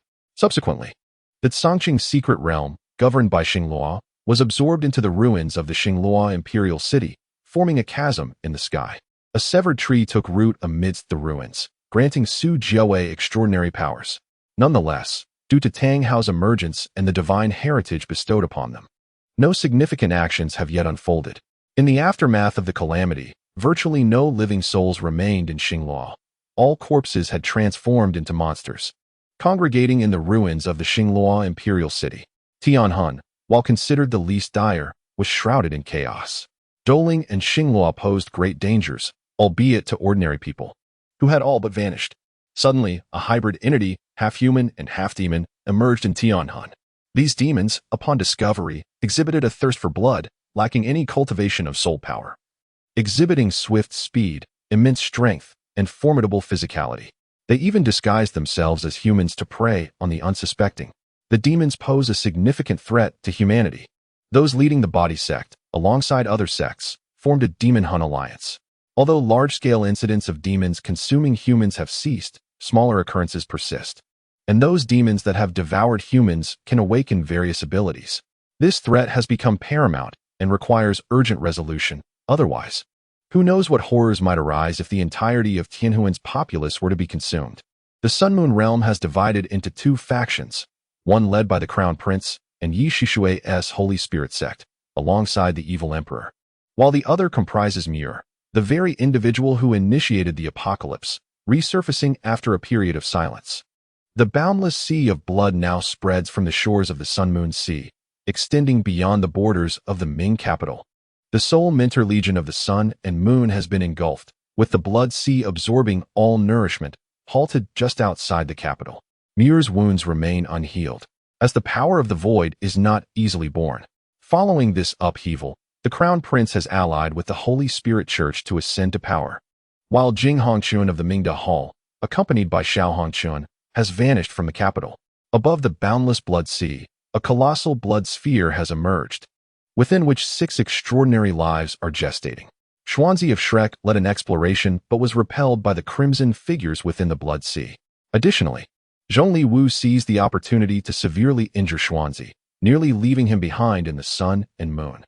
During this year, the divine legacies scattered across Douluo have converged, resonating across the continent. The ruins of Jialing Pass, where the legacy of the gods lies, can be heard by all. However, these ruins were sealed by the gods millennia ago, containing the shattered divine position of the angels, the legacy of the Rakshasa, and the divine inheritances now all lie within Jialing Pass. Remarkably, the ruins of Jialing Pass are situated directly above Shrek City. The seal will be lifted in 3 years. Time is fleeting, and all across the continent, individuals strive to enhance their strength, eager to obtain the divine legacy. Naturally, there are also many who seek to obliterate the divine inheritance, including the Spirit Beast clan, the demons, Muir, and the denizens of the borderlands. Mist Songyue, would you care to join me for a drink? Gu Yechen stood atop the city wall, gazing into the distance, his cup of wine swaying towards the newly arrived Songyue. The wine in Gu Yechen's hand found its way into Songyue's grasp. This wine is exquisite, so I shall accept it. Qiuyue is looking for you. The coldness of the words was softened ever so slightly by the allure of fine wine, and with that, she vanished upon the city wall, wine in hand. Gu Yechen quietly gazed at the horizon, where he could discern a solitary tree, its branches adorned with a few twinkling stars. Though it lacked the grandeur of the miraculous tree, it remained visible nonetheless. Sigh. The figure of Gu Yechen gradually faded from the city wall. Sister, Qiuer's soul has fallen into silence. Gu mentioned that a part of Qiuer's soul is missing, though it seems something has preserved her life. And she is now slowly recovering. Yes, I understand. Are you planning to venture out? Indeed, Guyu has returned to the Stardo, as the continent is currently in turmoil. As the master of the soul beasts, she must seek a path for them. This is her mission. Please take care. I am giving you this item. Although I am not entirely familiar with it, I am confident it will complement your abilities, especially in conjunction with your recovery over the past year. If all goes well, under desperate circumstances, you should be able to wreak havoc like that mysterious figure from before. Ouyang Xiaoer's voice gradually diminished as she spoke. Ouyang's son helplessly shook his head at his unreliable elder sister and then pushed open the door. He waved goodbye to Ouyang Xiaoer over his shoulder, turning to gaze at the ceiling, which held nothing but emptiness. Yet, he smiled, waving once more before disappearing from sight. Two figures manifested on the rooftop. The sorceress embraced Poseidon, comforting her as they watched Ouyang's son depart, hoping for his safety. That night, the Snow Empress stood atop a high tower in the city. Songyu leaned quietly behind her, sipping the wine procured from Gu Yechen. I intend to venture out. Though I am no longer the sovereign of the far north, during last year's great battle, my efforts were futile unless I fought with all my might. Huh. A light laugh echoed. However, I am indeed the sovereign of the far north. Next time, I shall not merely observe from the sidelines. The Snow Empress's cold voice resonated in the tranquil night. Songyu paused her drinking, then smiled and continued. Well, I had intended to tell you that I, too, must regain my strength. It is truly ironic that my role in that battle was merely to lead the retreat. I am a war god. The intense spirit and endless chill surged the moment Songyu finished speaking. After a brief while, the tension subsided, and the Snow Empress turned to look at Songyu. The two aloof and high-minded women simultaneously broke into laughter. Songyu tossed the wine towards the Snow Empress, who took a swig before they both departed in opposite directions. In the Shrek City prison, a golden-haired figure was imprisoned, sealed within, every part of her body marred and filthy, devoid of clothing. Heh. This woman has been locked up for a year, subjected to every possible torture, yet it was all in vain. However, one must admit, she is truly exquisite. Indeed, even after being ravaged by so many, she remains so enchanting. Ha, you've made me want to experience it again. Brother, what about you? Shall we proceed? Half an hour later, two guards simultaneously exited the cell of the golden-haired figure, leaving Lan Shui sprawled upon the filthy ground. Lan Shui had endured relentless torment for an entire year, captured at the behest of the so-called divine descent from eons past and the demands of Tang Wudong. She found herself ensnared. Strangely, Shrek, where she had lived for over a decade, did not intervene. In fact, they became her principal accomplices in her downfall. Had they chosen to assist her, even if she were to falter, she could have escaped. Yet, Shrek's betrayal and treachery plunged her into the abyss. Daily subjected to the humiliation by various individuals, the resentment brewing within her now yearned to obliterate the entire world. Soon, you shall all perish and deserve your fate. In the darkness, her once white eyes began to turn a blood red, her golden hair transforming into a snowy white. Was this truly the destiny that awaited me? What am I? Merely your pawn? Or something more? A child of fate? What has this identity bestowed upon me? Only endless torment. An invisible will conveyed a message to the blue-haired figure. That was the life in which Tang San did not interfere. A godly martial soul of innate level 20. Primarily associated with the star Luo, encountered a member of the Star-Crowned sect, aiding the woman in her ascension to Empress. She became the Empress, he the general. His mother beamed with pride, and his father treated her with utmost care. He unified the continent, ascending to the divine realm with his family, liberating the common folk. A blissful family, a longed for love. This was his true destiny, not a life akin to that of a dog. Endless fury flickered in the eyes of the Ice Emperor and Tianming. The chosen ones had their fates predetermined from birth. But what of their choices? Were those also orchestrated? Intriguing. I have annihilated half a continent. Gods are not invincible. Now, this has become rather amusing. Yuho, would you consider becoming my disciple and learning the necromantic arts? A platinum-haired specter manifested before them. That fellow's ascension to godhood was a blunder. However, would you dare to oppose him? He is a god, after all, and you currently stand powerless before him. The voice of the platinum-haired figure resonated softly. Tianming and the Ice Emperor lowered their heads in resignation. Indeed, he is a god. In his eyes, they could be effortlessly extinguished. I refuse to lead such a life. I desire to forge my own destiny. As long as you can teach me, I am willing to call you my master. Splendid. Through your ordeal, I have gained substantial benefits. My essence shall not dissipate so easily. Above you, there exists an elder brother and sister, no less formidable than the gods of this world. Yuho, I merely hope that in the future, You can live a life free from that fellow's interference, contributing to the people of this world.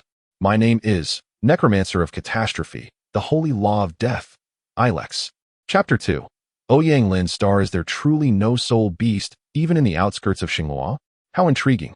The golden feathers fluttered gracefully as Ouyang's son strode into the star, wielding his divine staff. 2 years prior, several other youths had embarked on their journey to the star from this very spot. His destination was unequivocal, the core of the star, and any who dared to obstruct him would meet their demise. However, the Soul Beast clan would likely not impede his passage, for he bore her scales, logically. She should have sensed his arrival the moment he set foot in the star. It appears that the star is not tranquil either. Many have wandered the borders this past year. Yet, under the watch of the border guards and the intimidation of Gu Yechen, none dared to advance further. Regarding the star, the formidable forces amounted to merely a handful of fierce beasts, and she had undergone a complete reformation. Although her current strength remained commendable, it was ultimately inferior to her former prowess. The emergence of god-level powers on the Shrek side posed a troublesome predicament. One could only wonder how she fared during the past year.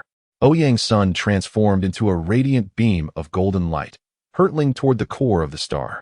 As he approached the inner circle, he came to a halt. Oh, is the situation truly this dire? He leaped into the treetops, concealing his presence.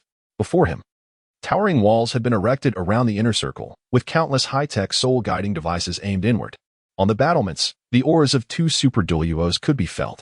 This was merely one vantage point. The inner circle was vast, and given the positions of the 2 super Douluos he sensed, it would require at least 16 to encircle the inner circle, 2 from each of the 4 cardinal directions, east, west, south, and north, while the rest could provide timely support. Where did Shrek acquire such a multitude of super Douluos? Unless Ouyang's son contemplated the most troubling scenario. These super Douluos were not solely from Shrek, but were a collective force from all factions across the continent. But why?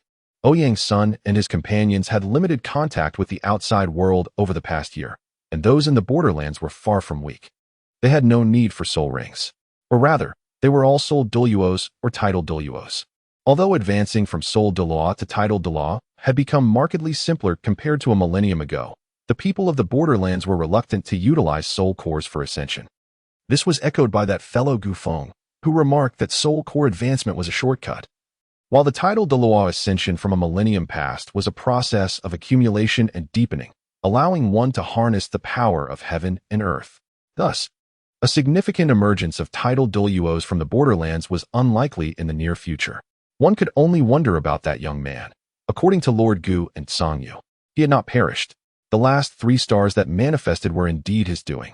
However, the resounding roar that echoed across the continent was undeniably his voice. The apothecary. Was that the phantom? Ouyang's son reminisced about the peculiar figure that seemed to ward off calamities with a wave of the hand. Strangely, he found the presence to be gentle, evoking a sense of familiarity. This was unusual. After all, he was deemed an outcast by fate. Clearly, the situation was far more intricate than it appeared. Returning to reality, Ouyang's son gazed at the towering wall before him. Realizing he possessed no effective means to pass through without exertion, he had no choice but to breach it. His eyes blazed with a crimson light, and in an instant, the positions of all individuals atop the city wall were etched in his mind. Blazing eye thermal imaging. A rather lackluster, yet somewhat practical ability. The number of adversaries before him was not overwhelming. 10 Soul Saints, 3 Douluos, and 1 titled Douluo, while a Super Douluo was absent from this location. The more significant concern lay with the 2 Super Douluos. Dealing with the titled Douluo was merely a matter of time. However, time was of the essence. Should reinforcements from the opposing Super Douluo arrive, their efforts would be in vain, and future opportunities might be even more elusive. Ouyang's son contemplated fervently, as golden feathers danced upon the trees, while white fluff cascaded from the treetops behind him. Suddenly, a red scarf emanated 7 distinct colors of light, soaring towards his neck. What was this? The special weapon his sister had been researching? The Shiyu satin ribbon? 7 abilities, yet only 5 were currently accessible? The 7 vividly distinct diamonds, each representing a unique capability. The red diamond was a spear forged from fire and poison, capable of infinite division. The yellow diamond could summon 1001 specially enhanced tombstones within sight, each inscribed with unique runes. The purple diamond could temporarily augment his organs, even enhancing cells to grant astonishing abilities, albeit limited to 2 organs, with no possibility of alteration once chosen. A form of evolution, one might argue. The green diamond, a green bronze bell inscribed with passages on reincarnation, was an ancient scripture related to spirits and transcendence, capable of safeguarding the soul within the sea of consciousness. The blue diamond formed a flock of crows composed of blue lightning, indestructible and immortal, allowing him to switch places with any one of them and gain their perspective. The pink diamond lay sealed by countless chains, seemingly connected to another realm within his perception. The black diamond remained dim, devoid of any apparent light. Yet he sensed that the power it harbored was the most formidable of all. As Ouyang's son absorbed the information transmitted by the Shiyu satin ribbon, his mind momentarily faltered. Was this contraption truly crafted by his sister, that fool? No, it wasn't her creation. Rather, she had fashioned her own ribbon inspired by this very artifact. Evidently, there were numerous otherworldly entities at play, and such weapons had emerged. Who knew what other extraordinary armaments might yet manifest? For a fleeting moment, Ouyang's son's crimson eyes dimmed. But in the next instant, the divine demon staff radiated a resplendent golden light. The Shiyu satin ribbon? Though remarkably powerful, the divine demon staff is equally formidable, perhaps even superior in its offensive capabilities. The feathered silk requires a cool-down period after each use, yet at this moment, it serves to resolve his infiltration dilemma. Blue diamonds. Purple diamonds. The majestic ZY Emperor star, enhanced blood shadows. From the void, hundreds of azure crows emerge, settling upon the towering trees. The golden light radiating from the divine demon staff grows increasingly blinding as Ouyang's son wields it like a battle axe, unleashing a brilliant beam that cleaves a several-meter-wide gap in the city wall. Ouyang's son's shadow solidifies into his form, while the blue crows, amidst the chaos, dart towards the breach. The purple shadow exudes an air of nobility as Ouyang's son stealthily conceals himself. ZY Emperor star, Qitian. The purple shadow grows to a colossal height of several hundred meters, wielding a dark purple divine demon staff. This shadow possesses all of his offensive capabilities and is impervious to destruction. Its only limitation is its tether to Ouyang's son. It cannot stray far from his position and must be controlled by him. Furthermore, the shadow cannot utilize the abilities of the feathered silk or certain enhanced states. Nonetheless, Qitian is an exception, serving as an offensive force in its own right. ZY Emperor star, 6 paths of reincarnation cannon. The staff in the shadow Ouyang's son's grasp transforms into a Gatling gun. He had previously contemplated that while he lacked particularly terrifying attacks, his objective was to maintain firepower suppression. All issues stemmed from the inadequacy of the parties involved, and the god-hunting sniper truly possessed the ability to slay gods, though currently, he lacked the requisite power. The individuals atop the city wall reacted swiftly, yet they were caught unprepared against a premeditated assault. The outcome was already predetermined. The 6 paths of reincarnation cannon unleashed a relentless barrage, demolishing the city wall before the title and Super Douluo could respond to the breach. Hundreds of azure crows surged toward the gaping chasm. Upon witnessing this spectacle, everyone realized the gravity of the situation, attempting to intercept the crows. Yet several managed to slip past. At the instant the crows entered, the purple shadow vanished, and the title Douluo, upon investigation, found nothing amiss. Though they understood that the matter was far from simple. A speed-type soul saint raced towards Shrek, oblivious to Ouyang's son's predicament. Ouyang's son materialized beside the azure crows. And soon, the Emperor Tian appeared, casting a profound glance at Ouyang's son. Alas, let us depart. Our master awaits your return. Chapter 3, Blue Field Jade, Ouyang's son. The Mask of the Mad God. Tian led Ouyang's son towards the Lake of Life. Along the way, Ouyang's son observed numerous soul beasts tending to their wounds. Before him lay a shallow green lake, shrouded in a dense mist, which was the essence of the heavens and earth. The life force above the lake's surface was particularly potent. The water shimmered in shades of green, and a figure with emerald hair tirelessly healed a portion of the soul beasts by the lakeside. In the center of the lake, a small island appeared, not quite an island, but rather a diminutive patch of earth occupying a spot in the water. A venerable blue-green ancient tree swayed gently, beneath which several figures gathered. A muscular man, towering at 2 meters, emanated a sharp aura. A tall, purple-haired woman, standing at 1 meter 80, sported dragon horns atop her head, her deep purple eyes glimmering, and a tail gracefully swaying from her spine. A robust man with crimson hair bled from one side of his body, continuously focusing on mending his injuries. An elderly figure, shrouded in shadows by the tree, squinted as if perpetually plotting something, occasionally glancing at the silhouette in the ancient tree. A delicate, androgynous man stood behind the red-haired warrior, aiding in his recovery, his presence elusive, as though he might vanish at any moment if not scrutinized closely. A porcelain doll clad in a white dress lay fast asleep beneath the ancient tree, her blue hair interspersed with strands of white, and a faint royal insignia discernible on her forehead. Upon Di Tian and Ouyang Sun's arrival, all eyes turned toward the masked Ouyang Sun. Sensing a threat from the figure that had just reached the threshold of 100,000 years of soul beast power. "You've come, Ouyang." A voice resonated as Ouyang Sun gazed up at the top of the ancient tree. A silver figure descended gracefully from the branches, landing before Ouyang Sun, rendering the surroundings seemingly non-existent. The silver figure embraced Ouyang Sun, while the surrounding fierce beasts remained undisturbed. This year had brought monumental changes. The fate of the soul beasts rested entirely upon their young master. Yet, in the eyes of those who had lived countless years, their master was merely a child, despite her formidable strength and noble lineage. Moreover, she had recently undergone a profound transformation, striving to secure a future for them. From birth, she had endured grievous wounds, which had never fully healed, making her unable to undergo a rebirth, only to encounter the upheaval of the entire continent thereafter.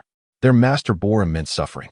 Ouyang Sun's mask concealed his expressions entirely, save for his two crimson eyes, which glowed with intensity as he felt the girl in his embrace. The fiery light in his gaze softened slightly. He extended his hands gently to comfort the leader of the Soul Beast clan, sensing a shared experience within her. He was determined to return to Sea God Island with Poseidon, the Sea Witch, and his sister. Where's their true home? She aims to lead the Soul Beast clan in carving out a path in this world. Essentially, their plight is akin. Both have been forsaken by the divine. Yet, what of him? They too have long been abandoned by the gods, have they not? The island of the sea god, once revered, is it still deserving of its title? They yearn for the former sea god rather than the so-called deity of the present. It has been ages. A raspy voice emerged from beneath the mask. Ouyang Sun's mask betrayed no emotion. Why do you wear a mask? Gu Yuna inquired, extending her hand to glimpse the visage of her beloved beneath the disguise. Ouyang Sun did not impede her approach. He stood like a statue, allowing her to explore. Her delicate hand caressed the mask, where slender crimson tendrils writhed incessantly. Startled, Gu Yuna recoiled, her graceful figure retreating. The surrounding beasts coalesced, brimming with tension, poised to confront any sudden turn of events. "Who are you?" she asked coldly, aiming her silver dragon spear at the figure before her. The mask re-adhered to Ouyang Sun's face, his crimson eyes radiating a sinister glow. One hand pressed against his forehead. A maniacal grin manifested upon the mask. Who am I? Ah yes, who indeed? Oh, I remember now, my name is Lantianyu. But now, I go by Ouyang Sun. Thank you. Had it not been for your performance, I would have been at a loss on how to proceed. What once seemed a daunting task now appears manageable. The divine demon staff plunged into the earth as Ouyang Sun perched atop it, golden feathers emanating a dazzling light. A wild smile danced across the mask. His scarlet eyes pulsated with crimson radiance, releasing waves of energy that stirred the surroundings. In the perception of Emperor Tian and the others, as they pointed their weapons at the one known as Ouyang Sun, something within him appeared to awaken, something not of this realm. It radiated an unmistakable aura, unmasked and unabashed. Ouyang Sun gently descended to the ground, lifting the divine demon staff from the earth. With the staff resting against his neck, he tilted his masked head, the smile on the mask growing ever more frenzied. At that moment, the king of all beasts suddenly appeared between Ouyang Sun and Gu Yuna, ready for a potential clash. "My lord, this young friend. Might we first address another matter?" This young friend was detected upon entry. The two gods from Shrek are on their way, and the trees convey a delightful essence, a scent reminiscent of that ancient weed from a millennium ago.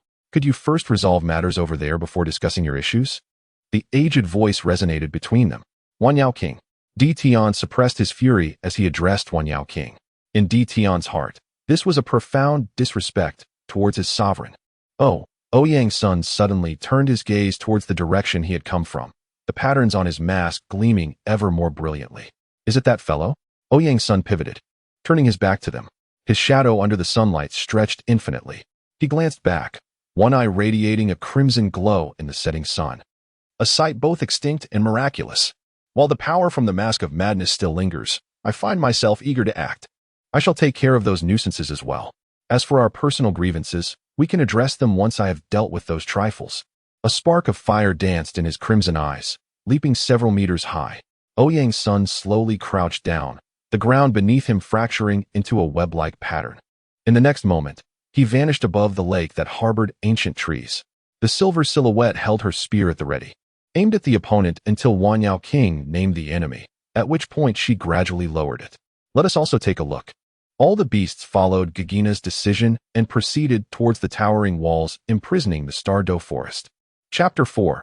Battle with Tang. How the aura emanated from beyond the wall as 3 men and 2 women observed the gap Ouyang's son had opened. Tang Hao pondered deeply. The essence felt so familiar yet elusive. It's that damned brat. Xuanzi's expression suddenly distorted, falling into a trance. Calm yourself. A resonant voice echoed in Xuanzi's mind, startling him back to reality. Mu In waved a hand, sending forth a gentle aura that stabilized Xuanzi's condition. Ain connected to the blue-silver grass below. Though no longer the blue-silver emperor, possessed the legacy of 10,000 years as an emperor, combined with her divinity and the core of Douluo's life plan. Now, she wielded greater control over the blue-silver grass than the former emperor. Xuanzi, whose aura is this? Do you recognize it? Tang Hao inquired once Xuanzi regained his composure. It's that brat from Douluo from years ago. Ah, so it is him. Tang Hao recalled the moment that had sent Xuanzi flying. It was indeed that boy. No wonder Xuanzi had been enraged. It was no surprise. After all, due to that incident, Xuanzi had been ridiculed in private by countless titled Douluos. Grandpa, Grandma, what are you worried about? Not everyone is like those 2 monstrous beings capable of destroying the continent. The playful voice rang in their ears, as Tang Wudong remained like an ungrown child before familiar faces. Although, it must be noted, she truly was a child at heart. Little 7. Do not underestimate the individuals on this continent, especially those 2 world-ending beings. The black ring of doling is not easily resolved, and the laughter of the red dust from the sun and moon is not inferior to your father's youth. There are still numerous individuals, including the young master of the opposing force against Shrek, and that group from the borderlands. Our Shrek also possesses its own talents. These individuals, even a millennium ago, were no less formidable than your father. So little 7, do not let pride consume you. Tang Hao gently tousled Tang Wudong's violet blue locks, though his words conveyed a warning. He remained unfazed in his heart. The angelic beings from 1,000 years past had ascended to divinity long before his little third, yet in the end, they too succumbed to her. Moreover, he was aware of some of Tang San's schemes. Hui Yuhao's innate talent far surpassed that of the ancient Qian Renshua. However, his abilities had been transferred to little 7, rendering him inconsequential for now. Yet, unbeknownst to him, the will of the heavens had bestowed upon his offspring extraordinary advantages, revealing both his original fate and present circumstances. As Tang Wudong sought to charm Tang Hao and the others, a fiery light descended from the heavens behind her. Ouyang's son, wielding the demon god staff, gazed at the so-called gods with crimson eyes.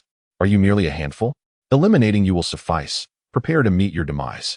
As his words echoed, a multitude of weapons materialized in the sky, each possessing unique attributes: sharpness, explosive power, magic suppression, and coercion, reminiscent of the treasures from the King's vault. Yet, the number of weapons was ultimately finite. An endless cascade of golden arms rained down upon them. Celestial soldiers, sword rain. In an instant, the towering walls were reduced to mere sieves, and the surrounding trees were flattened, clearing a space spanning several miles. Emperor Tian, tearing through the fabric of space, arrived with the king of 10,000 beasts, Xiangjun, and Gu Yuna, only to witness this scene. Yen Ao, shouldering the demon god staff, stood unencumbered by any obstructions. On that day, nothing could shroud his sight. A resounding bellow of a colossal bull echoed as a massive hoof descended. The hoof, covered in a thick, earth-tone membrane, struck the ground, raising a vast ring of dust. Is this the boy? Is he courting death? It was the perfect opportunity to settle matters at once. Muan, you and Xuanzi take care of them. I shall observe whether this Silver Dragon King has truly undergone a complete reconstruction. If he has indeed been reborn, I would not mind resolving the Soul Beast clan today. Tang Hao summoned the Haotian hammer. The blood-red giant hammer pointed menacingly at Guyuna.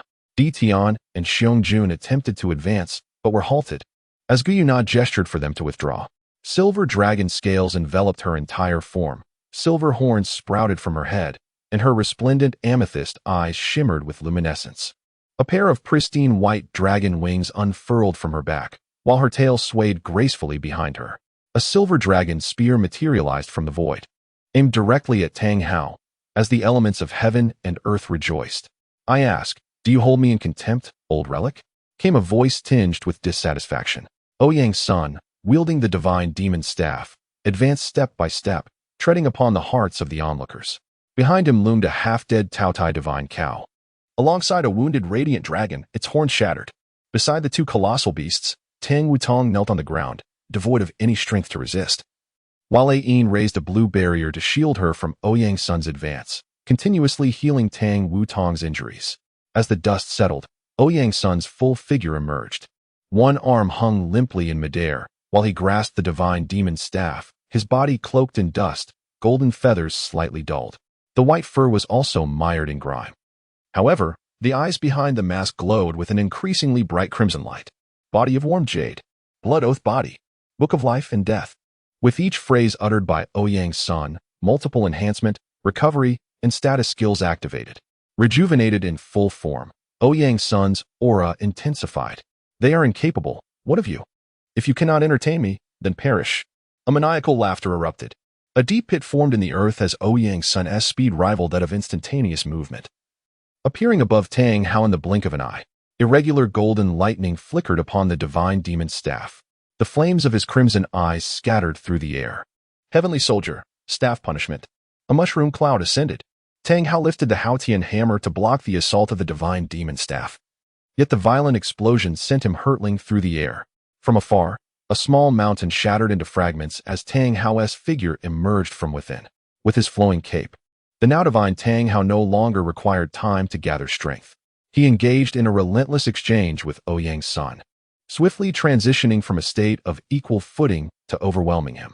In a mere breath's time, the roles of attack and defense shifted. Ouyang's son gripped the divine demon staff, carving a 1,000-meter-long scar into the ground. Heavenly Gate Rampage, Coiling Dragon Weasel. Heavenly Gate Rampage, Jade Pipa.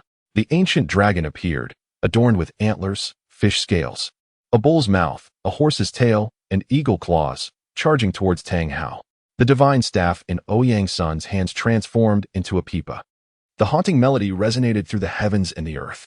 Tang Wudong clasped her head, wailing incessantly, while Ayin struggled to withstand the demonic sound. As Tang Hao engaged in a fierce battle with the ancient dragon, he simultaneously endeavored to suppress the cacophony that pierced the air, blood trickling from the corner of his mouth. Chapter 5. The 1,000-Killing Divine Net. Celestial Soldiers, Sword Rain. The Jade Peeper reverted back to the form of the divine staff.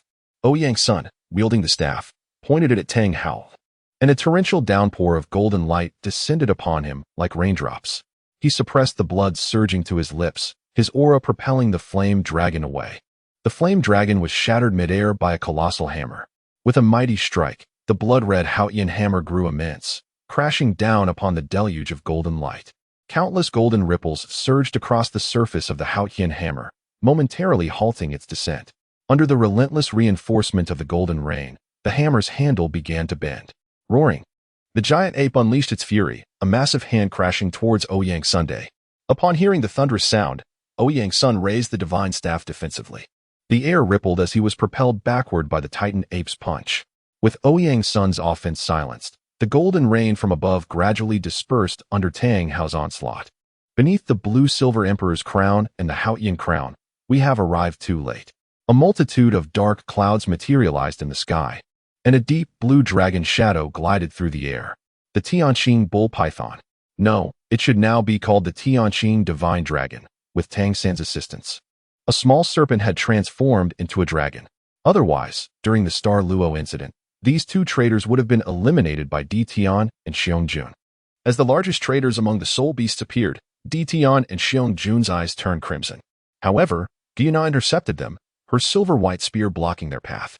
Even though these two traitors had become the puppets of the divine, they remained confident in their ability to eliminate them, provided no deity intervened. Master, allow me and Xiangjun to eliminate those two traitors. Indeed, my lord, Xiangjun and I shall deal with those ingrates.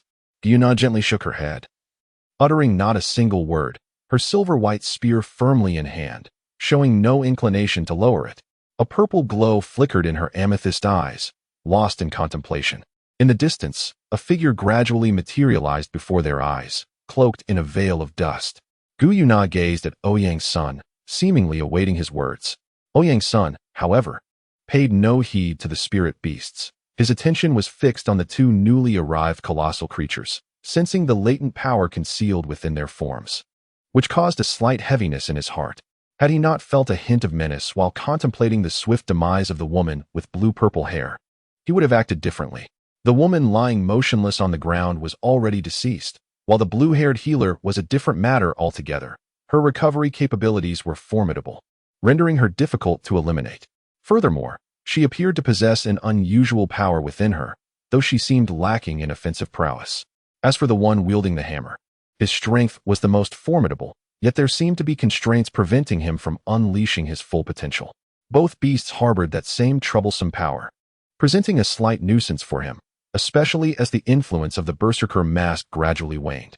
The aura emanating from those two creatures felt only a notch weaker than that of Emperor Tian and the bear, with the hammer wielder being marginally stronger. Is this the little brat, known as Haotian? He doesn't seem particularly impressive, remarked the Titan Great Ape. Brother, do not underestimate him. Just as the azure dragon of the sky finished speaking, the Titan was suddenly launched into the mountains by a swift strike of a staff. The staff retracted with remarkable speed. Tang Hao and Yo Tian's pupils constricted. The staff, radiating an unusual aura, was capable of extending and retracting. A blue light soared towards the Titan, and in an instant, the Titan's previously sustained injuries were completely healed. Ouyang's son brandished the demon god staff, which glowed with a crimson brilliance. It seems I must resort to that, he declared as he plunged the staff into the ground, then leapt atop it. His body slowly ascended, suspended in the air above the staff. The demon god staff continuously drew upon the might of the earth's veins. The red light emanating from the eyes of Ouyang's son's mask intensified. The crimson glow surged skyward, accompanied by a deep voice proclaiming, "Let us commence the second round. You wretches, I hope you do not perish here, otherwise I shall be deprived of a few toys." As Ouyang's son's words echoed, a vivid crimson light abruptly retracted into his eyes. A colossal thousand-armed Buddha statue surged upward from behind him. Towering at 1,000 meters, the statue gleamed in dark gold. Its eyes firmly shut, with countless arms manifesting behind it. Tang Hao, Niu Tian, and Titan gazed in astonishment at this bizarre apparition. They sensed an inexplicable force emanating from it, yet could not discern its nature. In the realm of Douluo, the concepts of celestial beings and demons were foreign. But Gu Feng's descent into darkness introduced the notion of demonic presence for the first time. Now, Ouyang's son had conjured the inaugural Buddha, though this figure was far from the benevolent deity of legend. A massive hammer stirred up a tempest as bolts of lightning rained down upon the Buddha's crown, while Titan unleashed a swirling crimson energy orb from his mouth. 3 formidable attacks surged toward Ouyang's Sunday, though they remained oblivious to the essence of the entity before them. They understood one imperative: it must be halted. The battlefield is not a domain for reason. The sole objective is to vanquish the enemy and survive. As for the so-called grand competition, it resembled mere child's play. Who would pause to exchange threats mid-battle, and who has ever witnessed an adversary charging their ultimate attack? Unless one is unable to retreat or withstand the onslaught, no one would dare to absorb such blows. After all, not everyone possesses the audacity of the young Gu Feng or that enigmatic purple-haired woman from years past. Just as the attacks were about to descend upon Ouyang's son, the Buddha's eyes opened. The golden statue was now adorned with a pair of crimson eyes, divine yet foreboding, embodying both Buddha and demon. The assaults from the trio were instantaneously thwarted by the mysterious statue. Ouyang's son gradually descended to the ground, taking 2 deliberate steps forward, lifting the divine staff embedded in the earth. He tilted his head, resting the staff upon his shoulder, as white fur danced in the air. "My comrades, let us continue." With this declaration, the statue's hands began to move. Although most of the arms remained spectral, a fraction stirred into action. Heavenly armament, jade pipa. Heavenly soldiers, sword thrust. Heavenly soldiers, sword rain. Heavenly gates, crimson lotus. Various weapons materialized within the Buddha's grasp, unleashing a torrent of relentless strikes upon them. Staffs, guns, blades, swords, halberds, spears, crimson lotuses, rings, pipas, and flutes erupted in a cacophony of explosive sound, toppling the trees around them as the trio sustained grievous injuries. Ain hastily summoned the power of the blue-silver emperor to heal their wounds. A terrifying energy coalesced behind the Buddha. The statue's ethereal form began to fade, but as it vanished, a gigantic Gatling gun emerged in its hands. 1,000 kill divine law. 6 paths of reincarnation canon. This amalgamation manifested into the mysterious entity spoken of in Gu Feng's previous life online, Namo Gatling Bodhisattva, the scraps. I shall send you to reincarnation. Chapter 6. The God Hunter's Strike. When Tang Hao and his companions beheld the Gatling gun, their pupils constricted sharply. Rat-a-tat-tat. The Buddha figure raised the Gatling gun, mercilessly aiming at Tang Hao and his companions, unleashing a torrent of bullets. A deluge of projectiles rained down upon them, prompting the blue-silver grass to surge forth, instantaneously coalescing into a colossal blue barrier. The blue barrier splintered under the relentless barrage, while Ain tirelessly wielded her acquired fragment of the authority of life to mend the damage inflicted by that peculiar weapon. The resounding blasts echoed throughout the Star Doe forest, even reaching the distant ears of Shrek Academy. Numerous streaks of light shot forth from within Shrek, hurtling toward the heart of the Star Doe. On the towering wall, several auras surged toward Ouyang's son and his group. In the darkness, a pair of dark red eyes flickered to life. Oh, have those fellows departed? It seems they truly have. No one remains to guard. Have they all forgotten about me? Hee hee. Ha ha ha. The maniacal laughter gradually reverberated from Shrek's prison. That woman is going mad again. Wasn't she once a top student at Shrek? Well, to be fair, she indeed was an inner court student at Shrek. Yet, it remains a mystery what led to her downfall, as the gods of Shrek have stripped her of her powers. Otherwise, how would we have the opportunity to savor such a woman? One of the guards, reminiscing about Lan Shui's exquisite form, beckoned to another guard, intending to indulge once more. Oh, what is there to savor? Gentlemen, I too wish to partake. A sultry voice whispered in the guard's ear. What else could it be but that heavenly beauty? The guard, oblivious to the unfolding situation, continued to utter lewd remarks. As the thought of preying upon an utterly defenseless celestial maiden intensified their desires.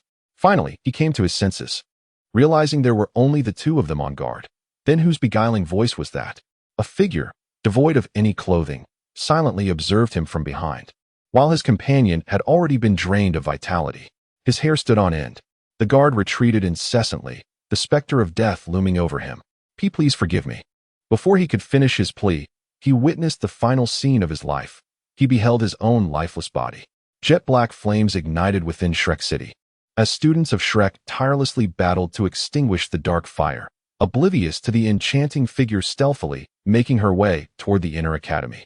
Brother Hao, although my attack may not be potent, with a fragment of the core of life, this assault poses no threat to us. This should be his last desperate gambit. Once his final strike ceases, weep. A Yin's words were abruptly cut short as she spat out a mouthful of blood. She had been rebounded upon. The ancient golden tree has encountered a problem. How could this be possible? Lan Shui gazed at the golden ancient tree, which was gradually turning pitch black, her dark red eyes flashing with a hint of madness. It's almost time. This is merely the beginning. Our vendetta is far from over. From the treetop, Lan Shui continuously channeled the dark light into the ancient golden tree, her face blossoming with a bloodthirsty smile as she looked towards the stars. Boom. Without the support of the life authority, the Gatling gun in the hands of the ancient Buddha instantly pierced through the tree barrier. Celestial blue annihilation thunder. Slow field. Titan sky cannon. Gravitational field. Explosive ring. The 9 secrets of Haotian. Breaking word technique. Slaughter field. They unleashed their most formidable attacks to counter the assault from the ancient Buddha behind Ouyang Sunday Hii. After the attack, a sinister laughter echoed as the 1,000-kill divine net behind Ouyang's sun transformed into specks of light and vanished. In the next moment, an enormous rift appeared in the heavens and the earth. The rift opened to reveal a gigantic crimson eye. The red hue in one of Ouyang's sun's eyes had turned pitch black, and the eye in the sky fixated on Tang Hao and his companions. The inky flames spread, igniting within the void, relentlessly breaching the combined fields of the three. 1,001 peculiar tombstones rose from the ground, with Ouyang's son standing atop the highest one. A black eye as dark as ink and a red eye as blood, gazing quietly at those struggling to fend off the encroaching black flames. Behind him, the tips of his flowing fur shimmered with purple and yellow brilliance, radiating dazzling light at the ends of the white fur. That weapon, which does not belong to this world. Stone feather ribbon, purple diamond enhancement, blinding blood, yellow diamond, the amplification of 1,001 tombstones. All the inscriptions on the tombstones directed towards Ouyang's son, the divine demon staff erupting with terrifying devouring power. Every day, countless spirit beasts and soul masters perish in this vast forest, although the number of deaths has recently decreased due to the high walls. The disparity in this world remains minimal. Countless souls of the deceased mingled with the essence of heaven and earth, converging upon Ouyang's son's divine demon staff. The heavens changed color. The sky behind Ouyang's son darkened. Endless black clouds roared ominously. Tang Hao and his companions felt the threat of death as the black flames relentlessly eroded their strength. They were now unable to even utilize the divine power within them. They could only watch helplessly as the attack that altered the very colors of heaven and earth gradually took form. My lord, shall we strike and leave no traces of these Shrek individuals? Di Tian contemplated the formidable power emanating from the towering gravestone, where Ouyang's son had gathered his strength, and inquired with a sense of curiosity. There was an odd dissonance he felt regarding this attack. Although undeniably potent, it seemed to lack the full extent of its potential. Nevertheless, this assault was sufficient to eradicate the traitors and that deity. Even if it failed to annihilate them, it would render them utterly defenseless, allowing him and Xiong-jun to dispatch them with ease. Yet, he hesitated. They had a contingency plan. Just as Di Tian pondered the nature of this backup, an immense blue ocean surged through the heavens in the direction of the unconscious Tang Wudong. An incessant alarm rang within their minds. This was the power of the deity. All corners of the continent could feel the overwhelming aura reminiscent of an ocean. Tang Wudong's figure hung opposite Ouyang's son, her azure eyes radiating divinity. The blasphemer shall be punished by heaven and earth. A deep, resonant voice reverberated through the cosmos from Tang Wudong. Anyone present in the realm could hear this divine proclamation. Oh, a deity? Ha ha ha ha. Ouyang's son, propping his head with one hand, erupted into maniacal laughter. He was reminded of that individual. Indeed, as he had stated, these beings were unworthy of the title deity. Punished by heaven and earth? Look around. Does this realm dare to oppose me? If this is what they call a deity, then let me demonstrate how to slay one. Moreover, what of your mere fragment of consciousness, pretending to be formidable in this place? Fool, even if your essence were to descend, you would perish here. The souls of the stars continued to converge. Yet Ouyang's son could no longer afford to wait or gather strength. Endless vengeful spirits were consumed by the divine demon rod. A black streak of light tore through the fabric of space, hurtling toward Tang Wudong. This was a god-hunting sniper shot. The current strike was merely a diluted version, having lost countless magnitudes of its original force, as the true god-hunting sniper could devour the souls of an entire world along with its elemental essence. Deity, dare to obstruct me, and you shall meet your demise here. Chapter 7. Reactions from All Sides. Part 1. The resentment of heaven and earth, the elemental essence, and the souls of the departed are all drifting toward the stars, are they? How I long to join the fray. Alas, having just escaped that place. My body is still recovering. I must bide my time for the next opportunity. What a pity. Lan Shui stood by the blazing sea god pavilion, her jade foot gently stirring the waters of the sea god lake. What do you think, dear senior sister? Behind her was Zhang Lishuan, grievously injured and bound by pitch-black chains. Shrek had not left without formidable warriors, yet all the top-tier fighters had gone to the stars for support. Though Zhang Lishuan was strong, she was still too young. After Lan Shui's series of tribulations and subsequent corruption, she had cunningly captured Zhang Lishuan. Oh dear. Do you truly hope for release, senior sister, with that gaze upon me? Rest assured, esteemed senior sister, I shall release you, albeit in the auction house. The enchanting figure gracefully approached Zhang Lishuan, and Lan Shui gently knelt beside her, her vibrant crimson lips brushing against Zhang Lishuan's ear. The seductive voice that whispered to Zhang Lishuan instilled within her an overwhelming sense of dread. Amidst the inferno, the golden tree gradually tilted and collapsed, and the two graceful silhouettes slowly vanished into the flames. Following the upheaval, the members of Shrek searched for Zhang Lishuan extensively until, just before the opening of the Jialing Pass, she was once again discovered within the auction house of Shrek, presented as a commodity for bidding. The light had long since faded from Zhang Lishuan's eyes, her gentleness replaced by an overtly alluring demeanor. Beyond the realms of the sun and moon, amidst a sea of blood, a figure with white hair observed the Azura path and the celestial path emerging from the six realms. Those were the lost laughing red dust and mirror red dust, their essence transcending limits as it gradually manifested upon them. Soon, very soon, once the six realms were fully birthed, they would conquer this world. Dream, I shall resurrect you with all the vitality of this realm. We shall remain together. I assure you. The white-haired mirror gazed upon the slumbering dream red dust encased in crystal, her soul incomplete. Yet, he was not without means. To fully resurrect dream red dust, he employed the ancient Karankea's secret art from his previous life, manifesting the six realms. With plans to use this world as a sacrifice to unleash the forbidden techniques of Karankea, within the secret realm of the Sun and Moon Palace, there existed a miniature world saturated with the essence of destruction. The martial souls of the Sun and Moon royal family were, in truth, among the most prestigious legacies throughout the Douluo continent. The Sun, the Moon, and the Purple Radiance Annihilation Dragon. The human form cannot withstand the power of the Sun martial soul, hence its ostentatious display. As for the Moon martial soul, it requires a sacrifice. What that sacrifice entails remains unknown, but it is said that the first master of the Moon martial soul referred to it as the Calamity Moon. This legacy has been passed down through generations of royalty. Otherwise, the royal martial soul inheritance would not nearly always be the Sun. As for the Purple Radiance Annihilation Dragon martial soul, Su Tianran arrived at the place of inheritance of the Sun and Moon following his ascension to the throne after patricide. His Purple Radiance Annihilation Dragon martial soul finally revealed its true form.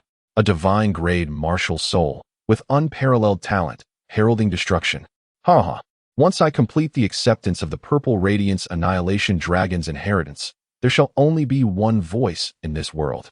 The echoes of mad laughter reverberated through the desolate secret realm, as Su Tianran, upon receiving this inheritance, unexpectedly healed his legs and injuries. He was now truly human once more.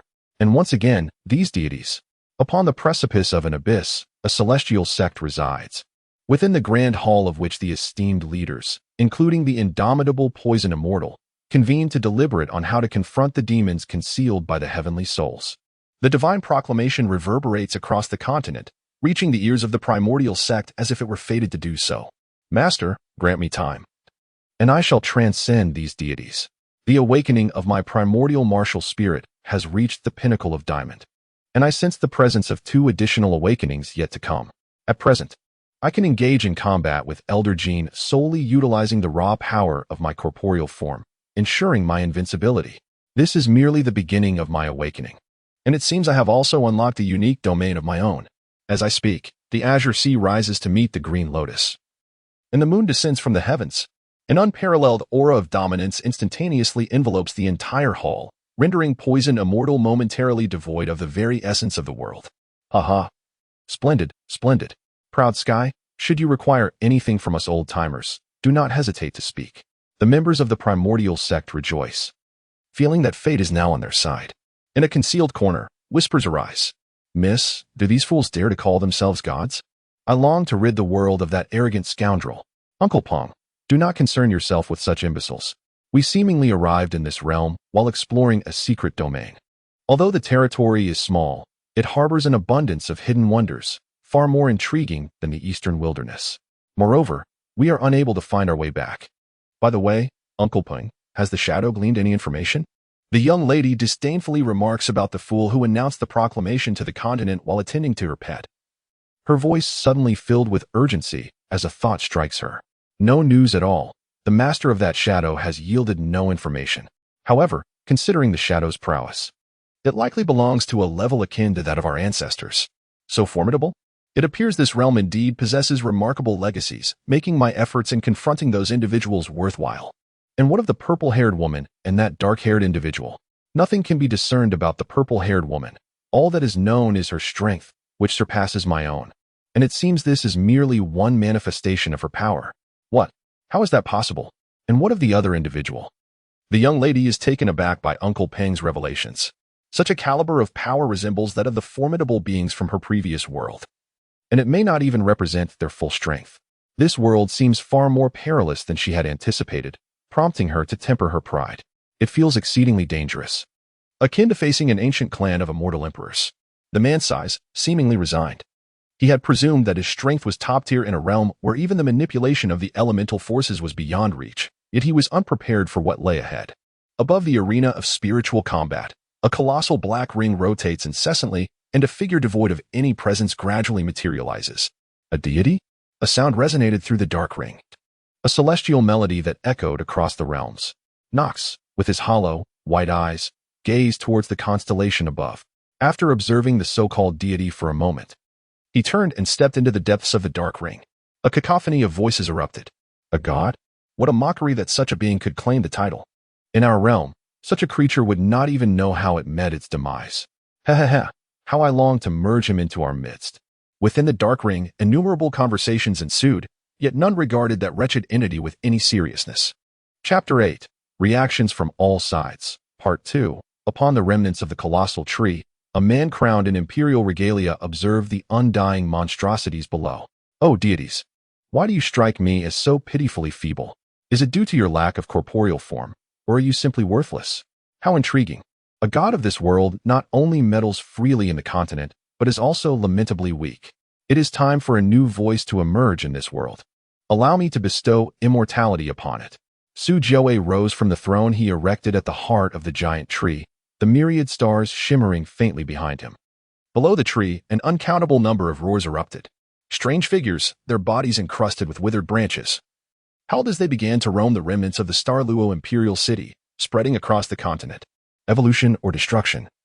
I shall bring forth a new beginning for this world. Su Jiawei's voice resounded throughout the imperial city. Grandma Man E, is he truly still the same? The elegant maiden gazed at the increasingly unfamiliar figure beneath the tree, unable to suppress her concern. Your Highness, I cannot ascertain what changes the Emperor has undergone. But what I do know is that he appears quite content. It has been a long time since he has smiled so genuinely. Su Jiujiu observed the figure reveling at the treetop. After a prolonged contemplation, a smile finally graced her troubled visage. Indeed, that is sufficient.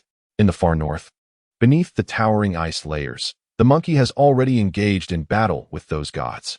A woman with flowing white hair awaited a pristine cold lotus adorned with 12 petals.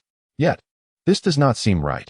While the monkey is indeed a battle fanatic, he should not confront those beings so soon. Is it due to that so-called soul beast sovereign? How ironic. The Snow Empress seemed to have a realization. A trace of anger flickered across her cold visage, a blend of frustration and resignation towards her fate. She clenched her fists tightly before releasing them.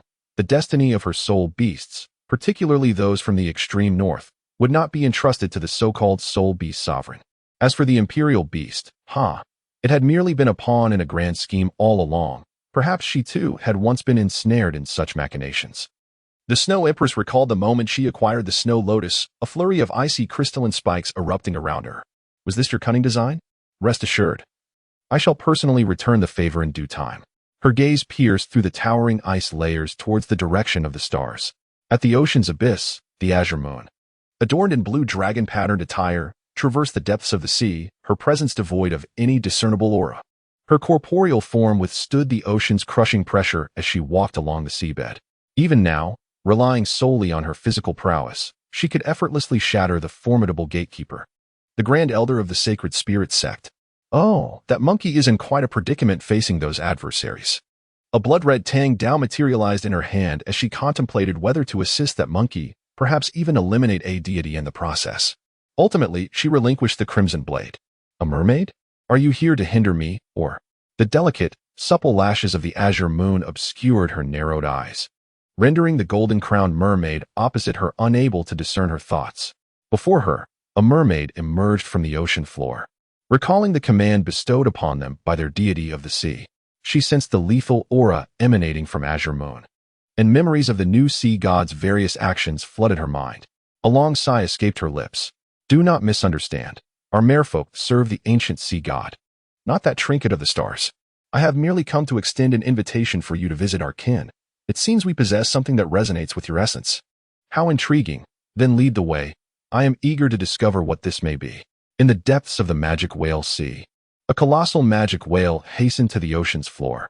Mother, mother, it is the human who killed father a millennium ago. The whale transformed into a girl, cradling a beautiful woman, tears streaming down her face as she longed for her father. The lovely woman gently consoled the weeping girl, her countenance radiating endless tenderness. Yet, as she gazed towards the stars, her eyes reflected unyielding hatred, an enmity that had endured for eons. She loathed. However, she also understood that, to that individual, she was merely a larger ant, despite her current strength rivaling that of her husband from a millennium past. Buddha's child, I promise you, I shall avenge your father by slaying him.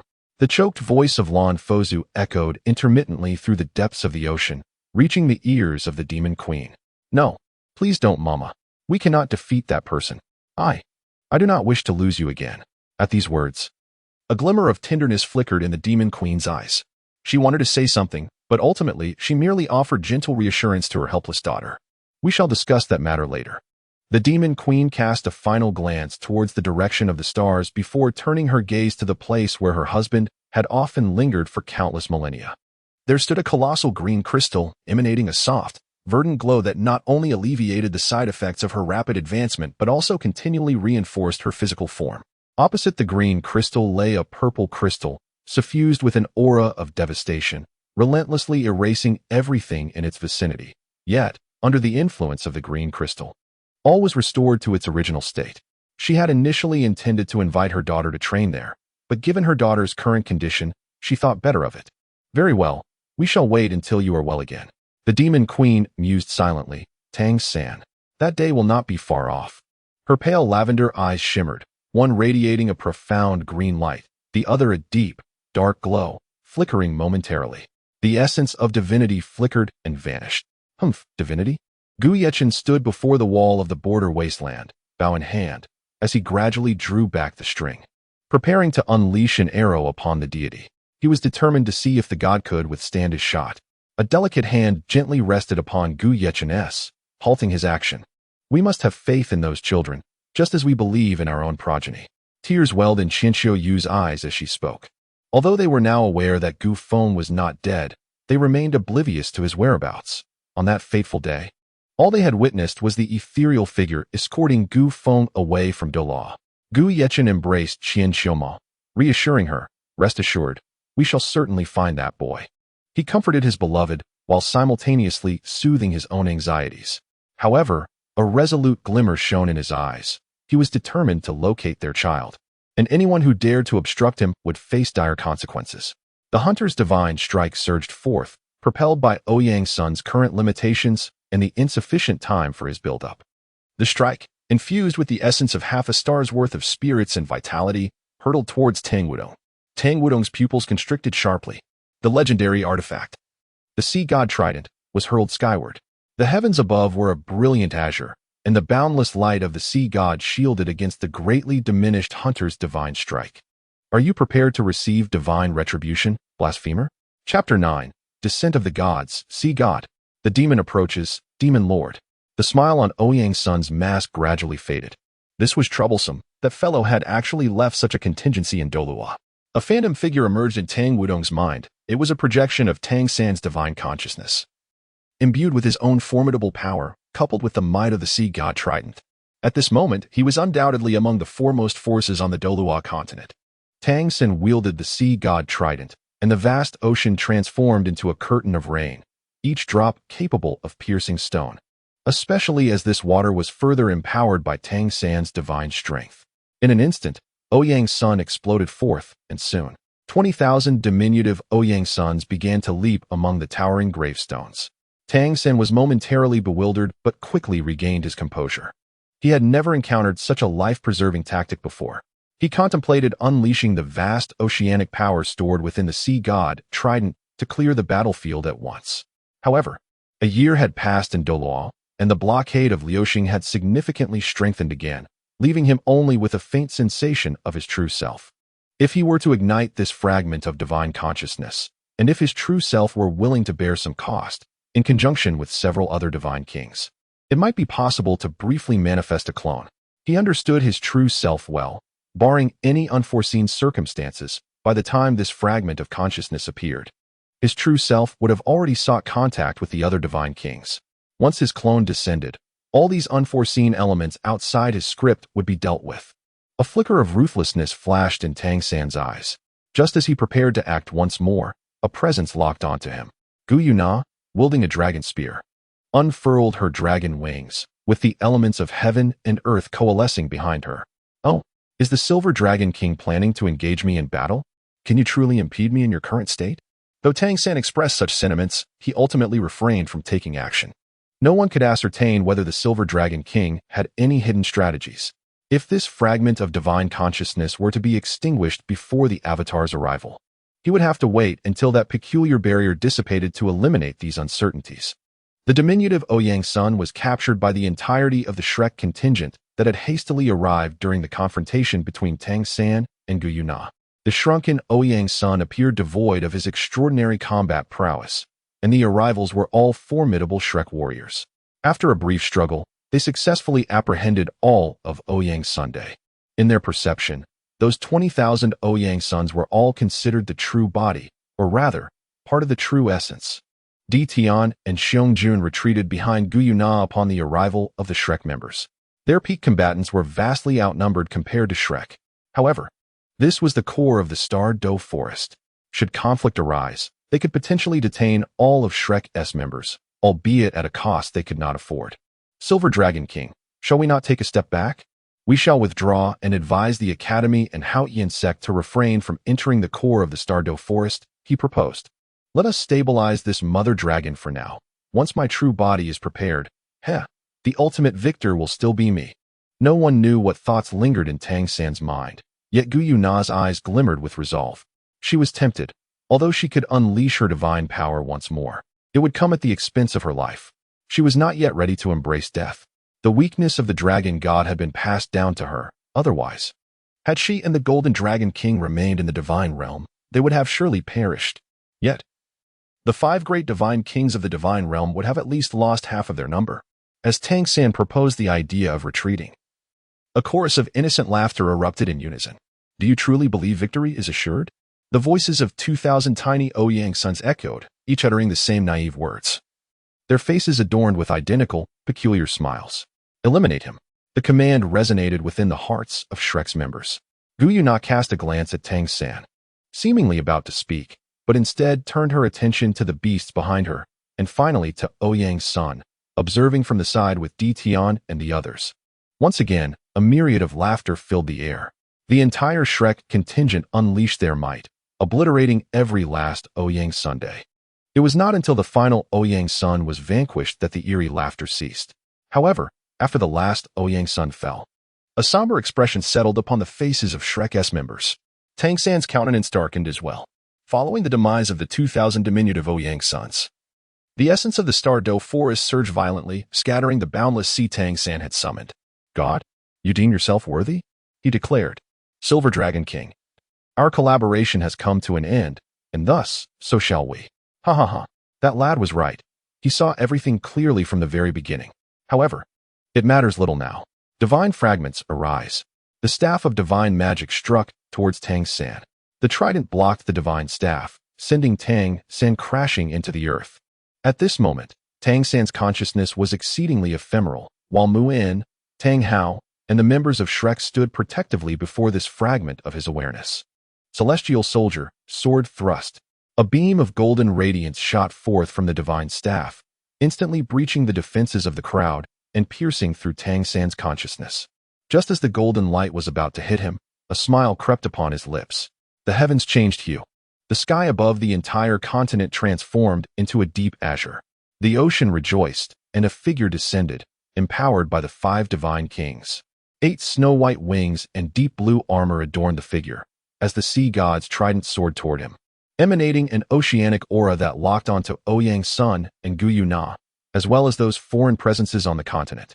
"Father, little Seven misses you so much," Tang Wu-tong exclaimed upon seeing the man, leaping into his embrace like a bird returning to its nest. Tang Sen gently ruffled Tang Wu-tong's hair, tidying her disheveled locks. "Little Seven, wait here for father. I will join you once I resolve matters." Ouyang's son's mind was a cacophony of alarms, pondering how to fight when he couldn't even land a hit. Damn it, someone was using cheats. How could one play like this? It was akin to a battle of equals, yet someone had maxed out their abilities. How could one compete? From the depths of the ocean, Song Yu drew forth her blood-red long knife as a portal began to form before her. The sun and moon's mirror broke into an eerie smile, and an immense blood-red sun rose from the boundless sea of blood. The spirit of battle, Nox, once again emerged from the black ring as endless whispers filled the air. Su Jiawei of Star Luo paused momentarily, but upon sensing the sea god's aura, he felt an urge to laugh heartily. This divine might could not slay him. "Miss, shall I eliminate him? Old Peng, your strength has yet to be restored on this continent. If you take down this avatar, you too shall face dissolution, won't you?" The elder silently regarded the girl, offering no further words. Beneath the towering ice layer, the Snow Emperor, the demon whale monarch in the demon sea, and Su Tian in the sun and moon's secret realm simultaneously felt an overwhelming sense of powerlessness. They were all beings of Douluo, and this divine might inherently suppress them. Yet, given time, even gods were not invincible. "Now, accept divine punishment, you who insult the divine." The sound of space tearing echoed in the ears of every individual on the continent. Suddenly, a gaping maw split opened behind Tang San. His obsidian eyes, dark as the abyss, contrasted starkly with his flowing, jet-black hair cascading down his back. Clad in nothing, his physique emanated a subtle, eerie glow. A crimson glimmer flashed across his pitch-black eyes. Tang San's avatar sensed the presence behind him, yet he found himself utterly immobilized, ensnared by an overwhelming dread the moment that figure materialized. A hand slowly emerged, seizing Tang San's head, and subsequently, he was drawn into the rift. The fissure sealed shut, and the divine presence vanished in an instant, leaving no trace behind. The deity, which had set off alarm bells for countless souls, disappeared without a whisper. The onlookers beneath the stars beheld the monumental terror emerging from the rift. Even after the passage of a year, the majority of those present still recognized that ominous silhouette. Chapter 10. The vanished stars. As Gu Feng emerged, a formidable aura enveloped the realm, and in an instant, the divine might of Tang San was eclipsed by the encroaching darkness. The overwhelming force dissipated without a trace, taking with it Tang San's avatar, a fragment of his power bestowed upon him by the gods. In that fleeting moment, the denizens of the Star Do saw a glimpse of a crimson world, where the skies were painted in shades of blood red. The city, devoid of life, stood in decay, its ruins exuding a foul atmosphere that hung heavily in the air. Through a rift in reality, Ouyang's son and his companions perceived the sheer might of time itself. A colossal beast surged forth from the sea of blood, its presence a harbinger of death, only to be swiftly severed by a grayish blade that emerged from the tempest. Countless battles and insatiable bloodlust characterized this savage realm, where strength dictated survival and weakness heralded demise. From Gu Feng's sudden appearance, it was evident that he belonged to the upper echelons of that world's mightiest beings. However, an unforeseen twist appeared to have transpired. Ouyang's son pondered while perched upon the divine demon staff, his lifeless eyes betraying a sense of foreboding as the air around him thickened with a decaying malevolence. Even his previously unwavering ether seemed to have shifted in response to the ominous energy. His fiery crimson gaze, intensified by the enhancement of the purple extreme star, detected a faint grayish stream descending from the point of the rift's closure. An alarm rang within him, compelling him to flee as his blazing eyes burned with urgency, issuing a warning of impending peril. What manner of being could incite such a sense of dread? As Ouyang's son rose, he realized that while Gu Feng had whisked away that foolish god, everyone else remained ensnared in this cursed place. In that moment, he contemplated his next move, feeling a twinge of dissatisfaction with the prospect of departing without further action. His crimson eyes scanned the Shrek group, tightening his grip on the divine demon's staff. Before the others could comprehend the unfolding events, Ouyang's son aimed his staff at the weakest among them, a woman named Tang Wudong, daughter of the sea god, Tang-san. A golden streak sliced through the air, piercing her chest and obliterating her heart, flesh evaporating into nothingness. As Tang Wutong's eyes dimmed, she plummeted from the sky. Ouyang's son observed her descent with a flicker of surprise. She was not yet fully extinguished, a faint breath still lingering within her.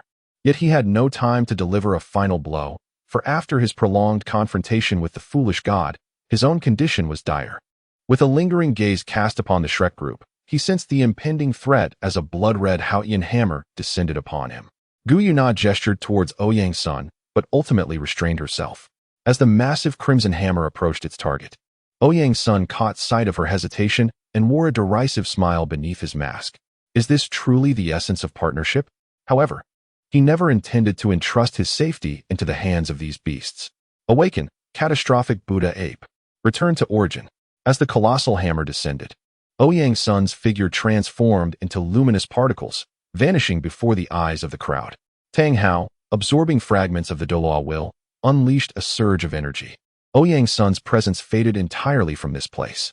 Yin, clinging to the core of life against its backlash, sustained Tang Wutong's final breath. How? I shall take Shaoqi back to Haotian sect and find a way to stabilize her life. With that, Yin hastened away with Tang Wutong toward the heavenly soul realm. The realm of slaughter enveloped Emperor Tian and his companions. Darkness descended, colliding with the blood-red domain of carnage, creating an ultimate abyss of shadow. The clash of these two extreme realms reverberated. Tang Hao cast a gaze imbued with murderous intent towards Emperor Tian and the so-called Soul Beast Sovereign, the Mother Dragon. What? Do you believe our Soul Beast clan is easily trifled with? Emperor Tian, cease your prattle. Let us together eliminate this brat. 5 rifts appeared in the sky.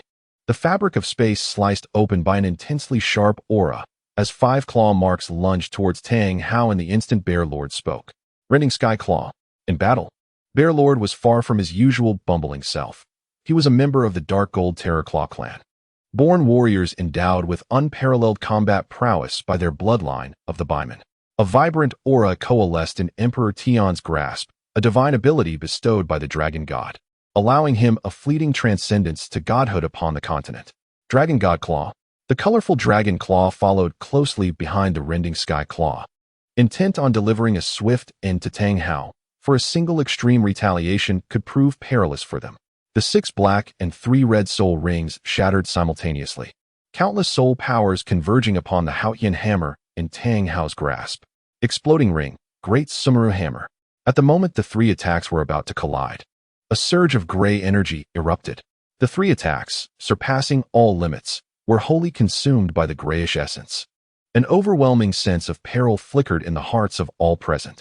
Emperor Tian tore through space, desperately fleeing towards the lake of life within the star dough. Tang Hao forcibly ripped apart the fabric of space using the residual power of the exploding ring, leading the Shrek crowd away from this place, indifferent to the fate of the Alliance members. After absorbing the 3 attacks, the gray energy seemed to have gathered sufficient power. A wave surged forth, heading towards the approaching tidal Douluos and soul Douluos, as well as the frantically fleeing Emperor Tian and Tang Hao. All those swept by that wave found themselves immobilized, ensnared by an unbounded aura. Regardless of their strength, every individual imprisoned felt the summons of the King of Hell.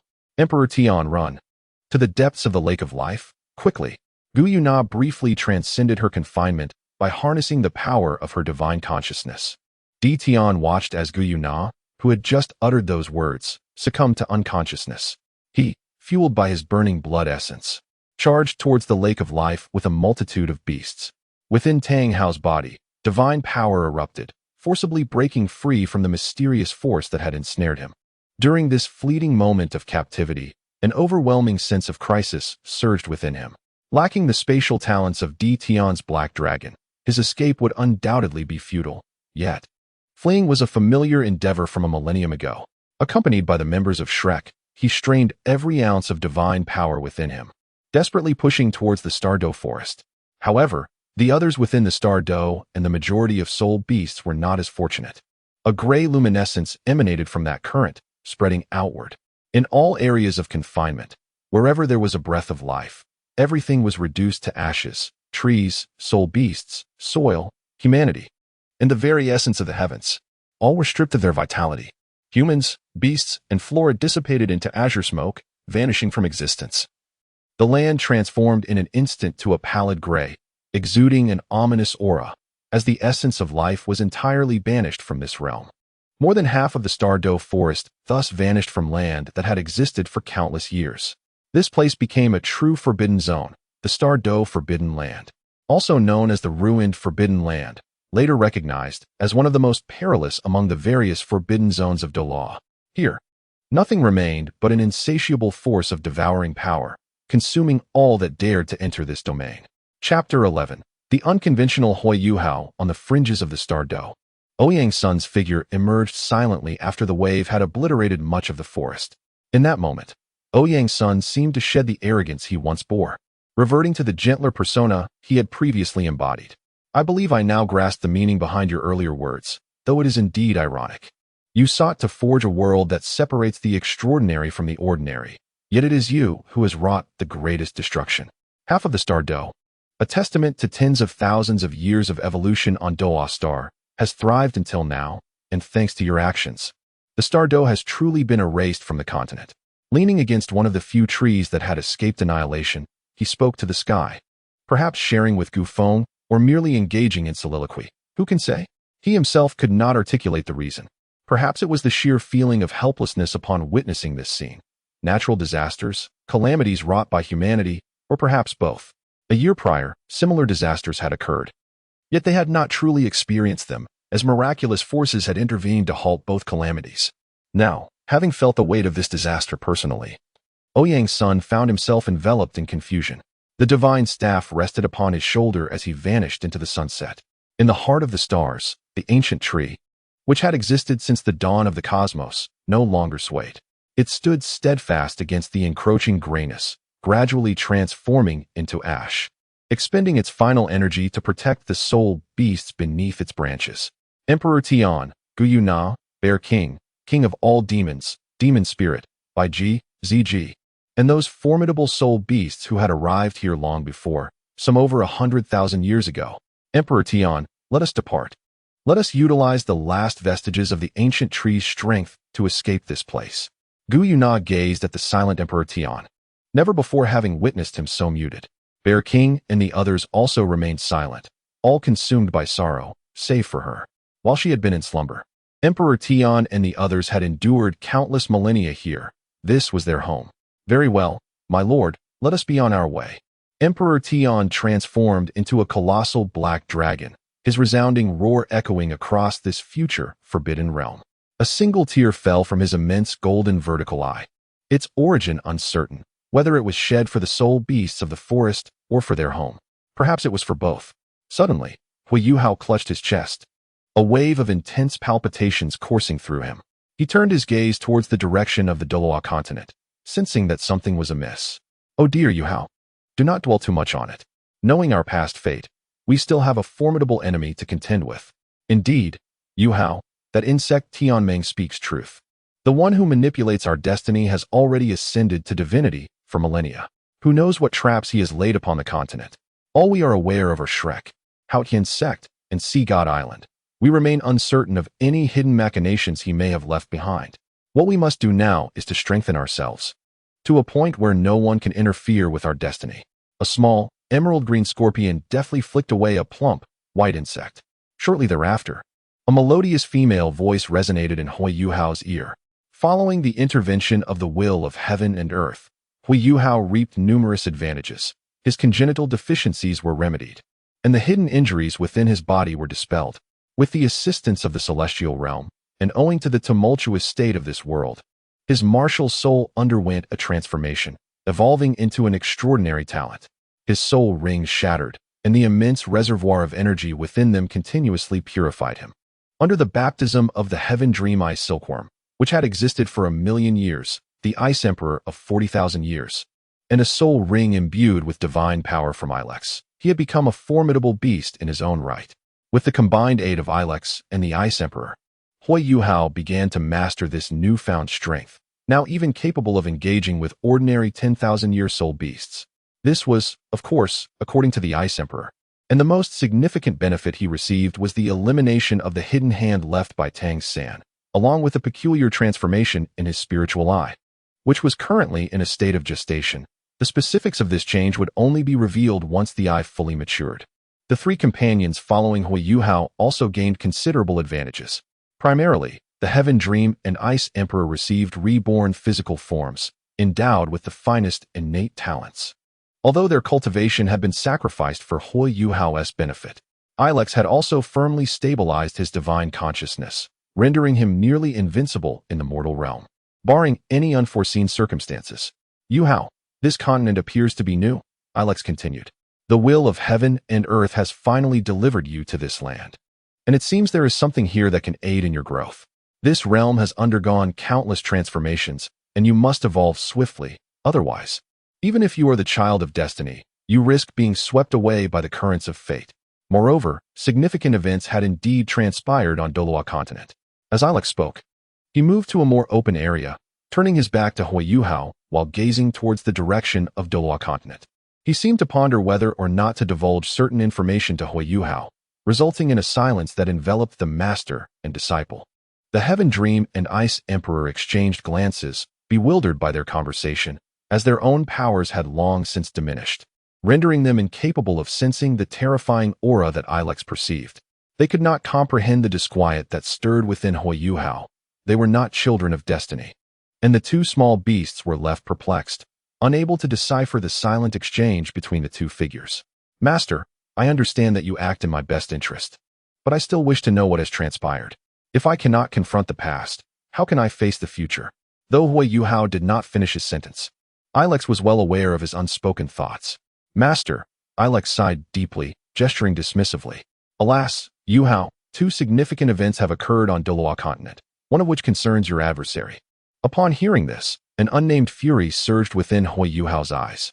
Tang San, the origin of all misfortunes. As Hui Yuhao calmed his anger, a flicker of jade light enveloped him. At this moment, his spirit eye reached completion, though he sensed that it was currently beyond his grasp, requiring a specific opportunity for activation. Master, please continue. I wish to understand the events that have transpired across the continent.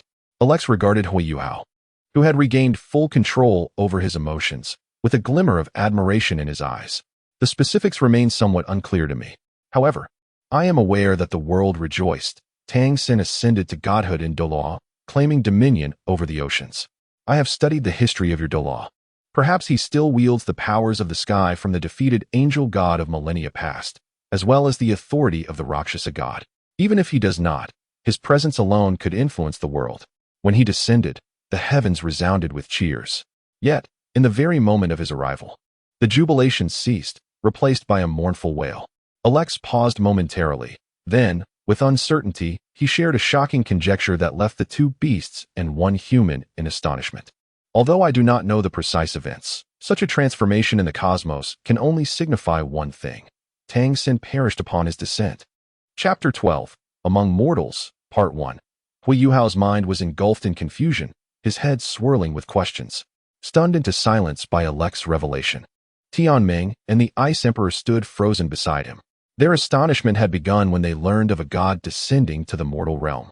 But the news of a god's demise shattered their worldview. The battle of the three gods a millennium ago was vast and prolonged. Back then, those three had only just ascended.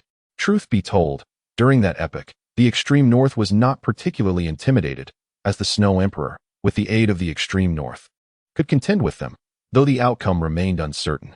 However, the gods who descended had been divine for thousands of years, yet they were quietly eliminated. This world had undeniably transformed significantly from their previous understanding, yet the notion that beings who symbolized immortality could perish on the continent bewildered them. Little worm, little scorpion, do not overthink it. These so-called gods are merely individuals of a higher caliber, Alex remarked, recalling a figure from a year prior, a being with antlers, eyes adorning its arms, an androgynous visage. At least in your world, gods are simply stronger beings. True divinity is embodied solely by the shadow that rescued this continent. Alex gazed skyward, where an invisible barrier materialized before his eyes, a colorful region absorbing the essence of Douluo's heavens and earth. Humph, such entities are hardly worthy of being called gods. Big brother, Big brother, what are you doing? Why do you always wear a mask? A little girl skipped joyfully to the base of a grand tree and called out to Ouyang's son perched atop its branches. With crimson eyes wide open, Ouyang's son cast a fleeting glance at the diminutive figure standing half a meter tall beneath him. Humph, just a little girl, he mused as he vanished from sight. Hey, big brother, where did you go? Do you not like Yaya? The girl's voice trembled, and her eyes glistened with unshed tears. No one likes Yaya. They all say she is a child without a father. Even you, big brother, do you not like Yaya? Her voice dwindled, and tears began to cascade down her cheeks. A hand gently rested upon Yaya's head.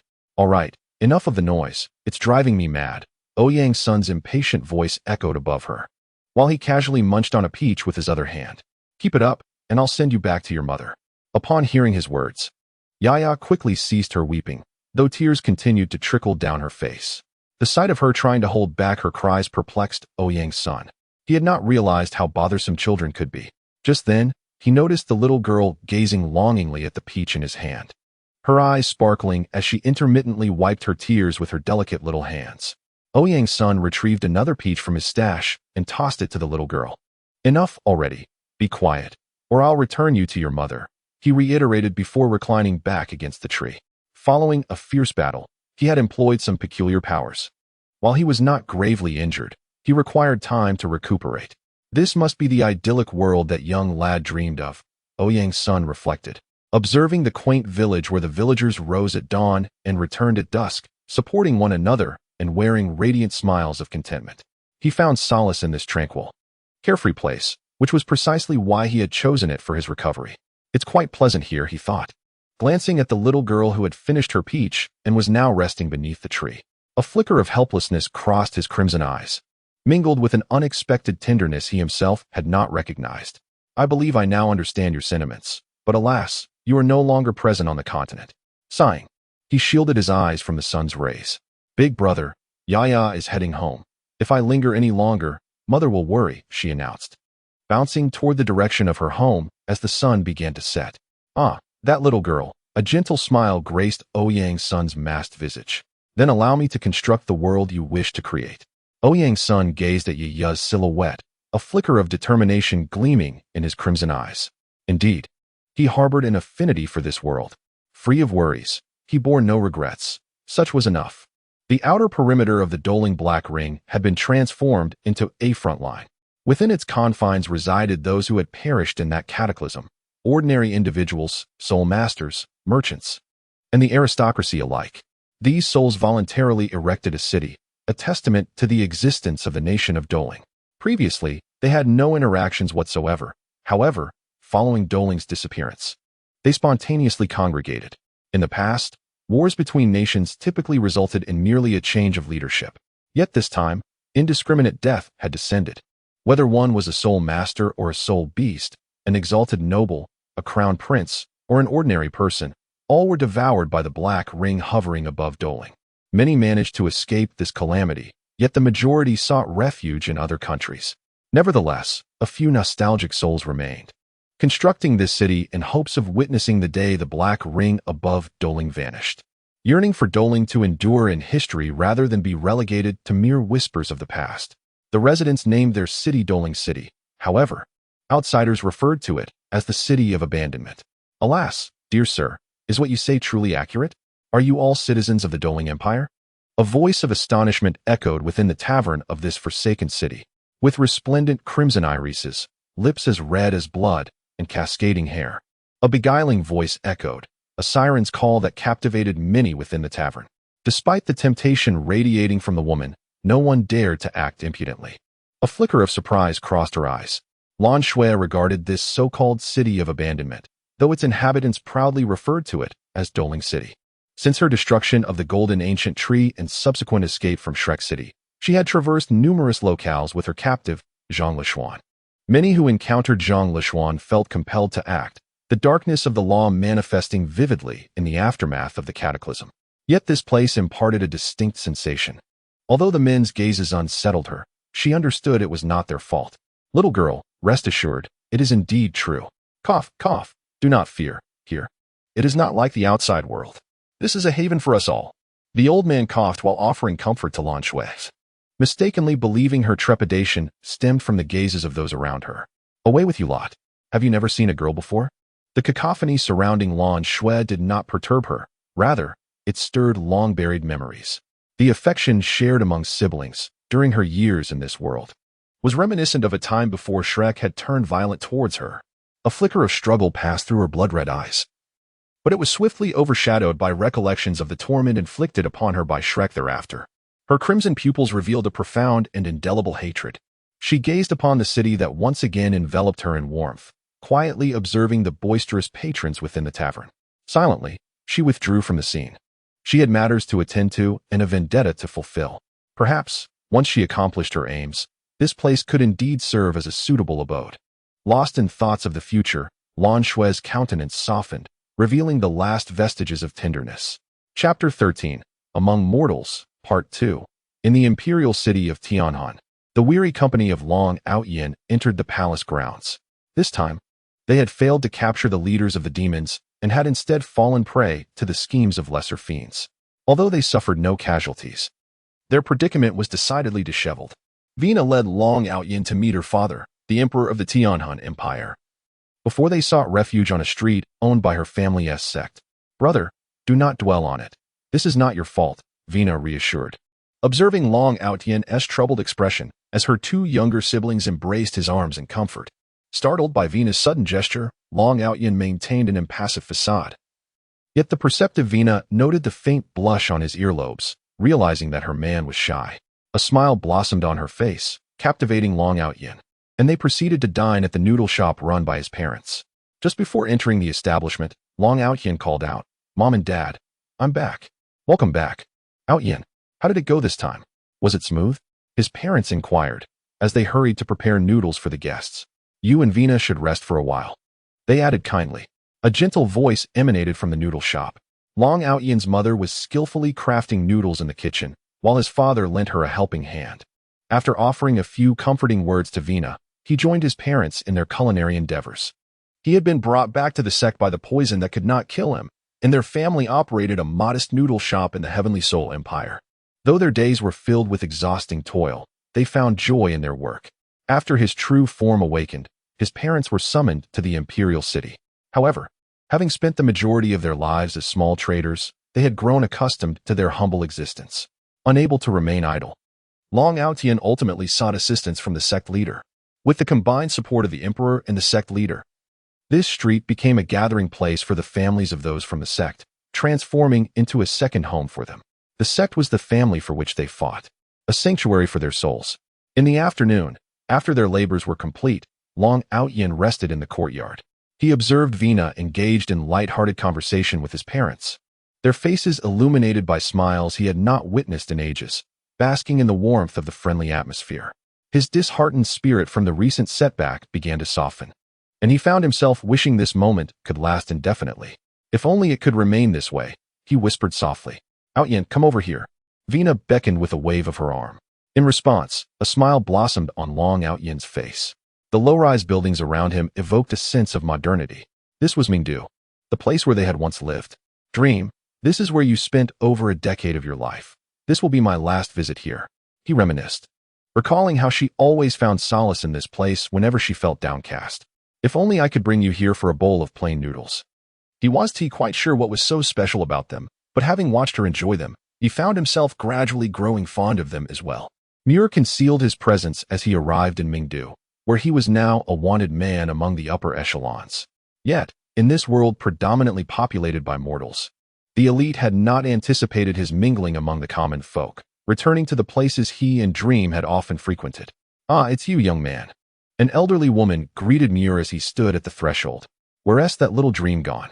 Did you two have a quarrel?" The woman continued. "That girl is truly a wonderful person.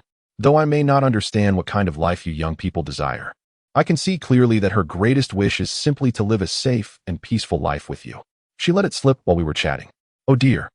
Old age makes one prone to rambling. Don't take it too seriously." The elderly woman, having finished her words, hastily waved her hand, as if she had inadvertently let something slip. After she spoke, a single tear glistened at the corner of Muir's eye.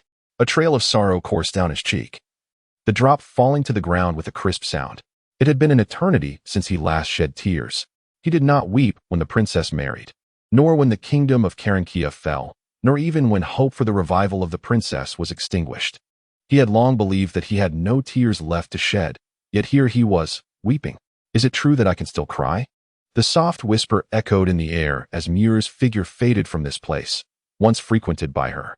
Young man, come in for a bowl of noodles before you leave. And take a moment to comfort that girl, Xiao Meng. The old woman's voice reemerged, carrying a bowl of clear noodles that Meng Hongqian often enjoyed. As Muir departed, his spirit brushed past, and upon seeing the bowl of noodles, tears cascaded down his face once more. How impoverished I have become in this lifetime. To shed tears over such a thing. Ha ha ha ha. A deep laugh resonated across the horizon, catching the attention of the celestial bodies, only to vanish in an instant. Above the boundless sea of blood, Muir gazed into the infinite crimson expanse before turning his gaze towards the direction of the elderly woman. It seemed as though he transcended space to regard her. Thank you, but alas, it is still too late. Red lanterns were hung, draping the entire city in hues of crimson. Another year had passed, a creation of that young lad. Yet this year, he would not return. On the city walls, Gu Yeqing stared into the distance, yearning to see that boy from his memories once more. Since that morning, he had leaned against the wall, and as the sun set, Qian Shiyue quietly observed Gu Yeqing, her man, who always bore his burdens alone. Meeting him was truly a blessing. Gently, Qian Shiyue rested Gu Yeqing's head upon her lap. My dear, what brings you here? Why aren't you celebrating with cheer and posy? Gu Yeqing abruptly sat up, wrapping his arm around Qian Shiyue's shoulder and drawing her into his embrace. She leaned quietly against him, savoring the tranquility of the moment. Yeqing, let us return home for the new year, she suggested. If the little one were here, he would likely say, it's New Year's Day today. Let us not concern ourselves with anything else. After today, we can talk. You have all been so weary. Take this time to rest, and then he would discreetly usher us back home, tending to our affairs himself. As Qian Shiyue nestled against him, she gazed at the bustling surroundings, quietly reminiscing about the past. Gu Yeqing tightened his grip on Qian Shiyue's arm slightly, his gaze drifting towards the luminous moon ascending in the sky. That fellow will be fine. After all, he harbors a profound fear of death. Hell, an endless expanse of crimson sky merged with an infinite sea of blood. A dilapidated city floated above this sanguine ocean. A hoarse voice echoed throughout this shattered realm. It seems I have forgotten something of great significance. Subsequently, tumultuous gray currents filled the heavens, while countless colossal beasts plunged into the depths of the blood sea. This monster, arriving from a millennium ago, always erupts in fury at this very moment. Residing in that city as usual, chaos begins to erupt at this time. Those who survived the great battle are now few in number. Chapter 14, Undercurrents. After the descent of the sea god, Douluo fell into an eerie calm. The immortal monsters that once roamed Xingluo vanished completely. The emperor of Xingluo disappeared without a trace, and no one knows his whereabouts. Now, only a princess remains to guard the royal lineage. The boundless blood sea ceased its expansion, and the bloodthirsty monsters born from it retreated to the depths of the sea.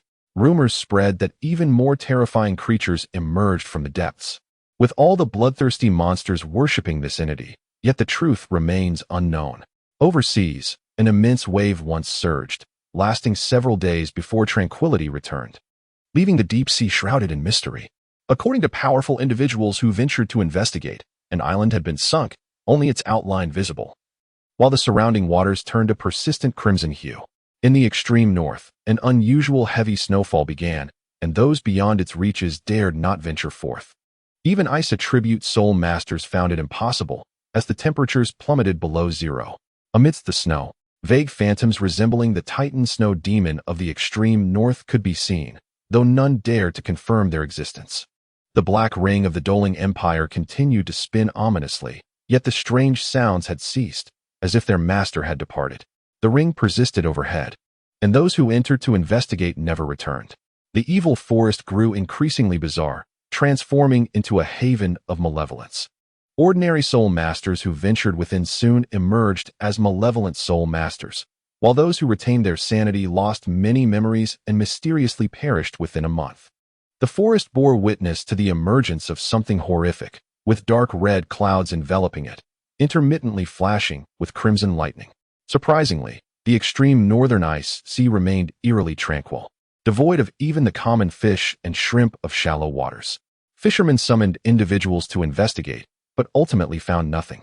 All life in the extreme northern ice sea seemed to have vanished without a trace. Even when fishermen artificially introduced fish, they disappeared by the following day.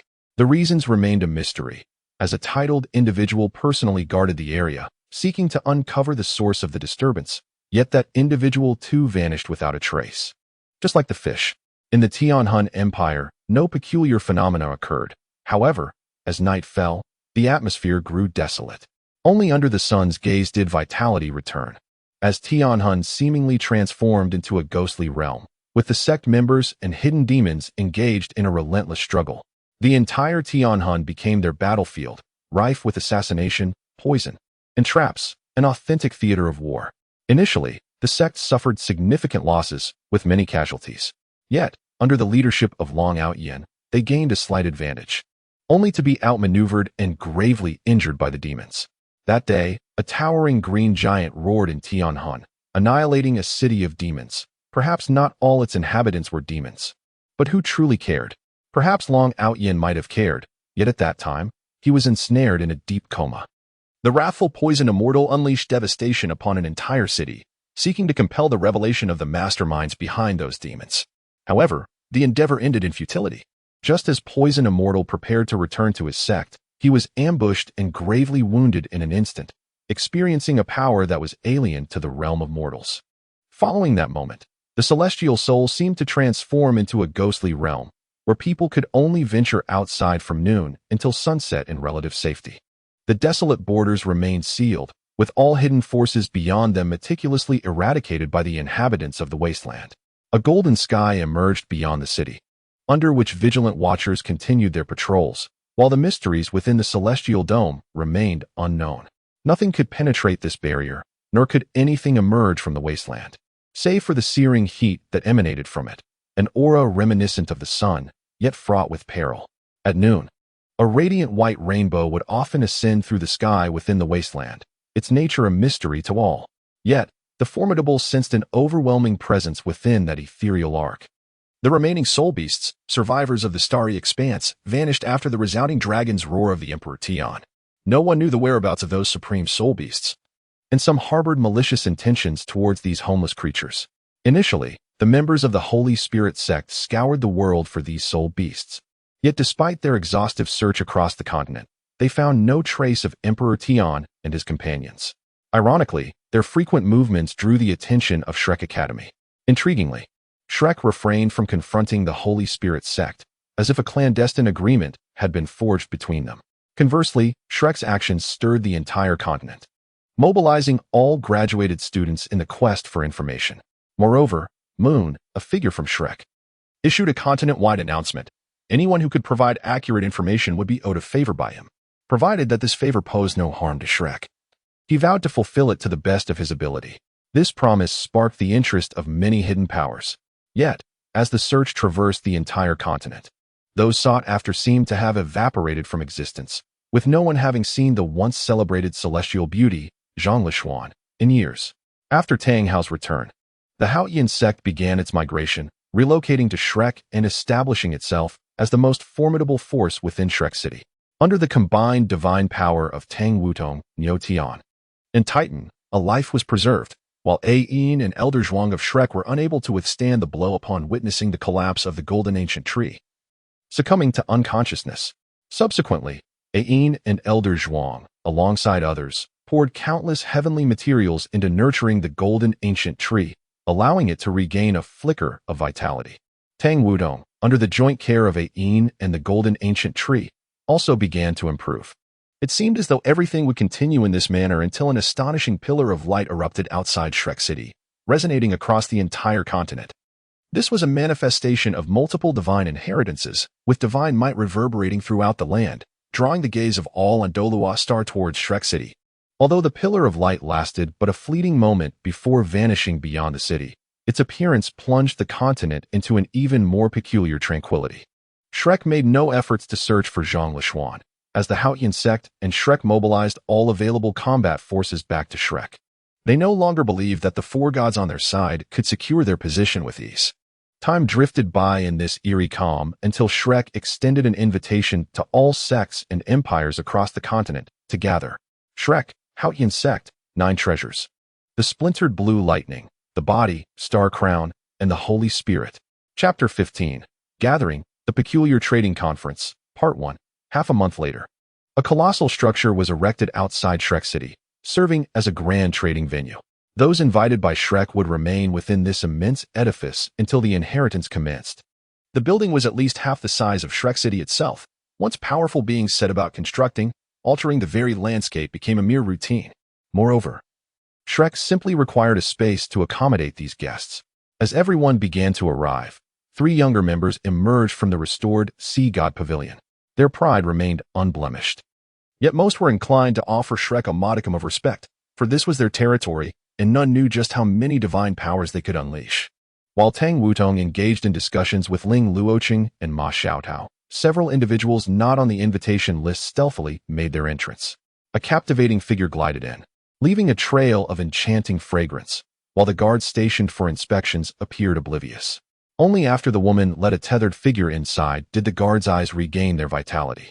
Something feels amiss, one titled Douluo mused, observing the seemingly unremarkable entrance, yet a nagging sense of unease lingered in his heart. Your Highness, do not overthink it. In such a setting, who would dare to cause trouble? A subordinate was flattering the sealed horse.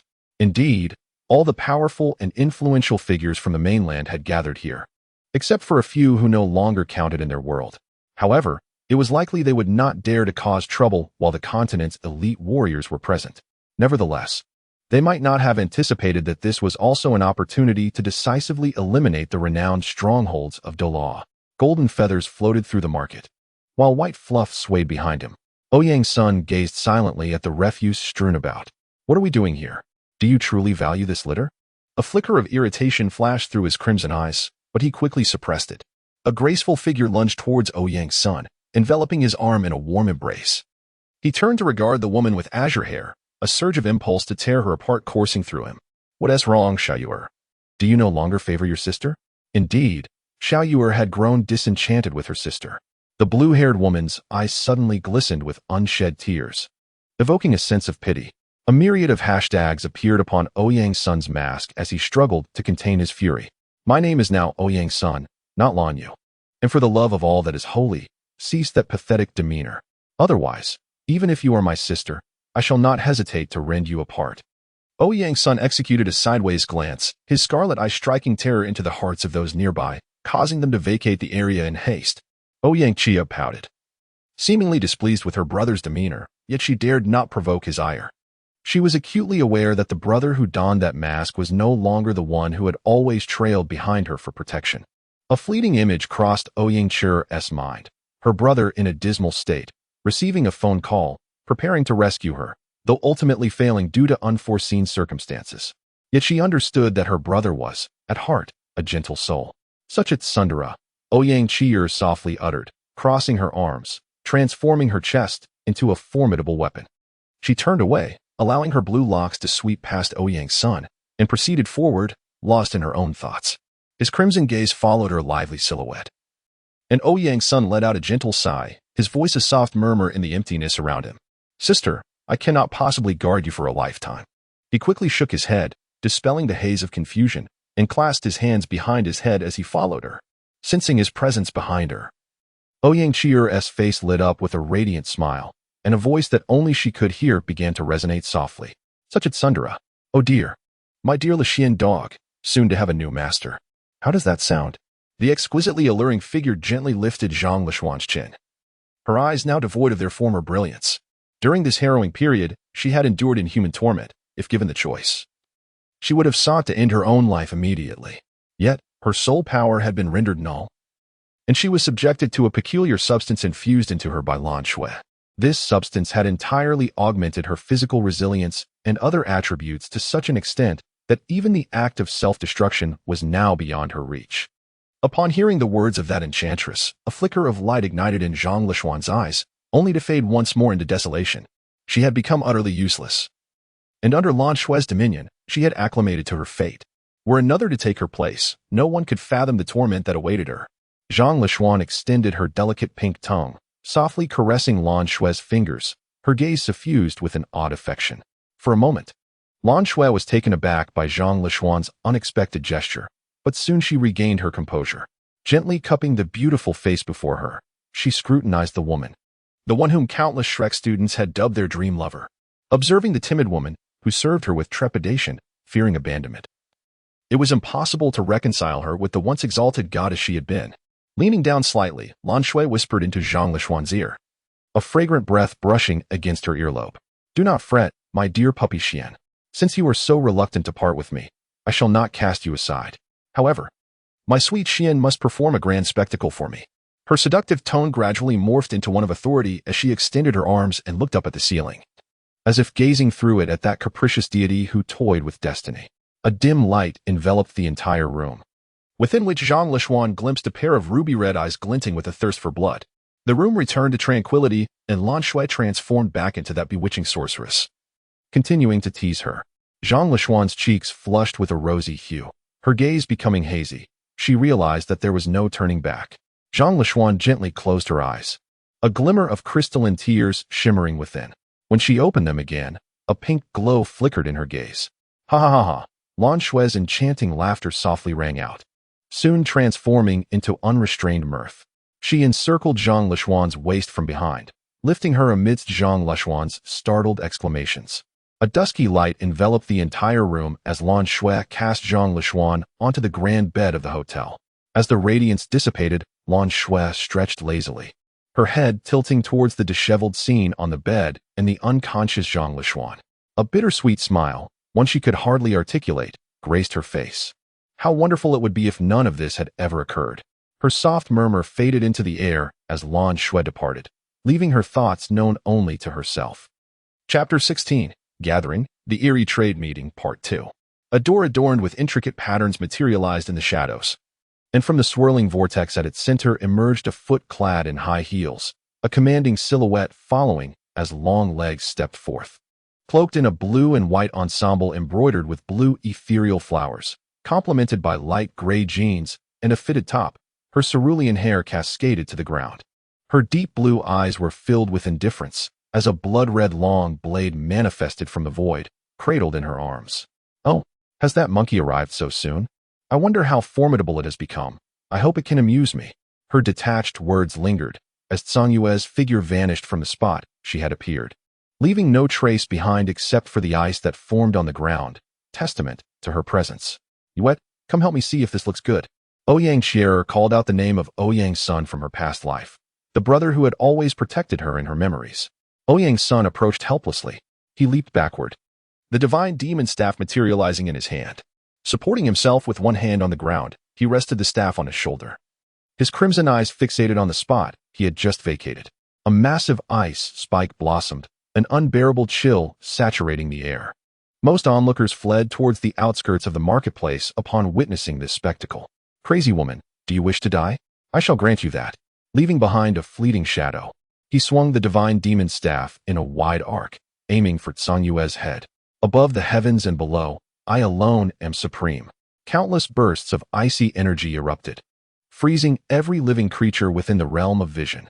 Mid-air, Ouyang's son wielded the divine demon staff, his figure suspended as a colossal ice structure encased him. Behind Tsang Yue stood Ouyang Xierer, frozen in astonishment. "You're asking for death." Fragmented voices echoed as the massive ice began to fissure. The ice shattered, and Tsang Yue waved her hand, deflecting all the flying ice shards aimed at her. Amidst the icy mist, a crimson light blossomed in Ouyang's son's eyes. Heavenly soldier, sword piercing. The golden radiance surged towards Tsang Yue, instantly melting the ice formed from the frigid air suspended in midair. The golden light, undiminished in its force, advanced directly towards Tsang Yue. The Antarctic Cross Star, a colossal ice shield, shaped like a cross, stood protectively before Tsang Yue. The explosive clash between the golden light and the massive ice shield startled the guards stationed at the marketplace. The golden and blue figures disregarded the presence of the guards, incessantly colliding, the sounds of clashing weapons resonating through the air. Ice, radiant light, blade energy, and the shadows of staffs. The fierce battle between two combat enthusiasts could only be halted by the fall of one side or under extraordinary circumstances. The red sun and the blue sun manifested simultaneously before their eyes after their confrontation. Song Yue, cease your attacks for now. Where? Hold your strike. The simultaneous utterance of these two voices momentarily halted Ouyang Sun and Song Yue, who were poised to continue their brawl. In a vast chamber, the four gathered after departing from the marketplace. Despite their commotion, no one could discern their hiding place amidst the throngs of people and the spacious surroundings. They would remain undetected for at least a short while. The two women fixed their gazes on Song Yue and Ouyang Sun, one wielding a blood-red demon blade, the other brandishing a divine staff radiating golden light. The crimson light flickered continually in Ouyang Sun's eyes, while Song Yue's eyes transformed into an icy blue hue. You too, enough. Both women exclaimed in unison. Yue, this is not a battleground. Please calm yourselves. Song Yue, there will be ample opportunities for you to spar with Ouyang Sun later. Do not act recklessly at this moment. Xue Di and Ouyang Qier exchanged a glance, their eyes reflecting a shared sense of helplessness. Ouyang Sun, donned in the mask of the mad god, was a true combat fanatic, while Song Yue was undeniably a battle enthusiast, with her pastimes revolving around drinking and fighting. It was entirely natural for them to engage in combat upon meeting.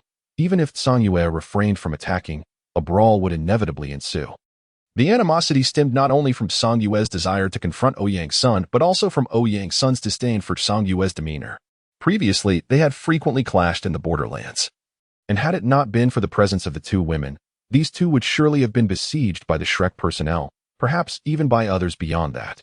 As these thoughts crossed their minds, they both wore expressions of exasperation, directing a verbal onslaught at Song Yue and Ouyang Sun.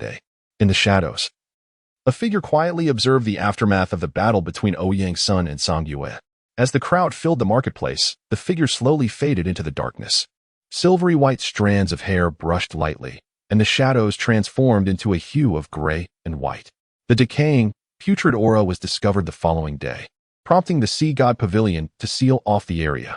After the disappearance of Ouyang Sun and Song Yue, a hollow, raspy voice gradually echoed, "Death is the ultimate destination." Oh, have those fellows arrived as well? Behind the gray-haired figure follows a silver-haired, silver-eyed youth, whose gaze seems to transcend space, fixated on the two engaged in battle. Mu'er, what are you talking about? When shall we make the Haotian sect and those from Shrek pay the price? A suppressed voice emanates from the lips of the young boy. Mu'er merely turned around and patted the shoulder of the smiling Hongchen. Soon, my friend, very soon. We shall make those who harm Dream pay the ultimate price, the price of death. The Avengers lurked in the shadows, poised to unveil their claws at any moment. Hee. I did not anticipate that all these individuals would arrive.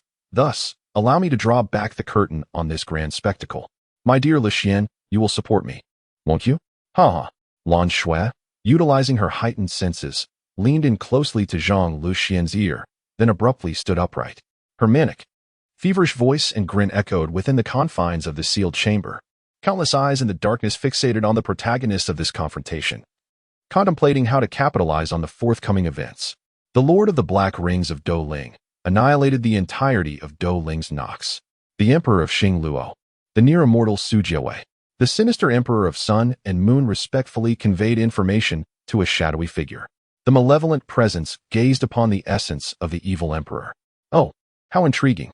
The young master of the heavenly soul, Long Outyin, felt his blood surging within him.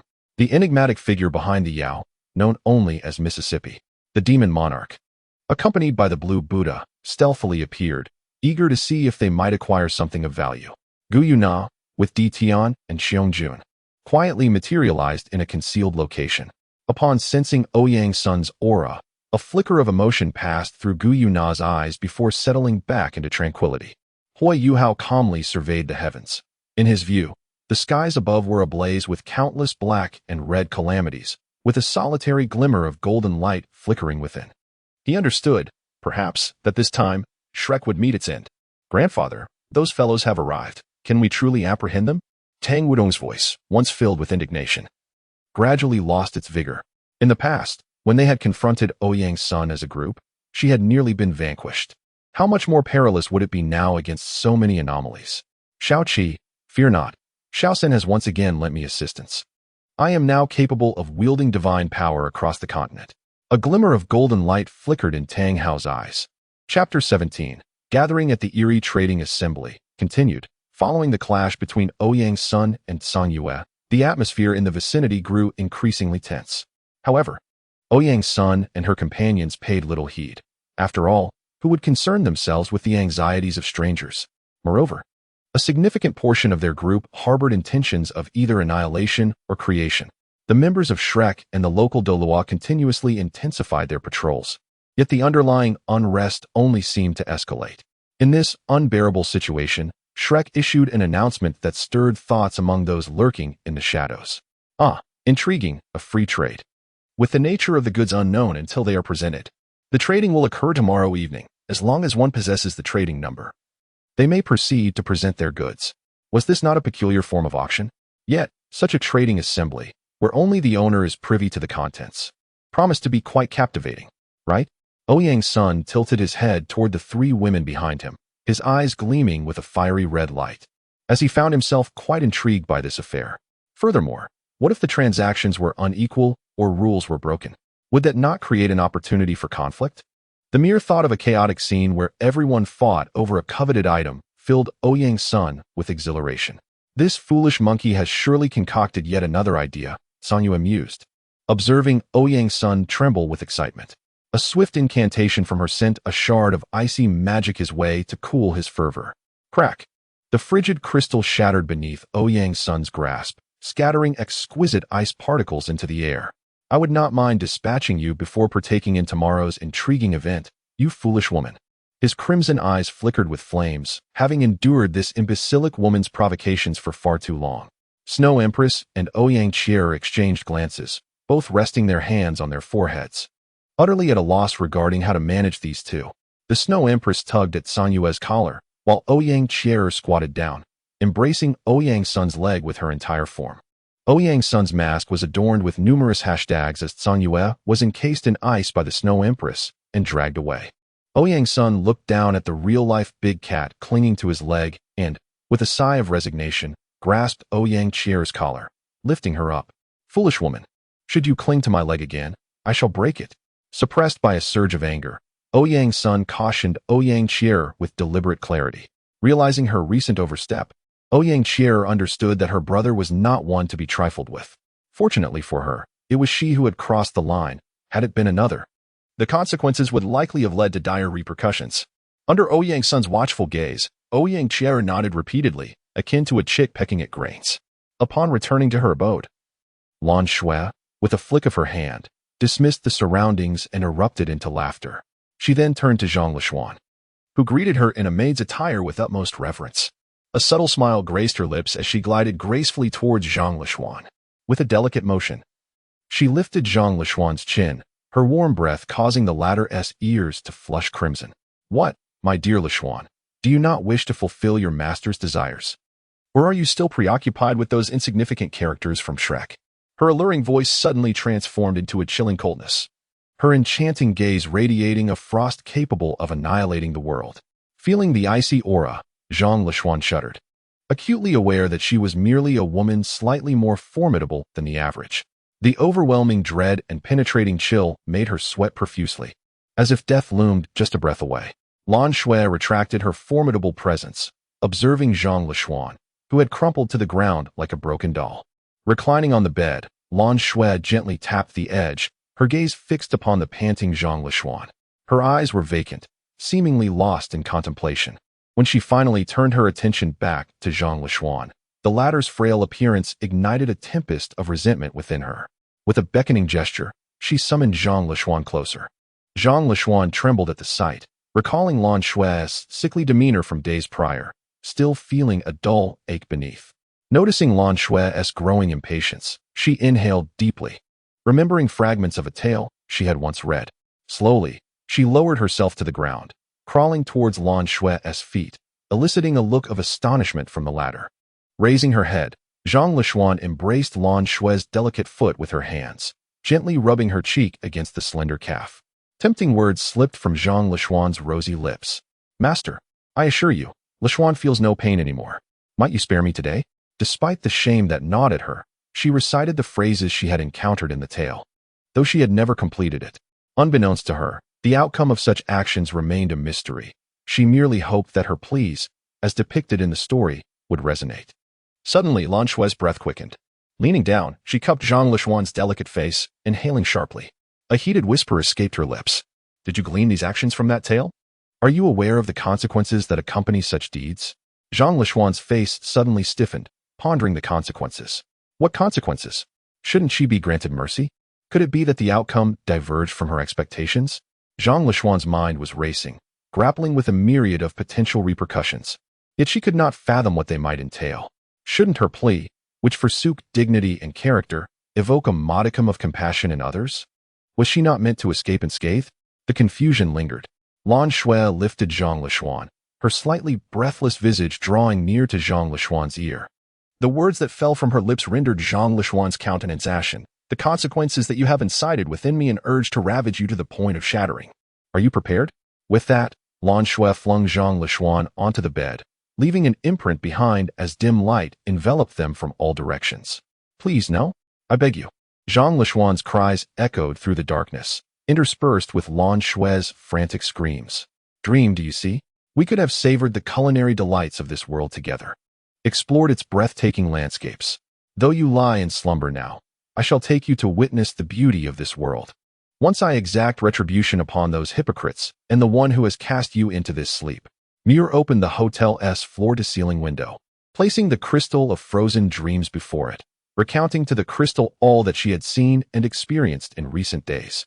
Even if it could not hear her now, Muir tenderly articulated the wonders of the world. No one noticed her unusual behavior.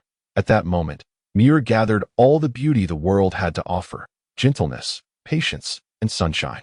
None could fathom the destructive impulse that lay hidden within this gentle soul. She had poured all her beauty into the moments spent with the dream. After this, she would become a mere harbinger of destruction, intent on annihilating the world. Time flowed gently, and the dawn of the following day saw the erection of a grand stage. The venue for the evening's trading event, unencumbered by any barriers, embodying the unique essence of this unconventional auction. Chapter 18. The commencement of the trading fair upon the colossal stage. Numerous iron cages were draped in black cloth imbued with shielding properties. A stunning woman, devoid of any soul power or extraordinary abilities, emerged under the spotlight at the center of the stage. Aside from the beam illuminating the woman presenting the goods, countless pairs of eyes outside the stage were fixated upon her.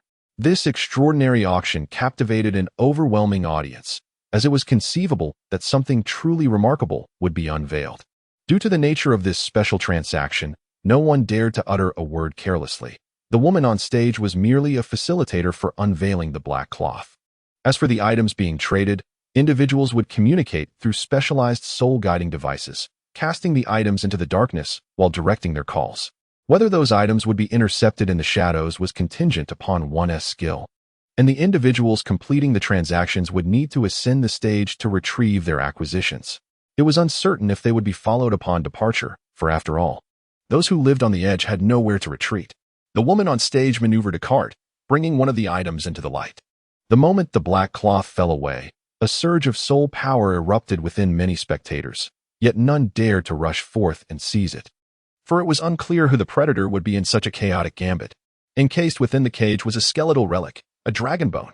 The dark golden hue of the dragon bone exuded an ancient aura of power, with the winged skeletal structure pulsating with a faint crimson glow. The first item for trade, a dragon bone over 100,000 years old. The random unveiling of this item sent ripples of anticipation through the crowd concealed in the darkness. Tion's gaze was fixated on the dragon bone on stage, his dark golden vertical pupils igniting with fury. The iridescent halo around his hand flickered incessantly. But he ultimately restrained himself. The hidden dangers lurking in the shadows were countless, and a reckless move could invite an onslaught, even leading to his demise. As the trading progressed, information was relayed to the woman on stage, who subsequently communicated it to the providers of the items. For each completed transaction, the orchestrator of the trade would earn 10,000 gold coins, a substantial sum for an ordinary person. Soon, the stage was inundated with notes. For who among the soul masters could resist the allure of a dragon bone that had existed for 100 millennia? The girl employed a specialized soul-guiding device provided by the sun and moon to sift through the offers, swiftly identifying the optimal item for trade. Among the treasures associated with the 100,000-year dragon bone was the crystal blood dragon ginseng. The moment this exquisite item was revealed, even more individuals in the shadows piqued their interest, eager to observe the unfolding proceedings and curious about who would ultimately claim this supreme treasure, as well as the identity of its provider. They cannot fathom that someone bold enough to trade in celestial treasures possesses only a single item of such rarity. If that individual's prowess and the might of the forces behind them were lacking, the dark laws would be manifestly evident. In the shadows, Tang Wujing approached the stage, clutching the ancient crystal blood dragon ginseng. A violent surge of elemental energy erupted in an instant, perceptible to numerous powerful beings. "So it is you, scoundrel!" From the darkness, a pair of blood-red eyes fixated intently upon Tang Wujing on the stage. Muir observed quietly the architect of this unfolding scene. Fury ignited within him. However, this was not the opportune moment. The death of a single individual could not quell the pin-up rage within him. He yearned for the world to share in the demise. Tang Wujing, he would personally crush. That aura, it belongs to that fellow. I wonder if he still possesses that world-destroying capability. I truly wish to test it. Flames flickered in his crimson eyes as Ouyang's sun gazed towards the locale of the elemental upheaval in the darkness. Presently, on this continent, only two individuals can incite such elemental turmoil. One is the harbinger of destruction, while the other cannot be deemed human, but rather a beast. Monkey. I shall take the lead when the time comes. It has been far too long since I have engaged in combat with a formidable opponent, and my blood is already boiling. A chill surged through the darkness towards Ouyang's sun, as Tsang Yue conveyed in her own manner that she had set her sights on that individual, urging him to let her handle it, lest the consequences be dire. Ouyang Chi'er and Xue Di respectively restrained Ouyang's sun and Tsang Yue. Otherwise, before the chaos above had even begun, they would find themselves surrounded by lurking adversaries. Although they were not particularly afraid of these individuals, it was prudent to exercise caution at this juncture, for nearly all the strong on the continent were lying in wait, and a moment's carelessness could spell trouble for them.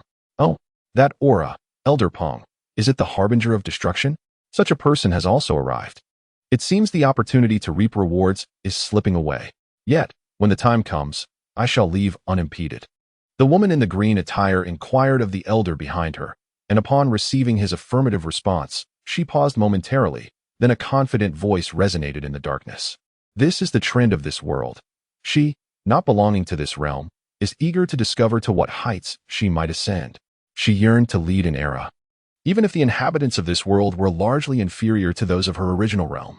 Nevertheless, there remained a number of prodigies, including those capable of apocalyptic destruction, such as the enigmatic figure who had recently engaged in a fierce battle with that wretched deity. Although the deity was indeed subpar, the woman in the azure attire understood that she was currently incapable of delivering a fatal blow. At most, she could inflict significant injury at a cost. However, apart from a few individuals like Ouyang's son, no one was aware that Tang San's avatar had been annihilated by Gu Feng. After all, tearing through the barriers of the world and obliterating Tang San's avatar left a remnant of gray ether that devastated the entire Stardow, transforming it into a forbidden zone. Such individuals were exceedingly perilous, and Ouyang's son and his companions dared not speak carelessly. Who could predict whether the evidently erratic Gu Feng might tear open the fabric of space to confront them? They certainly did not consider themselves capable of withstanding such an encounter. These fellows truly believe us to be easy prey. It seems we have remained silent for too long, allowing the world to forget that Shrek and the Haotian sect earned their title of the foremost through sheer might. Tang Hao's commanding voice resonated through the darkness. Although he had failed to detain Ouyang's son amidst the chaos of the Stardow and had been forced to retreat in disarray, he now possessed the ability to wield divine power. He was confident he could restrain that monkey named Ouyang's son. Yet the figure that had swiftly vanquished the third avatar sent a shiver down his spine. That being was indeed insurmountable, in Tang Hao's estimation. Even if 5 peak divine kings joined forces, the best outcome might be mutual destruction. However, were Ouyang's son aware of Tang Hao's foolish thoughts, he might well be reduced to laughter. Tang San's avatar was likely no more than a secondary deity in this realm. Once it reached the first tier, even a fully realized inferior deity would not be particularly formidable. At least Ouyang's son and his companions held little regard for those deities. Yet, They understood that without employing certain tactics, they could very well fall prey to those gods.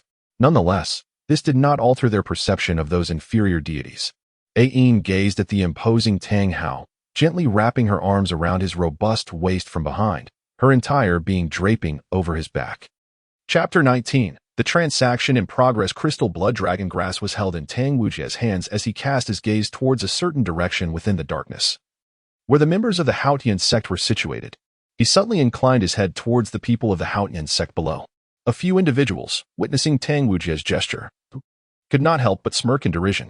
Did they truly believe everyone was a fool? Tang Wujie is not a fool. He merely possesses an inexplicable confidence in Tang Hao and his companions. However, this very confidence is also the reason behind the mysterious demise of Tang San, which Tang Hao and the others have chosen not to disclose. Instead, they publicly declare that Tang San's avatar in the lower realm has exhausted its divine power, attributing the calamity of Star Do to his actions. Otherwise, Shrek would not have had the audacity to invite all the factions across the continent. Not everyone is inclined to believe such claims. The crystal blood dragon ginseng was cast into the darkness. A shadowy green hue emerged within the obscurity, as a small hand reached for the ginseng before vanishing from sight. The instant the green apparition disappeared, a golden streak surged toward that location, followed by an icy chill that enveloped the exquisite crystal. Alas, they were a moment too late. The immortal poison had already prepared for retreat. Ouyang Sun and Song Yu fixed their gazes intently in that direction, but refrained from making another move. The timing was not yet right. A tremendous fire erupted toward the heavens, while a toxic green mist formed a protective barrier around the immortal poison. The darkness was momentarily illuminated as Muir, cloaked and concealing his visage, unleashed a torrent of flames upon the immortal poison. That crystalline ginseng could also be cast into the sea of blood to fortify the six paths, albeit slightly. Any utility, however minor, is still valuable. Yet, for trade, such a notion is unnecessary. Initially, they had merely held the advantage. It was crucial to maintain it. Does he truly believe me to be as malleable as clay? A colossal green giant broke through the inferno, its massive fist aimed at Muir. Beneath the hood, Muir's gaze remained eerily calm as a fiery Buddha emerged behind him, formed of blazing flames. Fire element, Akala.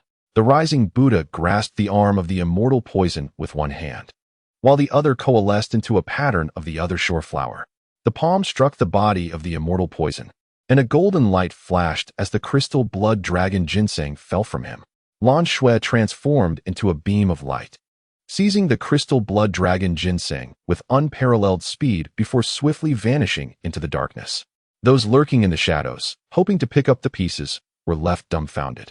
Who could have anticipated such a swift individual engaging in their underhanded dealings? How brazen! The immortal poison's fury reverberated throughout the trading ground, its crimson eyes fixated on Muir. A faint smirk escaped Muir's lips. What a waste! Flames engulfed Muir's entire being. As they were consumed, so too did his form vanish from that place. The immortal poison, having suffered a silent defeat, yearned to obliterate the venue, but ultimately lacked the strength to act without fear. It reverted to its normal size and slipped back into the shadows. Lan Shui gently tossed the crystal blood dragon ginseng into the air, watching it fall repeatedly. Her eyes fixed on an iron cage atop the stage, lost in thought. Well, having accompanied me for so long, it would indeed be amusing if it were snatched back by Shrek. The crimson lips of Lan Shui whispered a sound that only she could faintly perceive, though the essence of her thoughts remained elusive, perhaps even to herself. Countless dim glimmers wove peculiar patterns within the shroud of darkness. In the subsequent transactions, she refrained from causing any disturbances, until an intricate formation enveloping the entire stage was meticulously crafted, at which point she exhaled softly. This should suffice, she mused. It was somewhat exhausting to establish such an extensive defensive array. Had she foreseen this, she would have ensured her body was better conditioned. After this occasion, she resolved to engage in some rigorous exercise. Lan Shui licked her alluring red lips, gazing at the stage, her words ambiguous as to whether they were intended for her own ears or for others. Her attention shifted to the crystal blood dragon ginseng in her hand, where an unseen radiance flickered in her eyes. Ouyang Sun's blazing gaze seemed to detect an anomaly. The silk ribbons of Shiyu activated, both the purple and blue diamonds igniting simultaneously. This place, these two diamonds were most fitting. The eyes enhanced by the purple extreme star perceived the faint, flowing shadowy light. Although the nature of that fleeting brilliance eluded him, the situation appeared increasingly intriguing. The divine staff pierced the ground as Ouyang's son crouched atop it, quietly observing the unfolding events, pondering who would emerge as the hunter and who as the prey. His anticipation was palpable. Ah, so it is, the element of light. Though not the light of salvation, but rather the light of annihilation. Yet this destructive light seemed to protect the stage. Was there something of great significance atop it?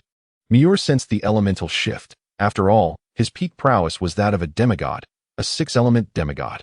He had even momentarily attained the strength of a true god. The fluctuations of the light element could not escape his notice. Allow me to add a touch of intrigue, he thought. A glimmer of unfathomable brilliance sparkled in Muir's eyes as the primal earth element surged within his grasp, flowing into the stage and concealing itself beneath 100 meters of earth. No one was aware of Muir's actions, after all. Who would gaze into the depths of the ground without reason? Such an odd fluctuation. Was it merely my imagination? Or has someone made a move? An ancient voice softly resonated. Though the sound was faint, the woman clad in blue heard the elder's murmured words. What is it, Elder Pong? Have you discerned something? The elder shook his head in uncertainty, sensing a subtle disquiet, yet failing to pinpoint any exact anomaly. The woman in blue turned her gaze from Elder Pong to the stage, a captivating smile blossoming upon her face. Elder Pong, do not underestimate these beings. They are likely not of this realm, much like ourselves. It would be wise to exercise caution. A cerulean radiance surged in her eyes as a lotus mark appeared upon her forehead. So it is, truly intriguing, almost overlooked. The woman noticed the peculiar aspect. Yet she refrained from taking action. Her hands held no covert tricks, and any rash movement could lead to complications.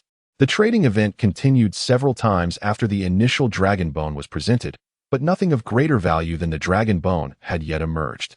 After Tang Wuji took the stage, a multitude of title bearers from the Hautian sect shielded him as he secured the dragon bone into his soul guide, then boldly made his way into the shadows.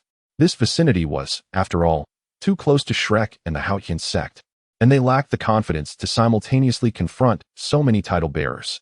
Furthermore, who could ascertain whether there were hidden powers from the Hautian sect lurking in the dark? They certainly did not wish to be unexpectedly crushed by a sudden ambush.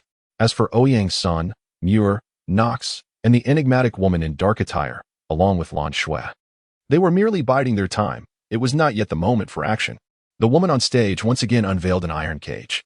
As the black cloth was lifted, an eerie atmosphere enveloped the crowd, and many began to entertain strange thoughts. Inside the cage were two bound figures, specifically two dragon maidens. Golden and silver scales adorned their concealed forms. Captured by humans, the dragon maidens were teetering on the brink of their mating season, and this transaction involved two dragon maidens, nearing 100,000 years of age. Such a prospect was exceedingly tempting, yet the curse upon the dragon maidens deterred many. This was no trifling matter. It could indeed lead to death. Chapter 20. The Dragon Maidens and the Angels. The moment the golden and silver dragon maidens appeared, emotions of greed, shock, fear, and sympathy surged within the spectators. How fascinating. It turned out to be this. The Shrek Academy and the Hautian sect should refrain from meddling. The curse was lethal to anyone who dared to engage with it. Tang Hao addressed the restless Yin Xiaozhe and Tang Wuji, cautioning that this was a perilous hot potato. There were benefits to be had, but only for those with the means to survive. Observing the waning spirit of Tang Wuji, Tang Hao held a certain optimism for the young man, noting the unyielding gaze fixed upon the dragon maidens.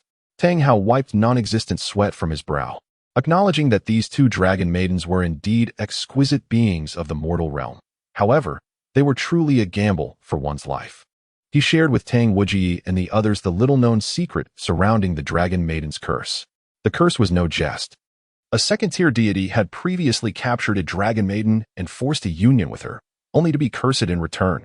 The crowd, intrigued by the outcome, pondered the nature of the curse, which, while steeped in myth, seemed implausible that even a deity could not withstand it. Yet, the chilling revelation that followed from Tang Hao sent shivers through them, one of horror and dread. After being cursed, the second-tier deity had killed the dragon maiden, believing it was merely a game. After all, he was a deity and held the dragon maiden in contempt. Subsequent events unfolded in a most peculiar manner. After that deity vanquished the dragon maiden, Thoughts of her exquisite form lingered, prompting a desire to capture more such beings for companionship. However, at the very moment the deity ventured beyond the realm of the divine, a black hole materialized before him without any warning, leading to his astonishing demise. As Tang Hao recounted this tale, a flicker of fear crossed his visage. After all, curses possess a capricious nature, often devoid of reason. In conclusion, Tang Hao added that the deity's lineage was severed, for the Dragon Maiden's curse was precisely aimed at obliterating his legacy. The deity's divine inheritance now resided within the black hole, yet none dared to retrieve it. Not even the God King. Ian released her delicate grip from Tang Hao's waist, and together they fixed their gaze upon the two Dragon Maidens on stage, their eyes betraying a complexity of emotions. Tang Wujia seemed poised to speak, yet upon witnessing the expressions of Tang Hao and Ian, he could only let out a resigned sigh. My lord, these are the leaders of the Dragon Maiden clan. They are the Golden and Silver Dragon Maidens. Should we not intervene? Excitement flickered across Di Tian's face. The Dragon Maiden clan was renowned for their formidable prowess, and their primal energy held many other potential uses. However, as these thoughts crossed his mind, his expression grew increasingly intricate. Among the Soul Beast clan, the pure-blood dragon lineage was dwindling, now reduced to just the three of them, Ziji, along with the Silver Dragon King. This was the curse of the former Golden and Silver Dragon Maidens. Most of Ziji's kin were of mixed blood, not the pure-blood hellish dragons. Ziji herself was a rare ancestral return, a singular anomaly in hundreds of thousands of years. Gu Yuna, observing the mesmerizingly contorted figures on stage, fell into contemplative silence. Just as Di Tian prepared to inquire further, Gu Yuna's voice emerged. However, the architects of the current predicament facing the Dragon Maiden clan are indeed our dragon race, and they shall not come to our aid. Upon hearing this, Di Tian opened his mouth to counter, yet found himself bereft of arguments. The enmity between the Dragon Maiden clan and their own was profound, an enmity that could only culminate in death. A sigh resonated through the air as Di Tian gazed at the Golden and Silver Dragon Maidens, now appearing as mere commodities, his expression laden with an indefinable despondency. Countless onlookers yearned to possess the two Dragon Maidens on stage, yet none were willing to offer anything in trade. The curse of the Dragon Maidens was nearly insurmountable. No one comprehended the mechanics of the curse, nor could anyone ascertain whether it could be endured. No one was prepared to wager their life on the chance of acquiring a Dragon Maiden's fortune. A slender, delicate hand tightly clasped Gu Yechen's palm. Gu Yechen gazed at the intricately troubled expression of Qian Shiyue, gently offering solace to his wife. What troubles you? Do not fret, it bears no relation to us. Before Gu Yechen could finish his words, he was interrupted by Qian Shiyue. Yechen, allow me to narrate a tale, if you would. Her deep voice resonated, and upon hearing her tone, Gu Yechen's demeanor grew notably serious. He understood that she was grappling with a matter of considerable weight. The gentle timbre of her voice echoed softly in his ears, weaving a narrative from a distant past. Millennia ago, the continent was home to but two kingdoms, Tiando and Xingluo, with Tiando not yet fractured into the present-day Tiangong and Douluo. At that time, the esteemed Shrek Academy was merely a name devoid of substance, and the practitioners of dark martial souls did not conceal their talents under the moniker of evil soul masters, as such titles had yet to be coined. The strife between the two great empires was virtually non-existent, and those wielding dark powers were referred to as fallen soul masters. In those days, the soul masters revered a sanctuary, universally acknowledged as the holy ground of the continent, the Spirit Hall. Eventually, this led to the legendary Three Gods War, a conflict in which the Spirit Hall was vanquished, fading into the annals of history. Subsequent generations have glorified the victor, Tang San, to an unparalleled degree. Yet, few realize that it was indeed he who precipitated the resurgence of evil soul masters upon the continent. The Spirit Hall had once undertaken the noble task of purging fallen soul masters, but what of Shrek today? It merely puts on a facade. Our angelic clan was on the brink of extinction, fleeing to the vast wilderness under the relentless pursuit of Tiando and Xingluo. It was a serene land, free from strife and turmoil, where they thrived independently, albeit with a degree of exclusivity. Yet, it was within this very sanctuary that my ancestors were saved. After healing, they spent many years cultivating in the so-called paradise of Yunmings. In the end, bidding farewell to the Dragon Queen, my ancestor declared that our angelic clan had become a forsaken lineage. We could not burden her people. My ancestor imparted a final admonition to us. Their descendants, should we encounter the Dragon Queen in peril, it was not an obligation to assist, but rather a reminder that without the Dragon Clan, our angelic tribe would have long vanished from history. Yechen, what do you think I should do? Qian Shiyue raised her beautiful visage, her eyes slightly reddened, genuinely at a loss. If she were to rescue the Dragon Clan, they would undoubtedly become the center of attention, and the borders might find themselves embroiled in turmoil as a consequence. Gu Yechen gently cradled Qian Shiyue's face, tenderly smoothing her slightly disheveled hair, and then affectionately ruffled her small head. His gentle voice whispered in her ear, assuring her that they would be safeguarded. As Qian Shiyue watched Gu Yechen fade from her side, silent tears cascaded down her cheeks. I am unaware of what the other party desires from this transaction. Yet we shall claim those 2 dragon maidens for ourselves. A commanding voice resonated throughout the realm. Gu Yechen's figure has already graced the arena. In his hand, he wields the sun-shooting bow, its string drawn taut. It is forged from 3 pieces of 10,000-year-old soul bones. I understand this may be insufficient, yet I am prepared to make my move. As for these 2 dragon maidens, they shall belong to our borderlands. Gu Yechen gazed at the liaison on the stage, who after a brief moment, nodded in acknowledgement. Qian Shiyue appeared on the stage, supporting 2 dragon maidens as they ventured into the shadows. The solar bow in Gu Yechen's grasp pointed toward Qian Shiyue's position. Whoever dared to reveal themselves would meet their end in an instant. Chapter 21. Elemental Needle. Those lurking in the darkness, sensing the aura emanating from the solar bow in Gu Yechen's hands, restrained their intentions. Capturing the dragon maidens was still a viable option, but facing Gu Yechen, the continent's foremost archer, with a single arrow meant certain death. When their ancestors inquired about their demise, they could hardly confess that it was due to their infatuation with 2 dragon maidens, only to be outmatched and eliminated. As Gu Yechen beheld Qian Qiyu and the 2 dragon maidens safely vanish from sight, he finally lowered his bow. He cast a glance towards Shrek's shadowy direction, where they had faded from the stage. Senior, Yin Xiaozhe gazed at Tang Hao, wanting to say something, but was interrupted by a hand. Do your utmost to avoid provoking that individual. He exudes an aura of danger that is hard to ignore. Should one act rashly, even wielding divine power may lead to one's downfall. After uttering these words, Tang Hao fell silent. Everyone was taken aback by Tang Hao's revelation. It was indeed possible for mortals to inflict harm upon gods, even to slay them. The moment those words escaped, an unusual glint flickered in Yin Xiaozhe and Mu Wen's eyes, igniting a thought that should not have emerged in their minds. Tang Wujie, concealed from everyone's view, quietly observed Yin Xiaozhe and Mu Wen, his eyes brimming with unspeakable mockery and derision. Oh, so these are the 2 dragon maidens, yet they seem rather unremarkable. Why do those others fear these defenseless women so? Ouyang's son, utilizing enhanced purple diamonds, scrutinized the 2 dragon maidens.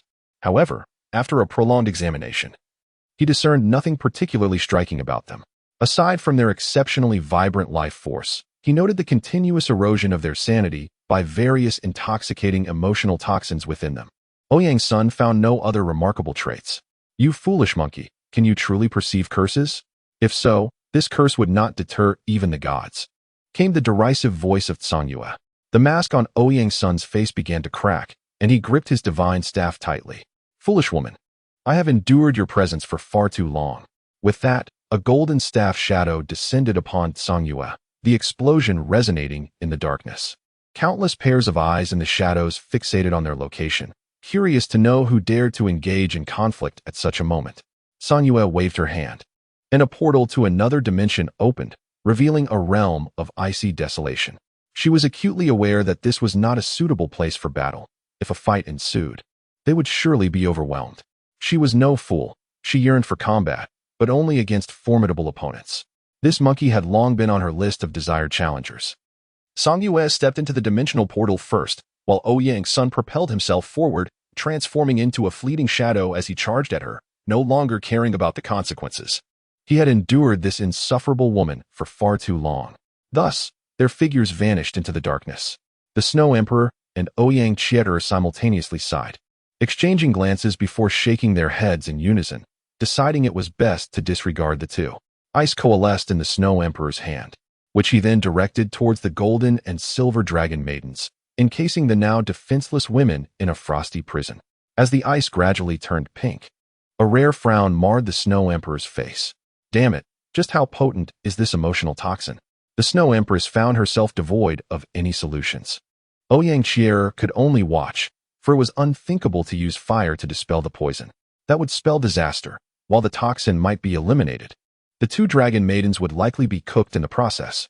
The two women shook their heads in resignation, wishing they had departed with Ouyang's son and Songyu. A gentle holy light illuminated the darkness surrounding them, as 6 golden wings unfurled behind Qianshuyue, her 6 wings blossoming in splendor. A soothing aura permeated through the icy barriers, cleansing the two dragon maidens of their emotional toxins. However, as time wore on, Qianshuyue's countenance grew increasingly grim. The mingled emotional poison had seeped into their very bones. She could not eradicate it entirely. At best, she could restore their self-awareness for a fleeting moment. If the issue were not resolved promptly, they would inevitably become slaves to their desires. Time does not halt for anyone. As Qianshuyue and her companions fretted over the plight of the two dragon maidens, the trade continued unabated. Exquisite soul bones, rare treasures, and unique soul-guiding devices were abundant.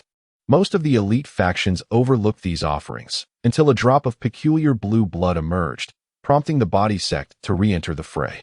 The viscous blue blood radiated an aura that sent chills through the onlookers. Most were ignorant of the origin of this blood, but it was universally acknowledged that it contained unfathomable power. Yet, there were still those who recognized it as the blood of a divine creature, infused with remnants of divinity. Ultimately, the body sect acquired the blood, and the poison immortal faced renewed assaults, this time with genuine fervor. Dition transformed into a black dragon, the darkness thickening around him, while Long Xiaoyao and Yi Shishui lurked in the shadows, waiting for their moment. In the end, the black dragon seized the precious blue blood, leaving the poison immortal wounded and displaying a hint of despair upon his face. The denizens of this era were destined to retreat. The trade did not pause for any individual. Half of the items had already exchanged hands, and the outcome remained unclear. Who truly emerged victorious and to what extent was a matter of speculation. The only certainty was that the body sect had suffered a significant loss. After 2 attempts, they failed to secure the blood dragon ginseng and the divine blood, while relinquishing much in the process. The black cloth was lifted once more, revealing an elderly man with a sallow visage, devoid of any color. In his hands, he held 3 needles emanating a soft glow. The show was about to commence. It would be fascinating to observe how those lofty individuals would respond. Would they destroy this object, or take control of it for their own purposes? My anticipation grows. The crimson orbs of Mu air glowed in the darkness, his voice echoing softly in the surrounding void. This object does not belong to this world. It is the handiwork of those individuals. How intriguing. Let me see what maneuvers you capable beings will execute. The woman in the azure attire felt the unusual vibrations coursing through the needle. It was not the essence of this world. Yet, she could vaguely perceive its influence. Seemingly a means to ignite life in exchange for power. It offered a glimmer of hope, a chance for those ensnared in the mire to resist. Everyone gazed upon the stage as the elder introduced himself, and until he concluded, no one believed that this needle could bestow upon ordinary individuals powers surpassing those of spirit masters. The elder surveyed the surrounding darkness, oppression, the shattering of families, and the devastation of lives, all echoing within his heart. He recalled the words of the silver-haired man. The elemental needle's purpose was to awaken the elements within them. However, the cost would be their very lives. For those who had recently come of age, it might grant merely a year of existence. As for the elderly, teetering on the brink of death, it would afford them only a fleeting moment. He yearned for vengeance against the lofty spirit masters. The elemental needle pierced the elder's wrist. In the shadows, all eyes were fixed upon his actions, mockery evident. Commoners should kneel in supplication, not indulge in unrealistic fantasies. The elder's anguished roar resounded upon the stage. Soon after, he collapsed. From the darkness, a cacophony of laughter erupted. The wind, a mighty gale, surged forth, swirling into a tornado that lifted a young man into the air. It was the elderly man from moments before. Mortal, yet extraordinary. The wind sensed the positions of those hidden in the darkness, granting him awareness. Perhaps he had not felt such ease in a long time. The indigo tornado spun continuously as he floated serenely within it. He was, after all, on the verge of the grave, yet now, for a brief moment of glory, He could display his fury to those who had unraveled his family. That was enough.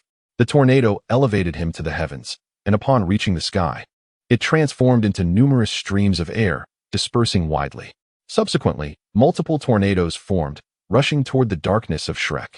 Shrek was the executioner of his family. Yet this world was complicit as well. Once, his family had lived quite contentedly. Though the toil was substantial, they were farmers by heritage, accustomed to hardship. Despite their humble existence, they had their joys, and he had felt satisfied with their life. They had taken in an injured stranger, who spoke little but did not harm them, until the day Shrek's men arrived at their home, declaring that the man they had sheltered was a so-called evil spirit master. They branded them as accomplices, intent on violence, and no explanation sufficed. In that moment, the man had aided their escape from their home. Thus, that single act deemed them forever as collaborators. Without reason or inquiry, they were relentlessly pursued by the so-called allies of justice. They were merely ordinary individuals, having assisted someone in need. Furthermore, that person did not exhibit the characteristics of a malevolent soul master. It was only stated that their soul power seemed to possess a dark attribute, a claim made solely by that individual. The man closed his eyes, reflecting on past events.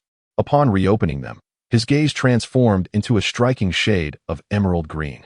A tornado surging towards Shrek was extinguished by a firebird and a peculiar bovine creature. In the man's perception, the firebird appeared somewhat diminished, its flames less intense than when it first manifested. As for the cow, he discerned nothing remarkable. Silence enveloped the crowd, their faces etched with an indescribable blend of fear and astonishment. They were terrified by the emergence of an ordinary person suddenly possessing the strength to rival Yin Xiaojia of Shrek Academy, a well-known figure of great renown on the continent. The Radiant Phoenix was also a top-tier martial soul, yet it was injured in a single encounter, struck down by an elderly man whose foot barely touched the ground. Had it not been for that shameless old fellow's presence, Yin Xiaojia might have suffered far worse than mere injury. All the notable forces on the continent were aware that Xuanzi was that shameless old man, who exploited his seniority and power to bully the weak. Were it not for his status as one of the closest to the pinnacle of Super Douluo, he would have long been eliminated in the shadows. With a resonant bellow, Xuanzi charged towards the man in the sky, though the latter's apparent strength seemed formidable. Yet, could someone who had never wielded power truly harness it effectively? Many understood the answer to be no, hence their lack of fear towards the figure above. They were frightened by the possibility that such strange needles were not limited to just 3. What if the puppet master disseminated those throughout the continent? Their status and lives would be jeopardized, for each of them harbored their share of grim deeds, whether directly or indirectly. The man regarded the colossal creature charging towards him, remaining undeterred by the newfound strength he had acquired. He understood that he was once an ordinary person. Thus, how should the fury of an ordinary man be expressed? Through decisive action, he conveyed this to everyone present. An endless wind coalesced in the man's hands. A voice, carried by the breeze, resonated in every ear. I was but an ordinary being, devoted solely to my family. Yet, fate has dealt me a cruel hand. Now, let you witness the wrath of the common man. A towering azure beam of light descended from the heavens. Xuanzi found himself enveloped in this cerulean radiance, time stretching infinitely in his perception. The man's figure descended from the sky, dissipating into starlight midair. The azure light gradually faded after the man's form vanished, until it was no longer visible. Along with the disappearance of the azure beam, so too did Xuanzi fade away.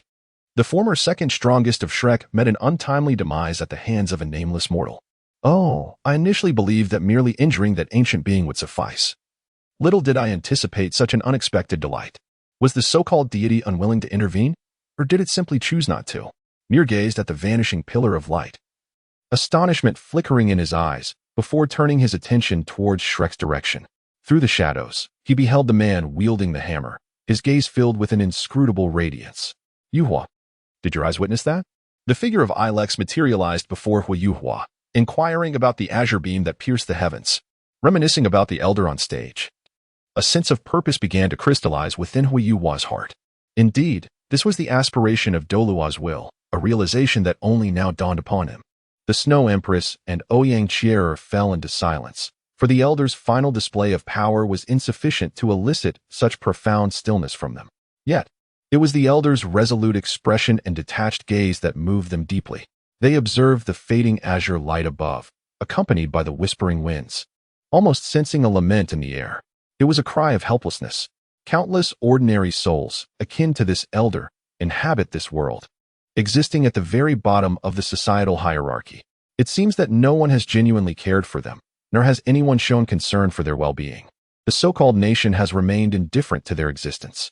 They dwell in a world governed by the principle of survival of the fittest, leading lives marred by numbness, a misfortune that befalls them, and a tragedy of this era. Had they lived 1,000 years ago or 1,000 years hence, their circumstances would undoubtedly be far more favorable. A millennium ago, ordinary people had the spirit hall voicing their plight, while a millennium in the future, order would be maintained by the Federation. Yet now, the spirit hall has faded into the annals of history, and the embryonic form of the Federation remains but a distant shadow. War, evil spirit masters, nations, and royal families are solely preoccupied with their self-interest, while Shrek, is merely a name seeking fame, relying on so-called inner academy students to uphold the continent, most of whom remain oblivious to the distinction between right and wrong. This elder stands as but one reflection of this era. Though Mir's elemental needle was procured at the cost of life, it has granted them an opportunity, a chance to raise their voices. A spark of fire shall inevitably ignite a conflagration. Ouyang's Sun and Song Yue cease their fierce confrontation, their gazes seemingly transcending space to witness the actions of that elder. They remain silent, Song Yue sheathing her blood-stained demonic blade, while Ouyang's Sun let his arm drop, the divine staff trailing in the snow. The crimson and icy blue eyes were devoid of combat fervor. All that lingered was confusion, a profound disorientation towards this world and an uncertain future. An infinite sea of crimson spread before them, the sky draped in a dark red hue, while a dilapidated city floated silently in midair. A statue-like figure stood motionless at the heart of the city, dark blue hair billowing behind him, and his pitch-black eyes devoid of any color. Suddenly, a flicker of vitality sparked within his gaze. It seems there are matters left unfinished. A fragmented voice echoed from his position, a goal nestled in his heart, one that remained unforgotten even after a millennium. Chapter 23. The Changes from Afar. The arrival of chaos in the realm of Xingluo. On that fateful day following two world-ending events, Xingluo bequeathed two divine legacies. The first, a white-haired woman cleaved through the barrier of Douluo with a single strike, causing a god to briefly manifest upon the continent. That slash capable of shattering the very continent itself. It left behind an unfathomable chasm, stretching from the royal city of Xingluo to the edges of the Star-Do Forbidden Land. The remnants of that chasm bore the essence of the mysterious woman. Many sought to harness that world-altering power, yet none succeeded. Those who recklessly attempted to seize that elusive force were assimilated, vanishing without a trace. The second divine legacy was the enigmatic projection that saved the entire continent. 3 stars aligned in the sky, a black sun, a blood-red moon, and the original sun. That figure obliterated the great sun and blood moon, leaving behind a half-ancient tree. This half-ancient tree was a conduit to the heavens, a colossal wooden entity that had brought endless calamities to the celestial vessels. Though now fractured, that remnant of the divine tree radiated an extraordinary vitality. Eternal life, the topic that eludes wise beings. Everyone yearns for immortality, yet simultaneously fears it, for that half-ancient tree heralded the existence of undying monstrosities. There was also an emperor who embarked on a path of abundance. In the chasm, fissures appeared one after another, countless strange mechanized entities surged forth.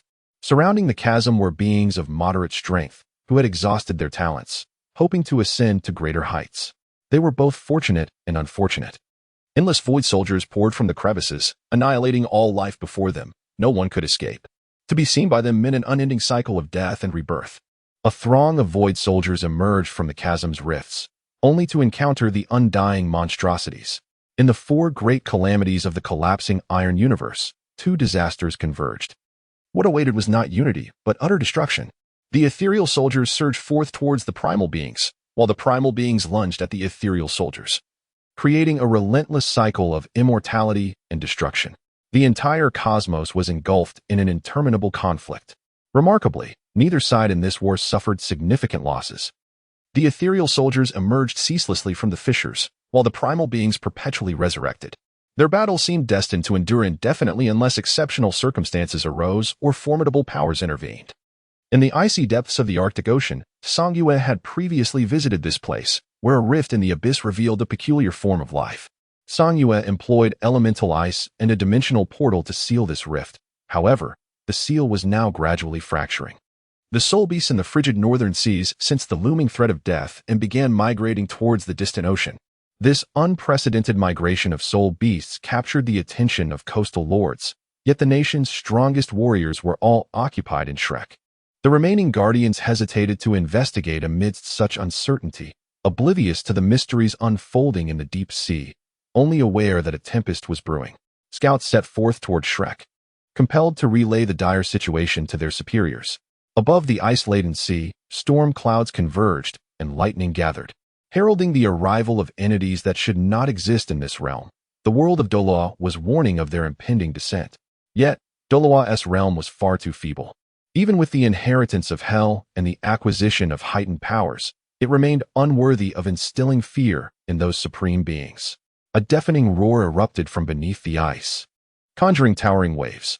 Sinister yet divine entities emerged. Lightning incessantly struck the figure, igniting mere sparks upon its colossal form. This immense being, adorned with pristine scales, was a creature of legend, a dragon, not the so-called great lizard of Western mythology, but a true dragon, albeit with some mutations. 9 magnificent dragon heads and 9 tails adorned this godlike creature, yet it bore no claws. The 9 dragon heads directed their gaze towards the tempest above, unleashing a thunderous roar that cleared the skies in an instant. 9 white dragons, a genuine demigod, the nature god of the star thief, had descended into this new world. On that fateful day, the coastal inhabitants heard the resounding dragon's roar, only to be left with bleeding ears, rendered utterly voiceless. In the sinister forest, black and red storm clouds gathered, and as this ominous presence sensed the peculiar changes in the world, a pair of blood-red giant eyes opened above the forest. The colossal evil emperor, measuring 1,000 meters, materialized beneath those eyes. A blood-red throne descended from the heavens, suspended in midair, emanating an overwhelming aura of slaughter. A voice reverberated in the evil emperor's ear, proclaiming that this was one of the 7 great thrones from the world of men, and that it had yet to regain its full strength, for something of equal caliber had emerged from the ocean. However, he appears to have sustained injuries akin to yours, albeit in a somewhat better state. Take this throne and endeavor to slay him. Should you succeed in vanquishing him, return with his corpse. Thus you shall regain a considerable amount of your strength, and your name shall once again resonate throughout this realm. You are the god of divine retribution, Austin Griffin. The evil emperor listened attentively to the directives of the god of divine retribution as the throne diminished in size, transforming him into his true form as he advanced towards the ICC, a kaleidoscopic world. The priest, who had been observing the Douluo barrier, discerned that it had weakened. This barrier could no longer prevent the descent of the divine. The priest established contact with the 5 divine kings through a unique method.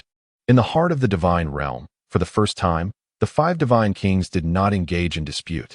Destruction, my proposal is for us 5 to descend simultaneously. Douluo star serves as the foundation of the divine realm, and it underwent a sudden transformation over a decade ago. Tang Sen paused momentarily before articulating the reason that had caused their hesitation regarding the descent. The temporal flow of Douluo star has now synchronized with that of the divine realm, meaning it can fully withstand our power. You should comprehend the implications of this. If Douluo is not under the control of the divine realm, it will inevitably give rise to a divine king of Douluo. The potential threat to the divine realm is enormous: destruction, evil. You are surely aware of this. Tang San disclosed everything he knew. Douluo star had utterly lost its subjugation. He too required assistance, and fortunately, the divine realm possessed several allies for divine kings, along with a few others of comparable strength. Tang San's gaze was profound as he looked towards Douluo star. This time, he intended to eradicate all anomalies from Douluo star. Should the child of destiny dare to resist, he would not hesitate to replace him with another. Meanwhile, the changes afar had yet to reach the members of Shrek. After all, following the elemental needle transaction, Tang Hao had utilized his divine power to ensure that no unforeseen events would transpire. This barrier was akin to a protective seal, albeit with a unique function, simultaneously preventing the ingress and egress of information.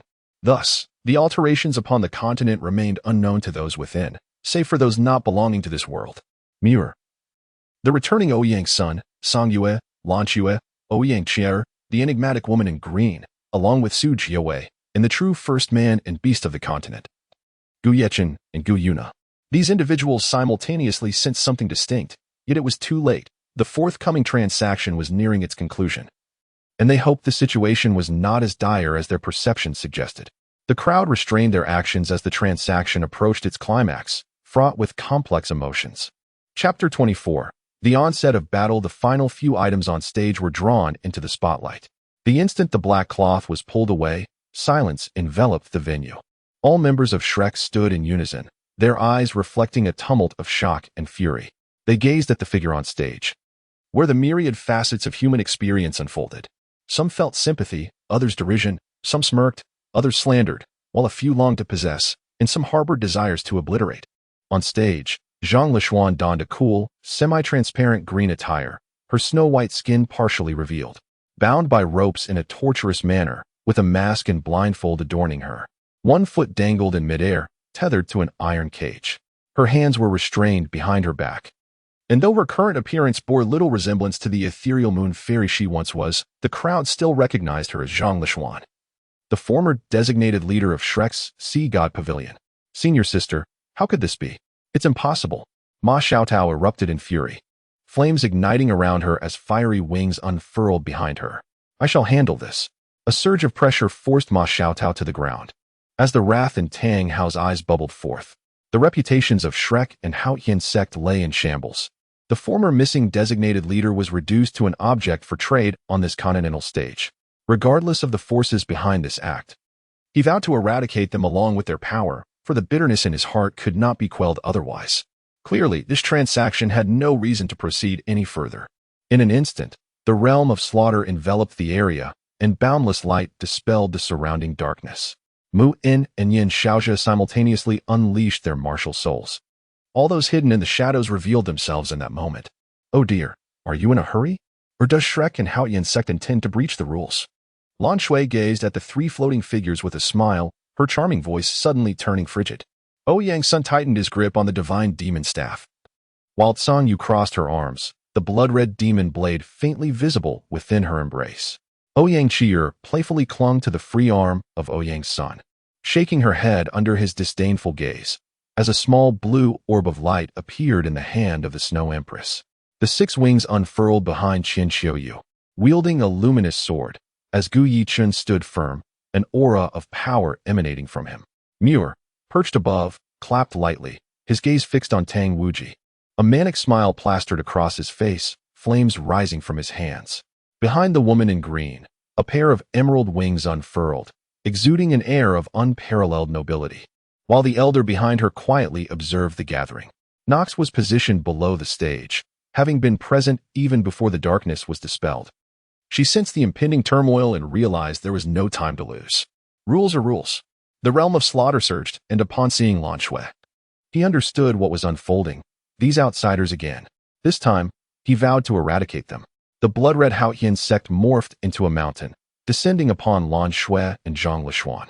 Once Zhang Lishuan was eliminated, they possessed a myriad of methods to conceal the scandal. No, don't. Ma Xiaotao's vision darkened. Within the academy, Zhang Lishuan had treated her with kindness. In that fleeting moment, witnessing Zhang Lishuan's imminent demise, the malevolent fire consumed her dwindling sanity, giving birth to the ultimate darkness, the Dark Phoenix. A pure shade of darkness manifested before all, as a puppet emerged behind her, whisking Ma Xiaotao away before the Shrek members could react. Saint Spirit's sect, you seek death. A roar erupted from within the body of the radiant phoenix, which pursued the puppet. Muin was obstructed by another colossal puppet and the dark sacred dragon. Humph! Tang Hao scoffed coldly, channeling divine power. Both Yu Shishui and Long Xiaoao sensed the threat simultaneously and utilized their life-saving techniques to escape. 6 Elemental Turbulence. Muir, upon seeing Tang Wuji again, could no longer contain himself. To hell with the grand scheme. His singular desire was to shatter that man into 1,000 pieces. Flames, water, earth, lightning, wood, metal. 6 elemental streams merged together, surging toward Tang Wuji. The specter of death loomed in Tang Wuji's heart. At a critical moment, the Titan transformed into the Titan Great Ape, forcibly absorbing the blow. A top-tier powerhouse beneath the divine level, he sustained grave injuries without employing divine power. Colorful dragon claws erupted from behind the Titan, striking down towards its head. Dragon God Claw. The constellation had vanished. Those who survived were evolved soul beasts.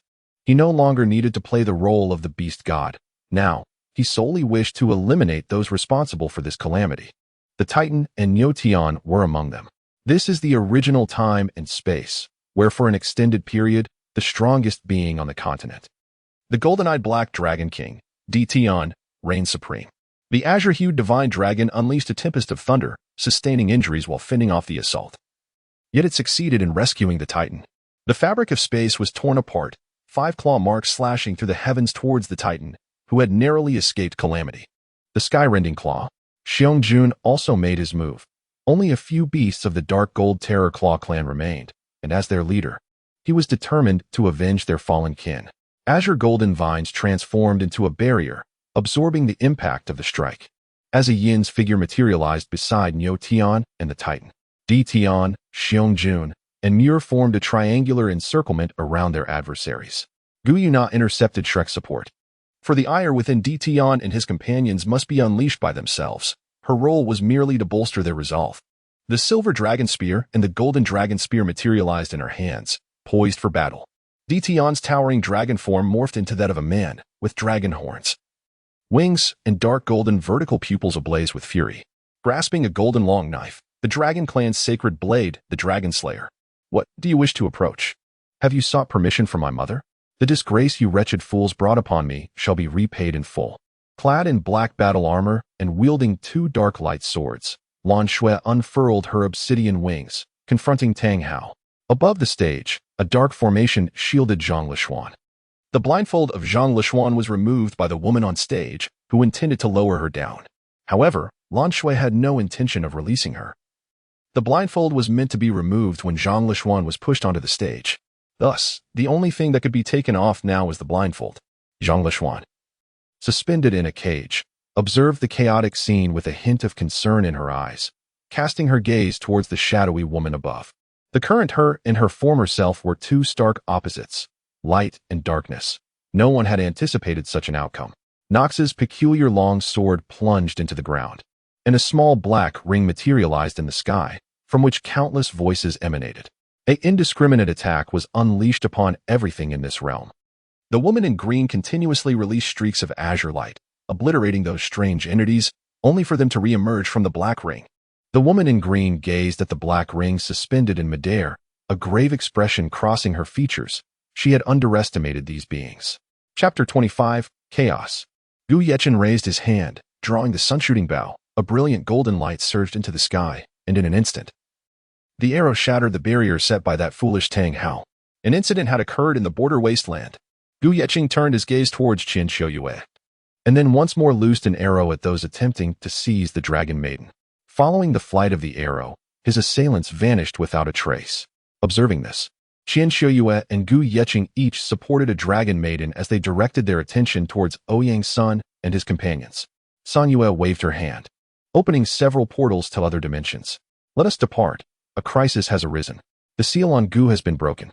Xiuyue, you and Yeqing should head towards the borderlands. Monkey, where do you and your sister intend to go? San Yue grasped the delicate hand of the Snow Empress, for they sensed disturbances in the extreme North Sea and the farthest reaches of the north. They had to make their way there, even if their powers had yet to be restored to their zenith. Gu Yechen merely nodded, leading Qian Xiuyue and the 2 Dragon Maidens directly into the dimensional portal. The rift in the borderland unleashed a horde of grotesque creatures, those repugnant insects. If they did not hasten, an overwhelming army of these bugs could obliterate the entire Douluo star.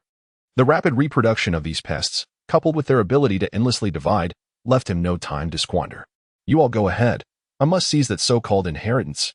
Otherwise, Poseidon, the witch, and the denizens of the borderland may find themselves in peril amidst the impending chaos. Ouyang Sun's expression grew increasingly grim, until the barrier was breached. Their perception remained somewhat imprecise, and it was not only they who felt it. Anyone with even a modicum of strength sensed the presence of those peculiar entities. Mechanical contraptions akin to battle suits had gone berserk, and the battlefield had devolved into madness, with the Douluo region already stripped of its resources. The heavenly soul forces rushed to the border, their demons and humans alike converging there. Whichever side triumphed posed a threat to them. One side could scarcely be vanquished, while the other was inexhaustible, multiplying with each encounter. The most feeble of those spectral soldiers could overpower a soul sage who had not revealed their true form. This was indeed terrifying. From the rift in the borderland, those strange insects emerged, their threat palpable, which explained Gu Yechen's troubled countenance. After all, anyone could be replaced if pushed to the brink, but those insects were different. Song Yue, accompanied by the Snow Empress, hastened towards the extreme North Ice Sea, where the presence of that entity was far more perilous than the so-called divine realm below. Be careful, woman. I may not be able to protect you later. Here. This item will safeguard you. The Shiyu silk ribbon was passed to Ouyang Xier, who beamed at the silhouette shielding her. Before she could utter a word, only the Shiyu ribbon remained as Ouyang's sun vanished from her sight. Old fellow, you must have relished your time in the Star Dough. Now, come on. Ouyang's sun intervened in the battlefield of Lan Shui and Tang Hao, emerging behind Tang Hao, where the golden light on the divine demon staff flickered. Heavenly Soldier's staff punishment. A small mushroom cloud erupted. Hexagram, Aurora. The black six-pointed star illuminated, and a colossal beam of light surged forth, plunging Tang Hao into an extreme state of passivity. Blast ring. Haoyan shield. He forcibly withstood the attacks from Ouyang's sun and Lan Shui, blood trickling from the corner of his mouth. The three then engaged in a chaotic melee, the scene growing increasingly tumultuous. Su Jiawei had already set his course towards the star Luo the moment the barrier shattered. That was his foundation. Although those eternal entities were nearly indestructible, it depended on who they were facing. Upon embarking on the path named Abundance, he had come to understand many things, including the existence of those pawns of destruction. The cursed beings. How did the pawns of destruction find their way here? I can only hope that these are mere cannon fodder, for if those formidable subordinates arrive, it would be disastrous. There exists no avenue of escape. This is utterly revolting. My meticulously crafted plans have been rendered futile by these insignificant pests. Su Jiawei now resembles a powder keg ready to explode. Had his scheme succeeded, he would have been an unstoppable force on this continent at this stage. Those wretched creatures of the starry realm could have swept through this world. Yet now the situation has shifted. His minions are clashing with the vanguard of destruction. Moreover, the forces of annihilation appearing now are still mere fodder. Should a heavyweight emerge, it would spell trouble indeed. Su Jiawei transformed into a streak of light, racing towards the starry realm. Ouyang Qier and the others who had yet to engage watched from a distance. As the conflict erupted, the sky above rippled with crackling waves, signaling the forgotten Jialing Pass. They surged towards it, with Ouyang Qier, Long Outyin, and Xiao Hongchen mingling within the throng.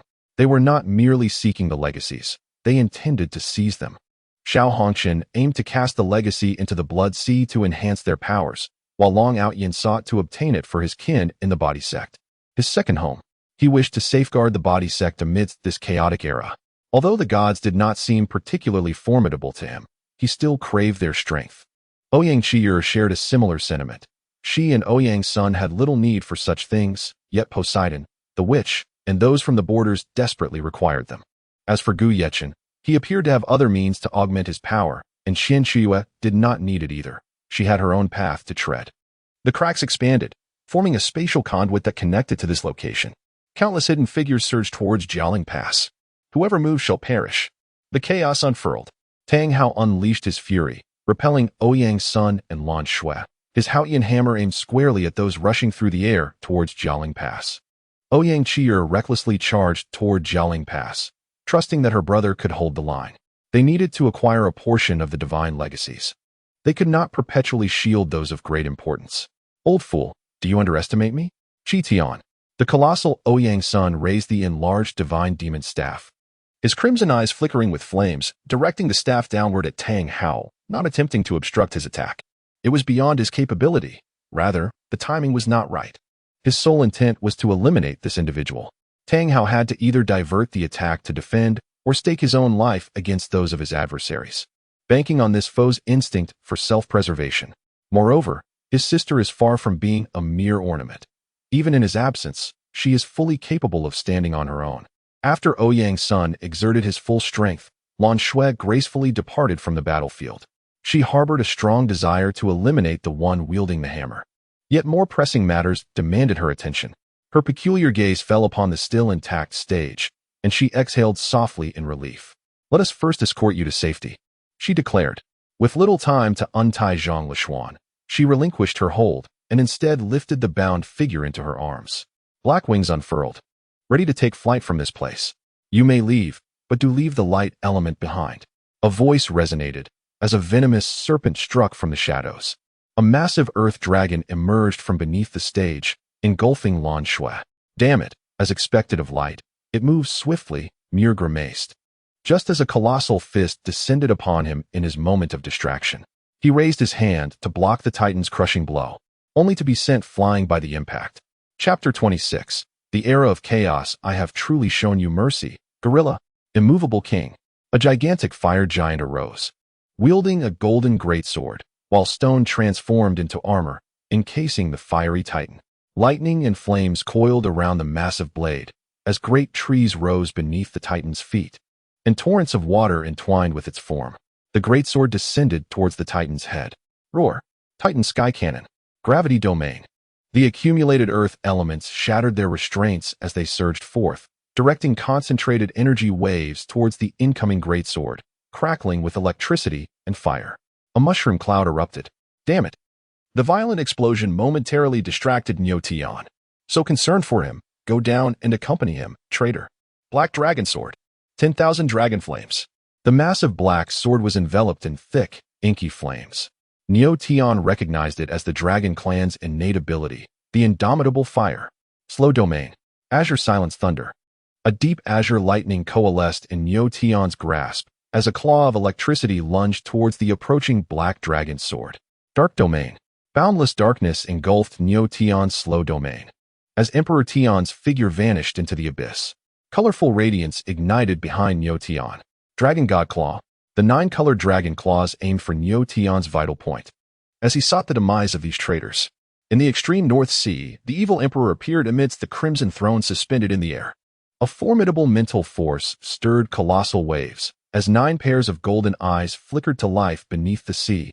Legendary creatures awakened. The white dragon broke through the water's surface, emerging above the waves. An overwhelming divine might bore down upon the evil emperor, bending his waist momentarily. The blood-red throne emanated an aura of ferocious slaughter. The throne of judgment and carnage. The throne transformed into a blood-red armor and 2 blood-hued long swords, while the evil emperor's eyes brimmed with fury. "Damn it! I care not what you are. To dare to humiliate me is a grave mistake. Prepare to meet your end."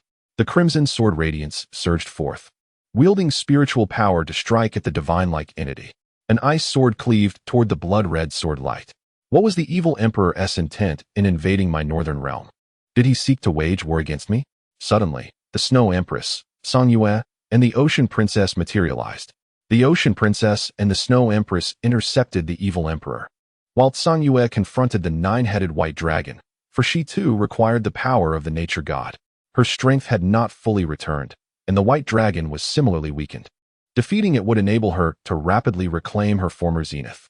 Chaos erupted across the continent, and she was not at her strongest, hence the necessity to subdue the white dragon. The blood-red demon blade emerged. "In heaven and earth, I alone am supreme." Ice enveloped the realm, forcing the 9-headed white dragon away from the sea's surface, as the 9 dragon heads roared menacingly at Sang Yue. It sensed a threat, but if it could devour the being before it, its dominion and power would be restored significantly. After all, it was a deity that governed nature. Thunder, tempest, rain, fire, and poison surged forth from the 9 dragon heads, unleashing a chaotic assault on Sang Yue. Ice, space, and the blood-red lotus adorned the sky and sea, a chilling aura palpable from afar. Damn it! Can this monstrosity truly be slain? Has that esteemed one overestimated my capabilities? The evil emperor faced off against the Snow Empress and the Ocean Princess. Sensing the violent battlefield in the distance, his expression darkened. For such creatures seemed to abound on this continent. The evil emperor's eyes narrowed. The blood-red armor and dual swords emanated an aura of judgment. This was one of the 7 thrones of divine seals, an artifact of at least super-divine caliber in the realm of Douluo. The Snow Empress and the Ocean Princess remained vigilant against the evil emperor. Previously, they could only force the evil emperor to flee. Now, the outcome was uncertain. After all, the Snow Empress had yet to restore her peak, while the Ocean Princess, though at her zenith, was inherently no match for the evil emperor. Spiritual domain. Emperor of cold heavens, dance of snow, radiant sun. Siren's voice, reverberation, dance of snow, radiant sun. The azure spiritual domain churned, summoning two snow-white suns in the sky as the three domains clashed, creating towering waves. Imperial sword. Ice is unmatched. The evil eye fixated. The colossal ice sword collided with the white radiance. The ice sword shattered, fragments scattering in all directions, while the power of the evil eye diminished. Its residual force directed toward the Snow Empress. Power of the ocean. The Sea Princess summoned a scepter, channeling the power of the ocean to deflect the lingering might of the evil eye. The two imperial swords diminished in size as the figures of the Snow Emperor and the evil emperor clashed. Each collision of the blood-red twin swords and the imperial swords unleashed towering waves, and the imperial swords struggled to withstand the onslaught of the blood-red blades. The Sea Princess provided assistance from the sidelines, leading to a temporary stalemate. The two factions separated, and the evil emperor withdrew, recognizing that a decisive victory would not be achievable without desperation. Casting a glance at the distant Sea Princess, he observed her fierce struggle against the Snow Emperor. The evil emperor had no desire to perish here. Thus, the outcome between them would determine his next course of action. Should the white dragon emerge victorious, he would retreat. However, if that woman prevailed, the evil emperor narrowed his eyes, secretly mobilizing his mental energy. It appeared that desperation was now inevitable. Ah, the abundant wanderer. How intriguing. This backward planet, aside from those peculiar beings and incomprehensible forces, also harbors the fated wanderers. Little one, could you enlighten your elder sister on how you became a fated wanderer? Or perhaps inform me if the apothecary has ever visited? A swirl of green flames obstructed Su Jiawei, emanating a beguiling voice. Su Jiawei's hair stood on end as countless illusory soldiers materialized around him. How could this be? These spectral entities can also become invisible. Su Jiawei's expression darkened, and the imperial crown manifested atop his head, casting the projection of the 7 stars in the sky. Oh dear, little one. Do you truly believe that stepping onto the path of abundance allows you to disregard your elder sister's words? Fortunately for you, I am kind-hearted and will not hold this against you. Had those other beings been here, you would have been reduced to ashes. The teasing voice resonated from the green flames. Ah, since when did the Lord of Annihilation possess a benevolent disposition? What you have encountered now is merely a powerless projection, is it not? Otherwise, you would have simply subdued this emperor, would you not? The Lord of Annihilation. Su Jiawei scoffed coldly, gazing at the floating flames not far from him. Suddenly, a cacophony of manic laughter echoed. Ha ha ha, how amusing. Can you truly withstand the blessing of annihilation? Destroy him. A sinister voice reverberated from the flames. Gradually, the flames dissipated, and the illusory soldiers, undeterred, surged towards Su Jiawei. The projection of the 7 stars descended in a shower of radiant light, obliterating the advancing illusory soldiers. Once he cleared the area of these spectral foes, his expression grew increasingly grim. The most troublesome scenario had indeed materialized. The Lord of Annihilation had taken notice of this place. But why? For many years, the presence of these matters had gone unnoticed, yet suddenly, Su Jiawei recalled the remnants of Tsongqing, particularly the half-dead, yet still vibrant, colossal tree. He also remembered the madman who had attacked the pharmacist directly, along with the ethereal projection. After receiving the pharmacist's blessing and embarking on a journey of abundance, Su Jiawei had come to understand many secrets of the universe, including the identity of the figure that had cleaved through the starry sky that day, the unearthly envoy of the void, an entity that ought not to exist. And then there was that fox-eared being. Had these elements drawn the attention of the Destruction Legion? Or perhaps there was something else I had not contemplated. Chapter 27. The Battle at Jialing Pass, a Shattered Metropolis. This was a battleground from millennia past, the remnants of the martial Soul Hall, a force that fought for the common people. The legacy of the divine lingered over the ruins of the ancient city. The assembled crowd had already begun to clash, each eager to seize the inheritances that lay within. Ouyang Qian'er's eyes glowed a fierce crimson, reminiscent of Ouyang Sun's piercing gaze, yet infused with her own innate gifts. She was both the embodiment of flames and the sun itself. Endless fires surged from her being, enveloping all in its path. A cold snort echoed through the air. From the ground, a blue lotus arose, while a waning moon descended from the heavens. Long Outend's fist radiated white light. An ordinary fist imbued with the power to obliterate all, shattering the flames as it hurtled toward Ouyang Qian.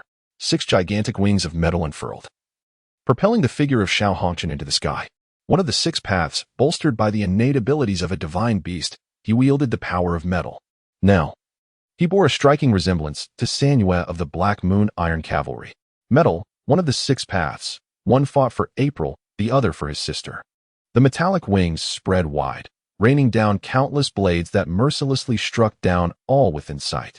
A gray portal ascended into the sky, from which an army of the undead surged forth. An undead being from a half-plane continuously poured into the airspace above Xiao Hongqian. Hui Yuhao maintained the passage to the half-plane behind the undead. The combined might of the 4 supermodels sent numerous titled Douluos flying into the distance. Save for the Demon Emperor lurking in the shadows. The Demon Emperor sensed the inheritances above, a glimmer of intrigue flashing in her eyes. There seemed to be something amiss with those legacies. With a cold chuckle, she quietly departed, for indeed, those deities remained as hypocritical as ever. The forbidden ground of 1,000 tombs. 1,000 tombstones dramatically altered the landscape, emerging directly at Jialing Pass. Each tombstone loomed a staggering height of 1 kilometer, adorned with peculiar runes that erupted from the depths of the earth.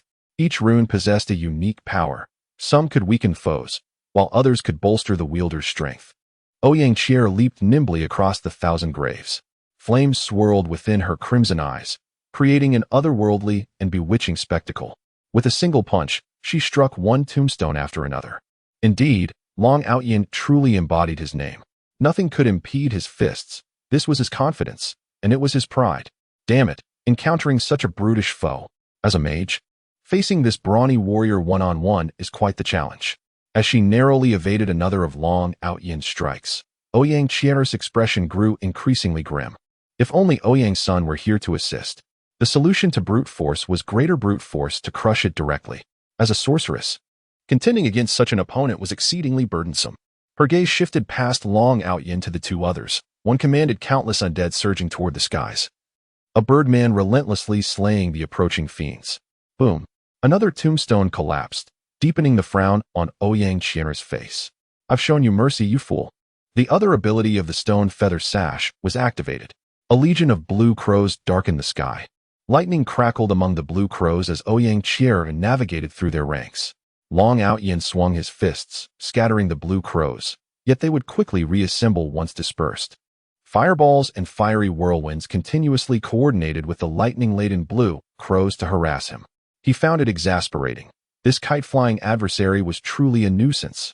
He could end the battle with a single punch, yet he could not land a hit, leaving him frustrated and powerless.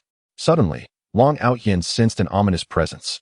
A great crimson sun rose on the horizon, the embodiment of the sun itself.